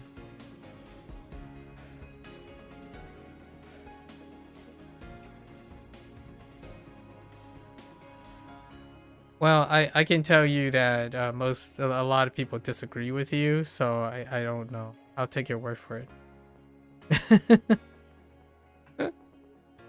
I think you might be talking about the kind of somewhat like liquidy, muddy like feeling. It's the like less responsive possibly ish. Your art literally skipped the whole phase when you swap from Procreate to CSP. I mean, that's fine. I'm glad to hear that your Clip Studio Paint phase was good. But what you're saying is not... is something that is anecdotal, and there's far too many people that would contrast your perspective. This is Prospector and oh, wait. 端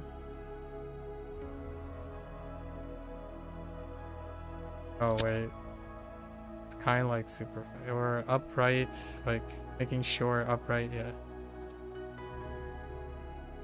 No, please trust you. I mean, I can't. Like... The reason is lots of the artists that I watch do not say that.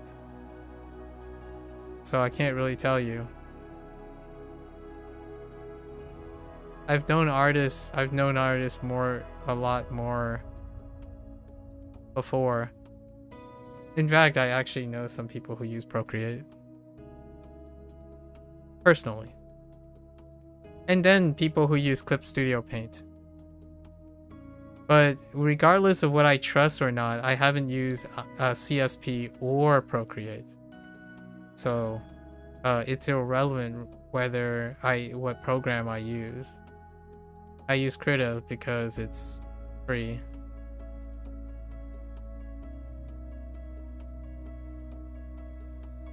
It's not a trust me bro situation.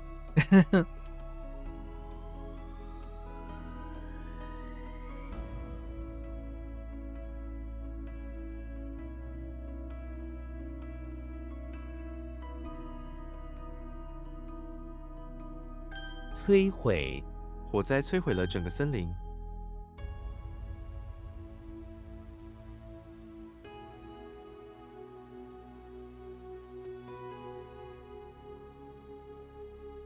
顺遂 他的人生一直很顺遂。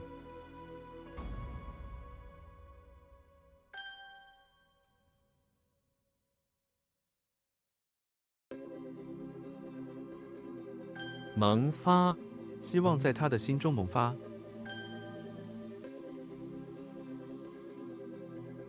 You don't have to convince me. I don't use either. So there's like you're not gonna even sell me on Clip Studio Paint either. Someone what was it? Krita is the same as Duolingo. When it came to doing artwork over the last 4 years or 5 years now of Inktober, right? I get that comment where someone asks like, "Oh, what program do you use?" And I'm like, "I use Krita. It's under the description." And then someone said like, "Oh yeah, I tried Krita, but it always freezes and like it feels like you're drawing in molasses, and Clip Studio Paint is better." And I'm like, "Okay, that's good to know." Like I don't have a basis for relative, but good for you. I guess I'll be able to produce it in Clip Studio Paint. Are you gonna pay it for me? I suppose. If you do, I mean, I'll give Clip Studio Paint a try.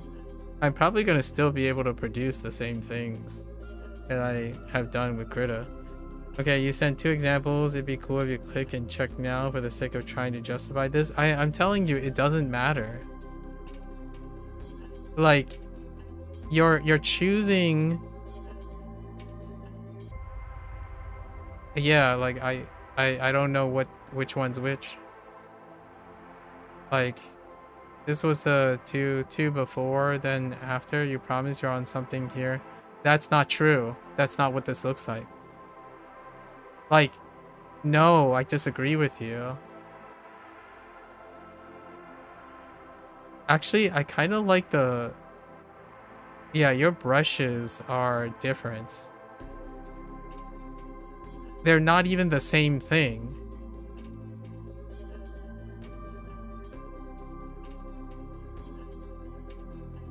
You'll convince someone one day? Yeah, like... Oh, just so the record, the 2 before is with Procreate, right? Or the 2 after is Procreate.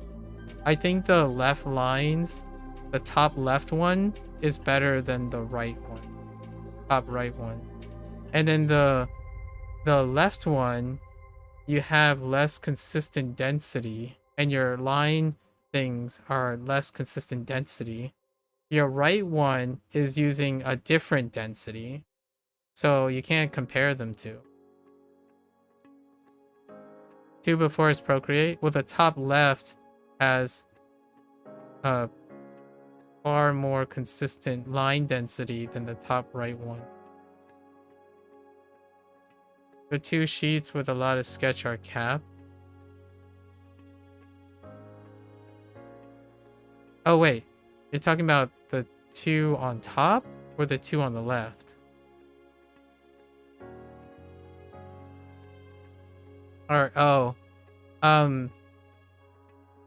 oh, well, you're not drawing the same things, so it doesn't really matter. Like, you're not onto anything because you didn't draw the same things.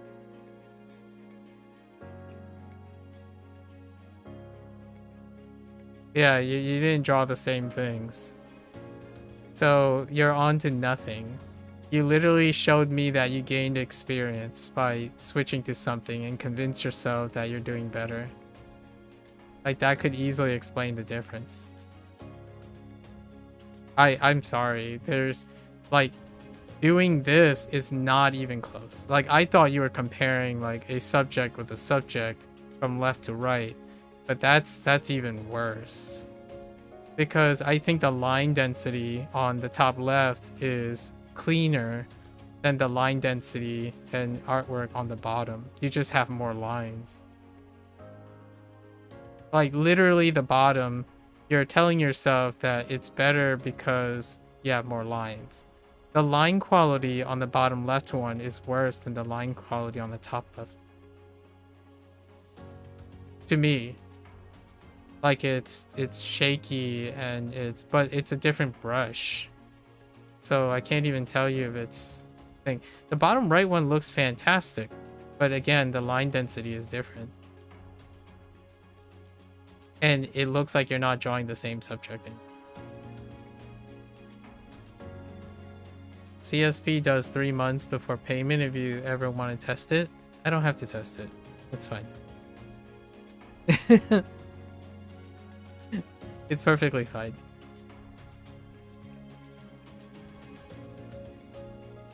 The problem here is I don't think you're using the same brush density for the top and the bottom, so I can't compare them. I don't even know what you're talking about.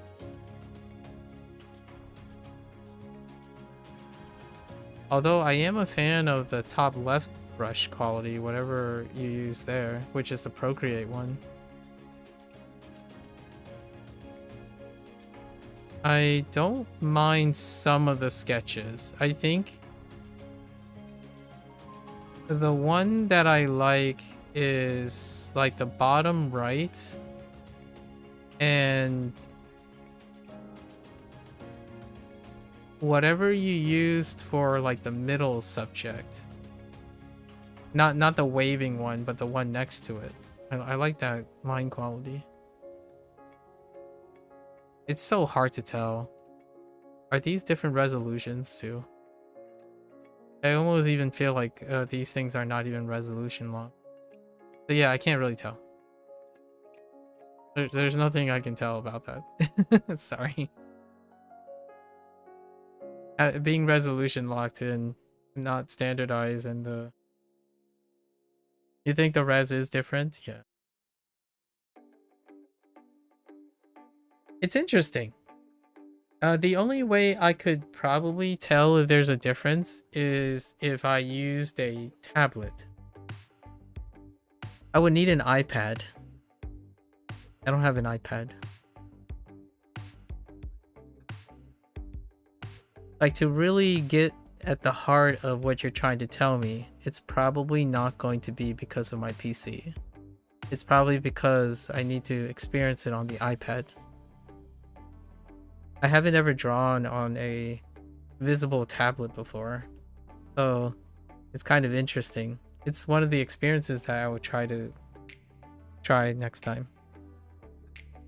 Yeah, so maybe I'll try to like pick up when I upgrade or like find time to do something. I'll try to get one because I don't really know what that's like either. Like using a screen projection. It's really interesting.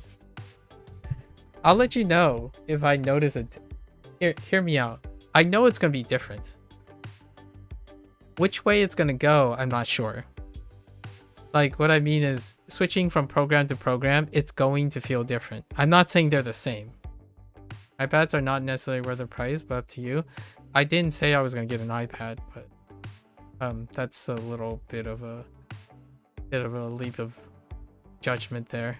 But I said that I was gonna try to get a tablet if I upgrade, but we're gonna still be in front of the PC. Isn't Procreate iPad? You never know. You never know. It's supposed to be iPad, but you never know. Nope. you never know. It's a software, so that's kind of like expecting Android not to have iOS. Other methods? No, what I mean is you never know that Procreate will stay iPad exclusive. Kind of like how Androids can AirDrop recently.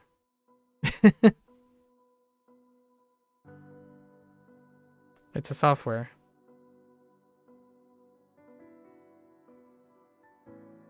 Let's see. Yeah, Androids can AirDrop with a recent update. It's a big deal. It's quite a big deal. I don't know if Apple would be like, nah, you can't do this. But apparently they can. I don't AirDrop, I don't have any Mac equipment, so it's irrelevant to me, but it's a big deal because I understand like ecosystems, software ecosystems, like the importance of that. So pretty big deal, despite me not using anything from the Apple ecosystem at the moment.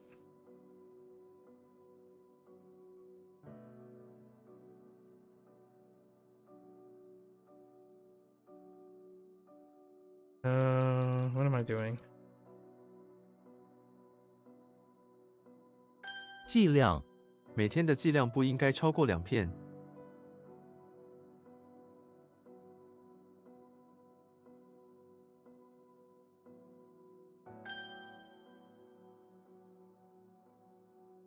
理睬无论他怎么说，我都不理睬他。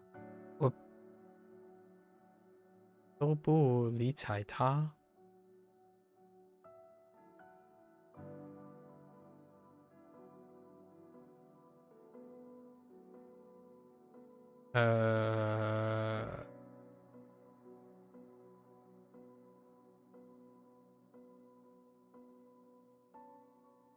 Why am I not coming up with the right character? You should kind of consider iOS as a test someday, I suppose. I mean, I troubleshoot my parents' Apple devices.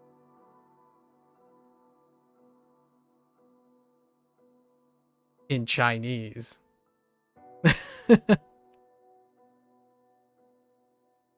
Or just my mother's devices. My father's not much on the tech side, but they both use iPads.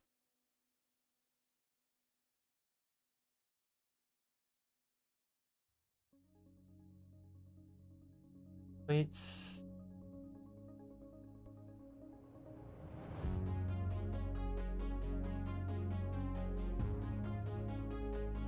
Oh, notice. So like pay attention. YOLO. 气 Oh, okay.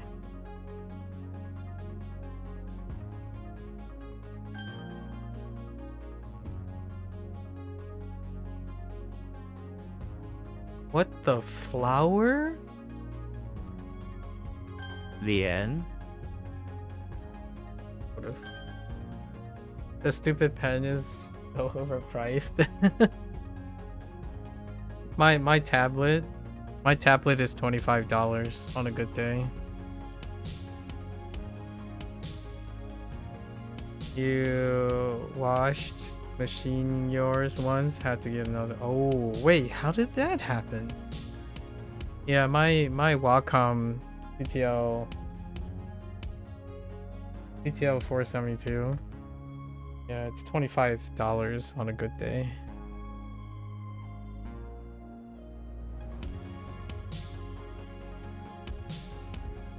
I used to have this like $10 XP pen as a demo for my first tablet use. The first one I had was a $10 SP pen. I forgot what the number on it was.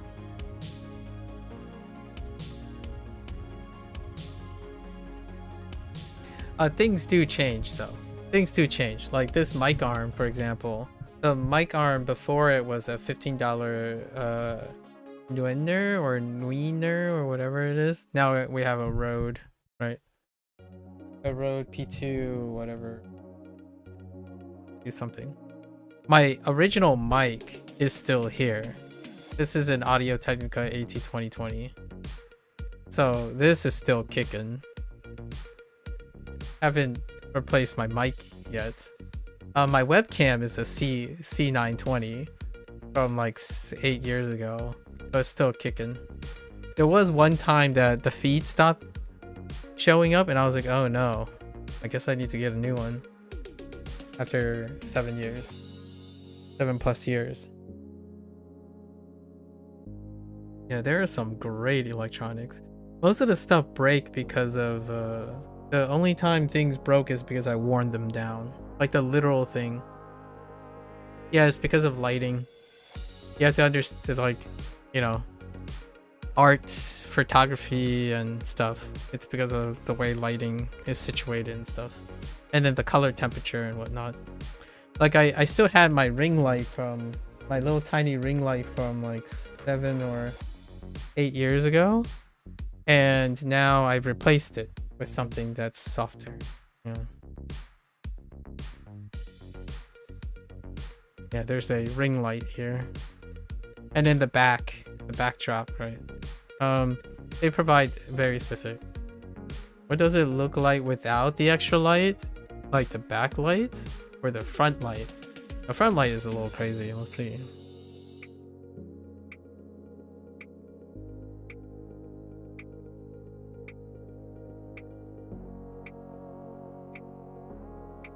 Still okay, right?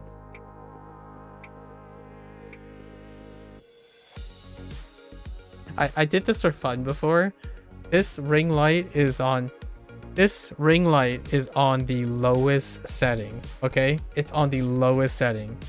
I did this for fun before. Now I'm gonna pretend like a nuclear explosion has gone off.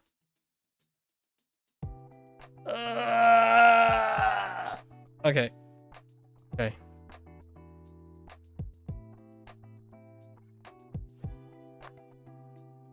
Yeah, it's at 10%.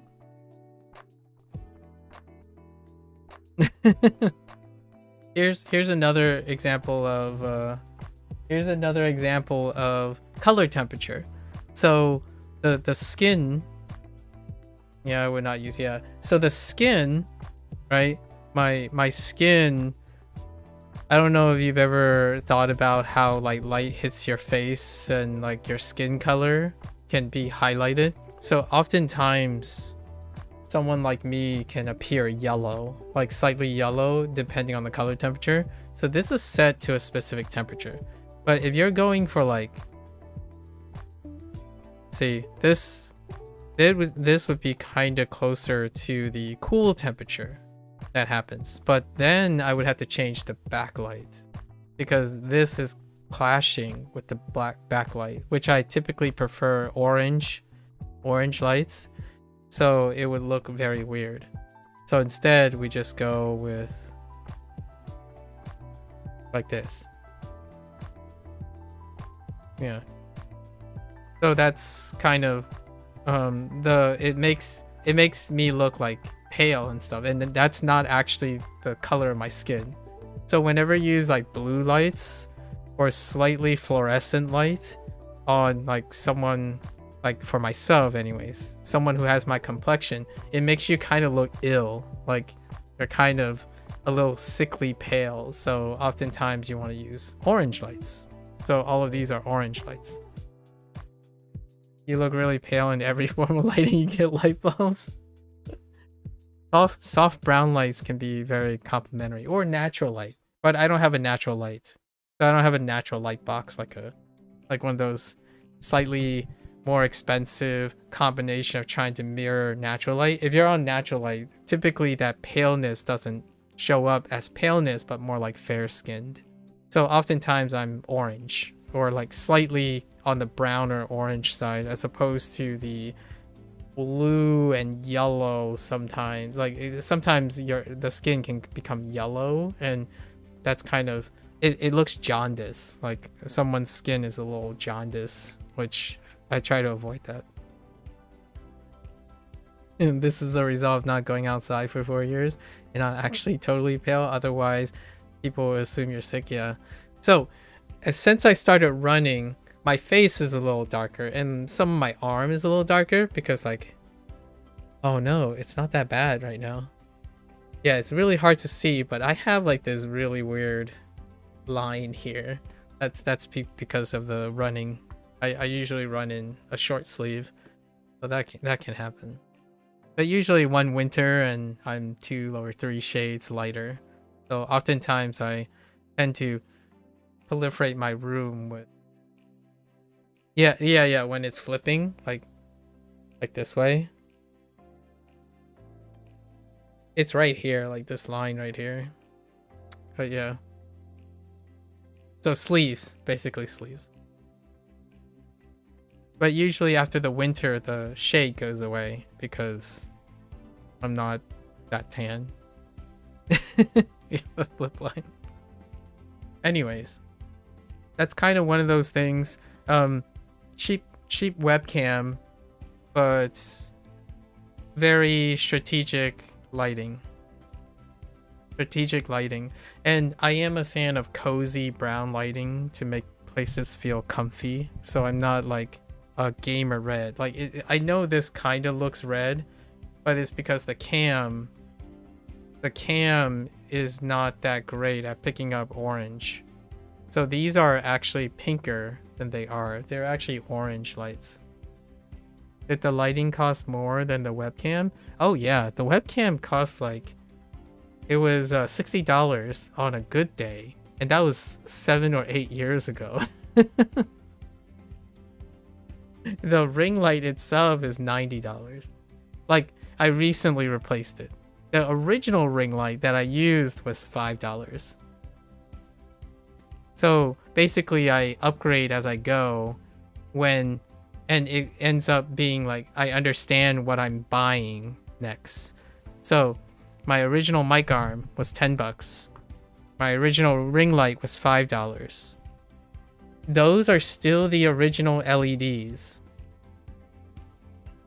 Those are the original LEDs. So those LEDs are like $9. I'm surprised my room didn't set on fire yet. And those panels are more expensive than anything that I listed originally.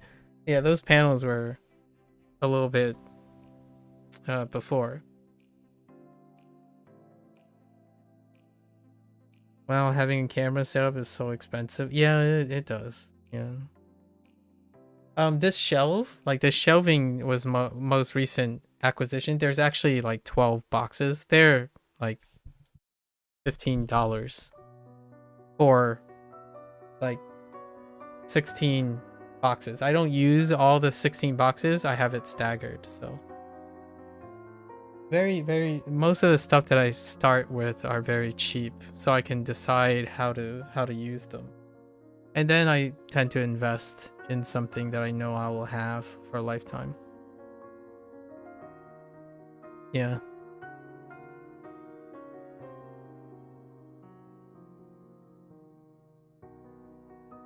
People tell me something like, oh yeah, you have a monitor and your monitor is like 500 USDs, right? On a good day, 500 USDs.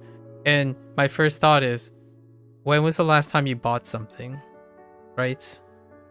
The $500 in a calendar year, I could make a difference of 500 in spending with the person that I'm talking to. So whenever people talk about, oh yeah, man, that's really expensive, or like, oh, I don't have enough money for that, I would typically ask them like, so how much did you spend this year? Because oftentimes the better question is, how much time do you consistently spend? Because microtransactions or smaller purchases add up more than bigger purchases. Typically, psychologically and mentally, bigger purchases tend to force the person to make a lot of careful liberation. Smaller purchases add up.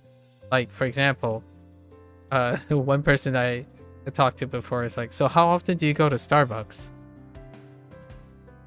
And immediately in that year, they would have been able to buy my monitor without, if they decide not to go to Starbucks.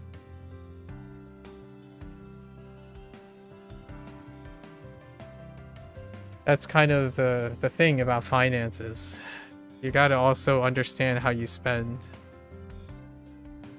You justified over 100 on a new keyboard base, but you're too cheap for a mic arm. You use a standstill. How's the mic quality itself? It's okay. Yeah, it's okay. It's hard to know the mic quality when your speaking voice is hindered. Like that's why a couple of times when we were talking, I was like, I can't tell what you're saying. Like, but it's more like your projection. Like how, if your mic is pretty okay, right? Sometimes, a lot of times people think that mics have a big range when it comes to compressed audio across, distances. Usually recording devices, when you're recording for editing and mixing, that can tell a difference. But oftentimes when someone talks about mic, like how it sounds, it actually ends up being their voice. Second time you weren't very short. You just speak that way, which probably caused long-term voice damage, honestly. Okay. So oftentimes, to me, a lot of times it's the person speaking as opposed to the mic. And it does take like a while to get used to not trying to strain your voice when you're talking. So it can be that. You may have noticed that, I don't know what do you call it, voice sound go away in JP. Croaky, low, yeah. Vocal fry is what you're talking about. Yeah, the vocal fry. Like the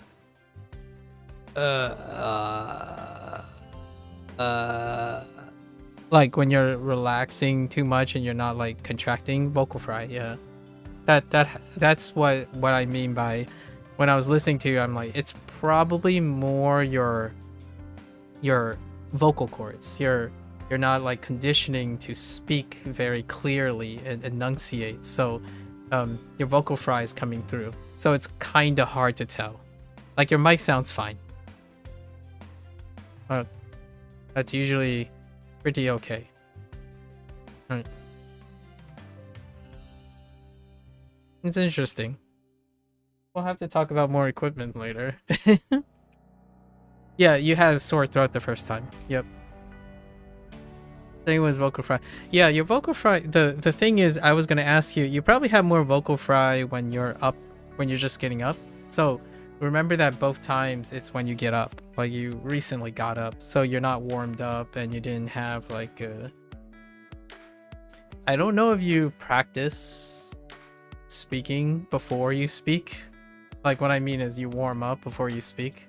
But genuinely speaking, lack of a better word, when you get up, practicing your speaking can preserve your voice quite a bit. I had to start doing it. No, you don't do vocal warm-up. Yeah, since I started streaming, my voice started straining quite a lot after like 4 hours. Now I'm up to like 10 hours to 14 hours straight. So the idea is I slowly condition my voice to and incorporate routines to make sure that I don't end up losing the resonance in my voice when I'm speaking too long. It's a manual effort for you not to have fry, but you can do it. Okay. Yeah. That's also, I don't know if you, I know you mentioned about approachability, right? Approachability when it comes to speaking. With a lot of people intuit approachability also through your vocal control. And that could lead people to think that you're unapproachable despite saying things that are very approachable. So that's also something that can be an encouragement to want to work on it. You're quite monotone. Not necessarily monotone. You can still use monotone. You don't have to sound like incredibly, like if the other person's monotone, you can still be monotone. The idea is the voice quality, like your enunciation and whatnot, has to be a bit warm. Like it has to be feeling warm in the sense that it doesn't sound like you had the worst day of your life while sounding monotone.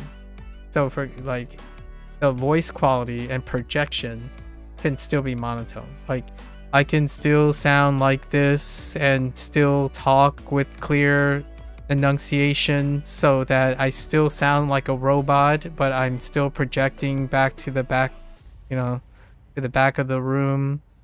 That's kind of the situation that I'm talking about, where you just keep holding the same pitch while trying to wiggle a little bit up and down for the emphasis of the language, that kind of thing, right? Every language teacher you've told you don't enunciate, you don't know spelling. Yeah. That's basically what I was referring to. Like you can sound really monotone and still be incredibly like clear sounding. My sister and I kind of contrast for some time. She like mumbles before. Where like she's like, I don't know, like, okay, so I don't know, like, what do you want to do? So it's like really closed, but you can still sound. You could sound like this and just be very monotone and just have your lips just completely compressed so that it just sounds like a very monotone, unapproachable, really sad person. Or you can sound like this and still be very monotone and keep the same pace and still talk like this, and it still sounds like you're trying to imitate a robot, but it's still projecting, right? So you're still projecting the different shapes in order to separate the words. So despite not being monotoned, there's still projection in the way people sound. Only Japanese teachers didn't have that complaint, but you couldn't comment on how true that is. But you couldn't comment on how true that is myself. I see. I think I get what you're saying there. Oftentimes learning a different language, in my opinion. What do you think of the picture? Oh, Danny, you drew a picture? Okay, let me see. Ooh, fancy. Oh, she's snarky now. I like it. Ooh, I like the snarky ones. Very nice. Oh, you simplified the color. Oh, I see. Yeah, the color could be a problem. So simplifying the color, I get it. Very, very nice. She's very snarky. Okay, alright. The jumping jack one is pretty good. Or like, not the jumping jack, but just like, I like that pose. Very nice. I'll have to take a closer look afterwards. How you feeling, Danny? How you holding up? Yeah, for Japanese, what was I saying? Mika, I often think that learning another language, can help open up the appreciation for your current language. But it feels like I was mistaken. So originally, I thought maybe if I start learning language, right, I would typically encounter people who are a bit more on the articulate side. As in, when I'm looking at content and stuff, there would be a very clear articulation that separates the two. I don't really find too much of that, honestly. So it still came down to people who focus on communication skills versus people who are language specialists. And the language specialists, whenever they have a language that they're targeting, that language becomes far more articulate. However, whenever they default into their native language, it becomes very constrained and uneventful. Like for the casual language learner. I'm not talking about people who are exceptional, like polyglots and stuff. And that's what I meant by, while it's cool, I often hope that when people go and learn another language, they would explore the articulation of the sound that they make. So oftentimes, like when you're learning a new language, you get this comment where, oh yeah, you just commit. You commit to the language. Like I just pretend like I'm trying to mirror and sound like someone else. And my first thought is, what happened to that enthusiasm for English, for example? Like for me, when I learn to articulate, right, in tones, for example, for Chinese, it reminds me of how tonal English is.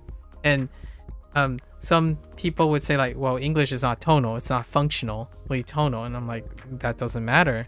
Like, does it? Like, do you need to sound like, do you not want your English to sound like something else? Like, have more flexibility, do a little pause, do a little shuffle, go up, go down, you know, go up, go down, right? You can still do that in English. The thing is, when it becomes very functional. So when people are learning nowadays, they think about functionality over personality, I guess. Functionality over personality. That should be a catchphrase, honestly. And for me, that's kind of where I'm at odds with Japanese a little bit. And not at odds with Japanese culture or Japanese speakers. I'm at odds with other Japanese language learners, because other Japanese language learners can imbue this echo chamber of lacking personality. And what I mean by lacking personality, it's not a hit on them. They are very consistent speakers. They probably speak better Japanese than I do in like the short amount of time. The idea is I don't feel connected to them because they don't enjoy, they don't exude or enjoy and resonate and radiate with enthusiasm for understanding what it's like to speak another language. They see it as like a functional means of elevating their status or whatever they're trying to do. So I like when people explore how to create sound with their voice. I like singing despite not being able to sing that well anymore. You know, the whole tone deaf story. Like I can't seem to stay in pitch a lot of times because my recollection of pitch is really wonky. However, I like that, and I like artwork in the same way. And whenever I do artwork, I also encounter the same issue where people constantly draw art for functionality as opposed to personality. So whenever someone says like, oh, you know, I'm trying to reach this and do this, and it's these checklists, and I've been working on this, but I'm so frustrated that I can't get it just right. And I'm like, if you get it just right, then I can no longer distinguish between what is your personality and what you're trying to aim to imitate. in my personal opinion. I know that there are hyperrealism artists out there who do things that are so incredible. I just happen to be not one of those people who like perfection, eidetic memory. I like people's imperfections, quote unquote imperfections. I like seeing that there's a random skew habit in this person's artwork, and they knew that when they're drawing, they have a specific habit. So when they make that specific habit a part of their art design, it's beautiful. Like, it's irreplaceable. It's irreplicable. And that is the most beautiful thing ever. An English accent, that little touch of your history behind your English accent from whatever country you are as a second language, for example, it's a touch of personality. And I am a little bit more biased towards that. Maybe significantly from someone else who pride in looking at a gold standard, whatever that is, and choose to continuously pursue that gold standard. All the power to you. I don't find that endearing. I find that unhealthy conflict of interest with being human. So whenever someone plays a beautiful rendition of like Beethoven's Symphony Pathétique, right? For example, if they like near perfect replication, it's not as interesting as someone who deliberately puts like a jump or a slight syncopation in certain places. It's vibrant. It's a little bit more a combination of vibing and execution. So it's calculated vibing. It's a benefit of both. It's human. Like, you don't have to be an improv specialist to make your things feel a bit human. So whenever I draw a piece or like have to draw something, I have to imbue something that is not something that's conventional or not something that's me, and it could coincidentally be conventional. When you make a huge piece, there's something in there that is you, because the more you do it, the more likely a piece of you end up in it, as opposed to constantly looking at like a study or constantly trying to aim at something. Studies go so far. And also I'm saying it's a balance, so I'm not saying you should stylize to your oblivion and not be relatable. That's the other end. And I've met someone this year who I only talked to like twice, and then they basically decided they're right, and like if no one can understand them, then that's the world's fault situation. There's also the other end where you just think that whatever you do, because you're unique and as long as you're being genuine, that people will be able to resonate with you. That's not true either. So to me, I'm in the middle. I like the idea that people learn different languages and they'll sound slightly different. It's not something unacceptable or should be shamed about or like even demonized or sound like a lower quality thing. In fact, if I am likely to have accents across all my languages because I'm going to use all my languages. If you're a specialist, yeah, most definitely you're probably going to sound really native-like because you only use that language. It's exchanging one for another. And whenever I think about who is the future situation for those, is whenever someone tells me, oh, I'm learning Japanese because I hate English.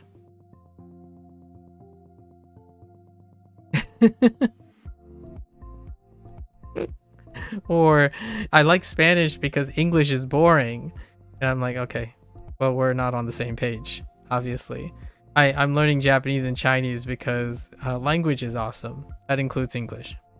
So explaining Chinese concepts in Japanese, or explaining English concepts in Japanese, or Japanese concepts in English, that's where being human is awesome. Because you don't have to robotically adhere to one thing. You can adhere to many things, You can even slightly add your own little flavor. So whenever someone says, "Oh, 外国人 desu ka?" はい、外国人です. Right. It's fine. Like 大丈夫です. Like, oh, 日本語上手です. Like, はい、まだまだです. Right. Or いえ、まだまだです. Right. That's what you go. And does that insult me? Do I feel like I should be soured for that? No. It means that this person understands me, but I also speak awesome English. Or I also speak English. It's great that people recognize that I speak more than one language. Or they don't think that's what I think. But I think whenever I get recognized for speaking another language and they know that I speak another language, that is the stamp of approval for someone who speaks 2 languages. Not for someone who doesn't speak one language good enough. That's not how I think about it. Do you do remember French Latin translations being fun? Yeah. That's me though. Like I want to introduce you to my headspace. Like when you're talking about artwork, what I'm looking for is the personality in the artwork. Like that's the personality in the artwork. I think a happy people really like not you don't like I'm not saying all happy people are like this and all like not people like this are that. I'm saying the happiest people I've ever seen in my life over time, they had this glow that deals with like they're genuinely good enough. All of the things that they do is good enough. And when they do something, it feels like when you see a painting or music, it feels like they live 4 lifetimes of things. Compared to someone who's chasing after some holy grail that limits everything that they've experienced because it's everything for chasing the one gold standard. That's up to them, those people. The people that are around me that inspired me to be like a problem solver and an adapter and stuff, it often feels like whenever they say something, there's like 3 or 4 lifetimes of experience. Largely because they also interact with other people who do that. So the collective of them feels like, okay, well, this person's not gonna go and be able to play a perfect rendition of like Franz Liszt's piano concerto, but this person could do like 4 different things that I'm like, oh yeah, I like that. It's speaking to me. I understand how this person feels. It's not lost in chasing imitation.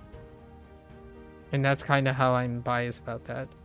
You think art styles bring unique life to each person's art? Yeah. And still dislike mine for that for that bias. Yeah. So hear me out. The one day if we can get you when you tell me, Mika, you make a piece of artwork and you tell me I like my style is also a great way to indicate that one day you are also liking your unique characteristics. You have collected enough experience to not have insecurities about the culmination of your craft, right? And the Discord was closer. Like the thing you described today about your Discord and the things that you've done over the 5 years or more, that felt a lot closer to your unique personality. And when you probably heard me say it once, I was like, wow, those are like unique things. Like, like I can't even imagine. I can't, like sometimes whenever someone says, oh man, I have no idea, like that's cool because you're starting to be unique. So there's a balance between that. Your unique life is also kind of hard for other people to resonate. So oftentimes it's awesome when you like your unique life so much that you can bring them in to your life. So communication is why I like communication or emphasize communication and expression, because one day if you take pride in your unique mix of whatever your life is, you also have to be able to share it so that that uniqueness doesn't cause you to be isolated, right? Like, at least in my opinion, when someone's unique, like if I'm unique and I'm worth something, which I'm not entirely sure because imposter syndrome is very strong, I would want to work on a craft that allows me to show that to some extent to another person. And that's why I emphasize communication a lot of times. Largely because you can be the most unique person in the world, but it can also be isolating. Like, the more unique you become, the less and less relatable you are if you do not upkeep the ability to communicate, right? So there's constantly a balance. There's constantly a balance. And to me, I don't see it in specialists as often as I would like. Like, what I mean is, you're either a specialist and no one can touch you and you like that. Like, there are specialists out there who prefer to be solo in the world. Like, they're so good that they're like, that's their jam. Their jam is that, I don't know why I'm using the word jam. Their mantra is they like to be alone. Like, what I mean is, they like to be alone in their endeavors. They want to be the top. It's also the same as being isolating. However, they like that, right? I don't. I like to balance it. So the more esoteric I become in a specific thing, the more I will spend also time to figure out how to share those things. So that's what teaching came in. That's why I like to teach. The more I learn, the more I want to teach, to have people be with me. So if I'm getting better at something, I'm bringing people along with me. If you're my friends or you're my family member, like, if I'm successful, you're coming along to be successful with me. Like, if I'm doing things, you're doing things. And the way to be able to achieve that more consistently, right? It's not consistent already. You need to have communication skills. How else are you going to bring them along with you? And even then, that's not sufficient. A lifetime of developing communication skills increases your odds of doing that.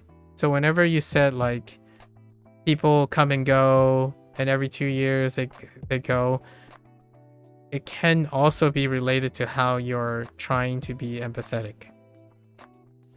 Right. Anyways, I just thought I wanted to settle on like a more neutral note.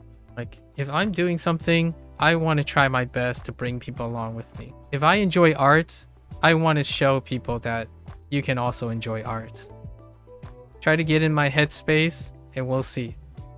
Usually they go under a year. I have usually in 3 months. The average person stays around for 3 months. And I have 100 or so every single year. And those 100 single year is after, like, 6 hours dedicating to a yap session. Yeah. And to this day, there isn't a... Oh, there is one person. But they, like, hang out in a different way. So there's one person that knew me for more than 4 years. And then there's 2 people in the background that you'll never see that knows me for 6 years. 3 months is common for you to, or even 1 month. Yeah. Yeah. And I do it all over again. I do it every single time. Every single time. We'll learn something new and I'll have another story to tell you. Yep. Anytime.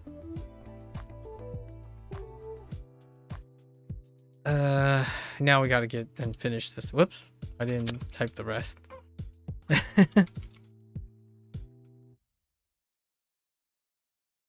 Yeah. 保佑我们祈求神明保佑平安。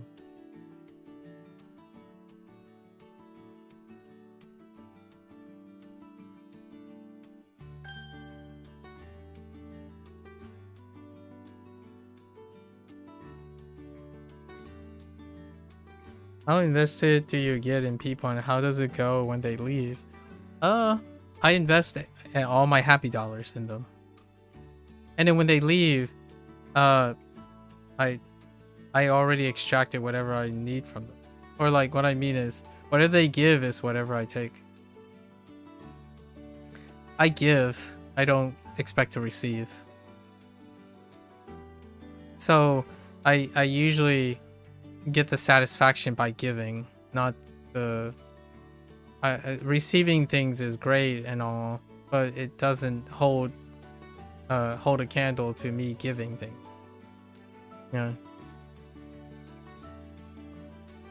I don't really get that much kick from people not leaving or becoming dependent on me. If they leave, they leave. The idea is the act of giving is where I get the most satisfaction. And one day if I see them in a while, like Danny, you know, Danny in 2030, and I see that there's an advertisement for the show Flowers, we don't have to know each other anymore. It's fine. I can tell people like, hey, you know what? I can tell you a little bit about this guy. That's where the investment is. Investment is to be able to reach out to someone. It doesn't really matter if they stay or, I mean, it does matter in the sense of it's awesome if they have the time and the coincidences and the common interests, but I've already given the thing that gives me the most joy. The most joy is investing in people because I can. To me, it's being able to give without ever thinking about receiving back or reciprocating is one of the greatest privileges in life, in my opinion. Because if you are able to do that, it means that you've made it, so to speak. Like, I know this sounds like a humble brag, but I genuinely do believe that I feel like I've made it in the sense that I can give without expecting to get back. It's very subtle. Is there a shadow under the webcam box on top of the browser? Is there a shadow under the webcam box?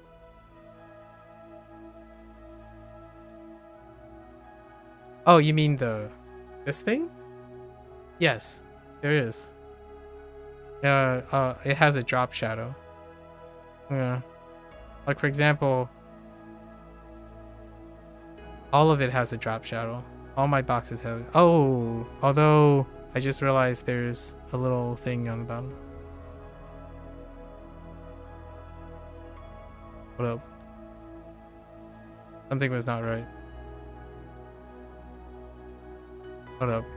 I just realized my window is not proper. I accidentally probably hit one of the edges too. Fine. Yeah, under all of it. Is that manually added thing? The layout is it was a layout. So I just drew a box, create the shadow myself. Like, yeah, that's normal. all the background and stuff is manual stuff. I have a workflow. It takes like 3 or 4 minutes to do it. It because I want to be clear what the thing that I'm using and whatnot. Yeah. Anyways, what was I saying? Yeah, so one of the biggest privileges I think life has is whenever you get up in the morning. Yeah, OBS. Yeah, when you ever get up in the morning, I tell myself, I have enough. Not in a bad way. I know that just sounded like a little bit. It could be negative. I have enough. Like in my life, I have enough. I have enough food. I have enough shelter. Right? I have enough resources. I'm content with life. So now, that's good. I don't need to greed for another, like, I don't need to become a millionaire. I don't need to become a billionaire. I don't need someone to. So for me, the greatest thing is reaching that moment. And I think I reached that moment fairly early. So that's kind of nice.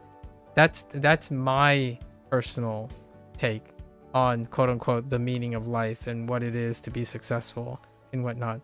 Other people will have other examples. Like you're gonna say, like, you keep saying you guess, which breaks it makes it like a little bit contradictory when you're listening to someone. But your version of whatever is enough will not be clear to you until you actually get whatever that is. So whenever someone says, what's the $1 million question, is usually for me is when you have enough to give without ever needing to give back or get back. So if you can do that, to me, that means you're successful. So I've always the reason why I'm answering these questions right now is because it's the end of the year, and during Christmas and near the end of the year, I get really reflexive. Like I think about all the year, but 2025 and what I've done. So, and I always imagine myself one day I'm gonna have to answer certain questions. And one of those questions would be like, how do you keep on doing the things you're doing? And the answer that I'm providing, like the thing that I was talking about would be the answer. It would be part of the answer. Like I keep doing the things I'm able to do because I have enough. And when someone says, don't you want like to do better and learn more and all that, it's like I am. But the most important thing is that I have enough so I can do it. And someone would probably ask, like, don't you want to be like discovered or be famous or write your book or music and stuff? It's like I could, but one of the greatest privileges of having enough is you can choose to do those things, and you can also choose to invest in people without the fear of failure. Like, what am I going to lose? I'll lose the time I invested in the person, but I don't need that time. Like, what I mean is, I don't need that person to pay me back. I get the satisfaction of seeing that person. If I actually genuinely help someone, I get the satisfaction of seeing them succeed. That's having enough in life. If you don't ever have enough in life yet, the first thing you're probably going to think about is, okay, well, isn't it going to be damaging if you invest in something and you don't, like, the person just abandons you and whatnot? It's like, yes, it's going to feel horrible because they didn't pay you back yet. So that's kind of how I define success. Oftentimes, people have to answer these questions a lot of times. Like, oh, like, what do you think is your most important hot take on life? This is one of my important hot takes on life.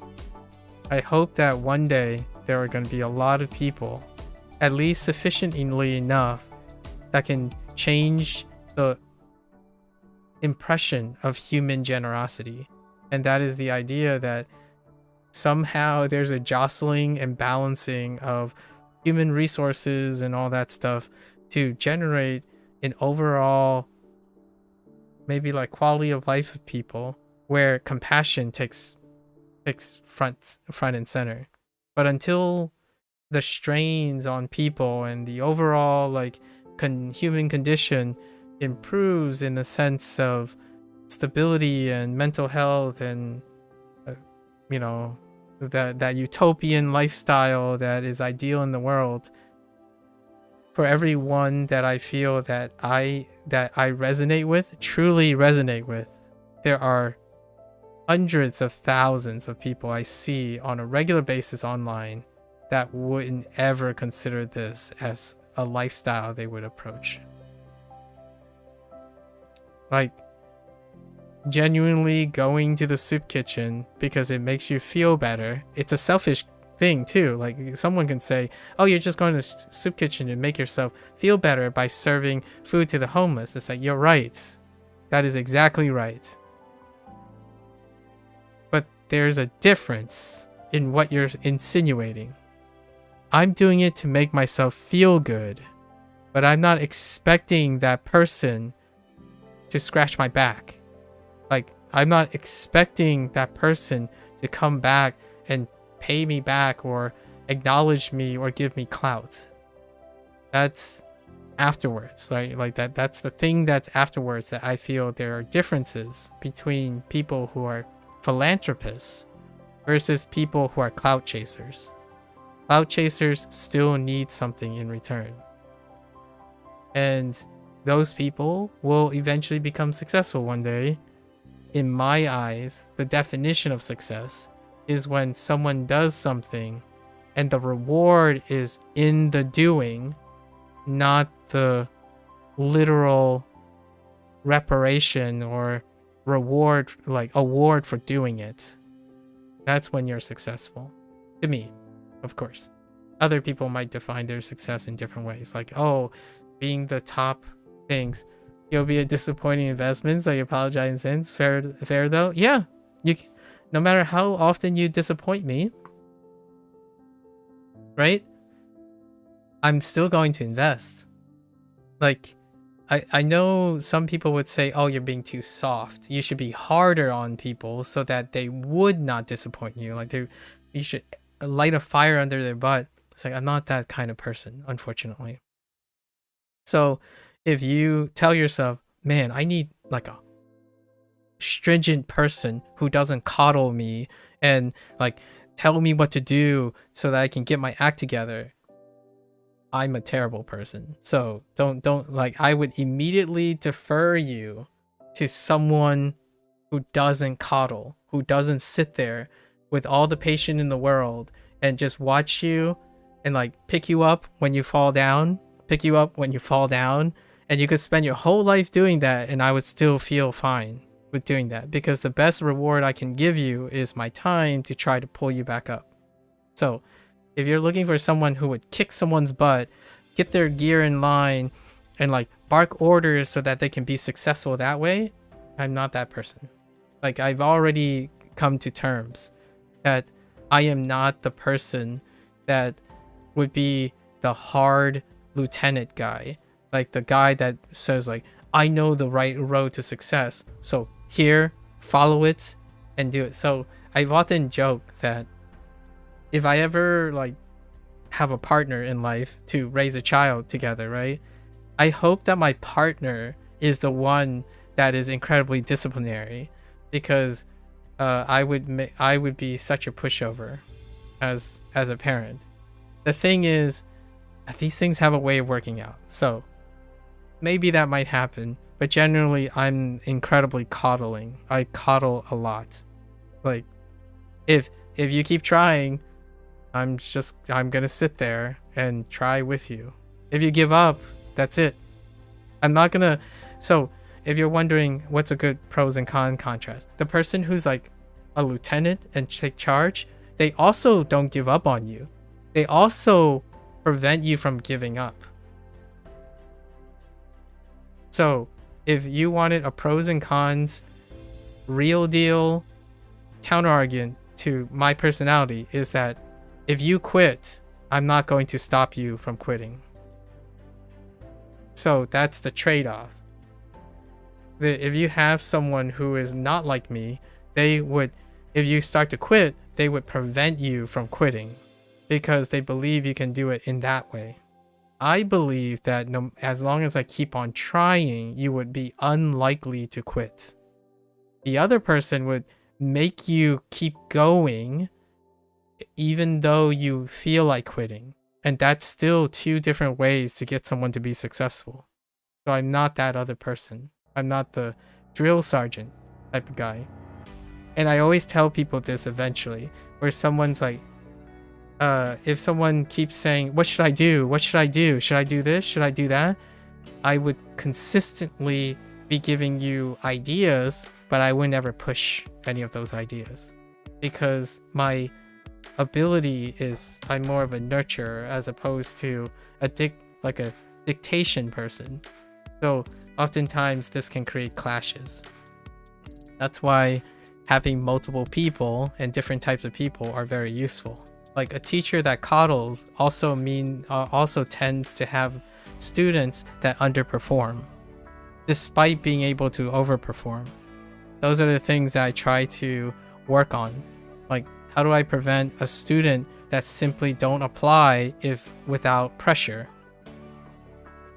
That's one of the weaknesses. Yeah, you don't know why you have the patience to watch you spam the same Anki card. You gotta make it work.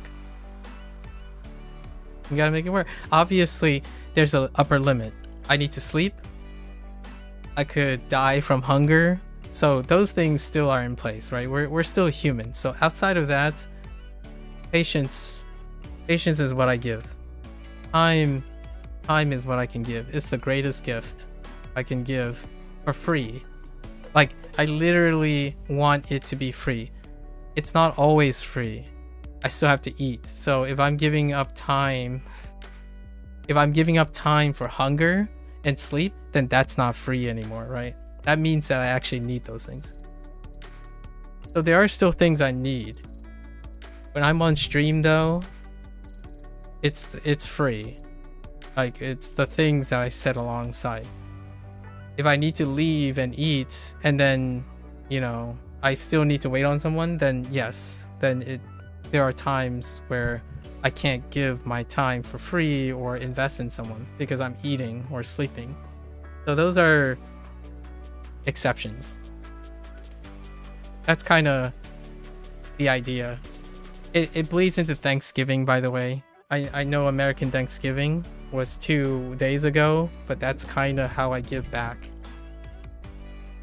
When I'm truly thankful, the best thing I can demonstrate when I'm truly thankful of all my privileges is to give that investment and invest it forward to someone else. And that's why we're here. That's why I stream HanziHero and WaniKani. It's not about accolades, about sticking out and getting clout. It's about encouraging the one person who feels like they don't have anyone to talk to, or anyone who feels like they're out of touch. If you think you have some sort of inability and you don't have a support system, for example, to keep you company, right? I want to believe that in the future on the internet, there would be another reshuffling where it makes it possible for this to happen, right? I think humans are far more productive, like on average, when there's at least social pairing, like accountability, but accountability through being present, in existing with each other. Language learning has been a lonely time, pretty demotivating. That's understandable.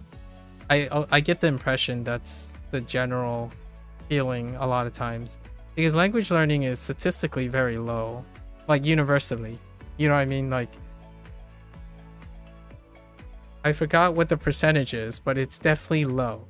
Like, for example, people who know 3 or 4 languages, actually 2 languages, are rarer than people who have college degrees in the world. And I forgot what the percentage is. It's probably like 15%, and people who have like 3 languages is like 2 or 3%.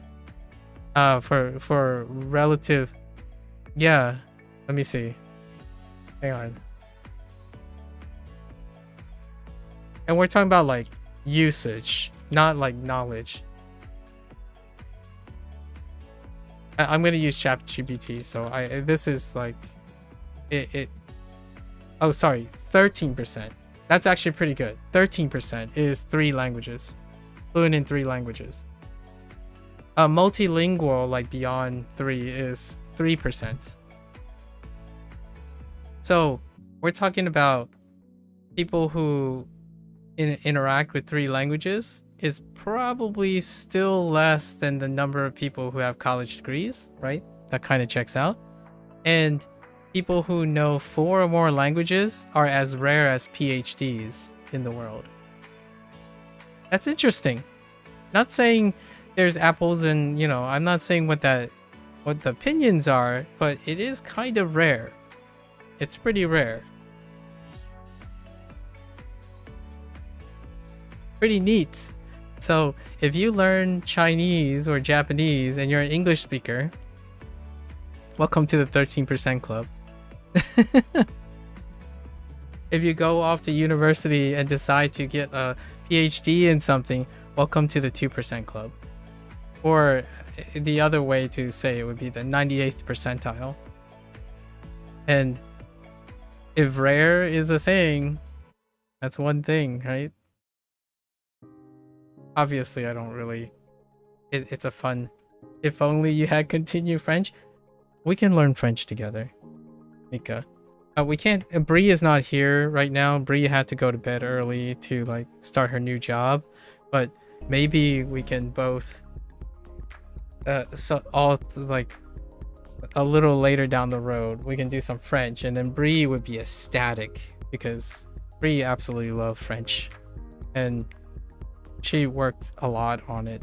And obviously it's isolating for her because she doesn't people around her don't do a lot of things that she does and interested in a lot of things that she does, and I have to make room for French at some point just to join her. You don't know, you have many things to settle between yourself and the French language. Okay. You're technically required to at some point in an extent though. Oh. Alright, keep that in mind. I would totally want to join in. For reasons you say but not public. Okay, okay. Fair enough. Discretion. Don't worry about it. Discretion. Mika. Alright. Anyways, we really need to finish this session. Thanks for sharing. Thanks for sharing. So you're really not gonna go to sleep, huh?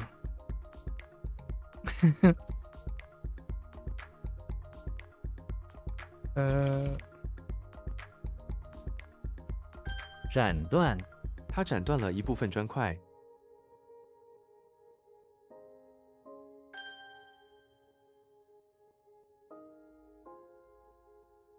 You will sleep, you will, okay. Hear me out. This is a suggestion. I think you really should try to do 7 or 8 hours of sleep. Just to like, you gotta get back to the 7 or 8, because you keep doing the scheduling and it's like 4. You mentioned 4 so many times. Like, gotta find some way to work that out. Bree recently worked out her sleep schedule in order to start a 7:45 a.m. shift soon. Actually, Bree is about to get up soon for her job. What's wrong with 4? Well, if you're taking it from someone who lived through those years, it's not sustainable. You need 20 hours per day to sort out your life. Yeah, well, I don't think you've ever heard of guy math before. No, I'm just kidding. Well, you're gonna have to get used to Maku math. Maku math says that for every 4 hours, like, so if you have 4 hours of sleep, right? That is 8 hours of productivity, possibly diminished. So like if you slept for 7 to 8 hours, you might break even on your 8 hours of diminished activity. So we're not talking about the literal quantity, but the quality of it. Make a math is 4 hours equals 12 hours. Yeah, so the quality, so if you're doing 8 hours worth of 4 hours of sleep work, when you sleep 8 hours, you can do 8 hours of work in 4 hours.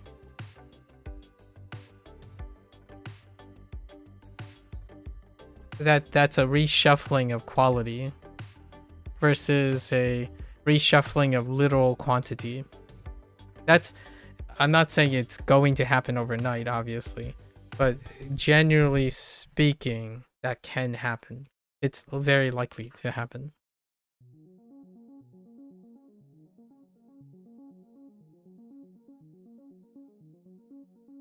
We won't know for sure until you do it, though. Evidence.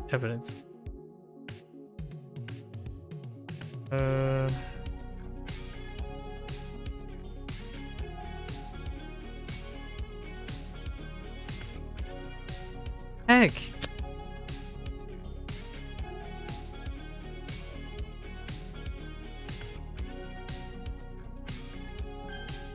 Yeah. 毅力 Okay.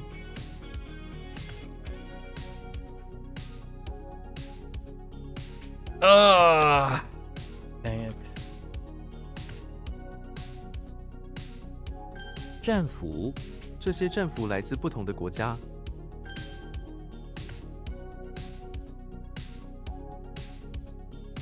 成色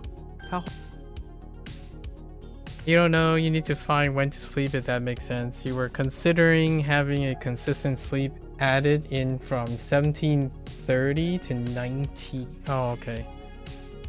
An hour and a half to make up for your sleep timing. You can't make up sleep.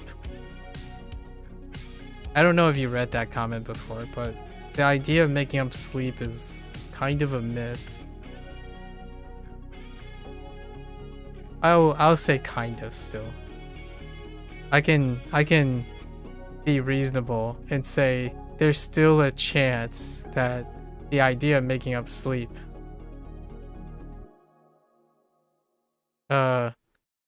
is not what you think. There is a minimum window that you can try to get REM sleep, but it's not one, like, if you stretch it really far out and suggest that you can hit REM like in 4 hours consistently for a reasonable amount of time, that would be a tall ask. And then when you're doing a nap for one and a half hours, that will most definitely not hit REM. You could get your 7 in if you slept at midnight, I guess. I see.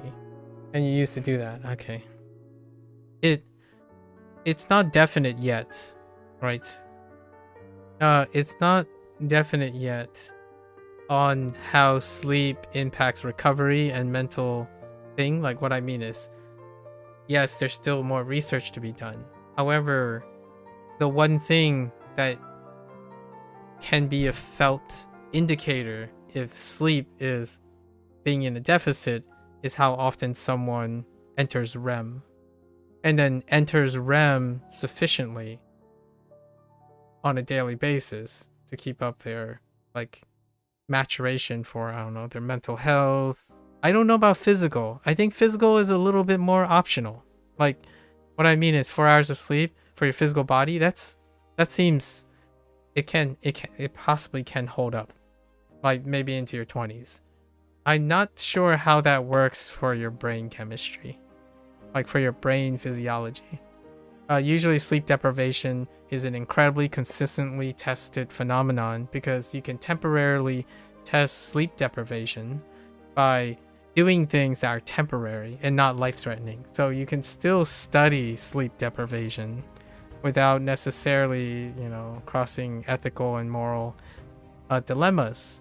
So sleep deprivation is well documented in terms of sample size and representative things. And usually it's very tied to REM. And having 4 hours of sleep, if you're starting to maintain that, it's very difficult to know what that effect is for the long term. As in, for now, it's okay. I don't know what the long-lasting effects of that is in the future. What the data would suggest, oftentimes in longitudinal studies, chronic sleep deprivation ultimately does not have a compensation strong enough. Like, for example, sometimes people can argue your body will adjust to it, right? 4 hours might be at the limit, or like at a very boundary-ish. So there is very possible that research can still say you only need 4 hours of sleep. I don't know. It is possible, but it's at the lower end. As in, you remember when we were talking about studying?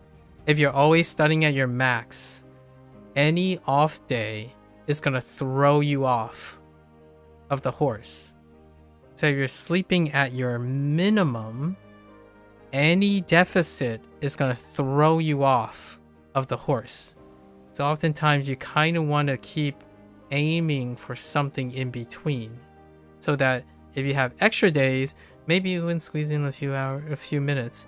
When you have less days, yeah, you can cancel a bit. But when you're working at your bare minimum or your bare maximum, that's when consistency goes out the door.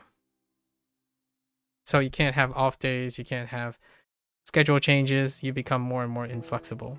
So I think sleeping, I did 4 hours a day too. When I was in, from kind of like 23, age 23-ish to the 28, we did 4 hour sleep schedules. And there was one time when I kind of just fell asleep standing up.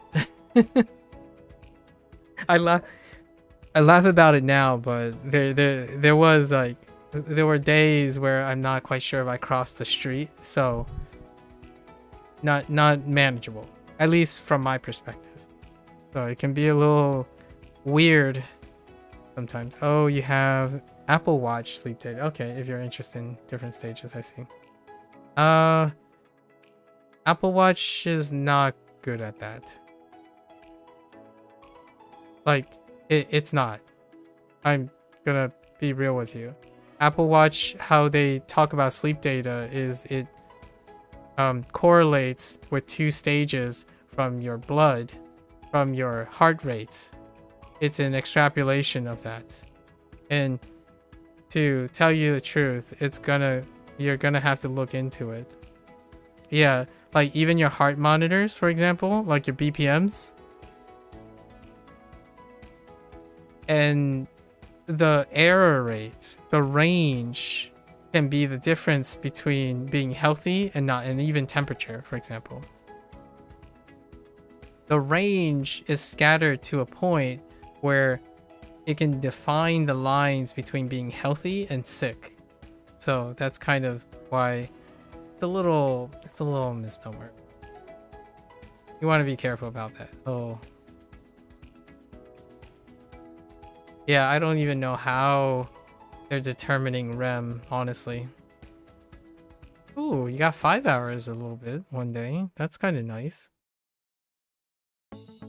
Man, you have an Apple Watch too? Fair enough. Things to keep in mind, I suppose. Again, very soft suggestions. Very soft suggestions.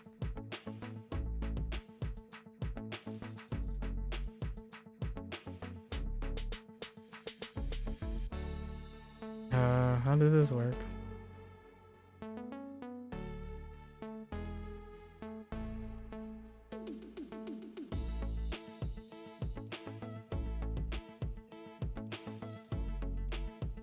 What? Oh, chia. Whoops. Yeah.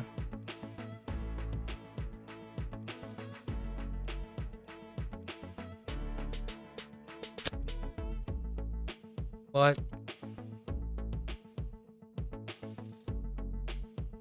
You have everything, honestly. You used to like, yeah, you used to use like, okay, you know those hard things that use high pitch with an app for ECG, yeah, and then you put 2 fingers for each hand, okay, yeah, and then you had one of those, but you lost it, so you just gotta watch later on to diagnose, okay.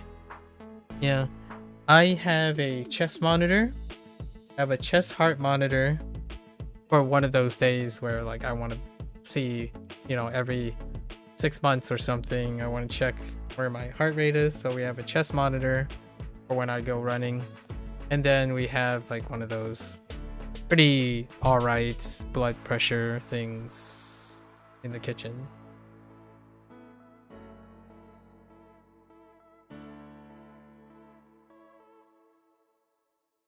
Pretty low tech.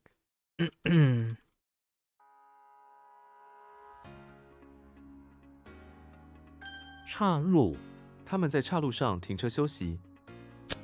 Oh, side ride? Side road.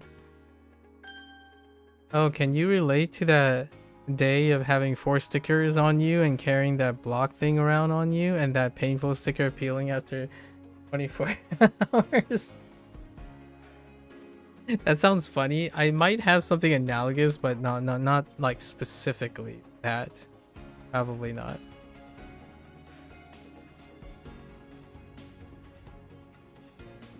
Uh,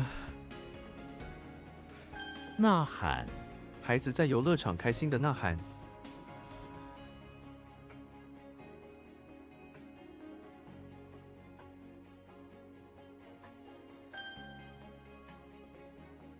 you hate those stickers? Okay. I know what stickers you're referring to though.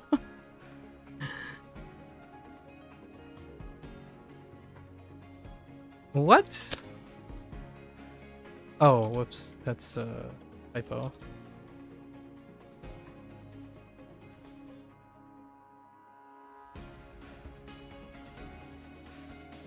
What? Oh. 我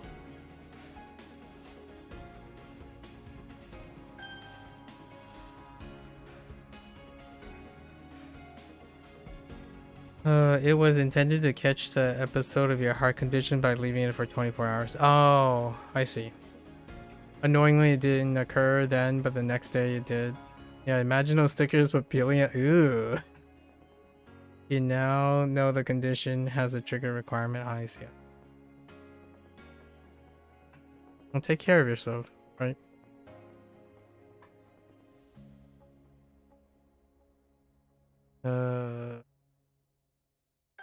肯 What the con? Oh no.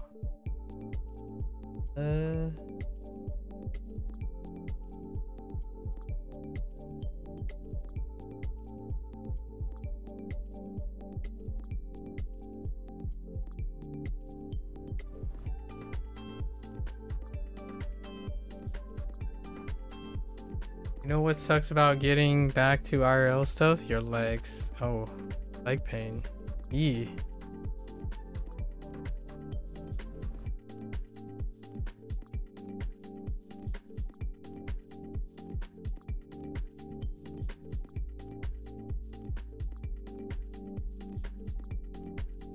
Yeah, we're just gonna get a pass because we need to move along here. "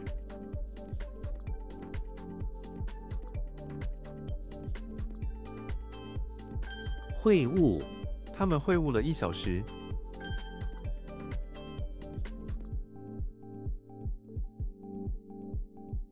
Last night, you woken up to the worst leg cramp for 2 minutes? You wanted to scream,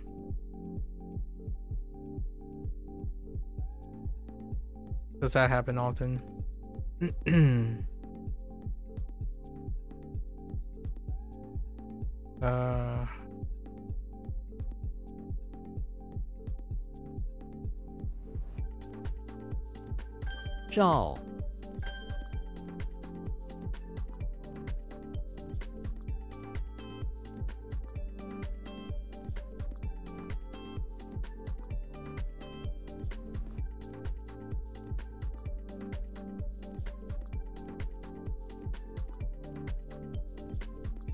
Heck. We need to change it to bite or something. Bite or something is probably better. No, it's the second time, though last time was a week ago. You try to sit up, I see. A straight legs, which is usually fine. Both sides, like the lower leg part. Ah, the cramp in the calf. It just locks up.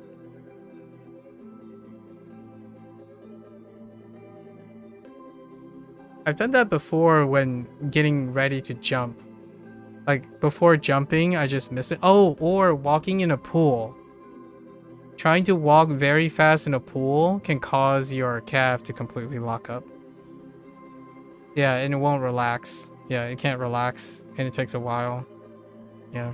If you ever try to run in a pool, like on a bottom, like you can stand on a pool and you run really fast, you can get your calves to lock up.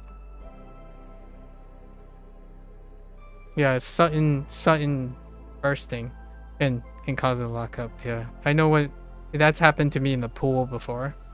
When I try to like jump up out of the pool, and you just stand there until it subsides. Yeah, absolutely. It's like you feel like your calves is a solid muscle, like it's contracted permanently. It's called a Charlie horse. Are you familiar with that? I think that's what I back in the day. A Charlie horse. Hold up. Yeah. The thing is though, Charlie horse can occur not necessarily immediately due to muscle fatigue, but it can be triggered spontaneously, and it's exactly where the spot is. It's to your calf area. When legs cramp at night or how to prevent them, it's a Charlie horse. I don't know why it's called a Charlie horse. I think it's because like when you cramp, you start like galloping on one leg or something. I don't know what the origin of Charlie horses are, but yeah, I'm not sure if that's an American thing. It kind of sounds like a British thing, but that's the phrase that I remember. Charlie horses.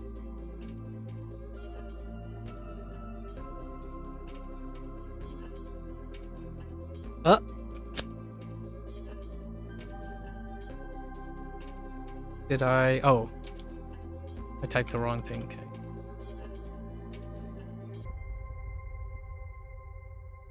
不理不睬，无论我怎么问，他都不理不睬。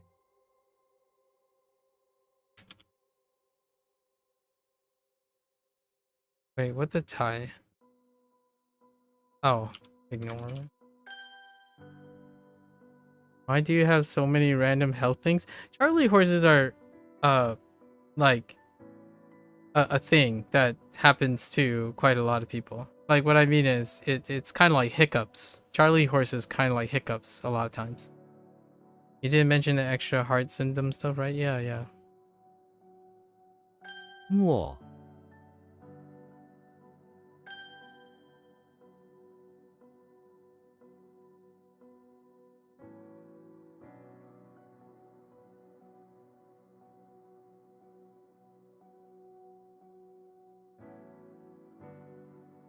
I swear this is ye or upright. Oh no. I already wrote the read on this. Whoops.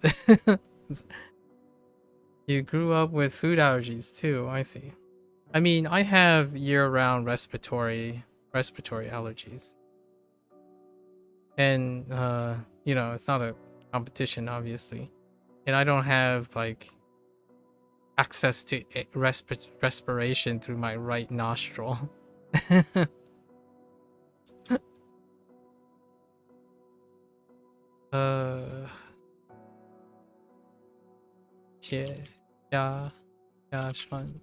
掐算 农民掐算着收获的数量。 Rough plan. It's like a rough plan.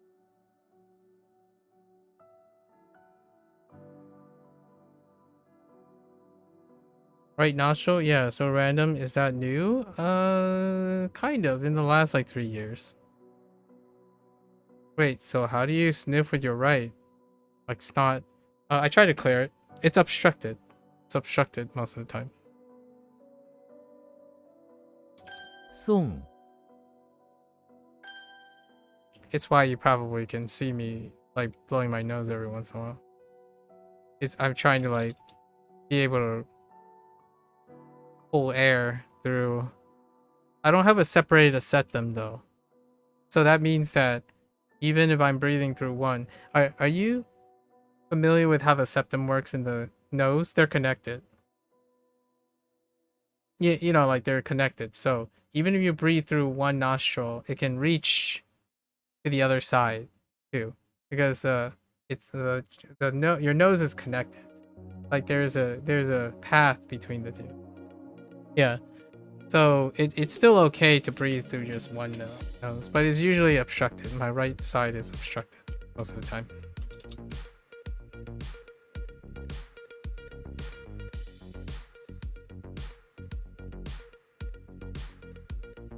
What?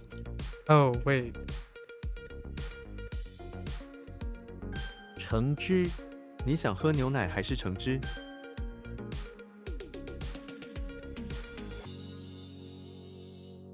Maybe one day I'll go and visit a otolaryngologist to take a look at it. One day. 打岔 他总是喜欢打岔，让人很烦。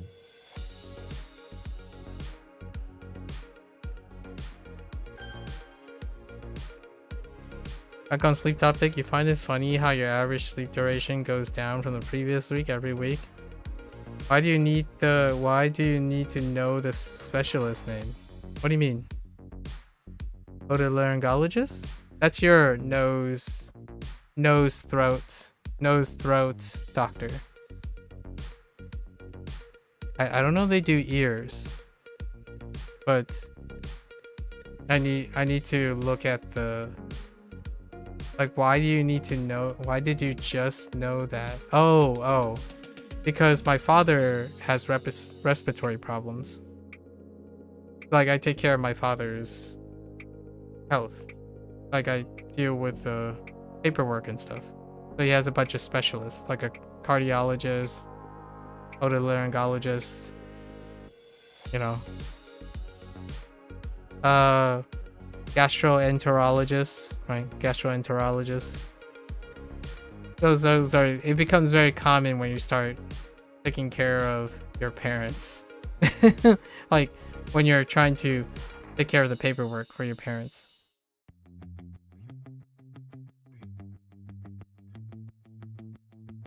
Yeah. I sort out all the specialists for my parents. For their very specific problems that will continue to increase because they're getting older. Not to be how old are they? My father is 65 and my mother is 62. My father is like exactly senior citizen status. No.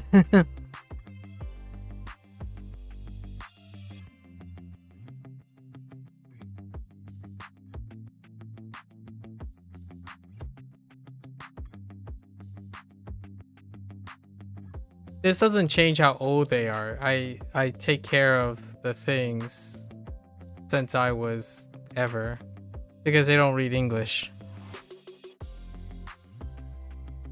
So that part doesn't change regardless of how old they are. You still have to know all the specialists whenever something comes up.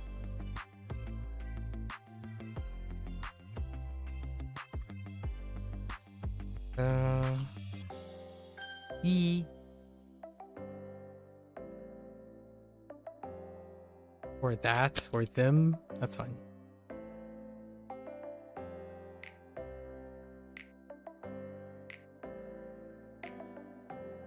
冒昧他冒昧地进入了房间。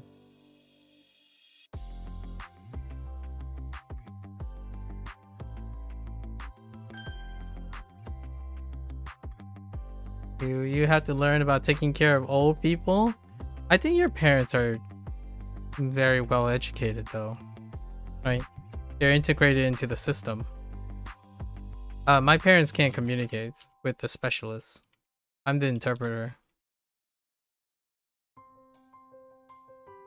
Like the last thing we did was we went in to renew our annuity at the bank, right?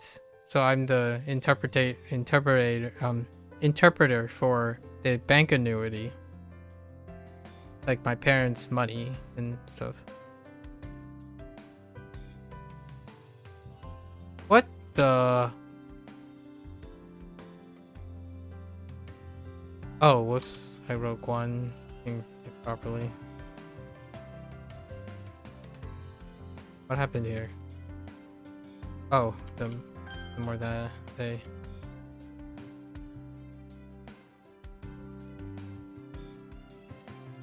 光明磊落，他的行为光明磊落，令人佩服。光明磊落。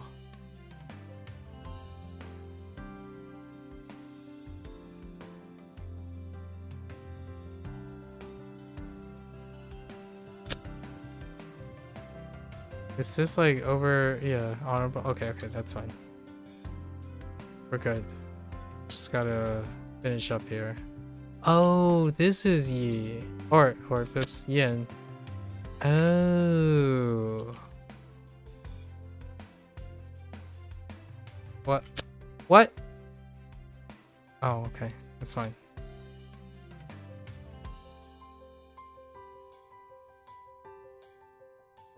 More stats and DMs. These are ones may sleep include time of day. Yeah, okay. I'll take a look at it a little bit later.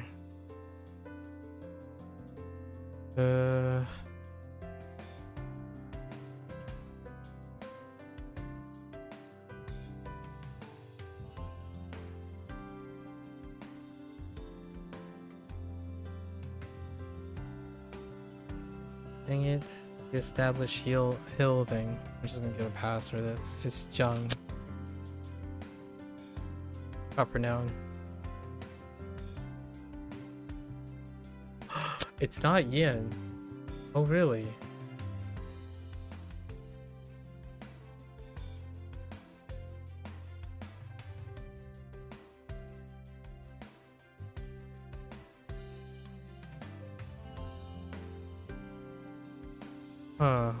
It's not Yin. It's not Yi. What?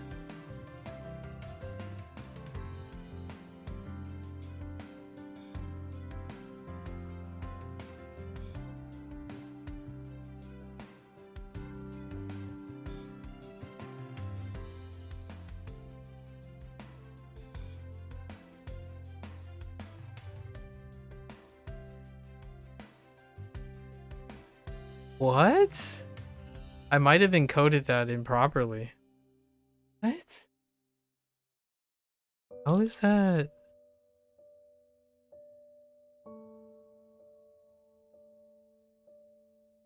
What?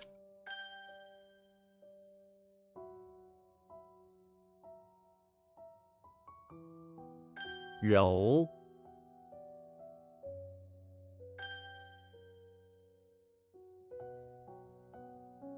Oops.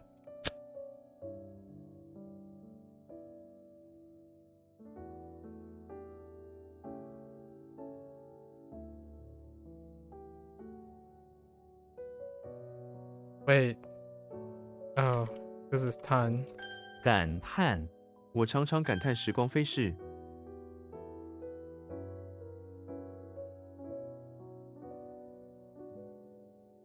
What did I say? Duan?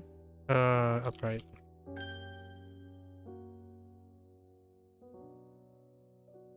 度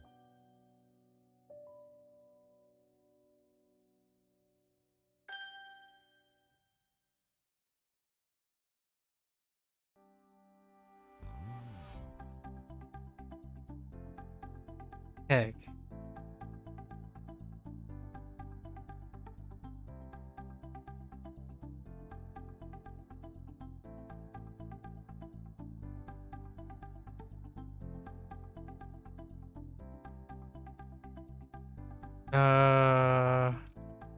Something tells me it's Quinn.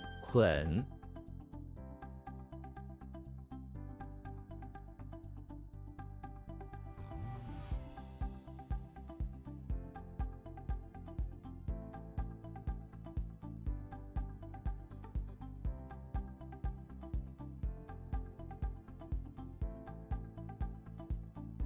Like swipe or something.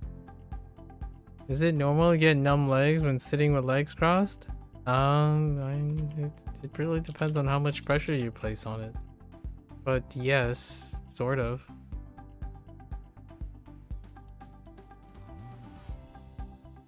Depends on how flexible, how nimble and mobile your hip flexors are a lot of times. Because it could be cutting off the circulation depending on how good your hip flexors are. I'm not gonna say the Y word, but that could help.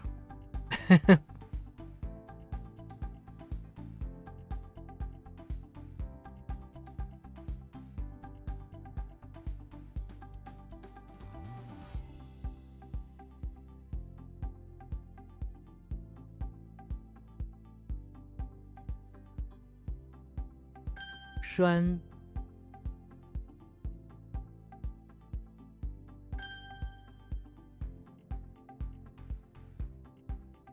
正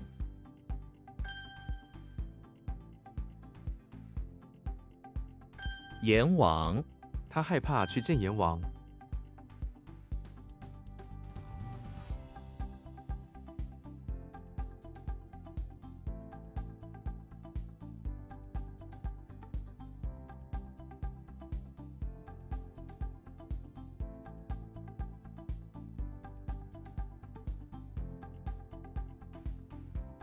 What is going on?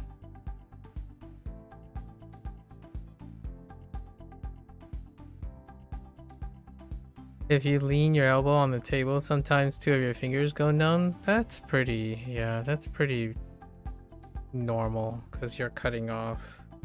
Like there's not room to prevent the circulation from, yeah, that happens too.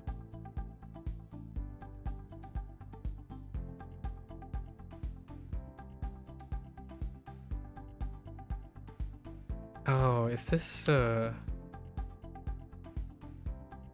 树 oh, it's pretty weak. And I think I might have encoded this incorrectly.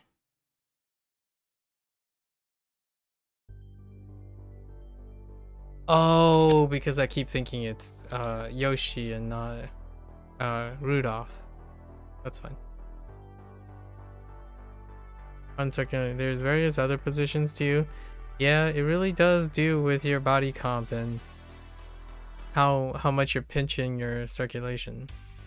I don't think it's uncommon. Like,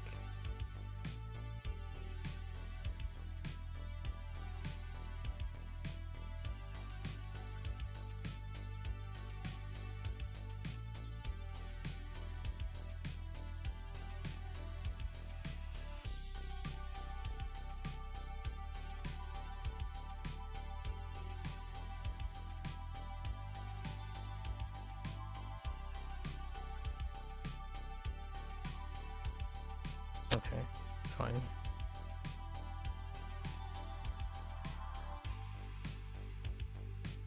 Han Ooh. What? Oh. Yes.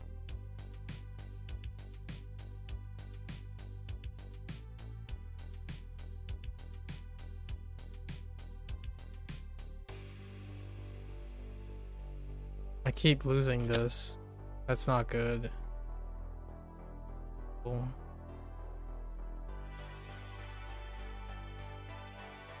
Rong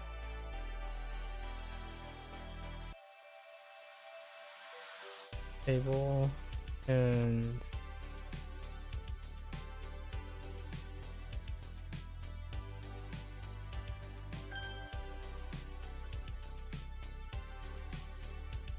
Rui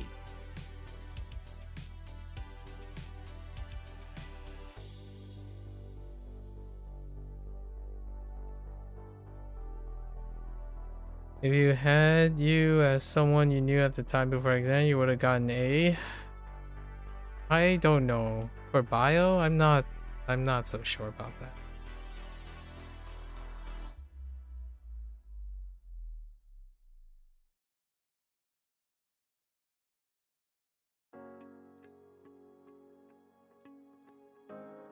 Yeah, all of yesterday's thing is pretty weak.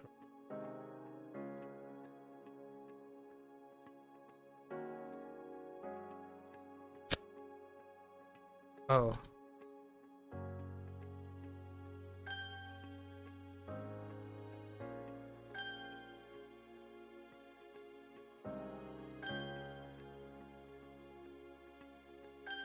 They're all from yesterday. It already reset it. It's 4. So these are already reset. If you, as long as you start the lesson, the resets after you complete it. The reset was 30 minutes ago. I mentioned that already. Yeah.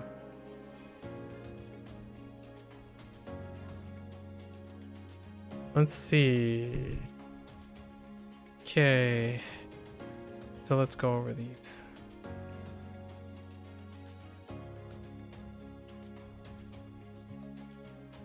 I should write, let's see, Quinn for, let's add more to the Quinn bundle.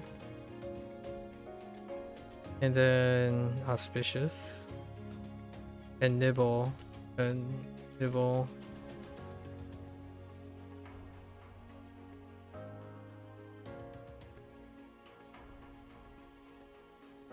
And maybe Zhang.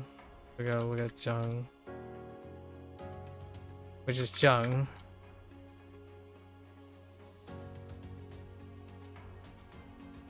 Suspicious is Rui.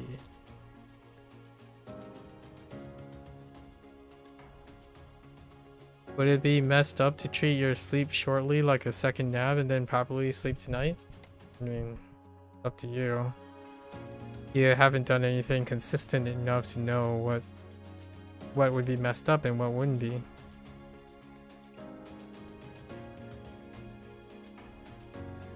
Sandwiches, so... Xia.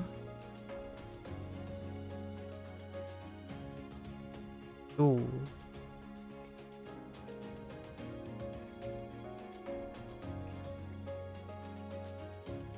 Ying.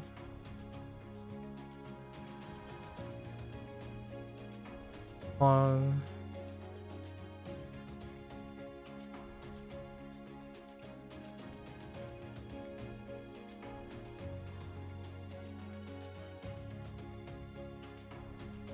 Yan.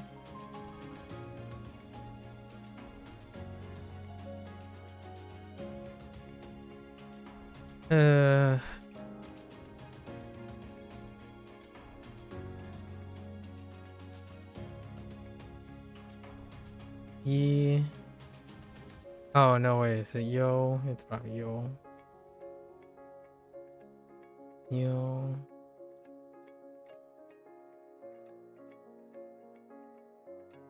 Gun.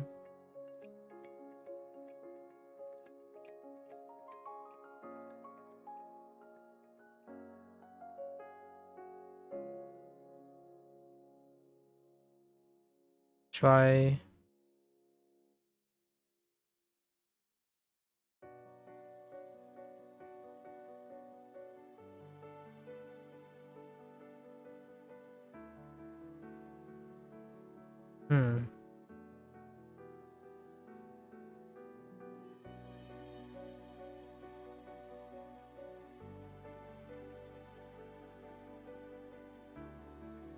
This one's kind of weak.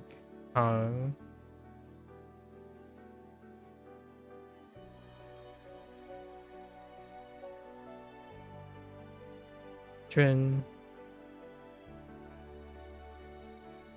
You know info about single naps, but not double. You know you always get tired 9 and 17 hours after being awake at any given time, though. I see.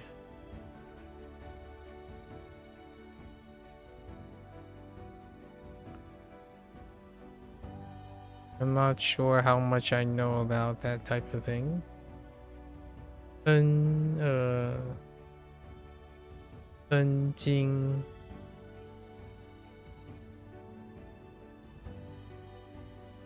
Benjin can't see the rest.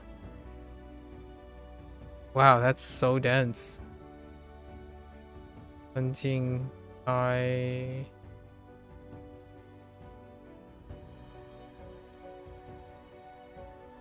Benji Bai Long.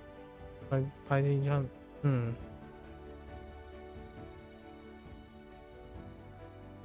Oh, Liang. Benji Bai Liang.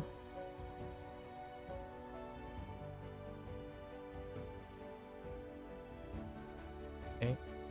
So that's, yep.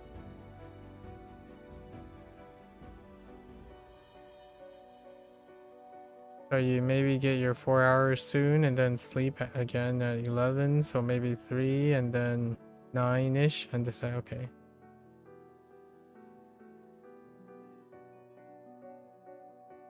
Chung,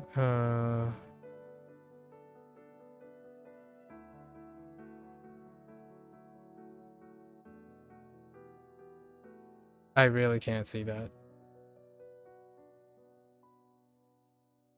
La, Shang La, Ying.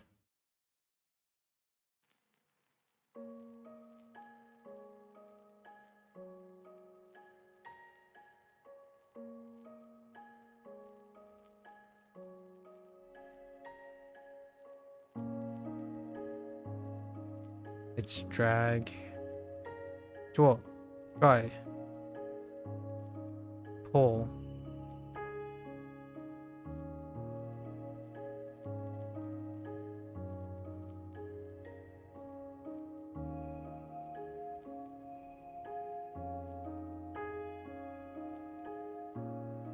Bye, Kai.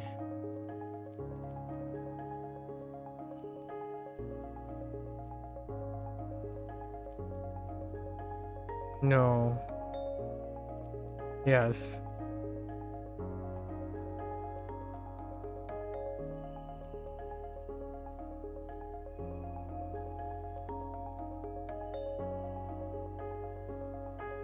Genji.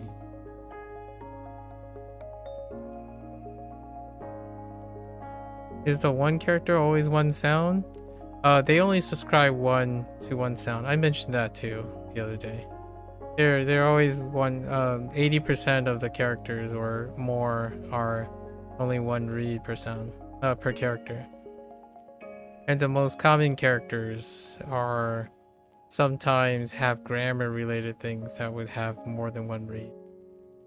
And then like 2 or 3% of the time, they're very common use that there's a Sanhi rules that change the tone a little bit. But those are incredibly frequent. There are Sandi rules for changing tones. They come up very frequently and consistently.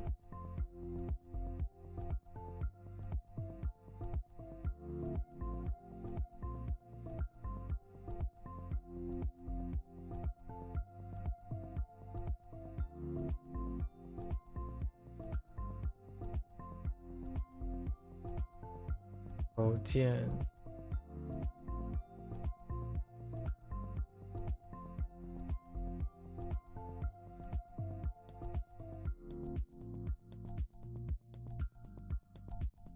Anwei.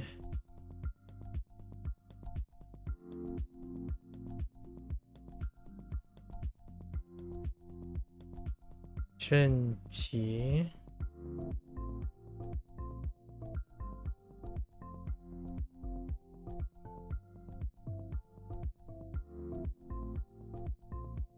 Angxun. What the heck is Fanxun? Oh.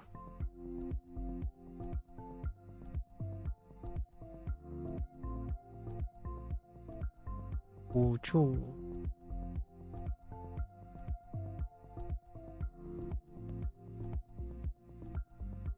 tea cha. All right. Time is up. All right, so let's go over. So we have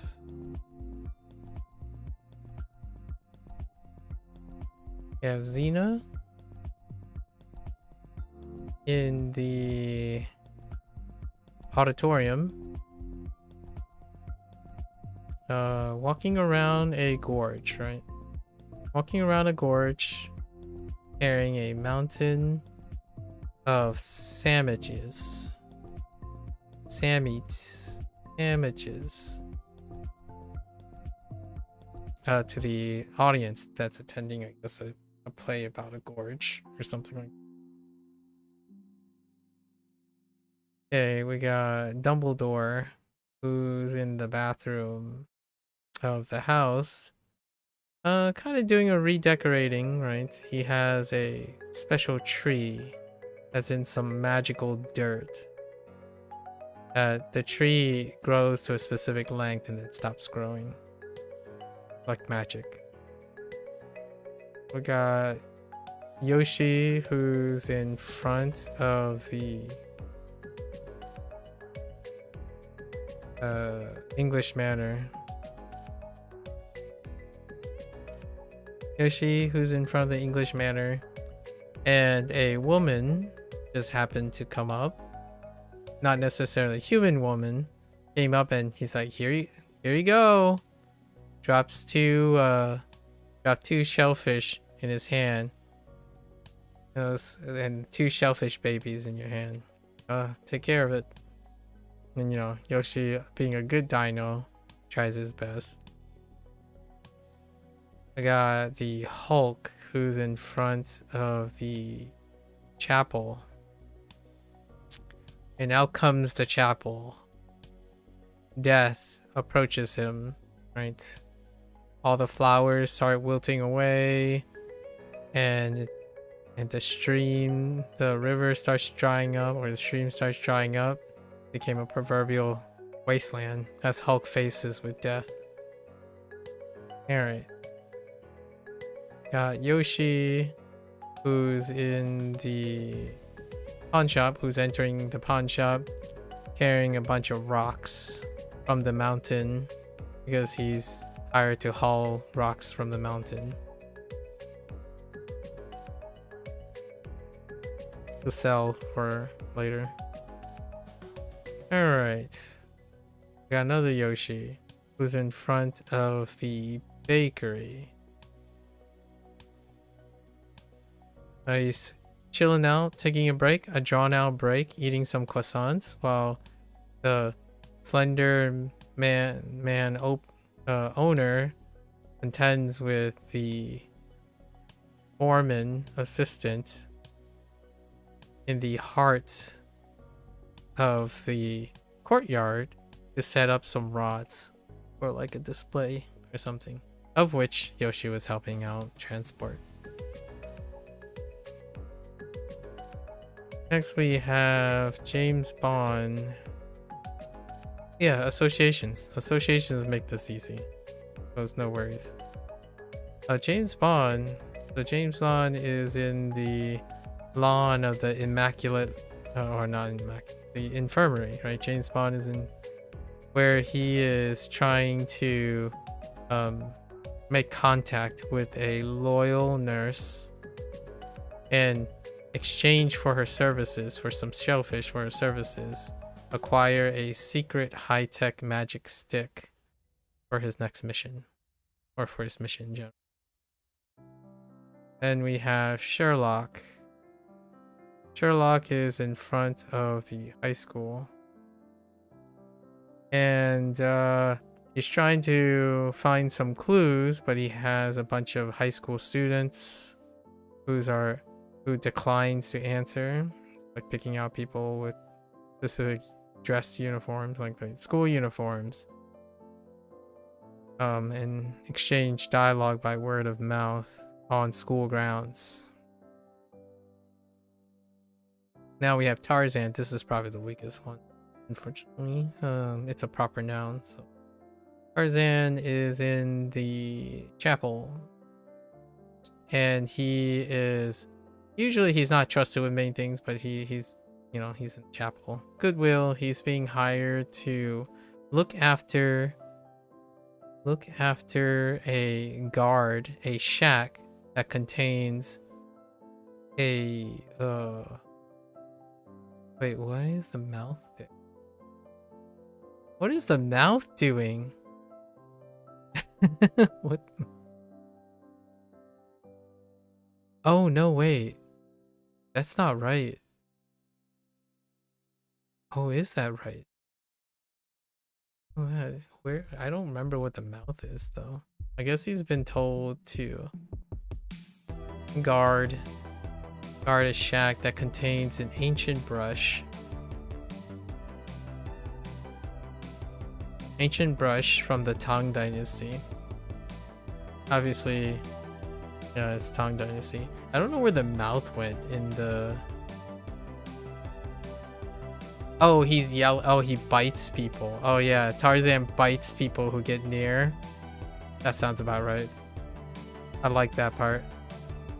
Alright, so then we have Julius Caesar in front of the infirmary, acting his role as the monarch, running around with a rake in his hand, and, you know, someone sneezed in the lineup, so he just punished the person by shoving a rake into one of the doctors or nurses.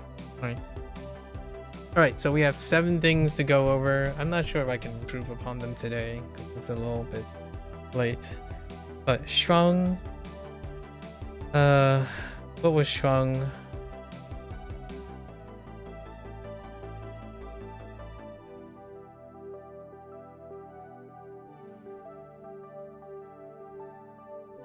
It's gone. It's Frost, but it's a very complicated character. We'll come back to it. Bing is complicated too.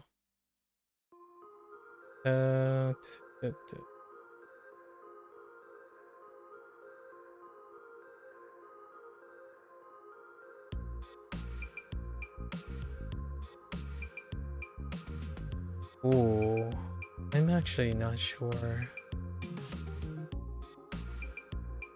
That's really sloppy, but that's okay. We're good enough. Bing. This is guest. I don't know how they separate this part. Is that supposed to be small with a slide? Interesting. Let's try this again.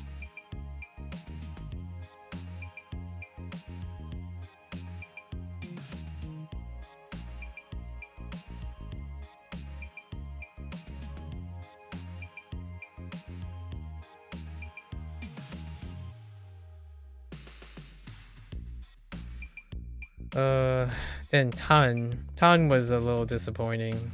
I think we're okay with Tan.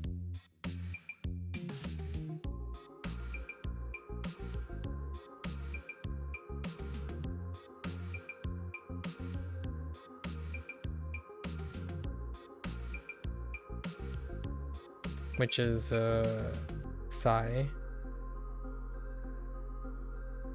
We have Quinn. Quinn.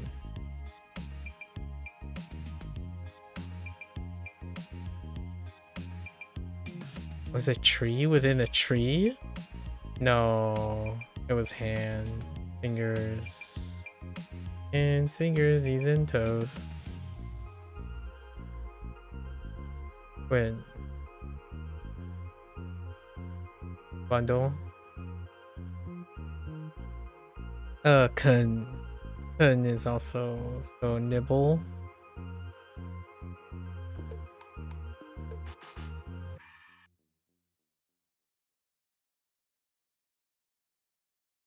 Nibble.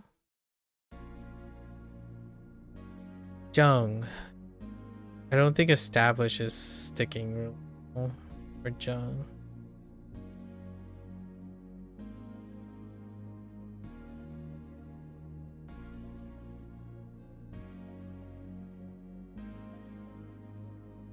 Which is Jung, the proper noun Jung. And Rui is it's our only Rui. It's kind of not the greatest sounding either. We have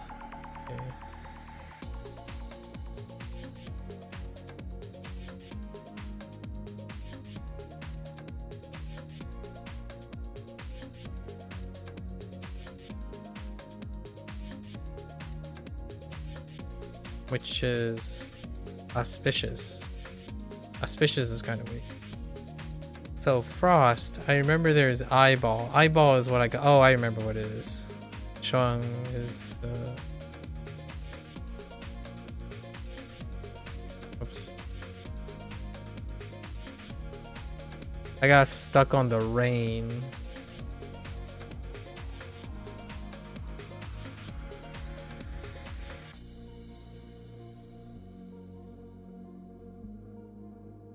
So Frost. All right, let's go take a look at each one of these. See if we can do anything about it. Before the day's over. Almost 5 a.m. That's okay.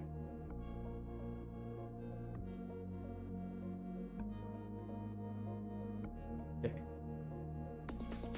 Yeah, I got cramped. Oh no, he got cramped in the same place. Let's see. All right, so. It has to be his eyes. We gotta make it about his eyes. So, let's see. Sherlock is in front of the chapel. It is raining. It is cold. Cold.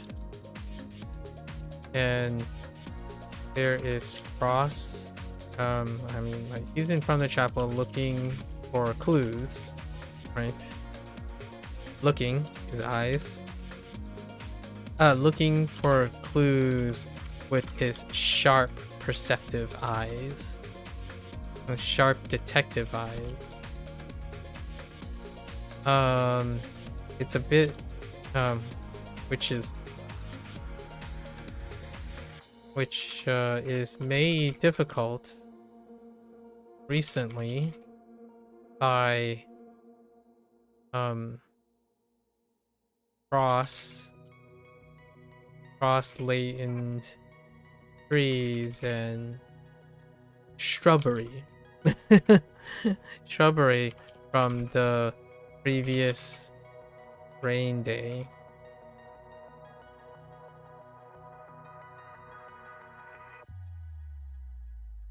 Luckily, he was able to locate with his sharp eyes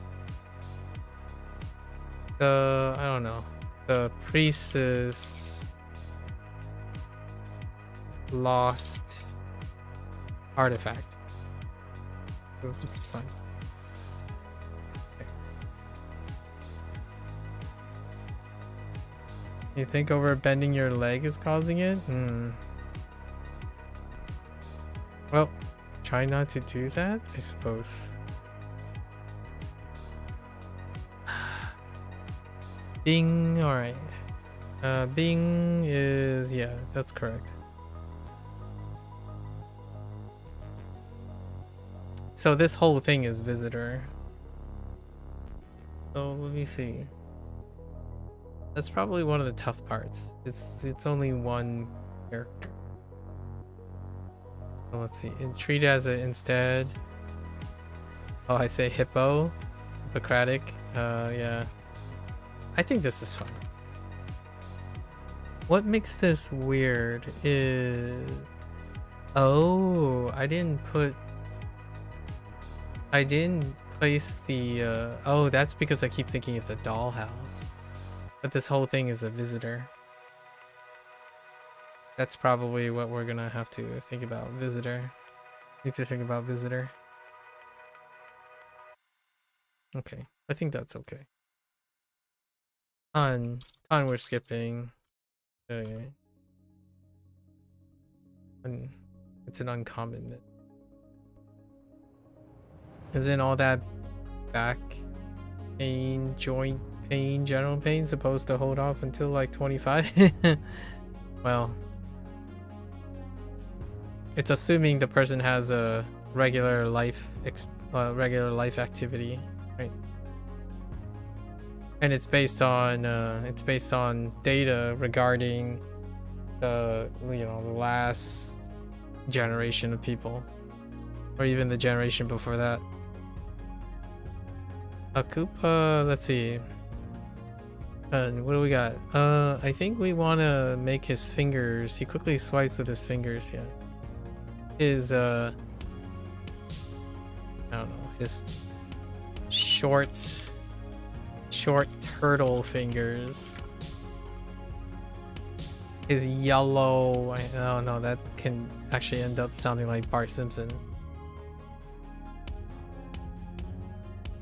Yeah, wooden bundle of special equipment. Really swipes. Let's say swipes multiple bundles.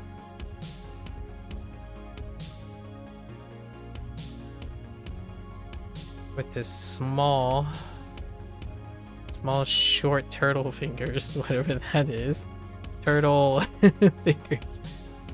And then later like tell Bowser. And return to Bowser. Okay. Not the greatest. Fine for now. Can needs work. Actually got distracted enough to forget it multiple times. It's largely because it doesn't deal with Kermit's Kermit doing anything. Helping someone by restraining him from a nibbling problem. Kermit tries to encourage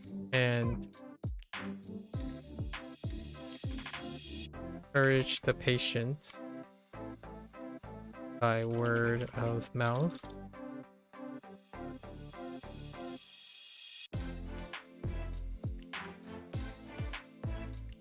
To try to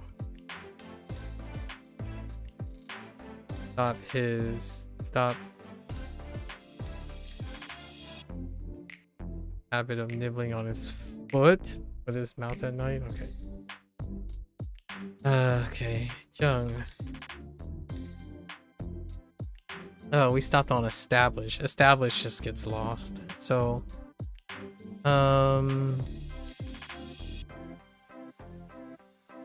let's say establish contact. Establish contact by leaving a message. To Mr. Chung.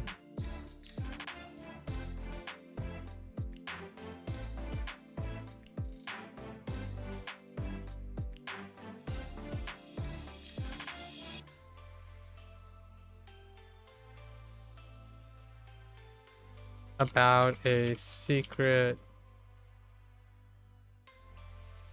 Mr. Chung is contact about a secret rendezvous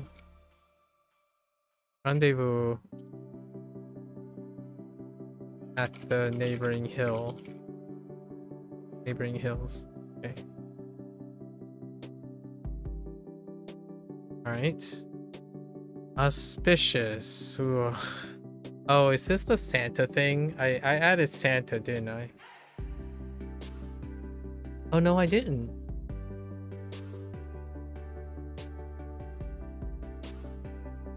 Oh.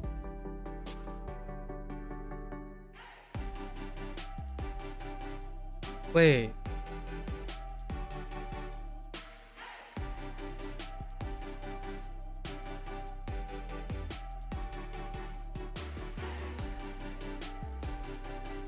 That's fine. Oh, which one did I add Santa for? Okay, Rudolph is in the basement. Oh, wait, in the basement? What the? Oh, no, in the bathroom, just kidding. Rudolph in the bathroom of the beach house carrying a scepter owned and accompanied by the prospector. Right, he was auspicious find by the beach. And washes the scepter.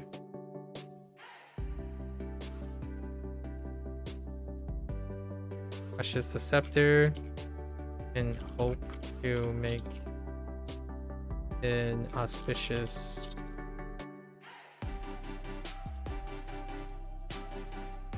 gift for Santa-san. Okay, I think we just gotta incorporate Santa for all of Rudolph's things. All right, we did it. All right, it's off to bed, folks. All right, folks, or I have to do the evening stuff before going off to bed. All right, folks, that's a wrap for today. Wrap for HanziHero today. If you're gonna watch this later, xie. As always, feel free to follow along. Pick up HanziHero for yourself. Give it a try. Let me know what you think. You're always welcome to yap, right? With some limitations, obviously, but yap, exchange stories, brainstorm, talk about things, keep each other company, right? Try to motivate each other to be interested, mutually interested in each other's lives for at least the time that we have together, right? It might not be forever. It might be for 1 year. It might be for 3 days. I'm here to offer some generosity. At least for those 3 days, we can try to keep each other motivated, right? Understand that there are people who come and go in one's life, and stringing them all together will make for a pleasant life. Feel a little togetherness as you go through life, deciding what to do, finding different perspectives. Kind of a nice thing. Until next time, 大家下次见。感谢观看. Thank you for watching, and I'll catch you guys on the next one. Bye bye.